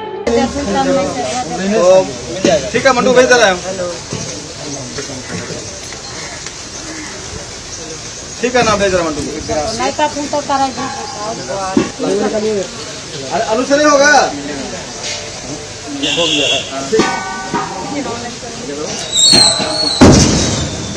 ये तुम तो कमाल किया तो नीचे अब तुम गाड़ी में पूर्ण वाला ऐसा बोलते का गाड़ी मारता है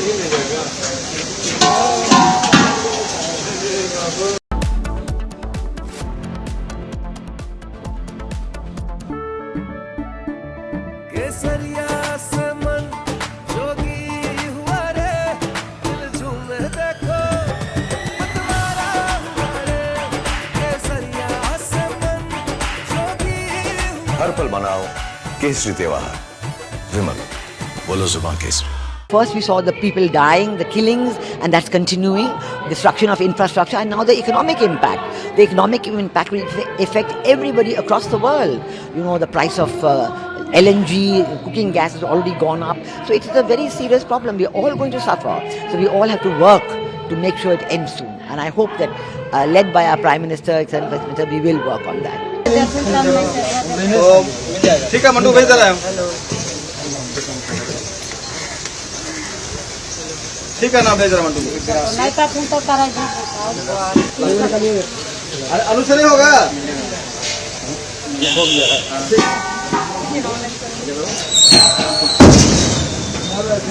तुमचा कुणाला गेला तुमचे अजून गाडीला पूर्ण होला त्याला कुठे का गाडी मागवा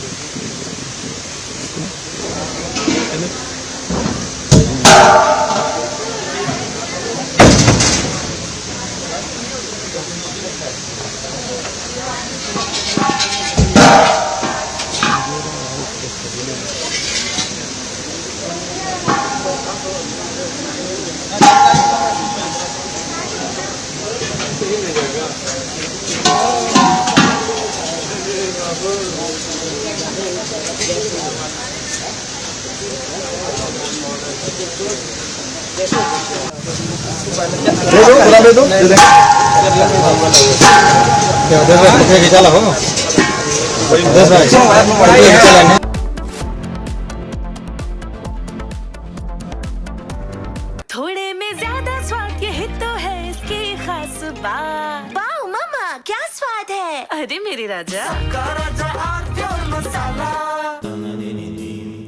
Amity has been ranked among the top universities globally for producing the most employable graduates by the Times Higher Education UK. Yet another testimony to Amity's excellent placement record. चमकी चाट से क्या बना है? आलू चाट या फ्रूट चाट, स्वाद बढ़ाए चमकी चाट। क्या बात है। स्वादिष्ट पकोड़े और बरसान, अरे चमकी चाट है इसकी जान। असली स्वाद सिर्फ चमकी चाट।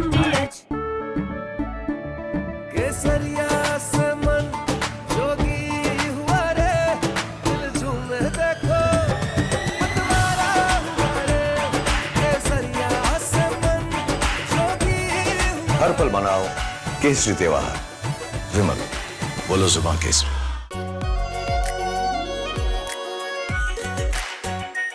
Are pure shahi paneer masala delicious healthy everyday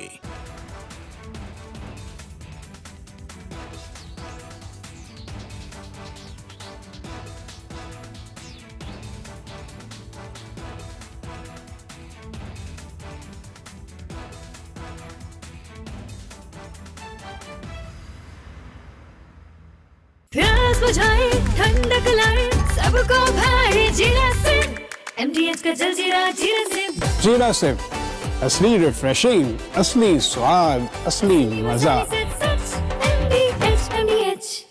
First, we saw the people dying, the killings, and that's continuing, destruction of infrastructure, and now the economic impact.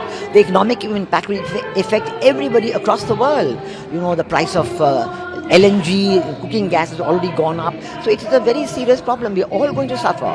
So we all have to work to make sure it ends soon. And I hope that, led by our Prime Minister, etc., we will work on that. ठीक है mandu भेज रहा है ठीक है ना भेज रहा मंडू अनुसरी होगा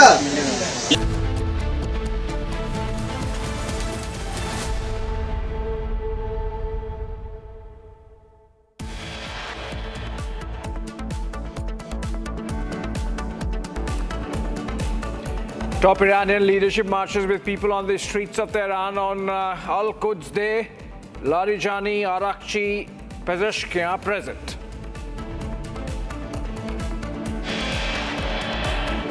United States admits loss of refueler plane, says 4 crew members on board dead. Afghanistan bombs Pakistan, claims it is in response to Pakistan's attack on Kabul, Kandahar, among other cities. Republic speaks to Indian sailors stranded at the Strait of Hormuz, urges immediate government action.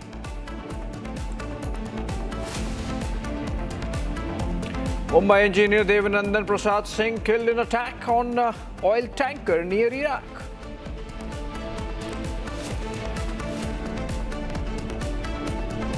People across India seen hoarding LPG, creating panic and shortage in the country. What a pathetic scene.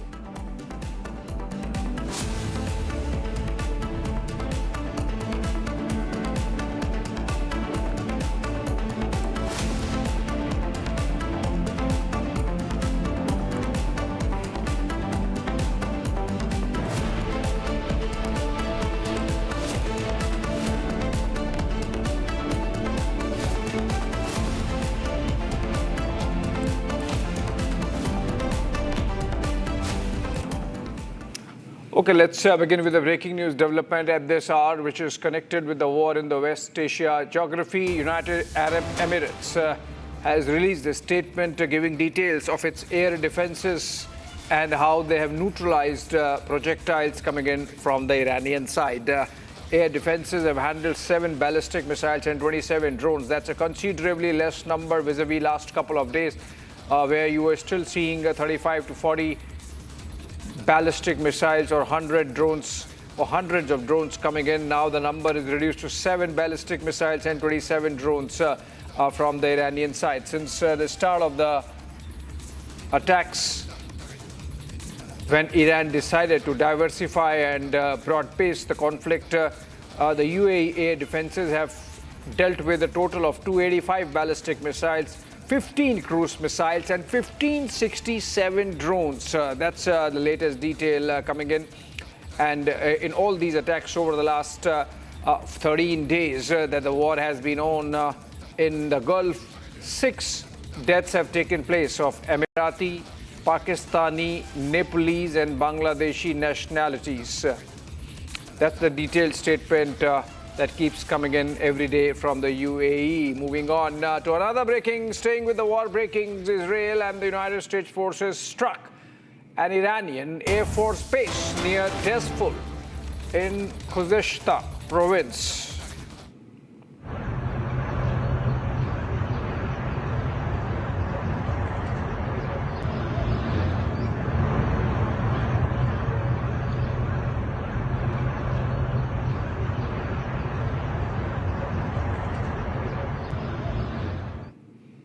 All right, moving on, a big message to Trump was being sent or has been sent by the top Iranian leadership as they marched on the streets of Tehran earlier in the day to mark the Al-Quds Day.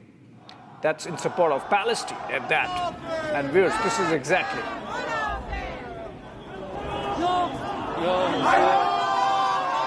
All right, when you have these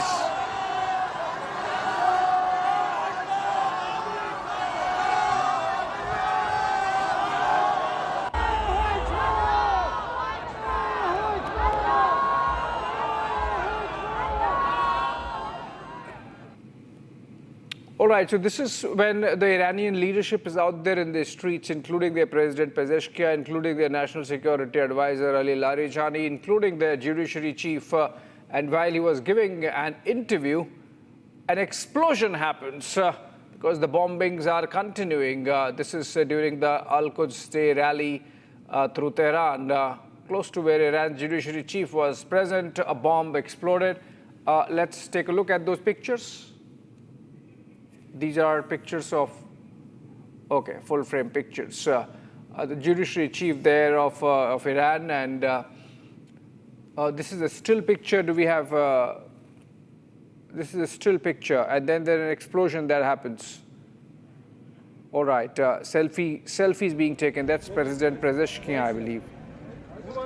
It's chilly out there. The day temperatures can be around 6 degrees. It can plummet to 2 degrees Celsius at night in Tehran. And all right. Okay, now you look at the leadership, the entire top leadership out there in the streets of Tehran. Larijani to your extreme right, that's the National Security Advisor Ali Larijani. He has been very combative on social media handles against President Trump. Then you have Syed Abbas Arakchi, and he's been interlocuting with his counterparts world over, intense period of diplomacy, trying to do as much as he can to push for Iranian interests.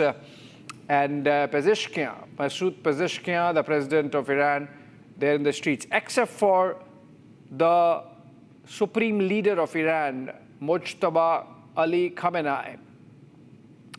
Every other leader is there on the streets.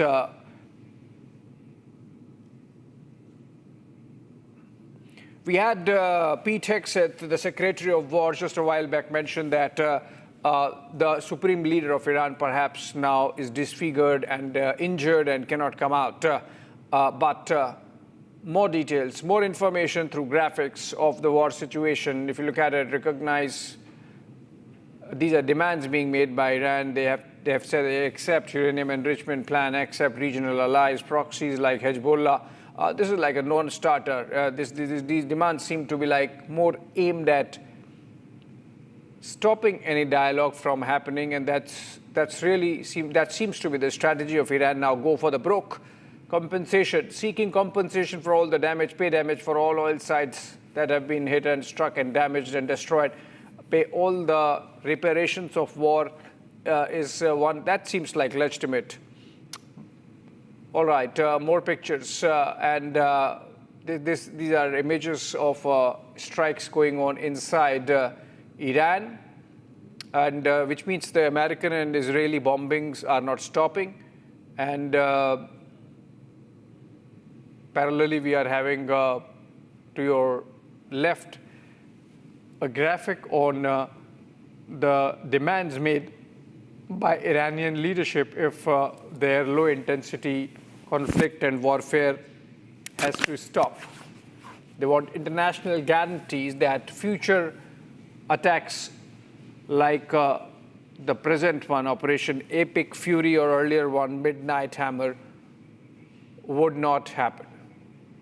All right, Republic spoke to representative of Iran's supreme leader in India, Abdul Majid Elahi, on the ongoing conflict in West Asia. Let's take a listen. To the Indian vessels passing from Strait of Hormuz. Inshallah, we hope that. So, what are the conversations between the Prime Minister Modi and the current President of Iran? Please, the conversation between two leaders, officials, the Prime Minister of India and the President of Iran was very good, successful. And by conversation, by dialogue, we could overcome all problems, difficulties, and misunderstanding. And the conversation will provide a lot of opportunities for collaboration and good relationship. And this conversation was very good, and we will see the result of that conversation. Sir, what do you want to say about a Thai ship which was heading to India was attacked in Strait of Hormuz? Actually, we didn't want to attack anyone. We didn't want to create any war. We didn't want to have any problems and conflict in the area. But all of this is posed on us and created to us, and we hope that will be solve everything. We are ready for 2, 3, 5 years, because the dignity is not something cheap. Can you sell it easily? We are ready to share our blood on the earth, but we are not ready to submit ourselves and sell our dignity, our independence, our freedom. We are very strong, We have very good experience in the last 3 decades. We have experience of 8 years war. Iran was alone at that time, and Iraq at that time, the Saddam Hussein regime attacked Iran, and supported by a lot of European countries and a lot of other countries. But finally, we stood up and we defend ourselves, and we defend our dignity, freedom. At that time, the situation of Iran was less than now. Really, we didn't have missiles, we didn't have any weapons, but now our situation is very good, and we are really independent country. Sir, can we say that no more vessels, Indian vessels, will be attacked by Iran in the Strait of Hormuz? Never attack the Strait of Hormuz. We didn't attack it. All of this is from America, from Zionist regime. They don't want peace in this region. Who created this war? Who initiated this war? Never Iran initiator of this war, and Iran also is not a starter of this war. All right, still more on the war scene. This could pose the war, or the continuation of the war could pose even more devastating consequences if this does not stop immediately. Officials and diplomats have spoken out in the ongoing energy crisis impacted by the conflict and the subsequent blockade of Strait of Hormuz, which seems was not taken into account by the planners of Pentagon. The International Energy Agency, for example, now has approved release of 400 million barrels of strategic reserves, but still cautions that it could prove disastrous if the war stretches on. Diplomats have also remarked that the war in Iran is completely needless, noting that negotiations were underway prior to the whole conflict. Let's look at what the world is thinking now, 12 days after President Trump has started Operation Epic Fury.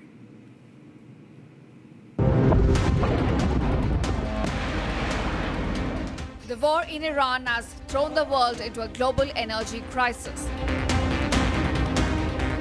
Crude prices are at a record high and turned markets volatile. The International Energy Agency has approved to release 400 million barrels of strategic reserves of oil.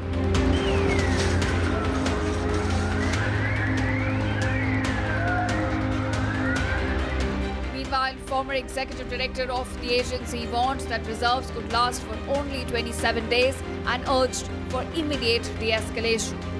Concerns are rising if the war stretches on for longer than 3 months. There could be serious issue with oil reserves and supply.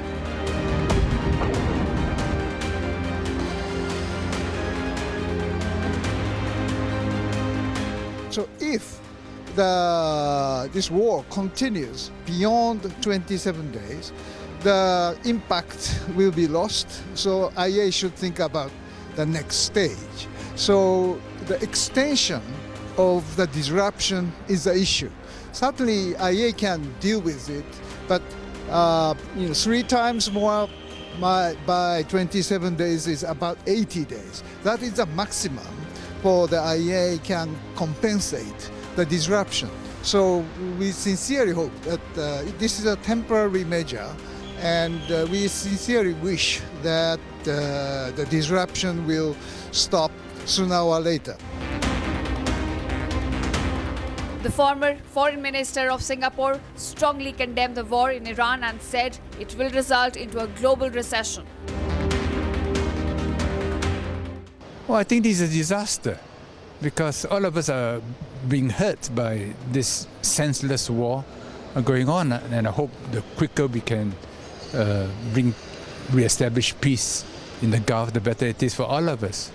Well, to begin with, if energy prices continue to shoot up, we may end up with the world going to a global recession. And this is a possibility. He noted that negotiations were going on between the US and Iran, and the war broke out all of a sudden.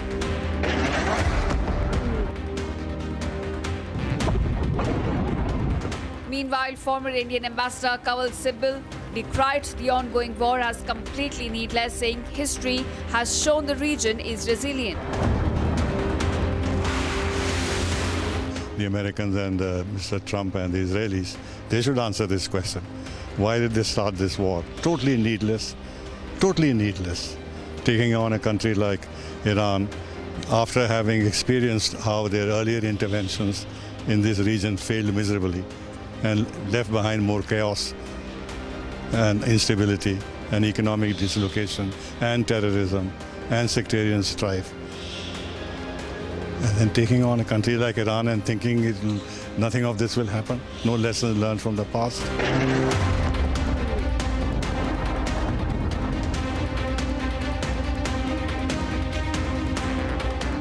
The focus is now shifting to US President Donald Trump over the real motive of this war. As the Iranian regime remains unchanged, the cost of war has surged to billions of dollars and thousands have been killed in the strikes. While in India, oil tanker from the Strait of Hormuz has begun to arrive, it remains to be seen how the global energy politics will play out.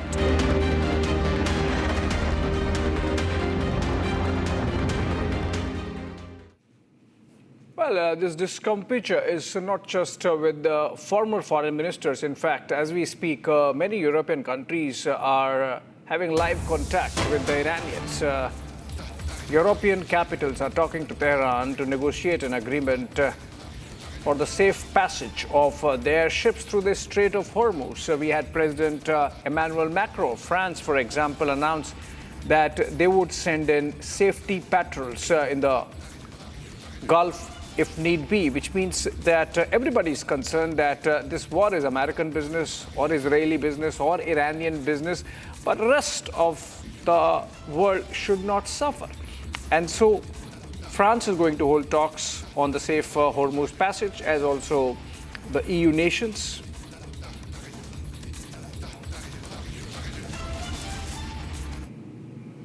All right.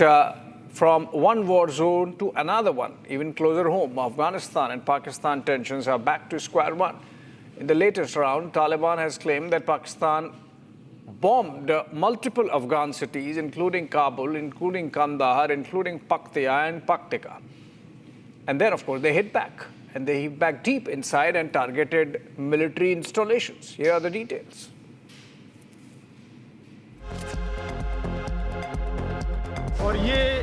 Kabul, Kandahar, Paktia, Paktika, all these Afghan cities are under attack.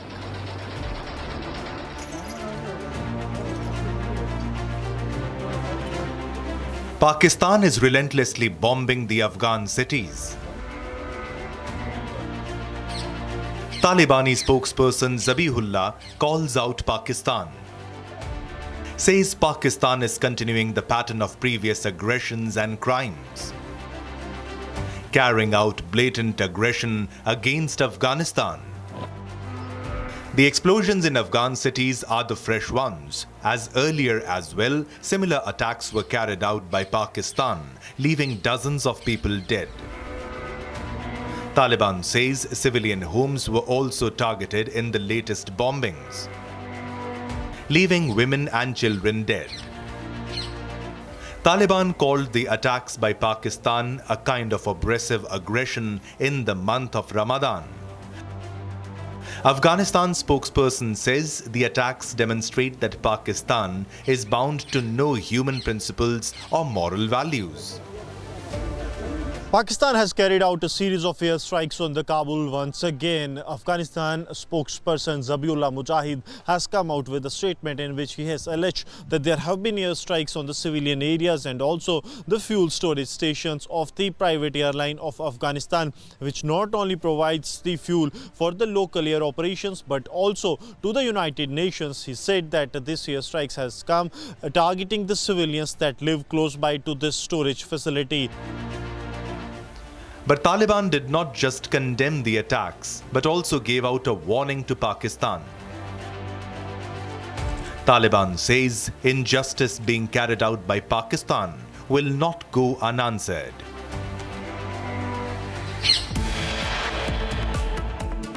Okay, with that, we slip into a short break and come back on the other side with more on the war situation. The Pentagon briefing with Pete Hegseth admitting loss of refueler plane.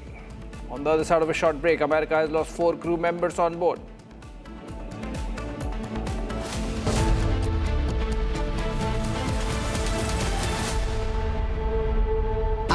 Pure सूजी pasta उबालो मिलाओ और खाओ 8 minute में तैयार। क्या taste है सबका राजा आर्नब मसाला।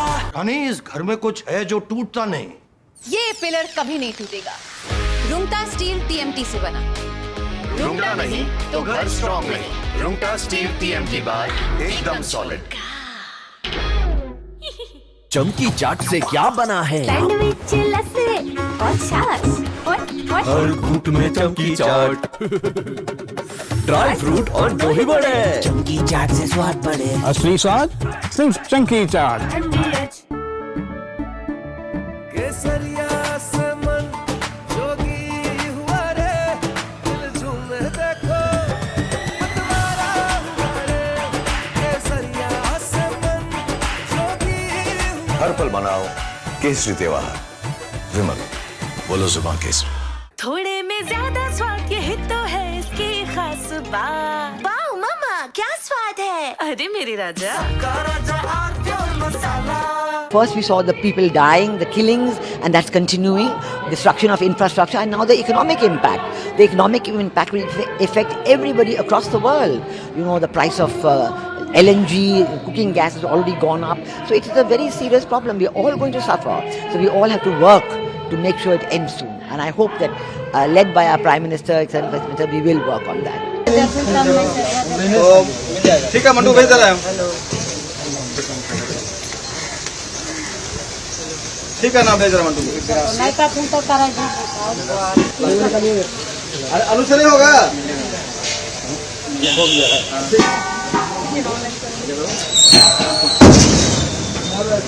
तुमचा कुमार गेला नीचे अजून गाडीला पूर्ण होला त्याला गोटे का गाडी माकळा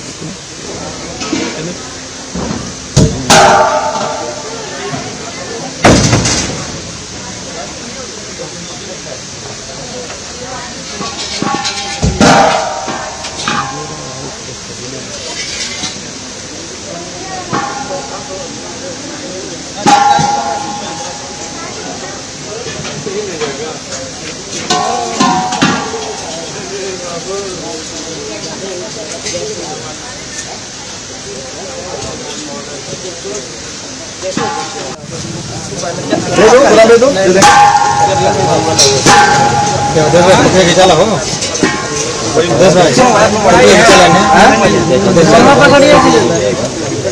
ठीक है ना, हम बात करेंगे।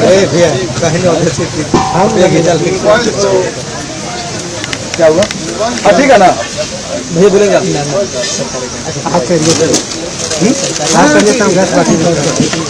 गाड़ी जा ही रहा है। कौन बोलता गाड़ी नहीं जा रहा है? गाड़ी तो 4 बजे निकला हुआ है। आप बता रहे हैं लोग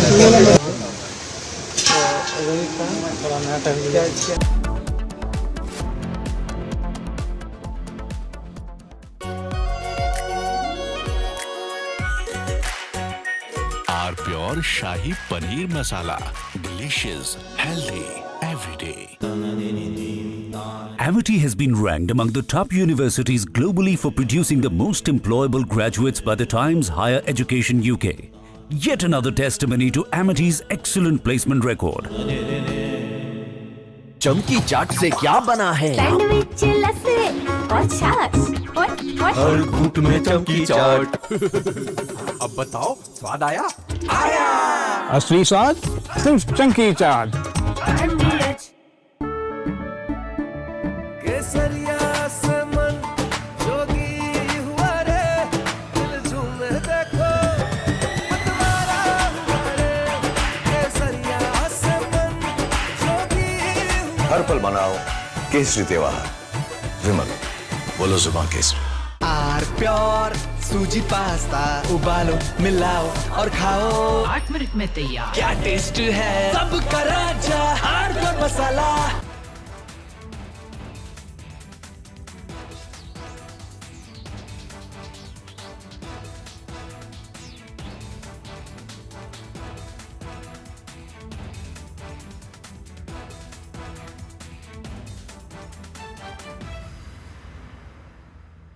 प्यास बुझाए ठंडक लाए सबको भाई जीरा से MDH का जलजीरा जीरा से। जीरा से असली रिफ्रेशिंग, असली स्वाद, असली मजा। First we saw the people dying, the killings, and that's continuing, destruction of infrastructure, and now the economic impact. The economic impact will affect everybody across the world. You know, the price of LNG, cooking gas has already gone up. So it is a very serious problem. We're all going to suffer. So we all have to work to make sure it ends soon. And I hope that, led by our Prime Minister, etc., we will work on that. ठीक है मंटू भेज रहा है। ठीक है ना भेज रहा मंटू।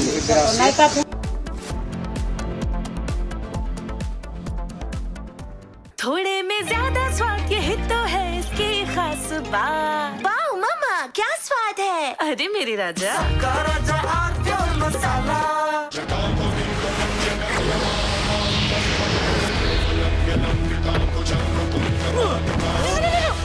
मेरी चिमनी टूट जाएगी। What are you doing? रानी, इस घर में कुछ है जो टूटता नहीं। ये पिलर कभी नहीं टूटेगा।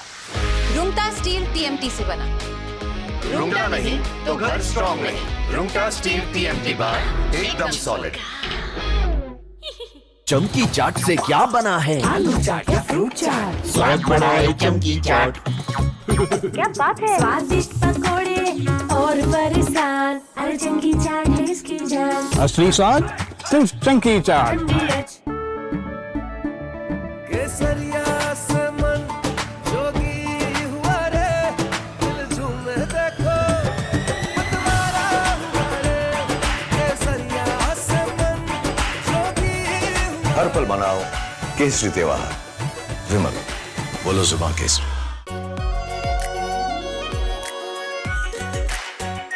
Are pure shahi paneer masala, delicious, healthy, everyday. First we saw the people dying, the killings, and that's continuing, destruction of infrastructure, and now the economic impact. The economic impact will affect everybody across the world. You know, the price of LNG, cooking gas has already gone up. So it is a very serious problem. We're all going to suffer. So we all have to work to make sure it ends soon. And I hope that, led by our Prime Minister, etc., we will work on that. ठीक है मंटू भेज रहा है। ठीक है ना भेज रहा मंटू। अरे आलू से नहीं होगा।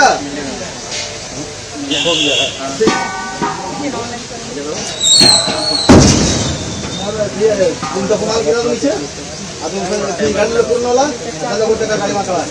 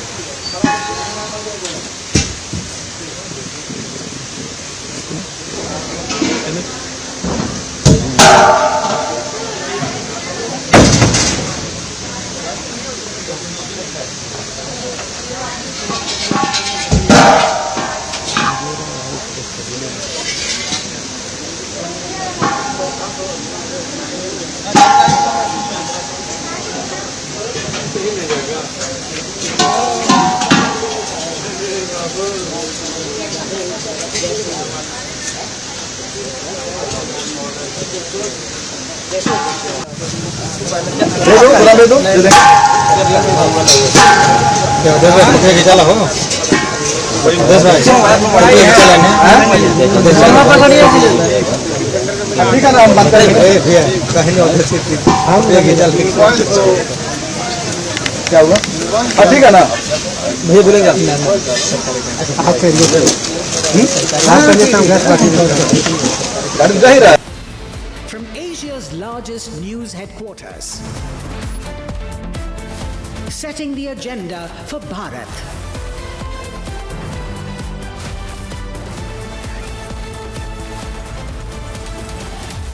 You're watching Republic.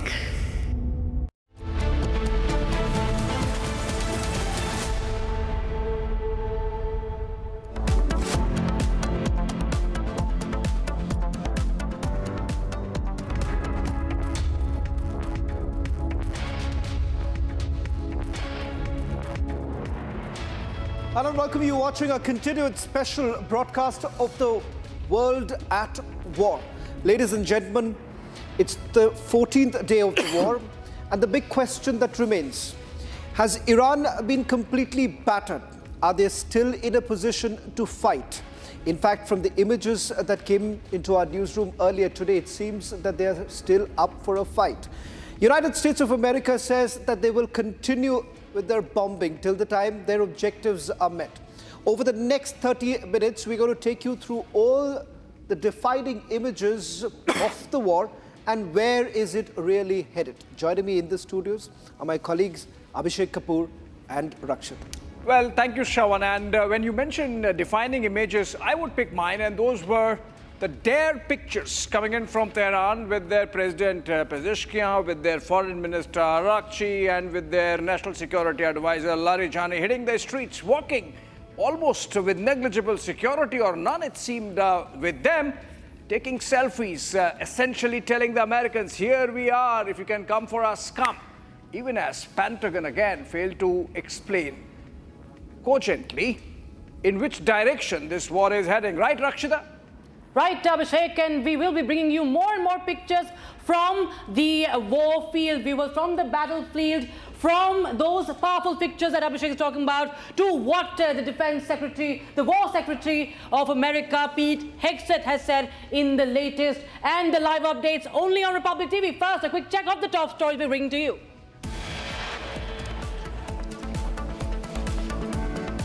UAE air defenses stopped 7 ballistic missiles and 27 drones coming from Iran as war in the Middle East goes on for 14 days.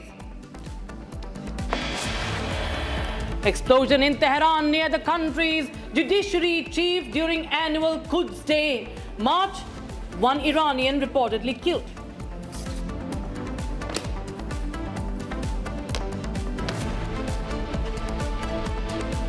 External Affairs Minister Dr. S. Jaishankar speaks to Iranian Foreign Minister Abbas Araghchi for a fourth time since the war broke out. He briefs Dr. Jaishankar on the latest developments.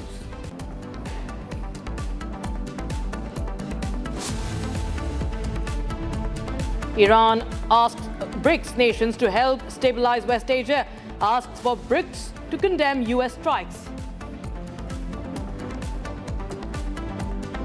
Qatar strongly condemns Israel's attacks on Lebanon, calls it a blatant violation of international humanitarian law.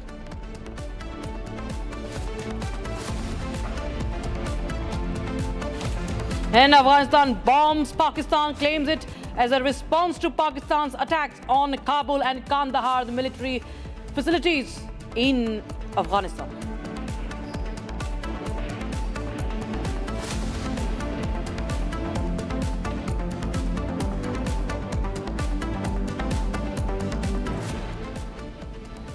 All right, friends, let's begin with what the United States wants the world to believe insofar as their loss of a refueler mid-air over the skies of Iraq is concerned. We had Pete Hegseth, the Secretary of War, say that this was a friendly territory and that it just had some malfunction. He did not use the word malfunction, but something happened.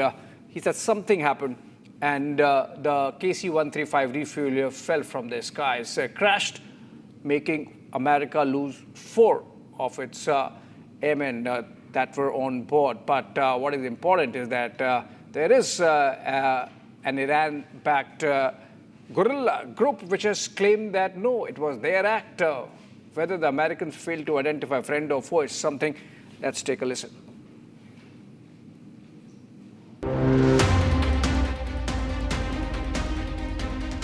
Today, the US lost its core aerial refueling aircraft, the KC-135. The aircraft was last seen over the skies of Iraq. Shortly after it was seen, it came crashing down. The KC-135 has served the armed forces in the US for nearly 60 years. The Islamic Resistance in Iraq, an umbrella group of Iran-backed armed factions, claimed responsibility for the downing of the KC-135. However, the US claims that there was no friendly fire or any sort of attack on the refueling aircraft. CENTCOM, however, has confirmed that 4 out of the 6 crew members were killed after the crash. Even after the crash, the CENTCOM still maintains its stand that there was no attack on the jet whatsoever. The incident occurred over friendly territory in western Iraq while the crew was on a combat mission, and again was not the result, as CENTCOM has said, was not the result of hostile or friendly fire. We're still treating this as an active rescue and recovery operation. As CENTCOM announced this morning, 4 airmen have been recovered, and the Air Force and U.S. Central Command will provide updates as information becomes available. Please keep these brave airmen, their families, friends, and units in your thoughts in the coming hours and days. Our service members make an incredible sacrifice to go forward and do the things that the nation asks of them. However, the US has still declined to provide a reason for the crash or the cause of the accident. Well, as part of Iran's Quds Day, what we saw through the country in various parts of Iran, there were protests that were taking place, chanting slogans against America and Israel. But what turned out, and as Abhishek earlier today was also pointing out, the defining image of how the Iranians are perhaps standing as a resistance force right now. In fact, while the protests were actually taking place in Tehran, what we saw was explosions that took place right in the heart of Tehran. All this while, Americans have been saying that Iranian leaders have been in bunkers. But the reality is completely different. Their top leadership, which also includes, you have Khamenei's close aide, that is Ali Larijani, and also the Iranian president and the chairman of their Supreme Court. All were basically seen on the streets of Iran. And as many would say that while the Americans would like to believe that they have completely finished the entire leadership, including the military commanders, but the pictures that have come in from Tehran tells us a very different story. A story of a resilient Iran.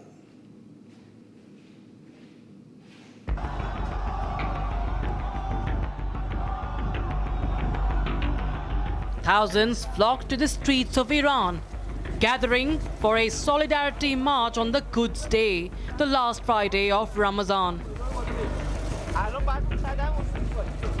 Iran's flags flew high as everyone from ordinary citizen to the president of the country, Pezeshkian, turned up on the streets in a massive show of strength.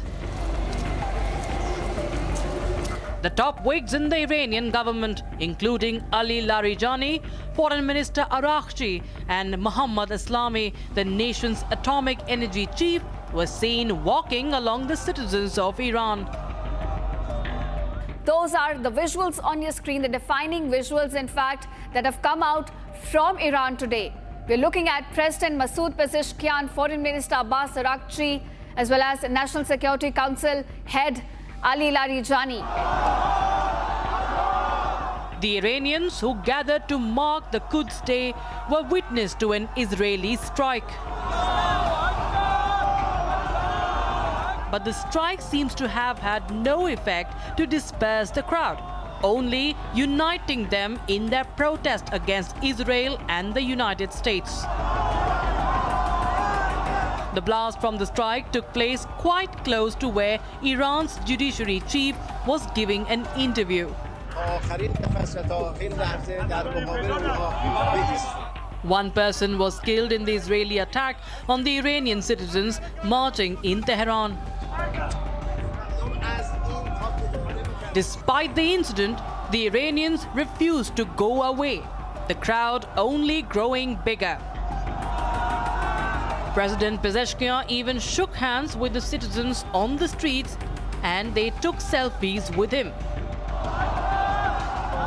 A clear testament to the solidarity among the Iranians, who remain steadfast despite being smack dab in the middle of the war zone.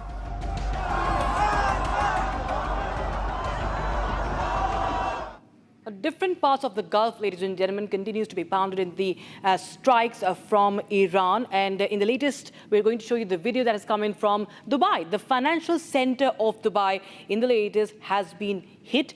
Visuals of the same. This was a missile attack from Iran, and the authorities in UAE suggest that it was successfully intercepted during the alerts across the city. You can see the smoke that is rising from the district, that building, and officials said that no injuries were reported and that the situation was quickly brought under control. But it does cripple the functioning of a very, very important trade center that Dubai itself is, and this is the financial center. This is the Dubai's international financial center that has been hit in a missile attack.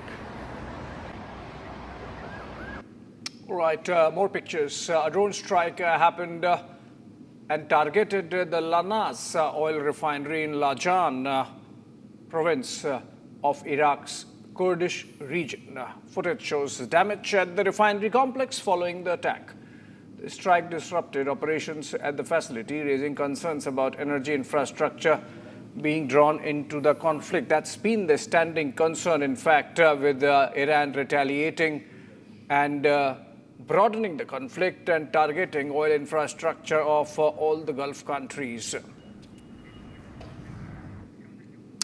The other video basically shows how the low-cost military conflict has been carried out by the Iranians, where the Iranian launched another wave of drone attacks targeting the Israeli city of Beersheba in southern Israel. Iranian drones were aimed at the strategic Israeli military facilities. Now, in this particular area, including sites that have been linked to the Israeli Defense Forces, this happens to be the 49th wave of army drones that were basically launched by the IRGC. And now we're going to get you this visual from Erbil in Iraq, from the airbase, where a strike has injured at least 6 of the French soldiers. This is a joint base where you see the visuals we are showing you. That's from Iraq's Erbil. And in fact, this is a facility that hosts both the French and the Kurdish fighters, the Kurdish Peshmerga fighters. And it's a drone strike targeting the base as the tensions continue to escalate. Wounded French soldiers have been taken for medical treatment. But you can see this attack that has been reported last night in Erbil of Iraq, as Iran continues to target that. All right, more pictures, this time from Lebanon, where Israeli strikes targeted a residential area in Sidon, in southern Lebanon. The strike reportedly hit structures believed to be linked to militant infrastructure of Hezbollah. Smoke and damage can be seen across the targeted neighborhood following the Israeli raids. Israel, of course, says that it is continuing operations aimed at weakening armed groups operating out of Lebanese territory.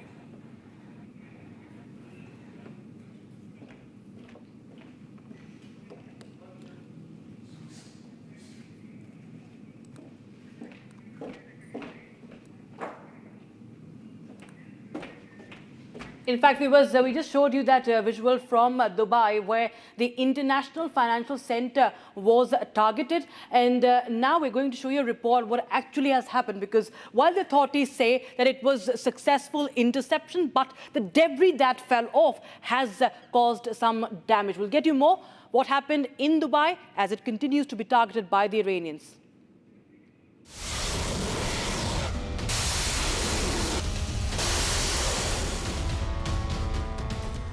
Iran's kamikaze drones are now pounding Dubai.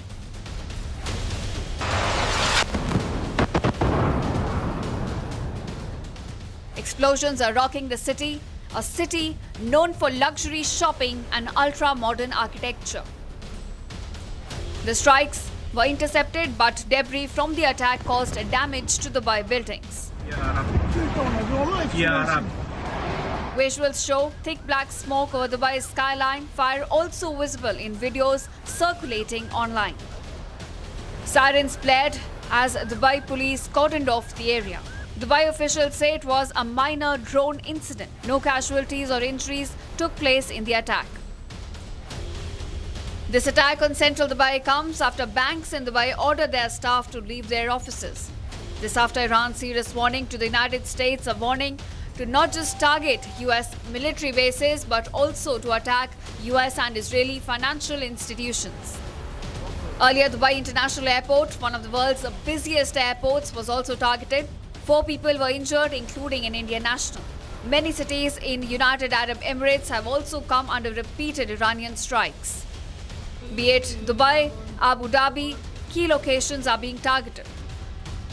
Jebel Ali Port, Palm Jumeirah, Al Dhafra Air Base in Abu Dhabi. Since the war began, on February 28, dozens have been killed in these attacks. 24 have been killed so far, including 7 US service members and 11 civilians. No one can predict how many more lives will be lost.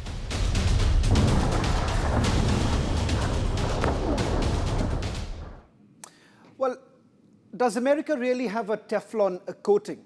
Because what we are essentially witnessing right now is not only a flip-flop coming in from the US president, but also the position that the United States of America had taken all this while vis-a-vis Russia-Ukraine. It turns out, in order to perhaps cushion the impact of this war, United States of America has now lifted sanctions on Russian oil. In fact, a 30-day period has been given for all other countries. But one country that has objected is United Kingdom, saying that these are crucial sanctions that have been leveled against Russia, and that should continue.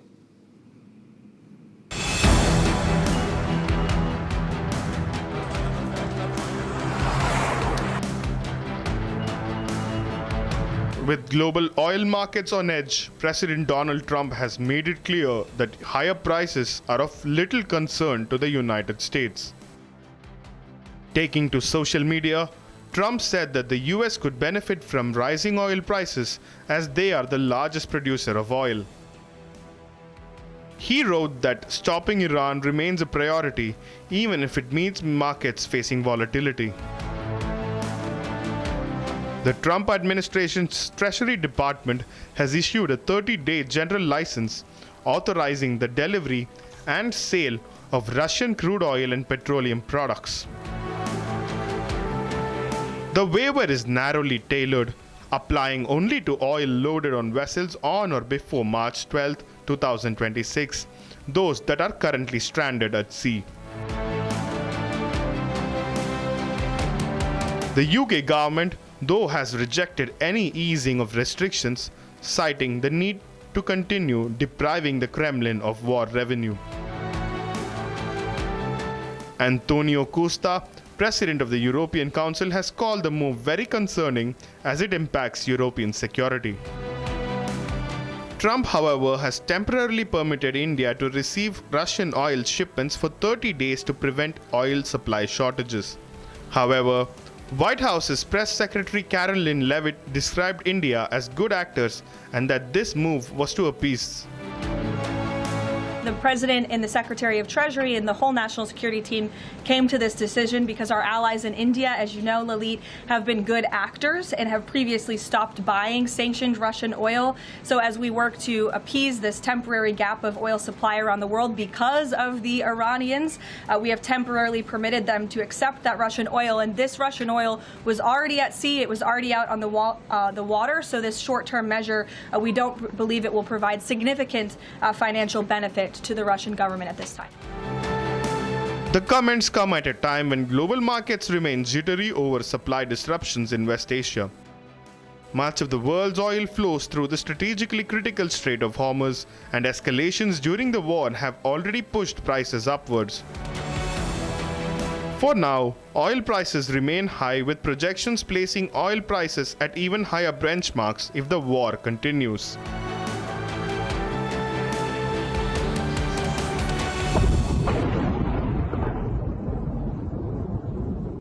All right, one big theatre war to another one mini one, but of course persisting. Tensions between Pakistan and Afghanistan are escalating sharply once again. The Taliban government in Kabul has accused Pakistan of carrying out fresh air strikes across multiple Afghan cities, including the capital, and Kandahar, and Paktia, and Paktika. The Islamic Emirates spokesperson Zabiullah Mujahid strongly condemned the strikes, claiming civilian homes were targeted and women and children were killed by Pakistan. In response, Afghanistan hit back, carried out drone strikes, specifically targeting military installations in the Kohat region of Khyber Pakhtunkhwa province of Pakistan. The tit-for-tat attacks mark a dangerous escalation along what's called the Durand Line. Just weeks after Islamabad declared an open war against the Taliban government, in fact, just 24 hours after China claimed that they had mediated between the two sides. Here are the details. Afghanistan has accused Pakistan of carrying out fresh airstrikes across multiple cities, including Kabul and Kandahar. According to the Taliban, the strikes targeted civilian homes, leading to the deaths of women and children. Afghanistan has warned that the attacks will not go unanswered. Soon after the alleged airstrikes, Afghanistan launched retaliatory drone attacks inside Pakistan. According to Afghan defense sources, the Afghan Air Force targeted strategic Pakistani military installations in the Kohat region of Khyber Pakhtunkhwa. Officials claim the Kohat military fortress was struck during the operation. Afghan authorities say the site was used to provide logistical and operational support to Pakistani forces in multiple regions. The sources also claim that the strikes also targeted a war command center along the disputed Durand Line, along with the office of the fortress commander. Military installations, ammunition depots, and residential quarters for soldiers were reportedly destroyed. Meanwhile, officials from Afghan airline Calm Air say Pakistan's overnight strikes also hit fuel reserves at the Kandahar airport. The fuel stock was reportedly stored for the upcoming Hajj flights. The latest escalation comes amid rising tensions between Pakistan and Afghanistan along the shared border. Last night on 12 o'clock, Pakistani airstrike target civilian place in Kabul city. This is Pulcharhi place, 21 district of Kabul, that last night dozens of civilians' houses are targeted by Pakistani jets, and in this attack more than 50 people, that all they are civilians, included women and children, they are injured, and one family that they have targeted on the jet bomb, they lost their life, and 4 killed, and more than 50 civilians are injured in this place. As I speak with the people in this place, they say that all the civilians residents and Pakistani army, they can't stand against Afghan Taliban on the border and the Durand Line. Always they targeted civilian people. With cross-border strikes, drone attacks, and rising military rhetoric, tensions between Afghanistan and Pakistan appear to be entering a new dangerous phase along the volatile Durand Line.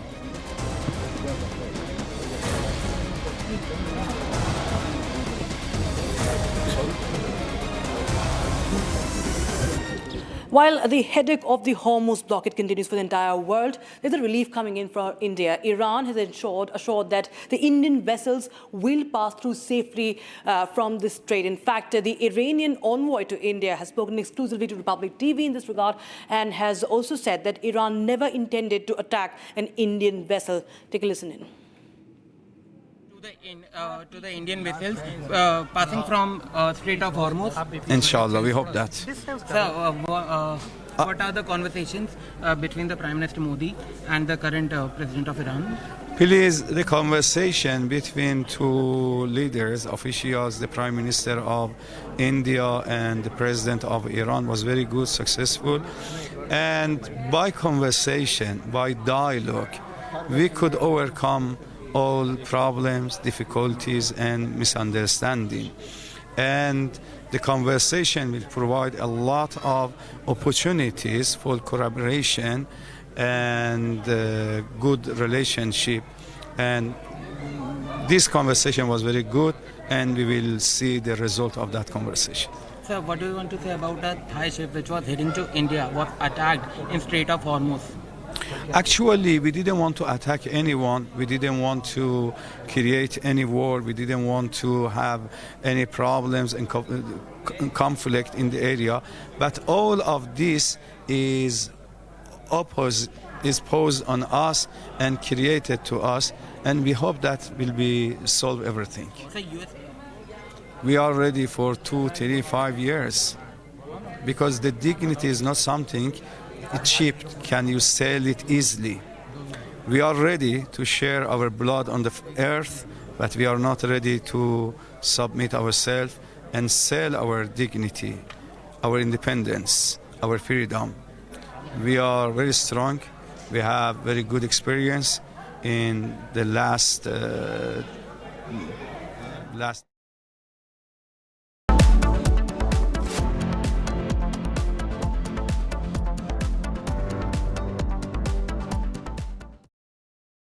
Co-powered by Century Ply Club Prime. Raho befikar.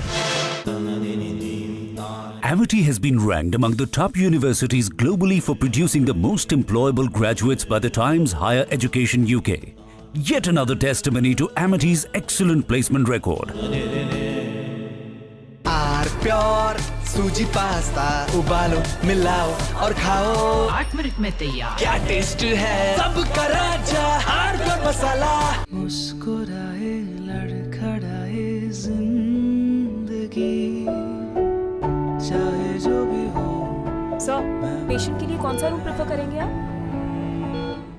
जिंदगी भर के प्यार का कोई rate card नहीं होता।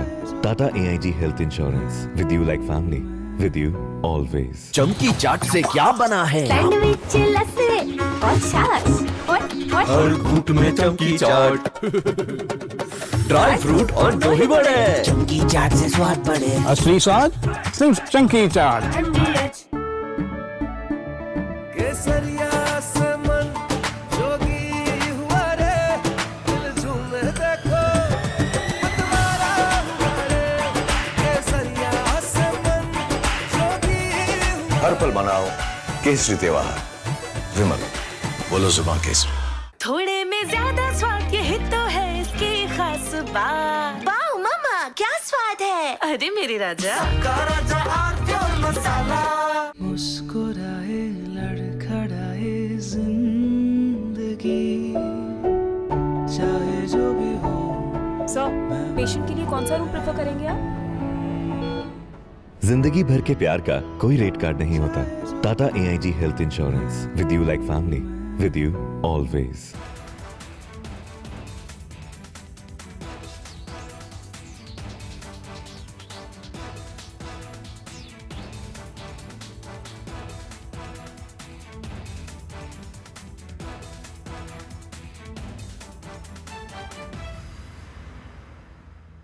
First we saw the people dying, the killings, and that's continuing, destruction of infrastructure, and now the economic impact. The economic impact will affect everybody across the world.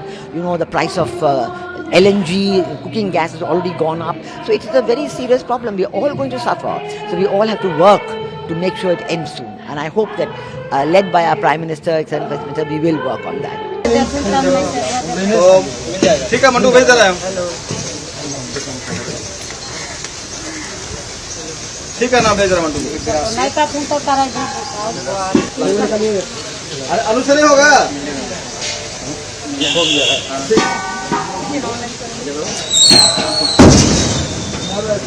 तुमचा कुमार गेला तो नीचे अजून गाडीला पूर्ण होला त्याला गोटे का गाडी माकळा।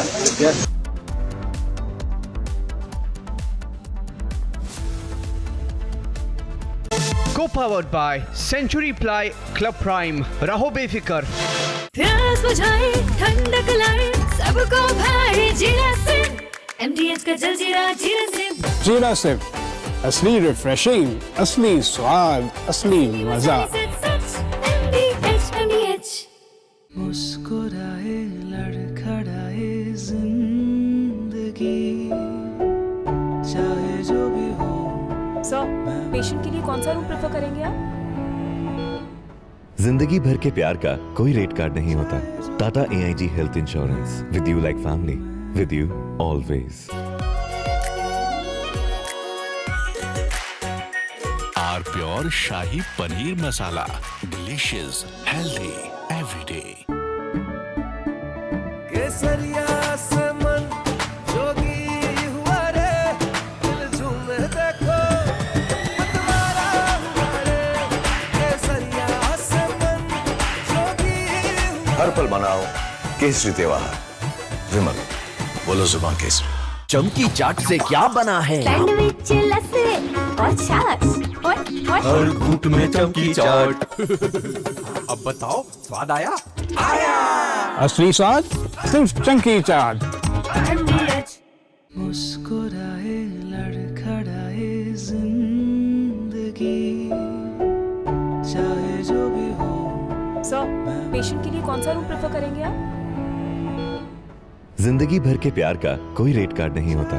Tata AIG health insurance, with you like family, with you always. R pure सूजी पास्ता, उबालो मिलाओ और खाओ, 8 मिनट में तैयार। क्या टेस्ट है सबका राजा R pure masala. First we saw the people dying, the killings, and that's continuing, destruction of infrastructure, and now the economic impact. The economic impact will affect everybody across the world. You know, the price of LNG, cooking gas has already gone up. So it is a very serious problem.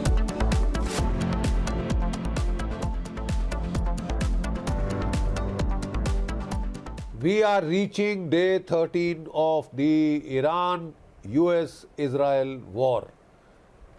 Instead of showing any signs of abating or ending, it is becoming more intense, more fierce and more bloody by the day, by the hour. Where will it all end? The world is now at its wit's end as to this seems to be an Armageddon unleashed. It is easy to start wars. It is extremely difficult to finish them, as Donald Trump is finding out to his cost. To stop the bloodbath on the oil, on the stock market, on the oil markets, he called one of his favorite correspondents and told her that this is going to end soon. So that there was some relief in the stock market, some relief in the oil prices had gone up to $178 per barrel, the highest record number. Then it slid back to $130 a barrel because Donald Trump made that little hint of a promise that it's all going to end soon. I am in control. Sir, you are not in control any longer. Iran is saying we will not stop the war. We will not talk. The last 2 times that we talked, you stabbed us in the bloody back. You utilized the talks for a drama, a charade. You used them to build up forces to attack us. Attack us while the talks were on. Who can trust the United States after this? And I think Iran is in a way quite right in saying this. We've all seen this tamasha. So where is this war headed? Let me be candid. This Iran-US-Israel war will be one of the defining conflicts of the 21st century. It will determine, listen to this carefully, it will determine whether the world will slide back into unipolarity with the United States as the sole superpower and hegemon, or will the world see multipolarity now fully in play? Multipolarity in full play. Which is it going to be? From the looks of things, America seems to be an empire in decline. It was quite mortally scared of the BRICS coming up as a challenger, as a bloc that challenges the petrodollar, that is posing a challenge to US hegemony, especially Russia, China, Iran. They have been outrightly hostile.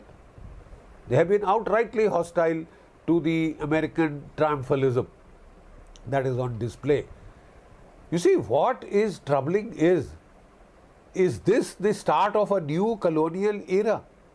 There were previous American presidents who had attacked Iran, Afghanistan, Libya, etc., etc. But at the very least, they couched their language in terms of democracy, human rights, freedom, freedom of speech, expression, this, that, very, very comfortable sounding terms of globalism, rules-based order, etc., etc. Donald Trump's rhetoric is pure Hitlerian. I will take what I want, I will smash, I will grab, I will kill, I will bomb, I will mutilate, I will kill civilians. No sin attaches to me. We heard no end of bucha in Ukraine. 34 Ukrainians were killed, buried. Putin is supposed to be a war criminal. There are cases pending against him in the Criminal Court of Justice, International Court. What about, Sir Meena, in Iran, where 168 girls have been murdered in cold blood? Little girls. What is their fault? Are they terrorists? They were studying in a school. They had gone to school to study, for God's sake. And you murder little girls, and then, you don't bat an eyelid, man. What guilt? What rule of law? What humanitarian gesture? You say you are trying to free the people of Iran by bombing them into happiness, by killing their little girls. What a way to free a country, man. Utterly amazing. And where does this rhetoric stop? Are you trying to get the world back to the colonial order? You will take whichever country's resources you need, you will just capture it, you will bomb it into happiness, submission, make it the 51st state of the United States. I'm sorry, you are living in a time warp, delusional time warp. I don't think the world wants to go that way. And you are not strong enough to drag it into that. So far, you were taking on pansy states like Venezuela, like Afghanistan, like Libya, right? Now you will face, you have come to grief when you have fought a middle tier power. The next time you pick somebody your own size, you will be in serious trouble at this rate. Every missile that the United States is wasting in the Middle East will detract from its ability to take on China or Russia. Russia could easily intensify the Ukraine war now. And if I was China, I would choose precisely 3 months later, the month of August, when the Met conditions are right, to go for Taiwan once and for all. Because by that time, all your anti-ballistic missile stocks would have been fired away, would have been exhausted, and your rate of production is not getting any better. Not getting any better. You wasted plenty of missiles in Ukraine, for which they are now cursing themselves, and you wasted there is no end to the wastage, to the indiscriminate rates of fire that we are seeing in the Middle East. And not too much effect, please. Look, the simple fact of the matter is that Israel, very innovative people, the Mossad, one of the best intelligence organizations in the world, they had come up with a new AI software, pattern of life. The theory was very simple. Before World War II starts, kill Hitler. Before World War II starts, kill Stalin, kill Zhukov, kill Eisenhower, kill Patton, George S. Patton. And the war is over before it starts. Sure, it was a radical new idea, a paradigm shift. It worked beautifully well against the Hezbollah 2024. It worked very well against Iran 2025 June 12-day war.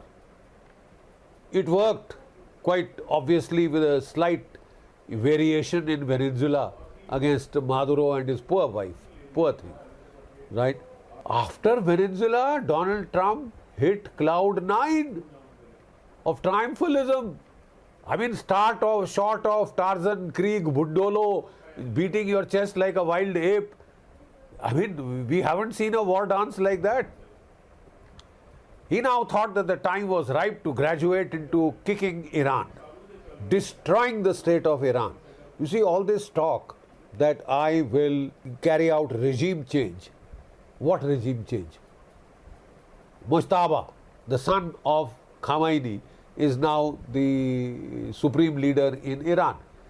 Well, that's a joke of a regime change, sir. Is this what you were trying to do? Is this what all this tamasha was about?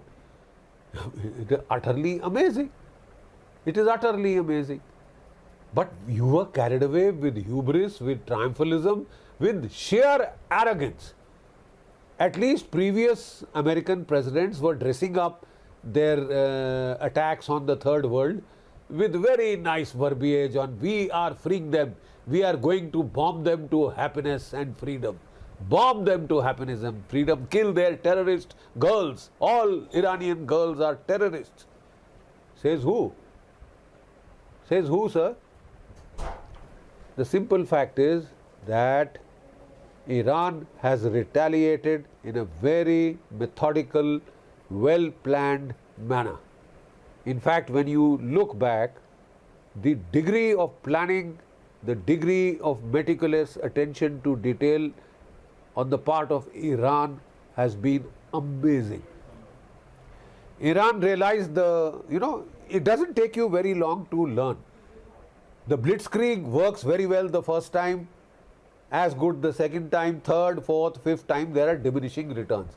By the end of Second World War, blitzkrieg was over. So kill Hitler on day one, very good in theory, worked in practice, one time, two time, three, four. By the fifth time, the enemy has the counter. The Iranian counter was as simple as the hills, as old as the hills.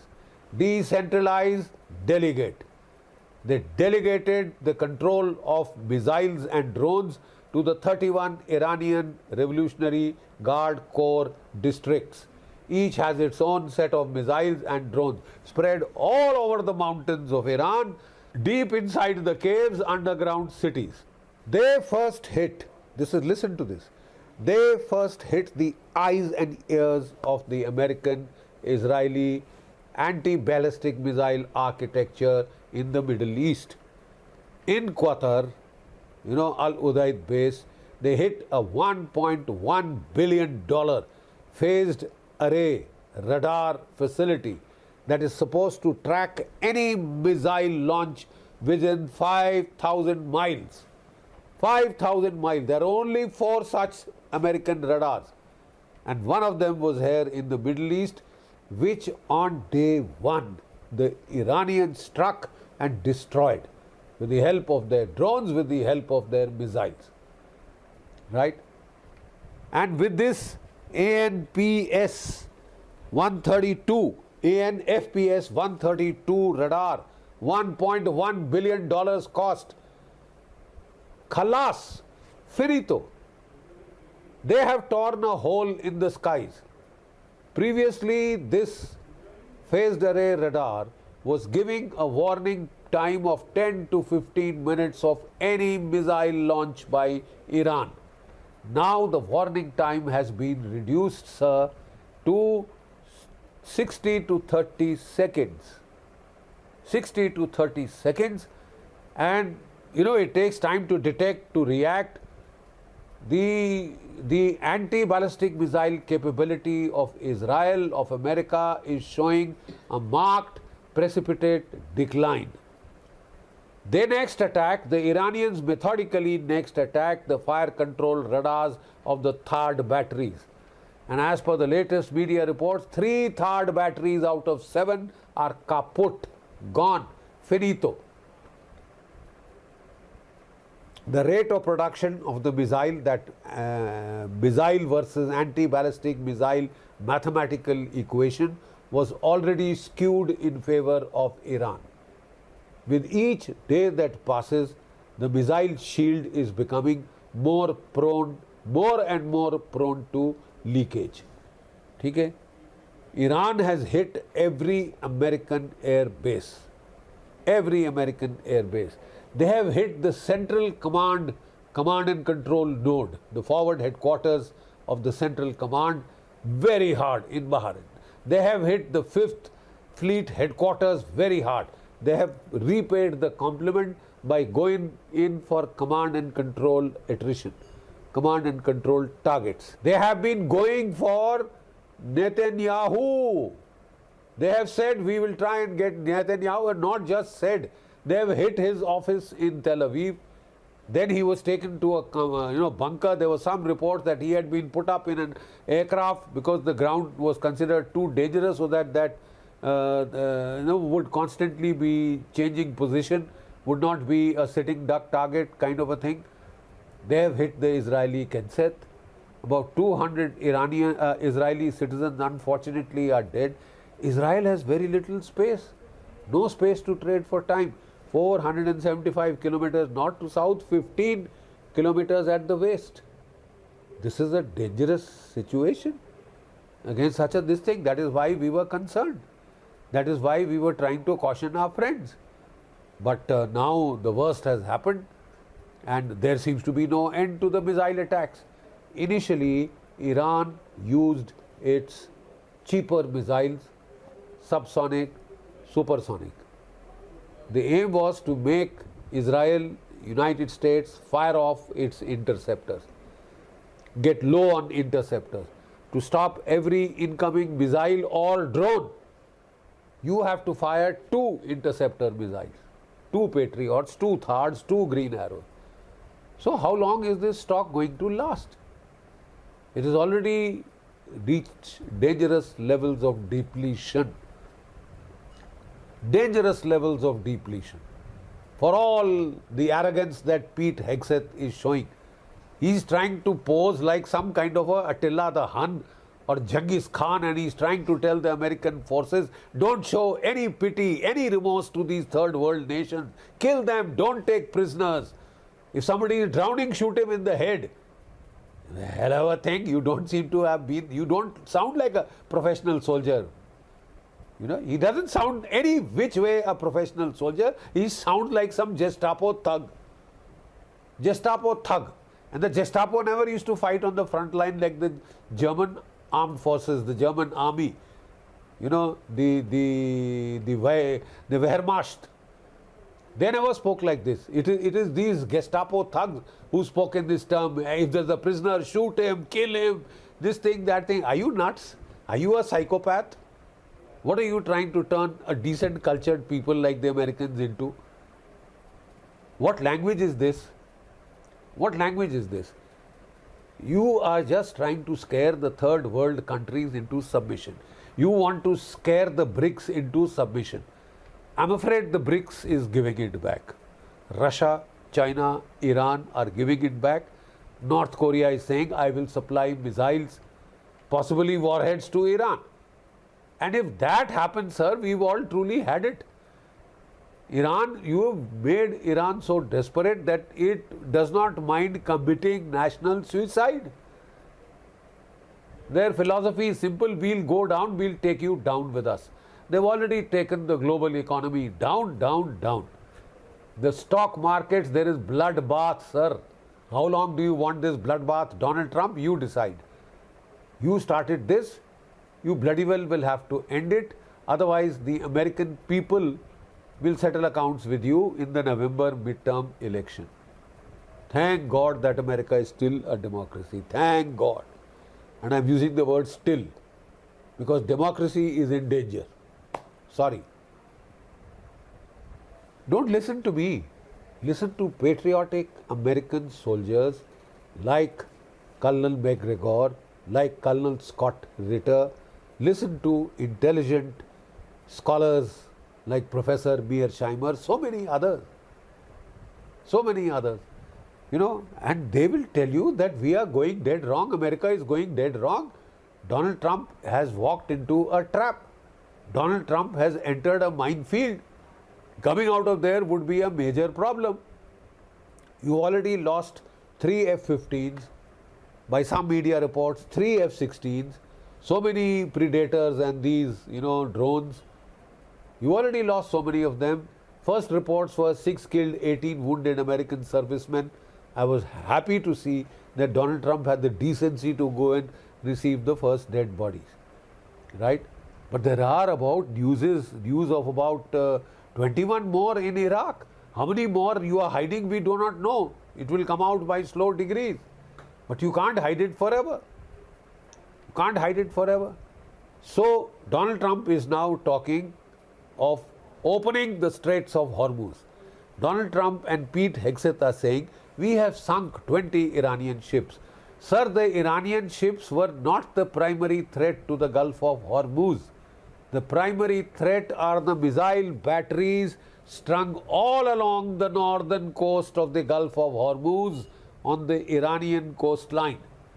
Their drones, their anti-ship missiles, their cruise missiles, their Fateh 2s, their Khurram Shahar 4s, they are the bloody real problem that the shipping in the Gulf is facing. Iran has started mining the Gulf. There are 1,000 ships waiting outside. Insurance rates have gone to 90%. Donald Trump says, we will insure those ships. Sir, how will you save those ships? And if Donald Trump puts the American naval battleships now into the Gulf of Hormuz, they are going to be sitting ducks for the Iranian anti-ship missiles. China is supposed to have given them the C-302 supersonic anti-ship missile. Iran has its own hypersonics. It has already fired 8 missiles on the USS Abraham Lincoln. The aircraft carrier which was in the Gulf of Hormuz had to flee to the Gulf of Oman, had to flee 1,000 kilometers out of range. So much for carrier power projection. The whole concept is now under threat by the A2AD envelope. Anti-access area denial is now a reality. And you haven't seen the Chinese missiles as yet, the Dongfeng 21, etc. The Chinese have given their Beidiao. The accuracy of the Beidiao has been stunning. Plain simple, stunning. Where is all this going to end? Donald Trump was very worried about the bloodbath on the stock markets. So he called, like I said, his favorite reporter, a lady of course, and told her that this is going to end soon. And there was a relief in the stock markets and the price of oil fell to $132 a barrel. And now what will happen tomorrow to the price of oil, to the stock markets? They are already bleeding profusely, not only in America, in India, in Asia, all over the world, in Europe. And Europe is now the worst off country, the worst off set of nations. They sucked up to Joe Biden and they have paid a terrible price. They stopped buying gas from Russia. Russia now says we will sell gas in priority to Asia and not to Europe. So what the hell will Europe base itself on? Thank God it's not winter. Old boys, thank God it's not winter. Meloni has started talking against this war. Starmer has refused to support it. You know, France may have sent its aircraft carrier forward. It will soon have second thought when the oil prices began to bite home. Look, in the last 2 days, the mayhem has increased. When Mojtab, the son of Ayatollah Khamenei, took charge, he ordered a missile offensive. He ordered a barrage of missiles against against Israel, and that has hardened attitudes on both sides so badly that getting an off-ramp will be a pretty difficult thing. I think Russia and China are both asking for a ceasefire and cessation of hostilities. I think it's about time that India should raise its voice. If we could speak up for ending the war in Ukraine, which had very little to do with us, but yet we did the Good Samaritan act there. I think it is essential that for its own preservation of our national self-interest, that India speak out and try and end this mad caper of Donald Trump at the earliest possible. And sir, the world is multipolar. I hope you've realized it now. I hope you've realized it now. With every day that you fight against Iran, your capability to fight China or Russia will be weakened. Every day. The choice is yours. Jai Bharat, Jai Hind. Co-powered by Century Ply Club Prime. Raho befikar. Amity has been ranked among the top universities globally for producing the most employable graduates by the Times Higher Education UK. Yet another testimony to Amity's excellent placement record. थोड़े में ज्यादा स्वाद ये ही तो है इसकी खास बात। वाओ मम्मा क्या स्वाद है। अरे मेरे राजा मुस्कुराए लड़खड़ाए जिंदगी चाहे जो भी हो। सर, पेशेंट के लिए कौन सा रूम प्रेफर करेंगे आप? जिंदगी भर के प्यार का कोई रेट कार्ड नहीं होता। Tata AIG health insurance, with you like family, with you always. प्यास बुझाए ठंडक लाए सबको भाई जीरा से MDH का जलजीरा जीरा से। जीरा से असली रिफ्रेशिंग, असली स्वाद, असली मजा। रानी, इस घर में कुछ है जो टूटता नहीं। ये पिलर कभी नहीं टूटेगा। रुंगटा स्टील TMT से बना। रुंगटा नहीं तो घर स्ट्रॉन्ग नहीं। रुंगटा स्टील TMT बार एकदम solid.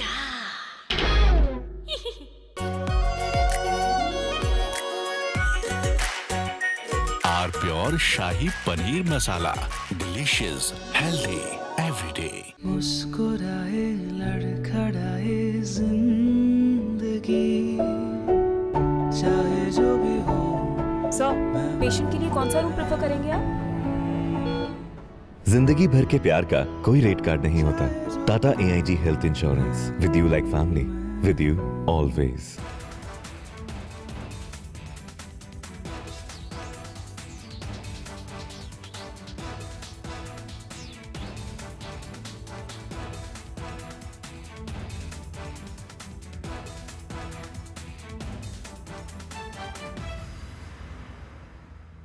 First we saw the people dying, the killings, and that's continuing, destruction of infrastructure, and now the economic impact. The economic impact will affect everybody across the world. You know, the price of LNG, cooking gas has already gone up. So it is a very serious problem. We are all going to suffer. So we all have to work to make sure it ends soon. And I hope that, led by our Prime Minister, Excellent Vice Minister, we will work on that. ठीक है mandu, भेज दे रहे हैं। ठीक है ना, भेज रहा मंडू। अनुसरण होगा।